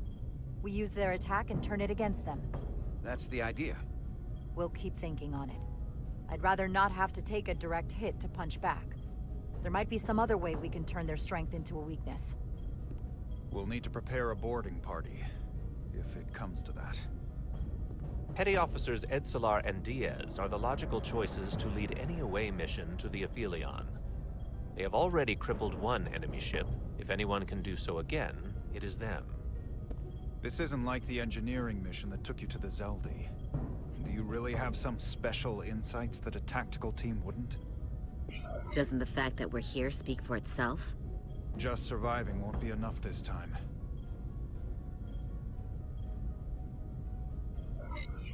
We found that only a Tkan can operate their technology to its fullest. So, unless we want to try to do this with one hand tied behind our backs, we're definitely gonna need an assist from this portal guy. I like that even less. Like it or not, that's the truth. Yes. Portal should be part of the away team.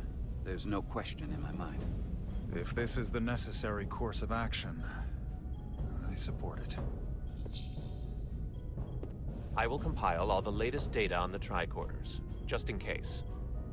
In the meantime, I want you working on ways we can combat the Tkan tech. Shields, weapons, anything we can use. Yes, Captain. Anything else, Ambassador? I know this matter is in capable hands. Hold the line as best you can. Help is on the way. Thank you.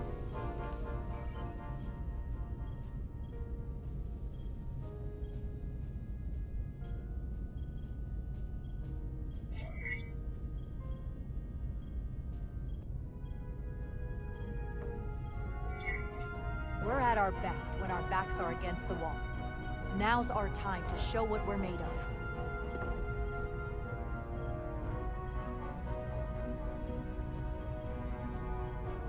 Thank you, Petty Officers Diaz and Edzilar. You're dismissed. While we have a quorum of senior staff, there is a procedural element we need to take care of. The Resolute command codes must be transferred to Captain Rydek for control of the ship. Of course. Computer, transfer all command codes to Captain Jara Rydek. Voice authorization Ermot, Echo 4 Lima. Voice authorization Duval. Beta 2 Yankee. Voice authorization Westbrook. Alpha 7 Tango. Awaiting your authorization, Captain.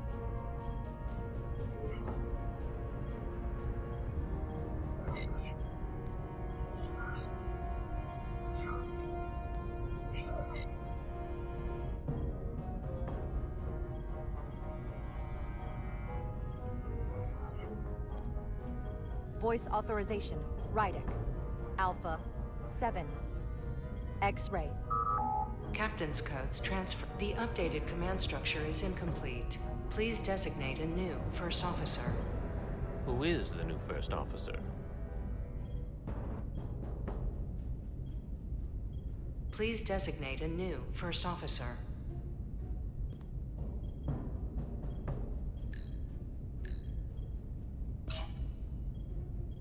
It is an honor and a pleasure to name Commander Westbrook as my new first officer.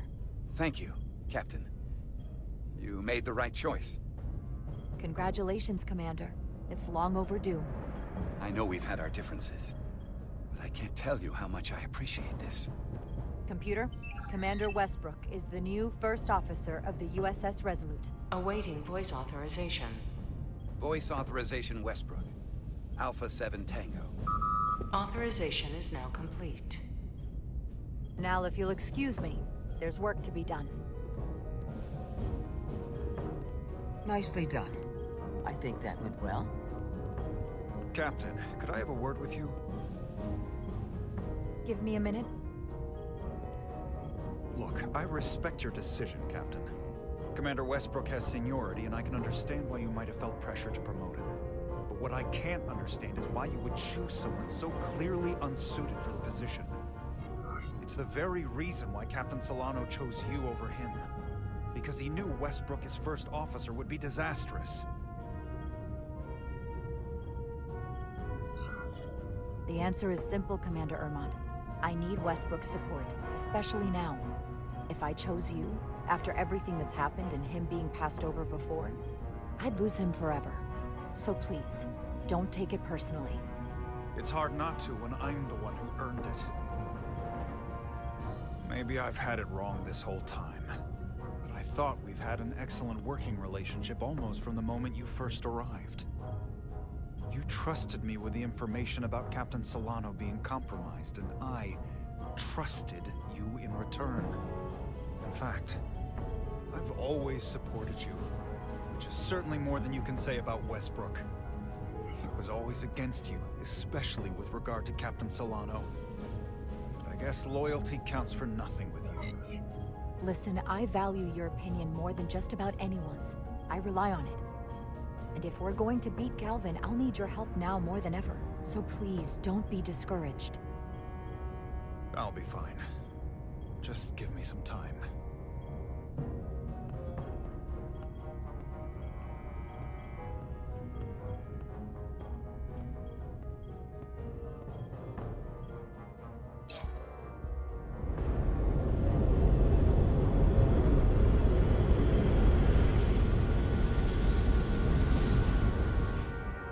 I don't understand. Giving everything she's got, well, it doesn't make a difference. Something is actively slowing us down. Keep trying. What's the situation in engineering? I can't raise them. Internal comms are down. It's the ionic interference. It's spiking again. If we reinitialize the central communications trunk, it should compensate. If I may, Captain. Communications are critical to ship operations. I should go take care of this. Go.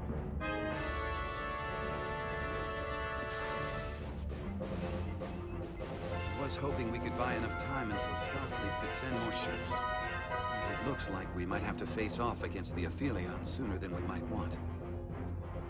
If it's just us, I don't like our chances. I'll consider any suggestions from my first officer.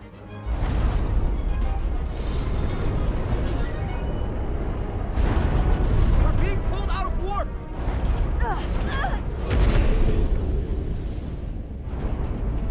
The Aphelion is closing on us, and fast.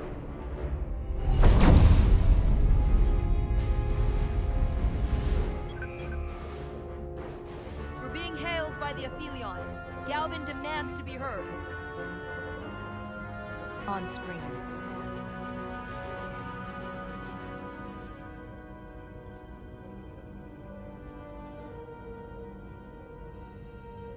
You thought you could run? That I would let you escape so easily after taking what's mine? How pathetic and predictable. At least you can take solace knowing you'll be a far braver Tkan than you were as a cowardly Kobliad. Is it any wonder your people perished? If your every instinct is to run from a fight.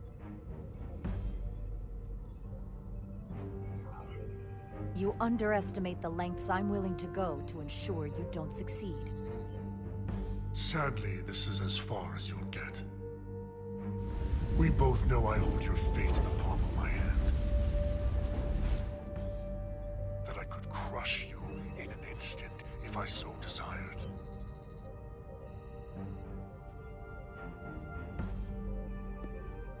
And as much as I'd like to, you have another purpose to serve. As one of us.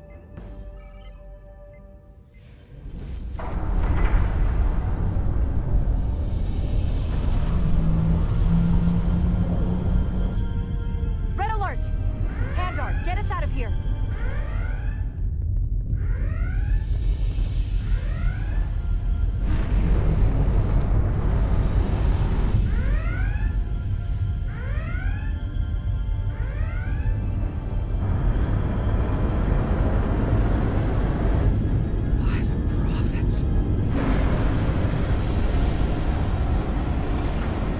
Evasive maneuvers!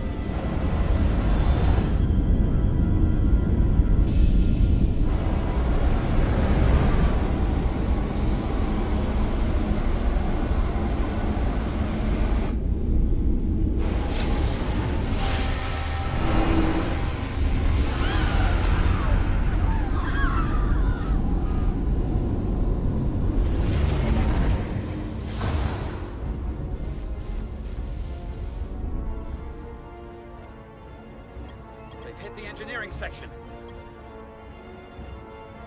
No systems or structural damage, though.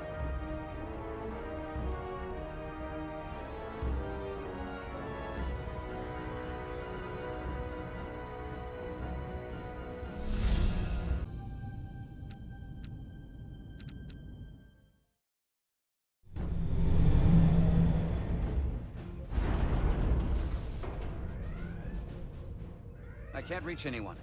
At least not on the lower decks. It's like they're all gone. comm systems seem to be operational again. That bioforming ray may have transformed dozens of crew members on the lower decks.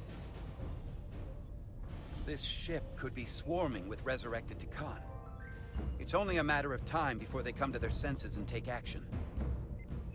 Which means we have a narrow window of time to cut them off before...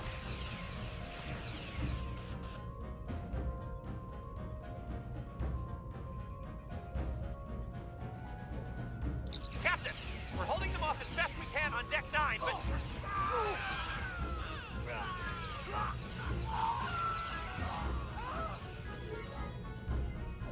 If they spread throughout the decks, we'll never know who to trust. Lock down the affected areas immediately. Close the bulkheads and erect the containment fields. No one is allowed in or out without my authorization. There could be crew members who weren't affected who could get locked inside. That's a risk we'll have to take. Initiating a lockdown now.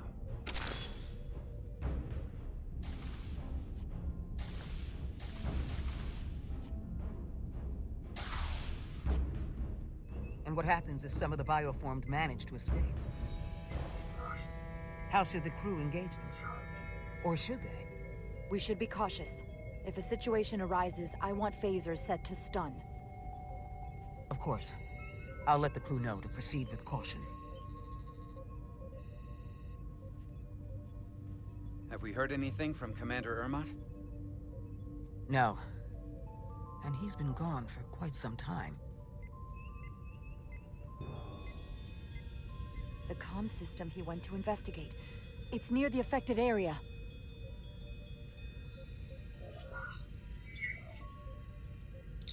Commander Ermot. Commander Ermot, can you hear me?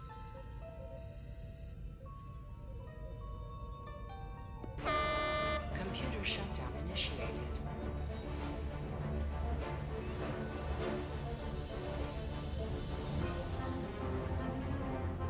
According to this, it was initiated by Commander Ermot. What? The central computer core will shut down in 10 minutes. We'll lose all critical ship functions. It can only be overridden by the captain at the core itself. With me.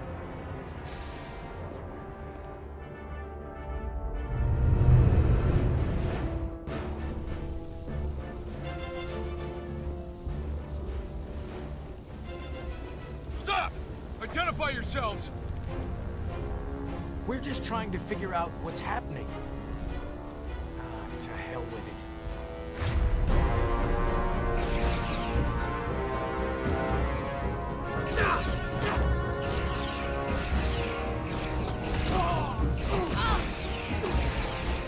You have to get to the computer core! Go!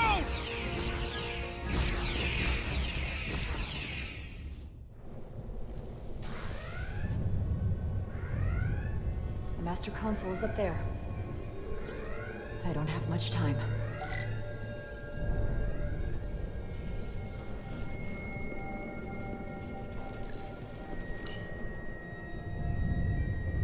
Captain Rydick, it's me, Commander Ermot.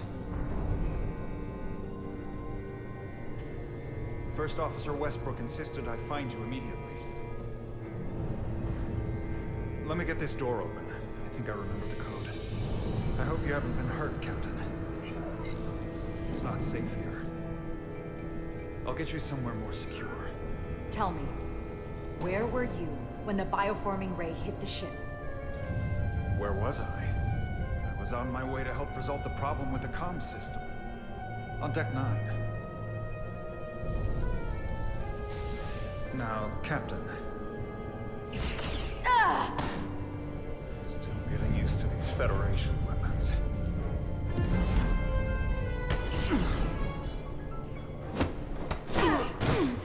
Computer termination sequence in progress. Damn it!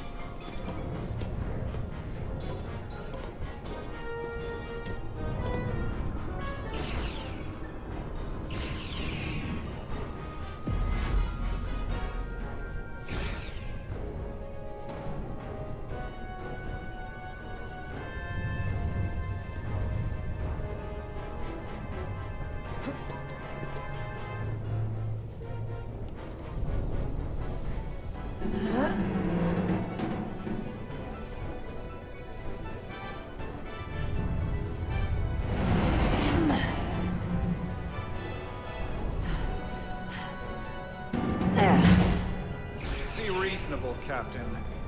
There's a time to fight and a time to admit defeat.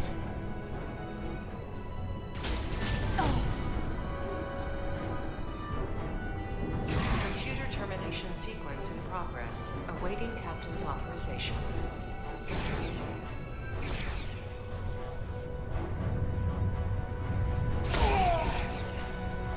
Cancel computer shutdown.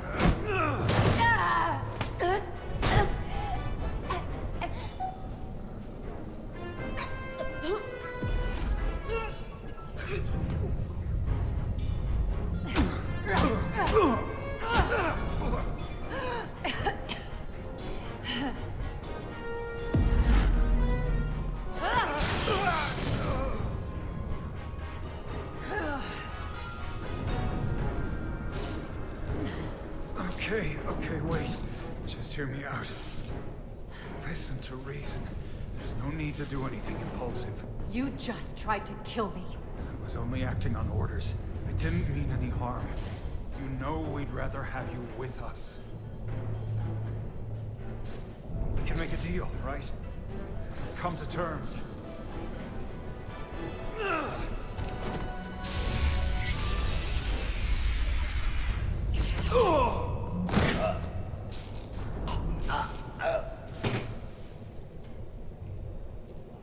Awaiting Captain's authorization.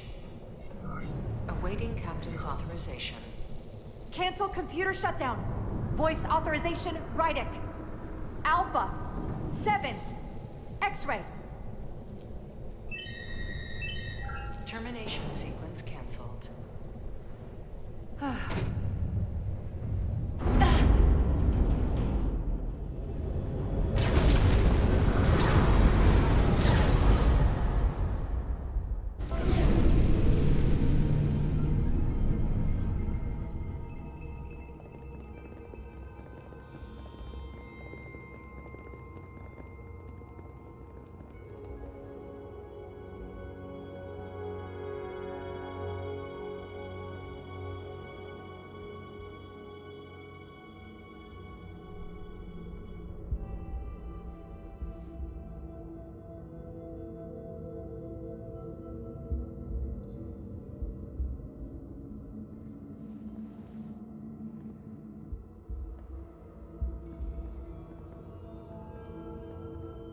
These are the arteries of power coming from the cortabula at the heart of the Aphelion.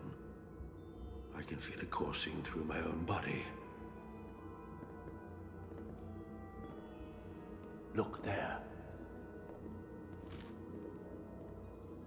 I cannot move as freely inside this ship. Those emitters are why. If they were deactivated, I could travel past this chamber without setting foot in it. Only Tkan can use Tkan technology. How do I turn them off? Place these on the emitters. It will suppress their effect. The guards none the wiser. Got it. I'm coming too. If we both get caught, it's over. If it's just me, you can try again after I fail. Well then, don't screw it up.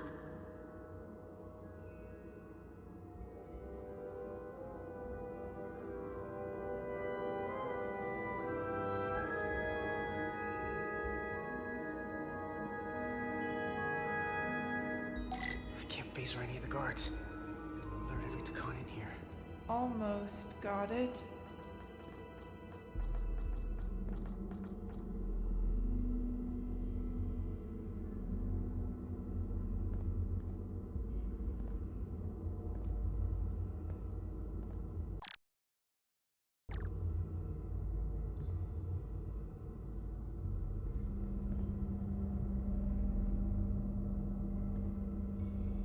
Huh? Got you.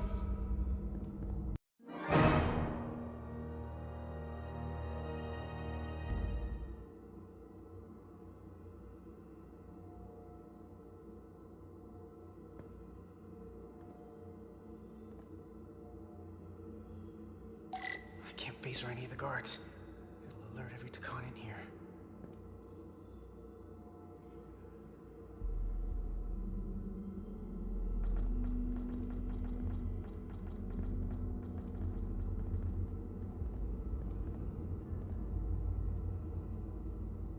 What's that?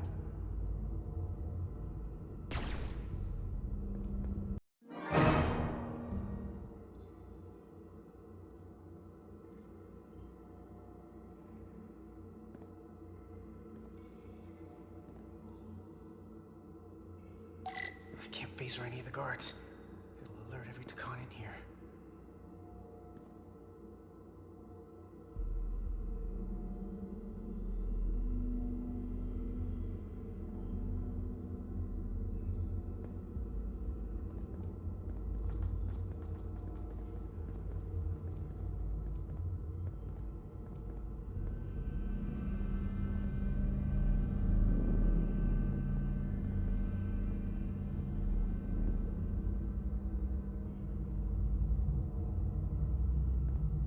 Those guards can see the whole room from there. How am I gonna get past them? Maybe the crystals portal gave me will get a reaction out of these consoles.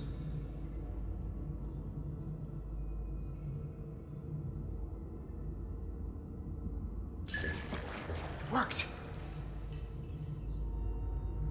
Better move.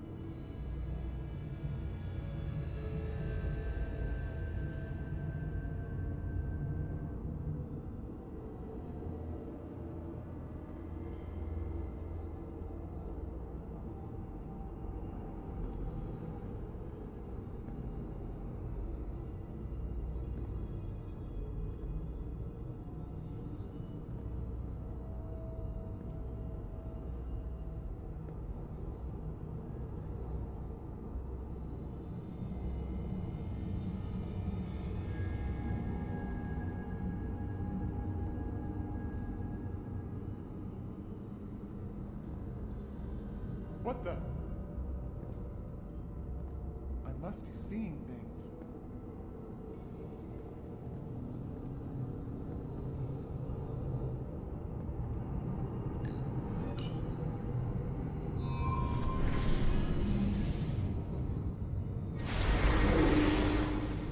Two to go.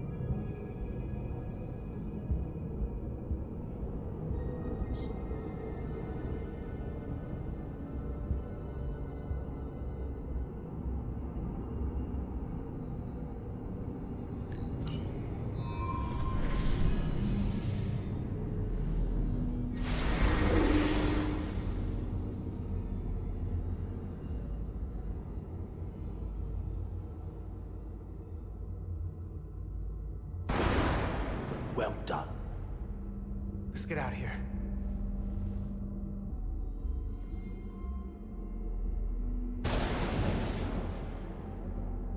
More emitters. Guess we can't teleport the rest of the way.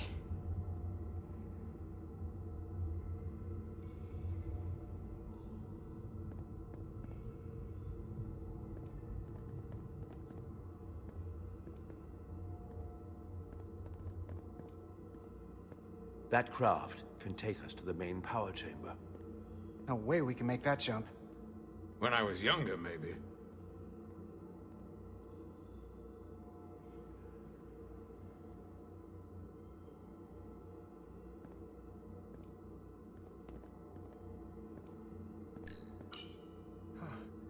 This might control that craft. Portal, a little help? I should be able to bring it to us.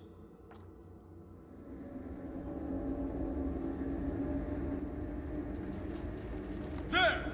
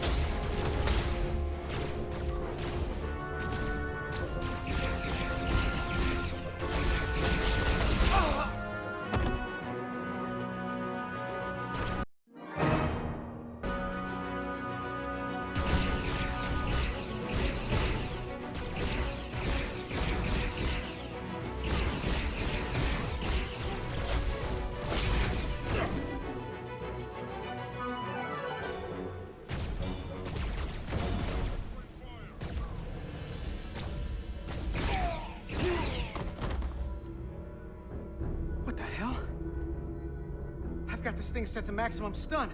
How are they getting up? Something's different about the Tkan here. Stunning isn't an option. Get in!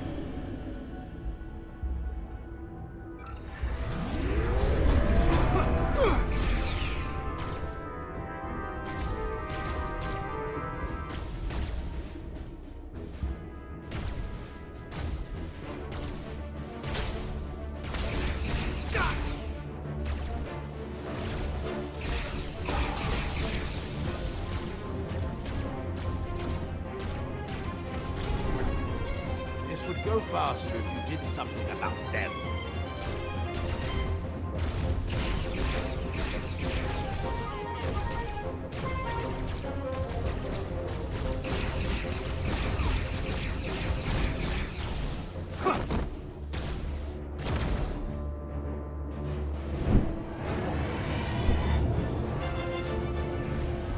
It's a Guardian. He's with them.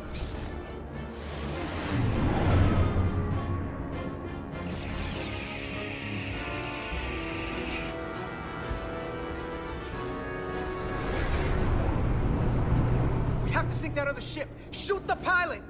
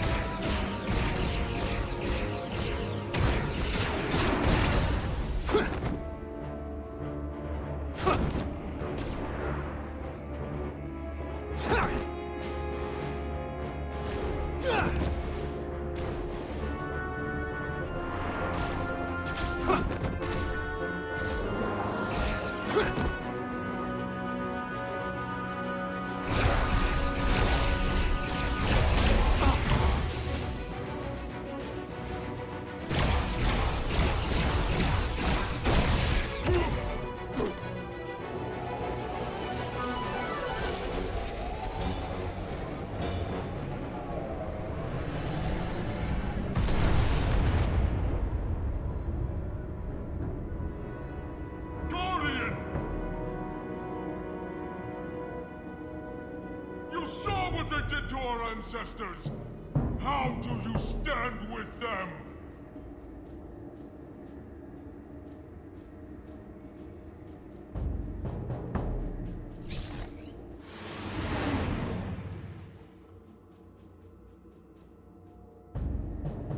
We've left them behind.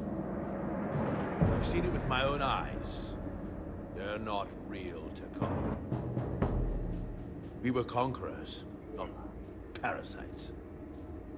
The souls I pushed your captain to spare will not be used for this end.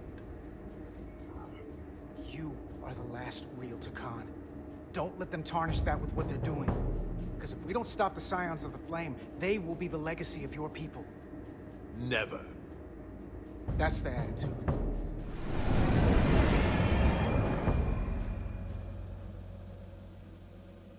I'm doing everything I can, but I can't shake her!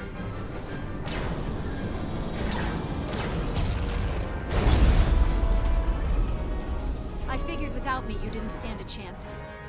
I'm here for the ship and the crew, not for you. I couldn't just sit in my quarters, waiting to get turned into a Tkan. I don't care how you feel about me. Just do your job. Fair enough. The only reason they haven't destroyed us is because we have bioformed Tkan in the ship.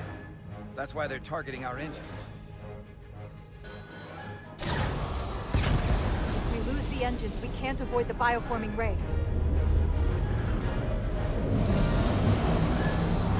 Brace for impact!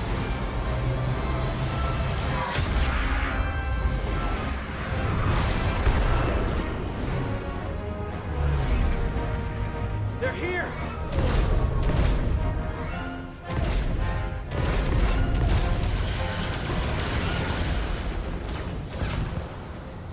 You're being hailed by the USS Titan. Put them through. Sorry to keep you waiting, Resolute. We got here as fast as we could. Looks like you've got your hands full with this monster. We're damn glad to see you, Captain. We could use all the help we can get. I told you I'd be here. So, what are we up against? No. It's happening again. We have to warn them. Open a channel to all Starfleet ships immediately. Starting emergency transmission. This is Captain Jara Rydek of the USS Resolute. The ship we're fighting is armed with a bioforming ray that can transform your entire crew instantaneously. Avoid being hit at all costs. And remember, they have our shield algorithms, so take preemptive evasive action.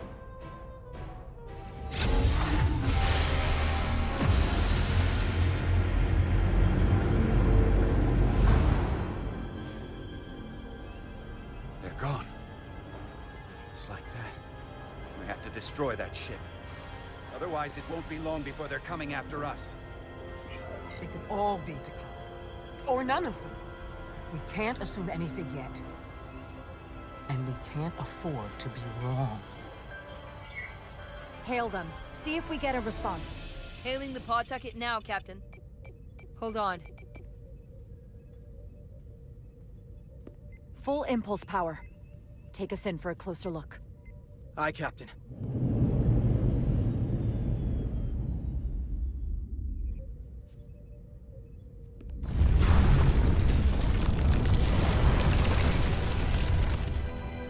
That's not a Starfleet ship. The Tkan have it. Shields at full power!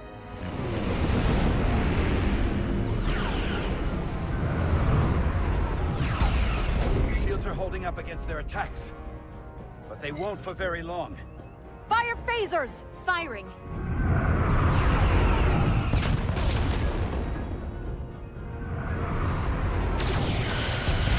Shields at 60%. Heavy damage reported in astrometrics. Handar, evasive maneuvers. Get us out of here! Aye, Captain!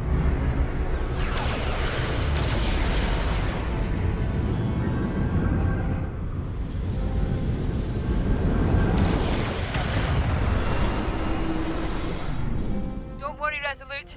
We've got your back.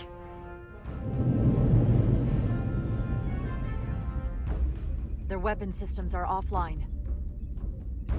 Now's our chance. Finish it. We can send Galvin a message. Let him know exactly what he's up against. And that we're willing to fight to the very end. Take out their engines. Fire when ready. Targeting their engines. Commencing fire. Now.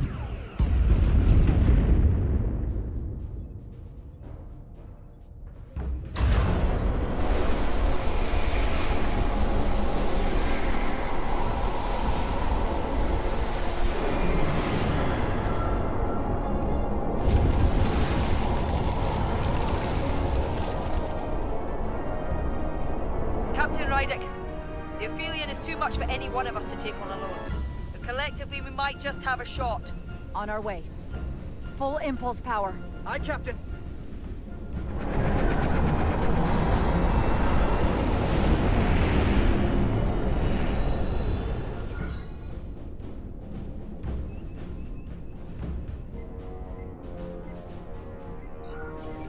Target the bioforming ray. Fire photon torpedoes. Firing photon torpedoes.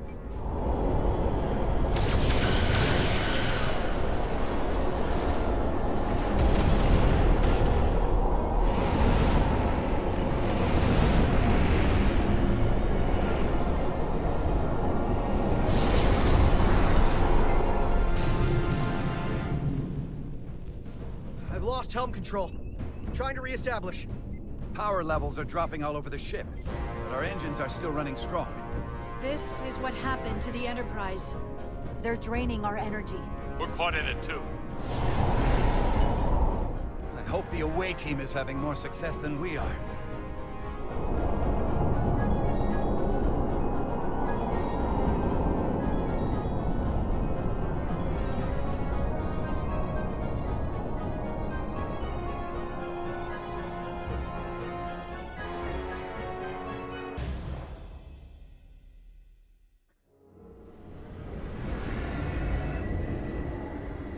If there is a way to disable the Aphelion, it's there.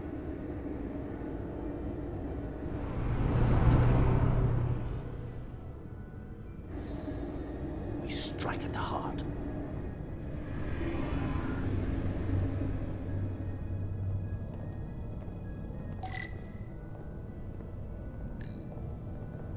The Cartabula. I can feel the energy. Don't get too used to it. We're gonna take that thing down.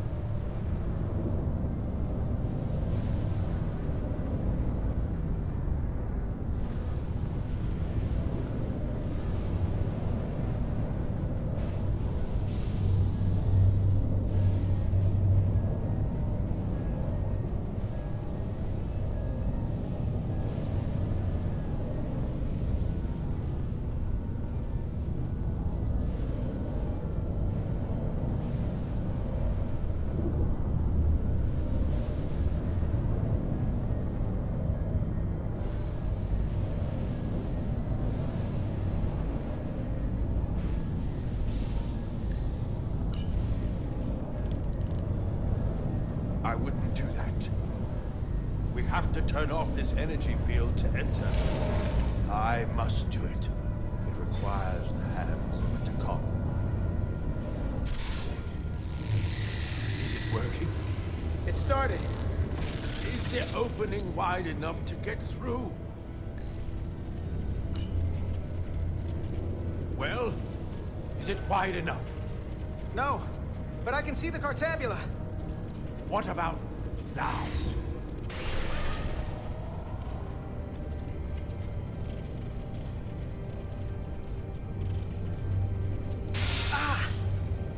I still can't get in. Stand back. I'll try again.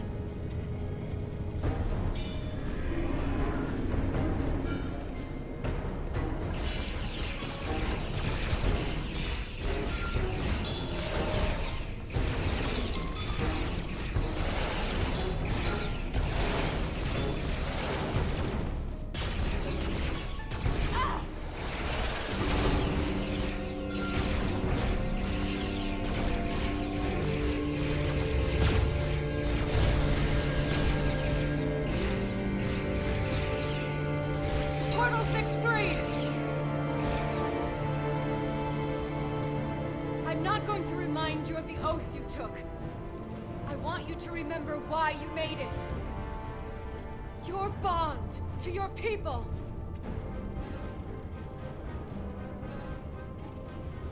You can bring your empire back, and all you have to do is nothing. Stand back, and we will handle them.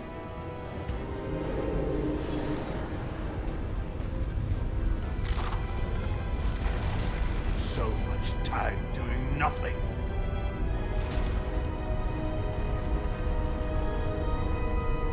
Now, I will take action. I will exterminate these heretics. This won't take long. I'll be back. Wait, you need to open the energy field. In due time.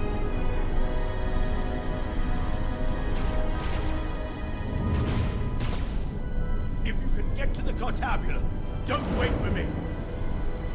We'll hold the line.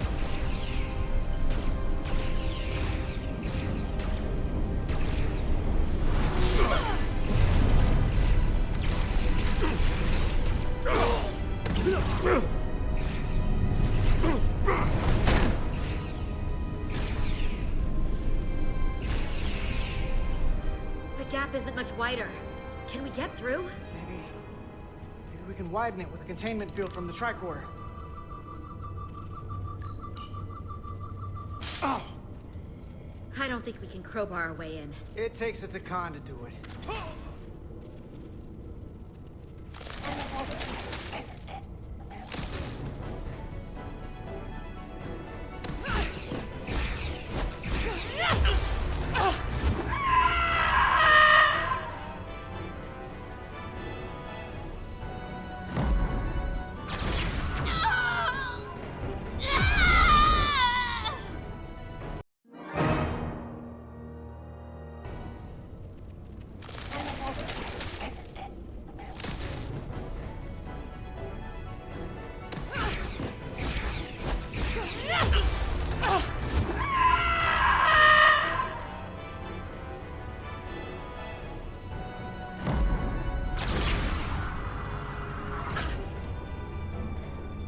That's far enough.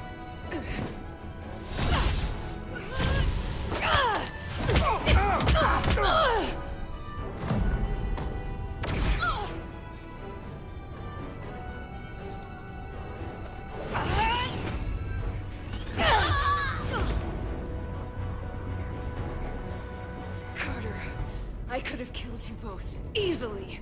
But the part of me that is still Miranda won't let me. She compels me to bring you into the fold. I will make you one of us. Trust me, this is the best outcome you can hope for. Miranda wouldn't want that. You don't know her like I do.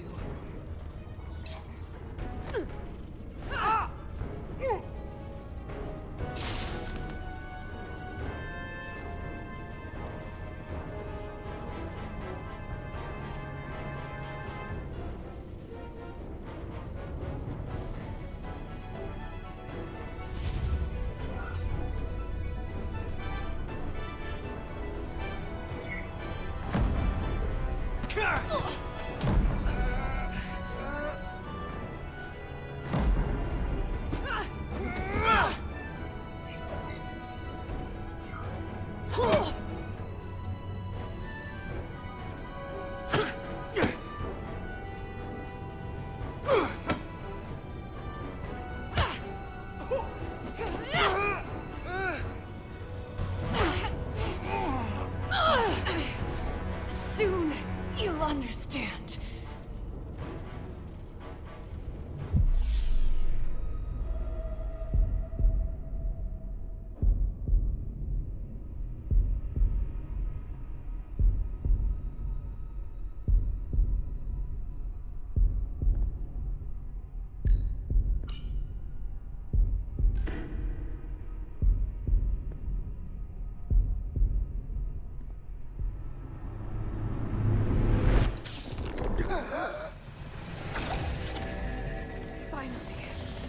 Finally, we can be...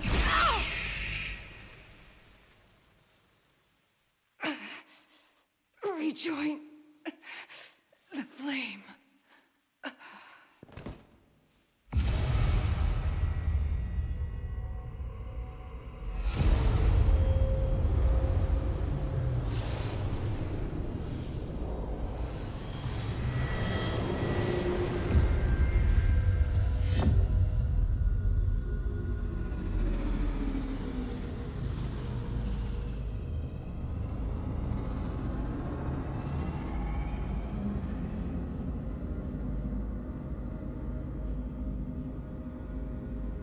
Ego sequo, varego etos sequium.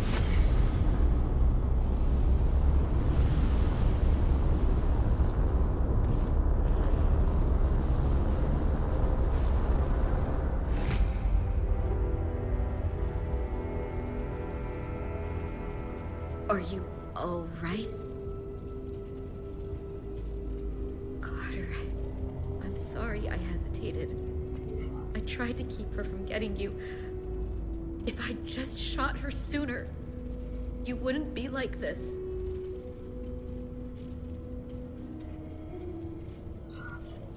I had my chance. I could have killed her too.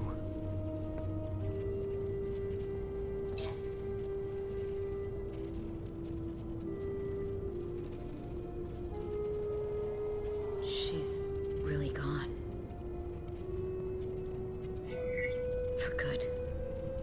I can't believe it.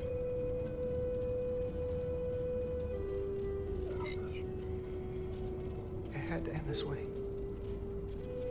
She was suffering. And now it's over.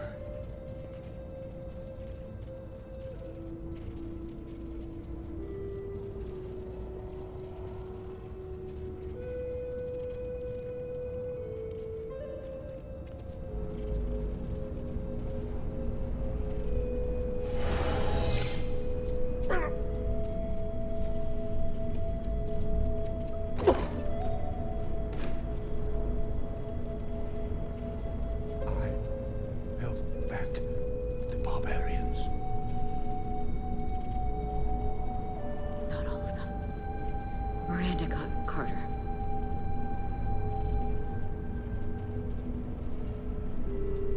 You have Taconian blood now.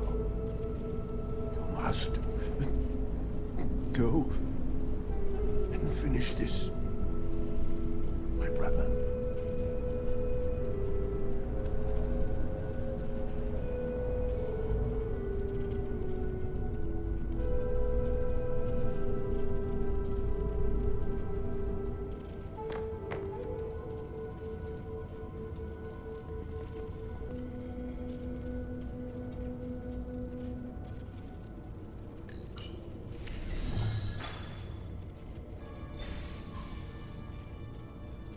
I can read it.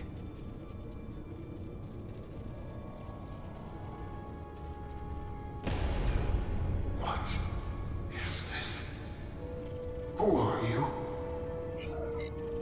Tell me now. I demand it.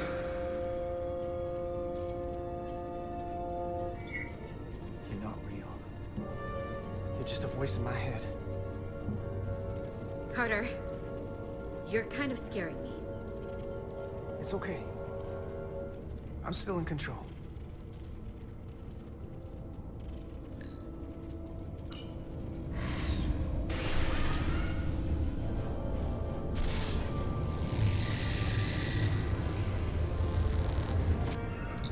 We've reached the Cartabula. That's great. Are you all okay? Yeah, we're inside. That's what matters.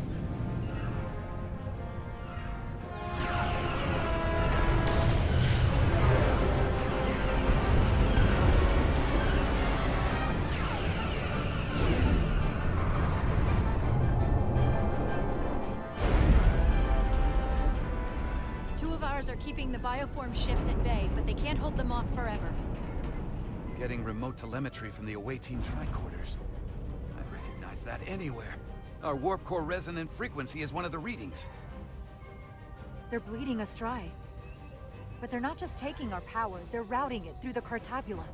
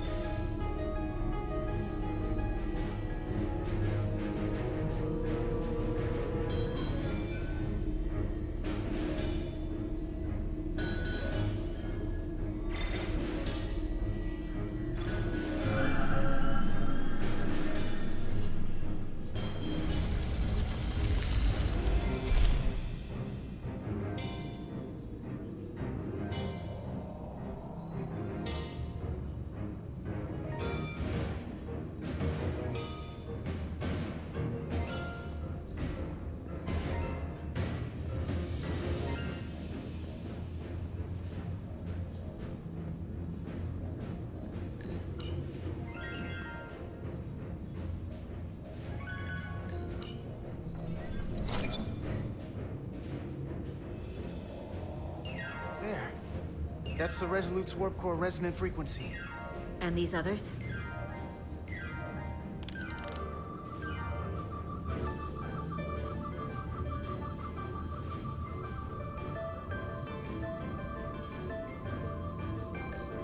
That frequency matches the Titan's warp core resonance.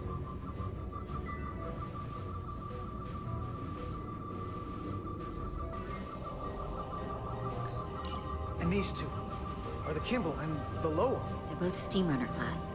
Same engine platform. They're just tuned a little differently. I must be getting information from the bioforming, but this warning, it means that it's struggling with the power stacked up at close frequencies. The Cartabula can't handle the dissonance? Maybe. This is Westbrook. Are you reading these Starfleet engine signatures? We are. And you need to see this. The Steamrunner class frequencies are causing problems for the Aphilion's energy source. Sending visuals now. They're vulnerable. We have to use this. You can break a wine glass if you play the right note loud enough. Sir? The Tkan are so arrogant. They're letting us right in the front door with this energy drain.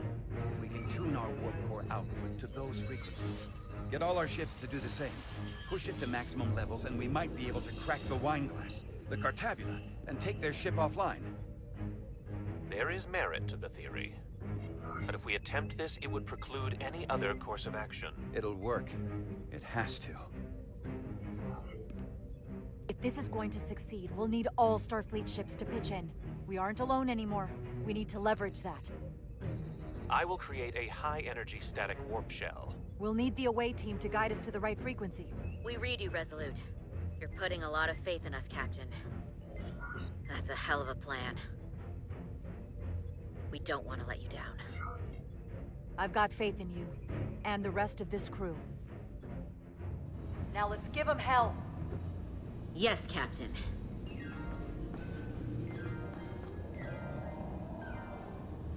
eject routine for the Cartabula.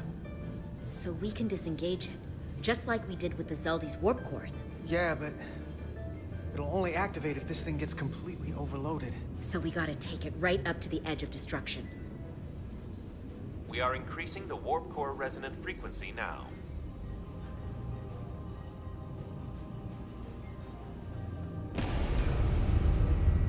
You can't do this. You'll destroy everything I've waited for. If that thing wants to take over, it's going to have to go through the both of us. And I'm not going to let that happen. You hear me? I'm gonna fight it right along with you, Carter.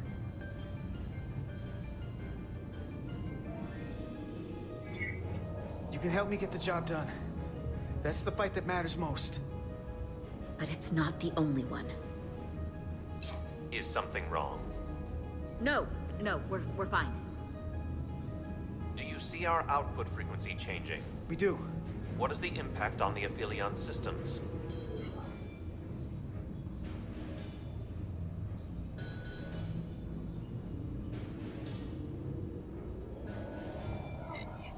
It's not enough. We need to push this thing harder. We need more power. Inertial dampeners are failing.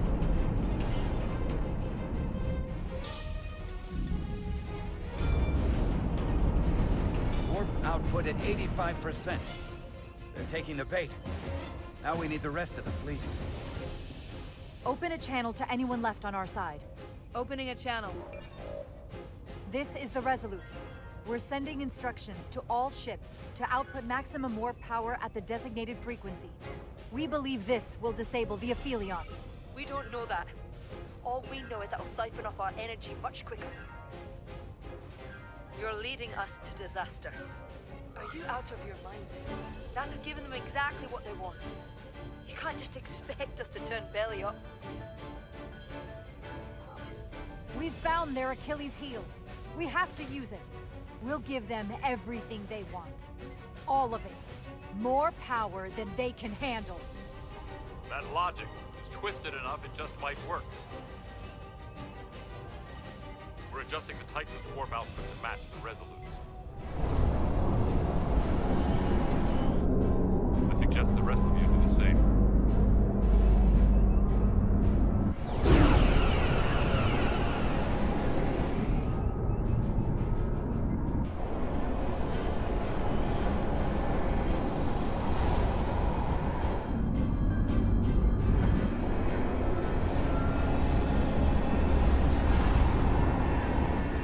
That's it.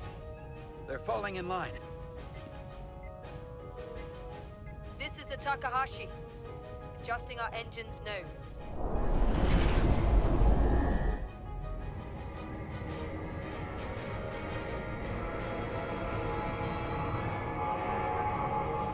Tabula. It's compensating. Counteracting our interference. But some of these other frequencies are causing spikes too. I'm gonna find a new target range for the Resolute.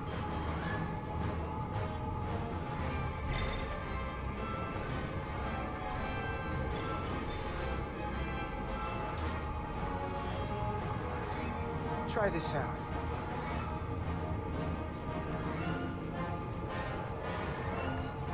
Here. This one's hitting the hardest. If they all converge here, it'll provide the maximum disruption to the Cartabula. Got it. We want to overload this thing, push it to the brink, but not past it. You sure about this frequency? If we go too far, we won't just be destroying the Cartabula. We're going to take a lot more with us. I don't want to be responsible for that. I'm just doing what I always do. I'm an engineer, following the data. Good enough for me. Sending data to the Resolute.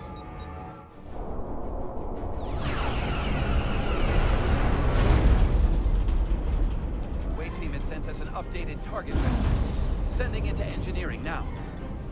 We are now running our core at 105% of recommended capacity. If we try to meet that frequency, we will generate a harmonic imbalance of our own and risk a warp core breach. I I must warn you, these are precisely the engine conditions that Captain Solano's experiment brought about.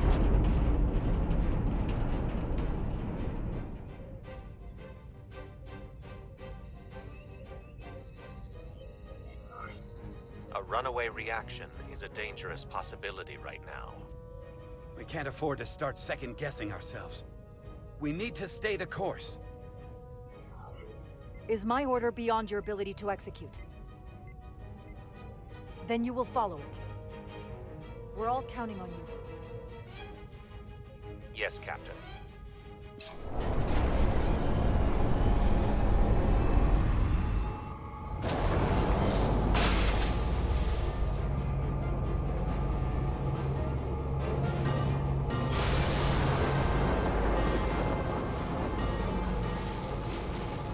We got an overload here. It's at the breaking point.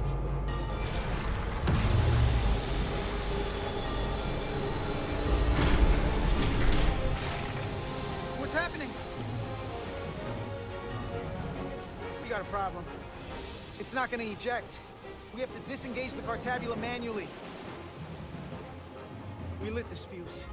We've got to make sure it doesn't go off the wrong way. If we can pull hard enough on those levers, it'll dislodge this thing.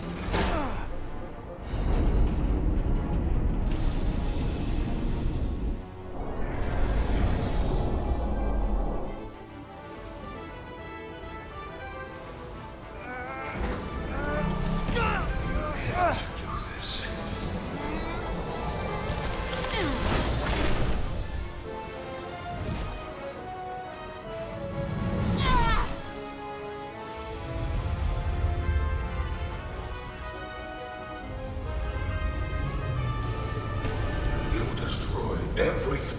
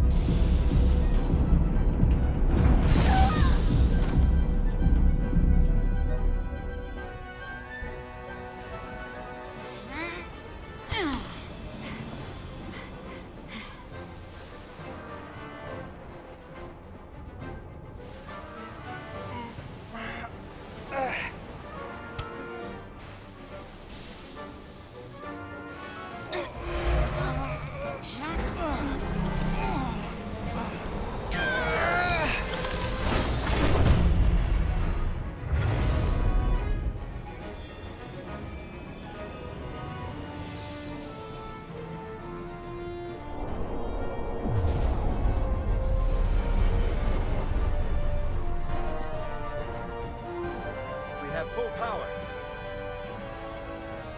And the Aphelion is shutting down.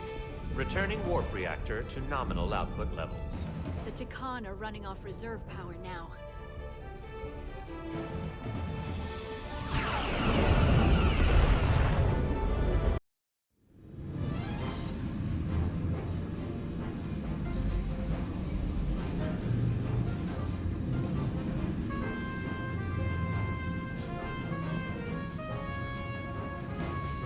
I saw what you did. The sacrifice you made. Radiation levels are spiking. It's coming from the Cartabula. He must have damaged it. Didn't get it out before it fractured.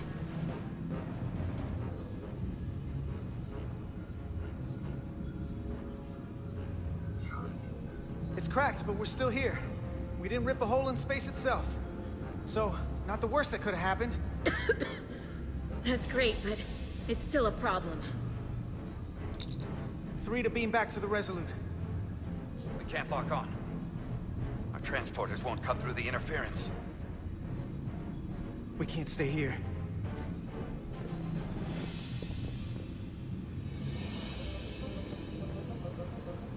We're not getting away in that thing. There. Maybe I can use this to get us out of here. I don't know if it can get us back to the Resolute, but we have to get away from here. Everybody on!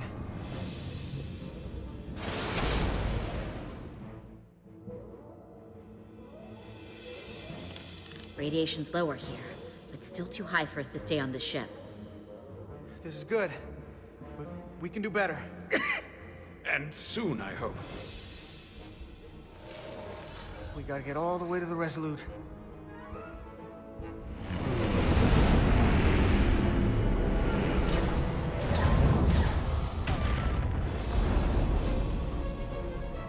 That thing is down, but not out. We'll handle the stolen Federation ships, but you need to get a crippling shot on the Aphelion. A direct hit to its bridge will bring it down. Take us real close, Captain. Skim the hull of that thing where it can't get a clear shot at us. Or I can weave us through the battle. And hope we don't get caught in the crossfire. I don't want to get too close to that thing. Take us along the Aphelion's hull. Get us to the bridge as fast as you can. Aye, Captain.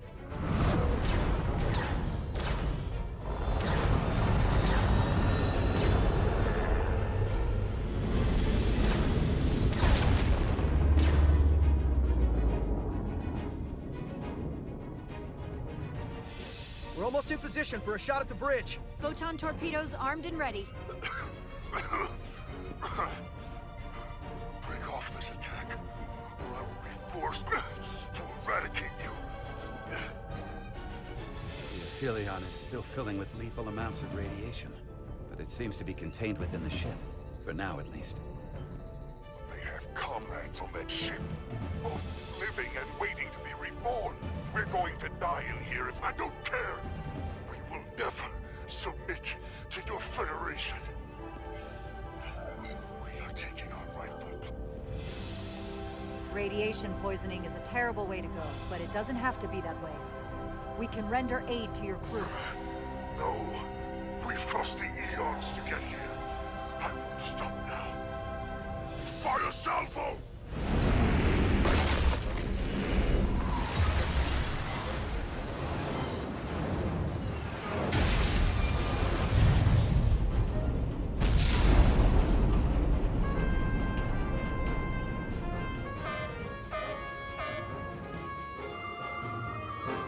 Now the radiation is rising here, too.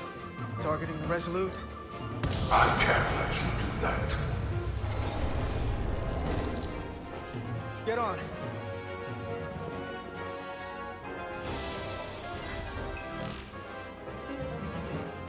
Damn it. I can't hold on to it. I have to make manual adjustments to enhance the signal pattern. From here. What do you mean? I'm not gonna make it out. No way. We're all leaving together. We've been through too much to split up now. We don't leave people behind. Got it? I know we're the same rank and all, but I am ordering you to go! Don't waste this. Please.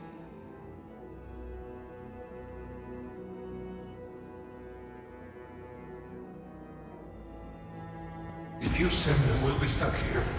Give him to me, and I will save us, not them. Stop it. What's happening? It's an internal struggle, and he's losing. Not like this. Time's up for me. If I'm gonna get you out, it's now or never. I don't want to leave you. You aren't. The time is now.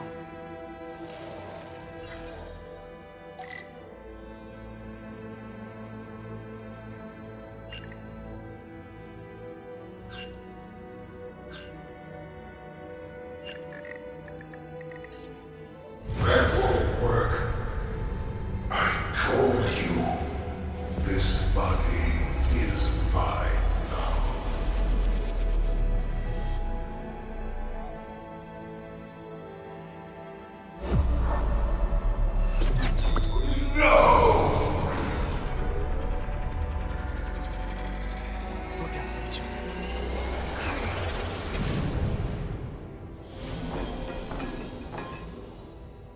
away team has beamed back. We're in position and ready to fire, Captain. Remember when I said this wasn't over? It is now. Please, we target the ship. Pummel it to space dust, like we did to so many others who... Fire.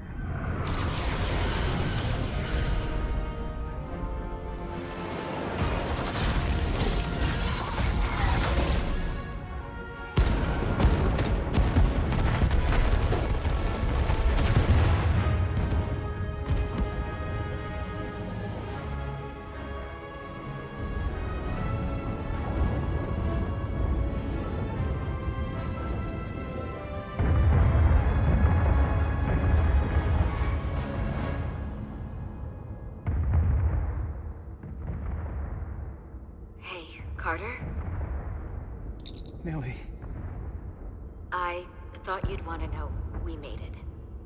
And that you'll always be my family. Even if I don't get to see you again. You'll never really be gone. Always, Millie. Family. Forever. Always.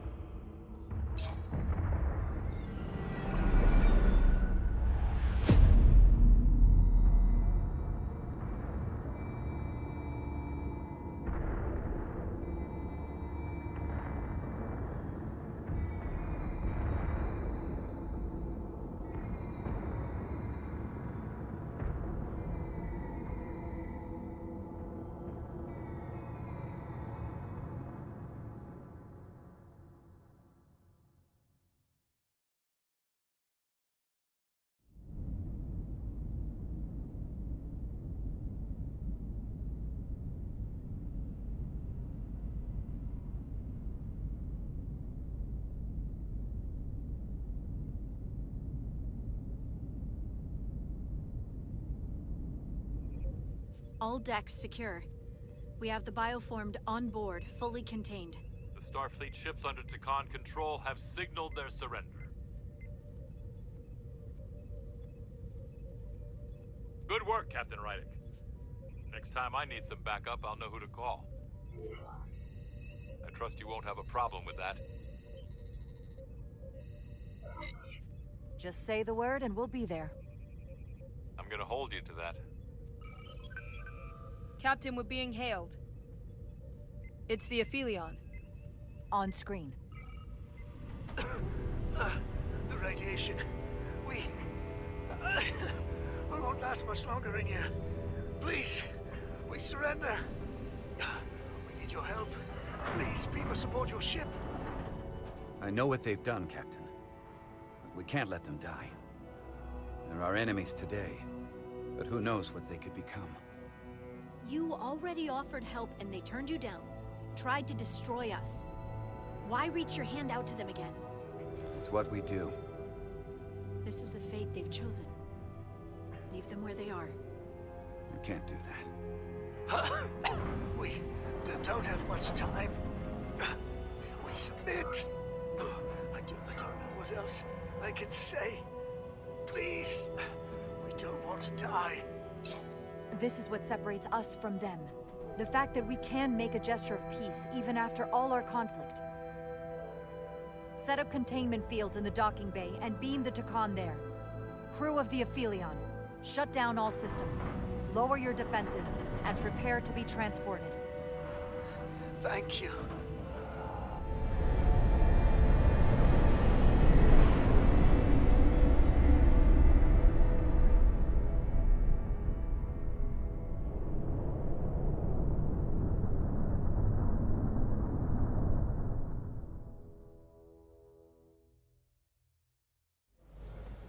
Carter! Hey, I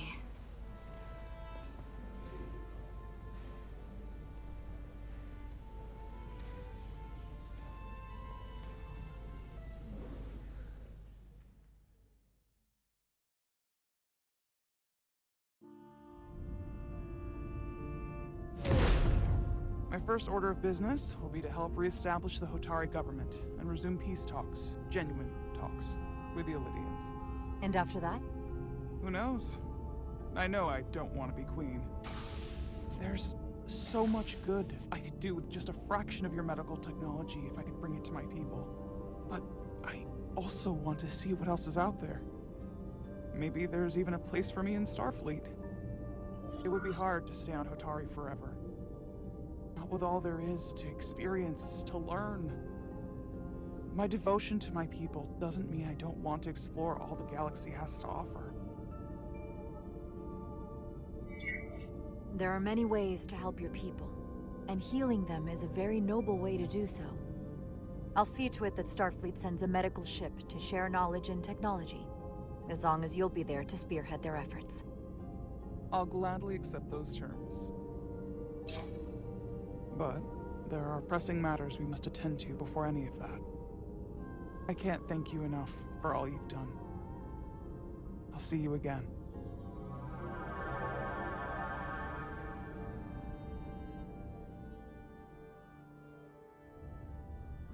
Starfleet has granted me the privilege of conferring this upon you. Though I'm sure Captain Solano would rather have been the one offering this. You have acted dutifully and bravely through trying circumstances.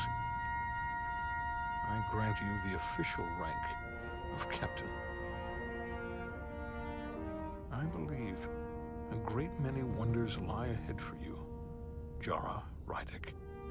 There appears to be nothing that can stand in your way.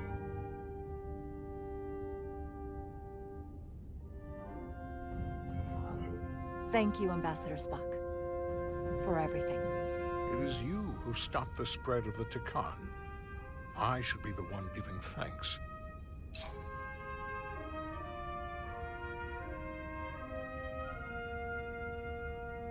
Victory. Peace. These things never come without a cost.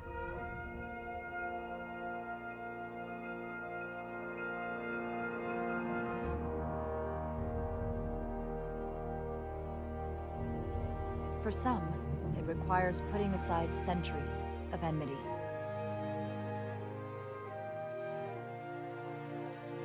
For others, it takes facing complicated losses. To Carter.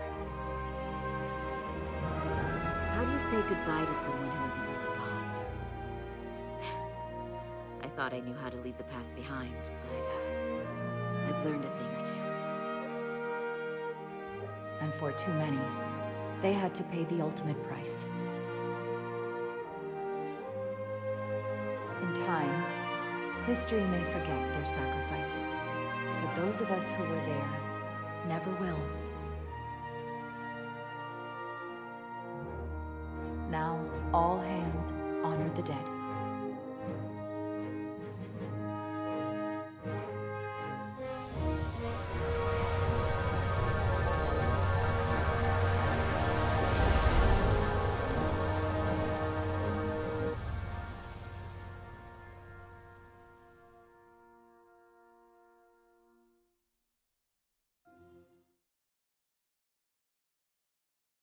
Captain Solano used to say that nothing ever stays the same.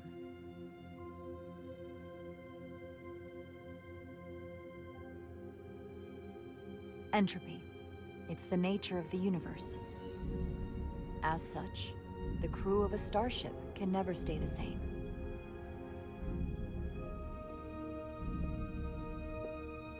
But while entropy says that order inevitably gives way to chaos, this crew has only grown stronger. More cohesive and coherent. Bound by our shared struggles. And working together, helping each other, we're able to do more than we'd ever imagined. Some of our differences couldn't be resolved. But perhaps that too can change. In time.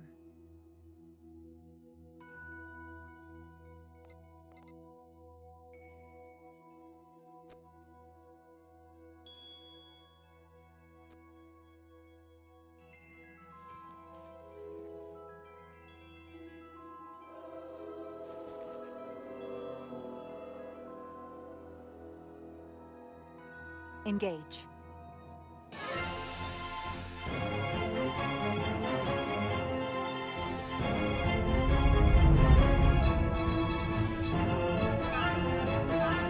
Space. The final frontier. As we take our next steps into the unknown, the greatest insights that lie ahead are what we learn about each other. We might even surprise ourselves.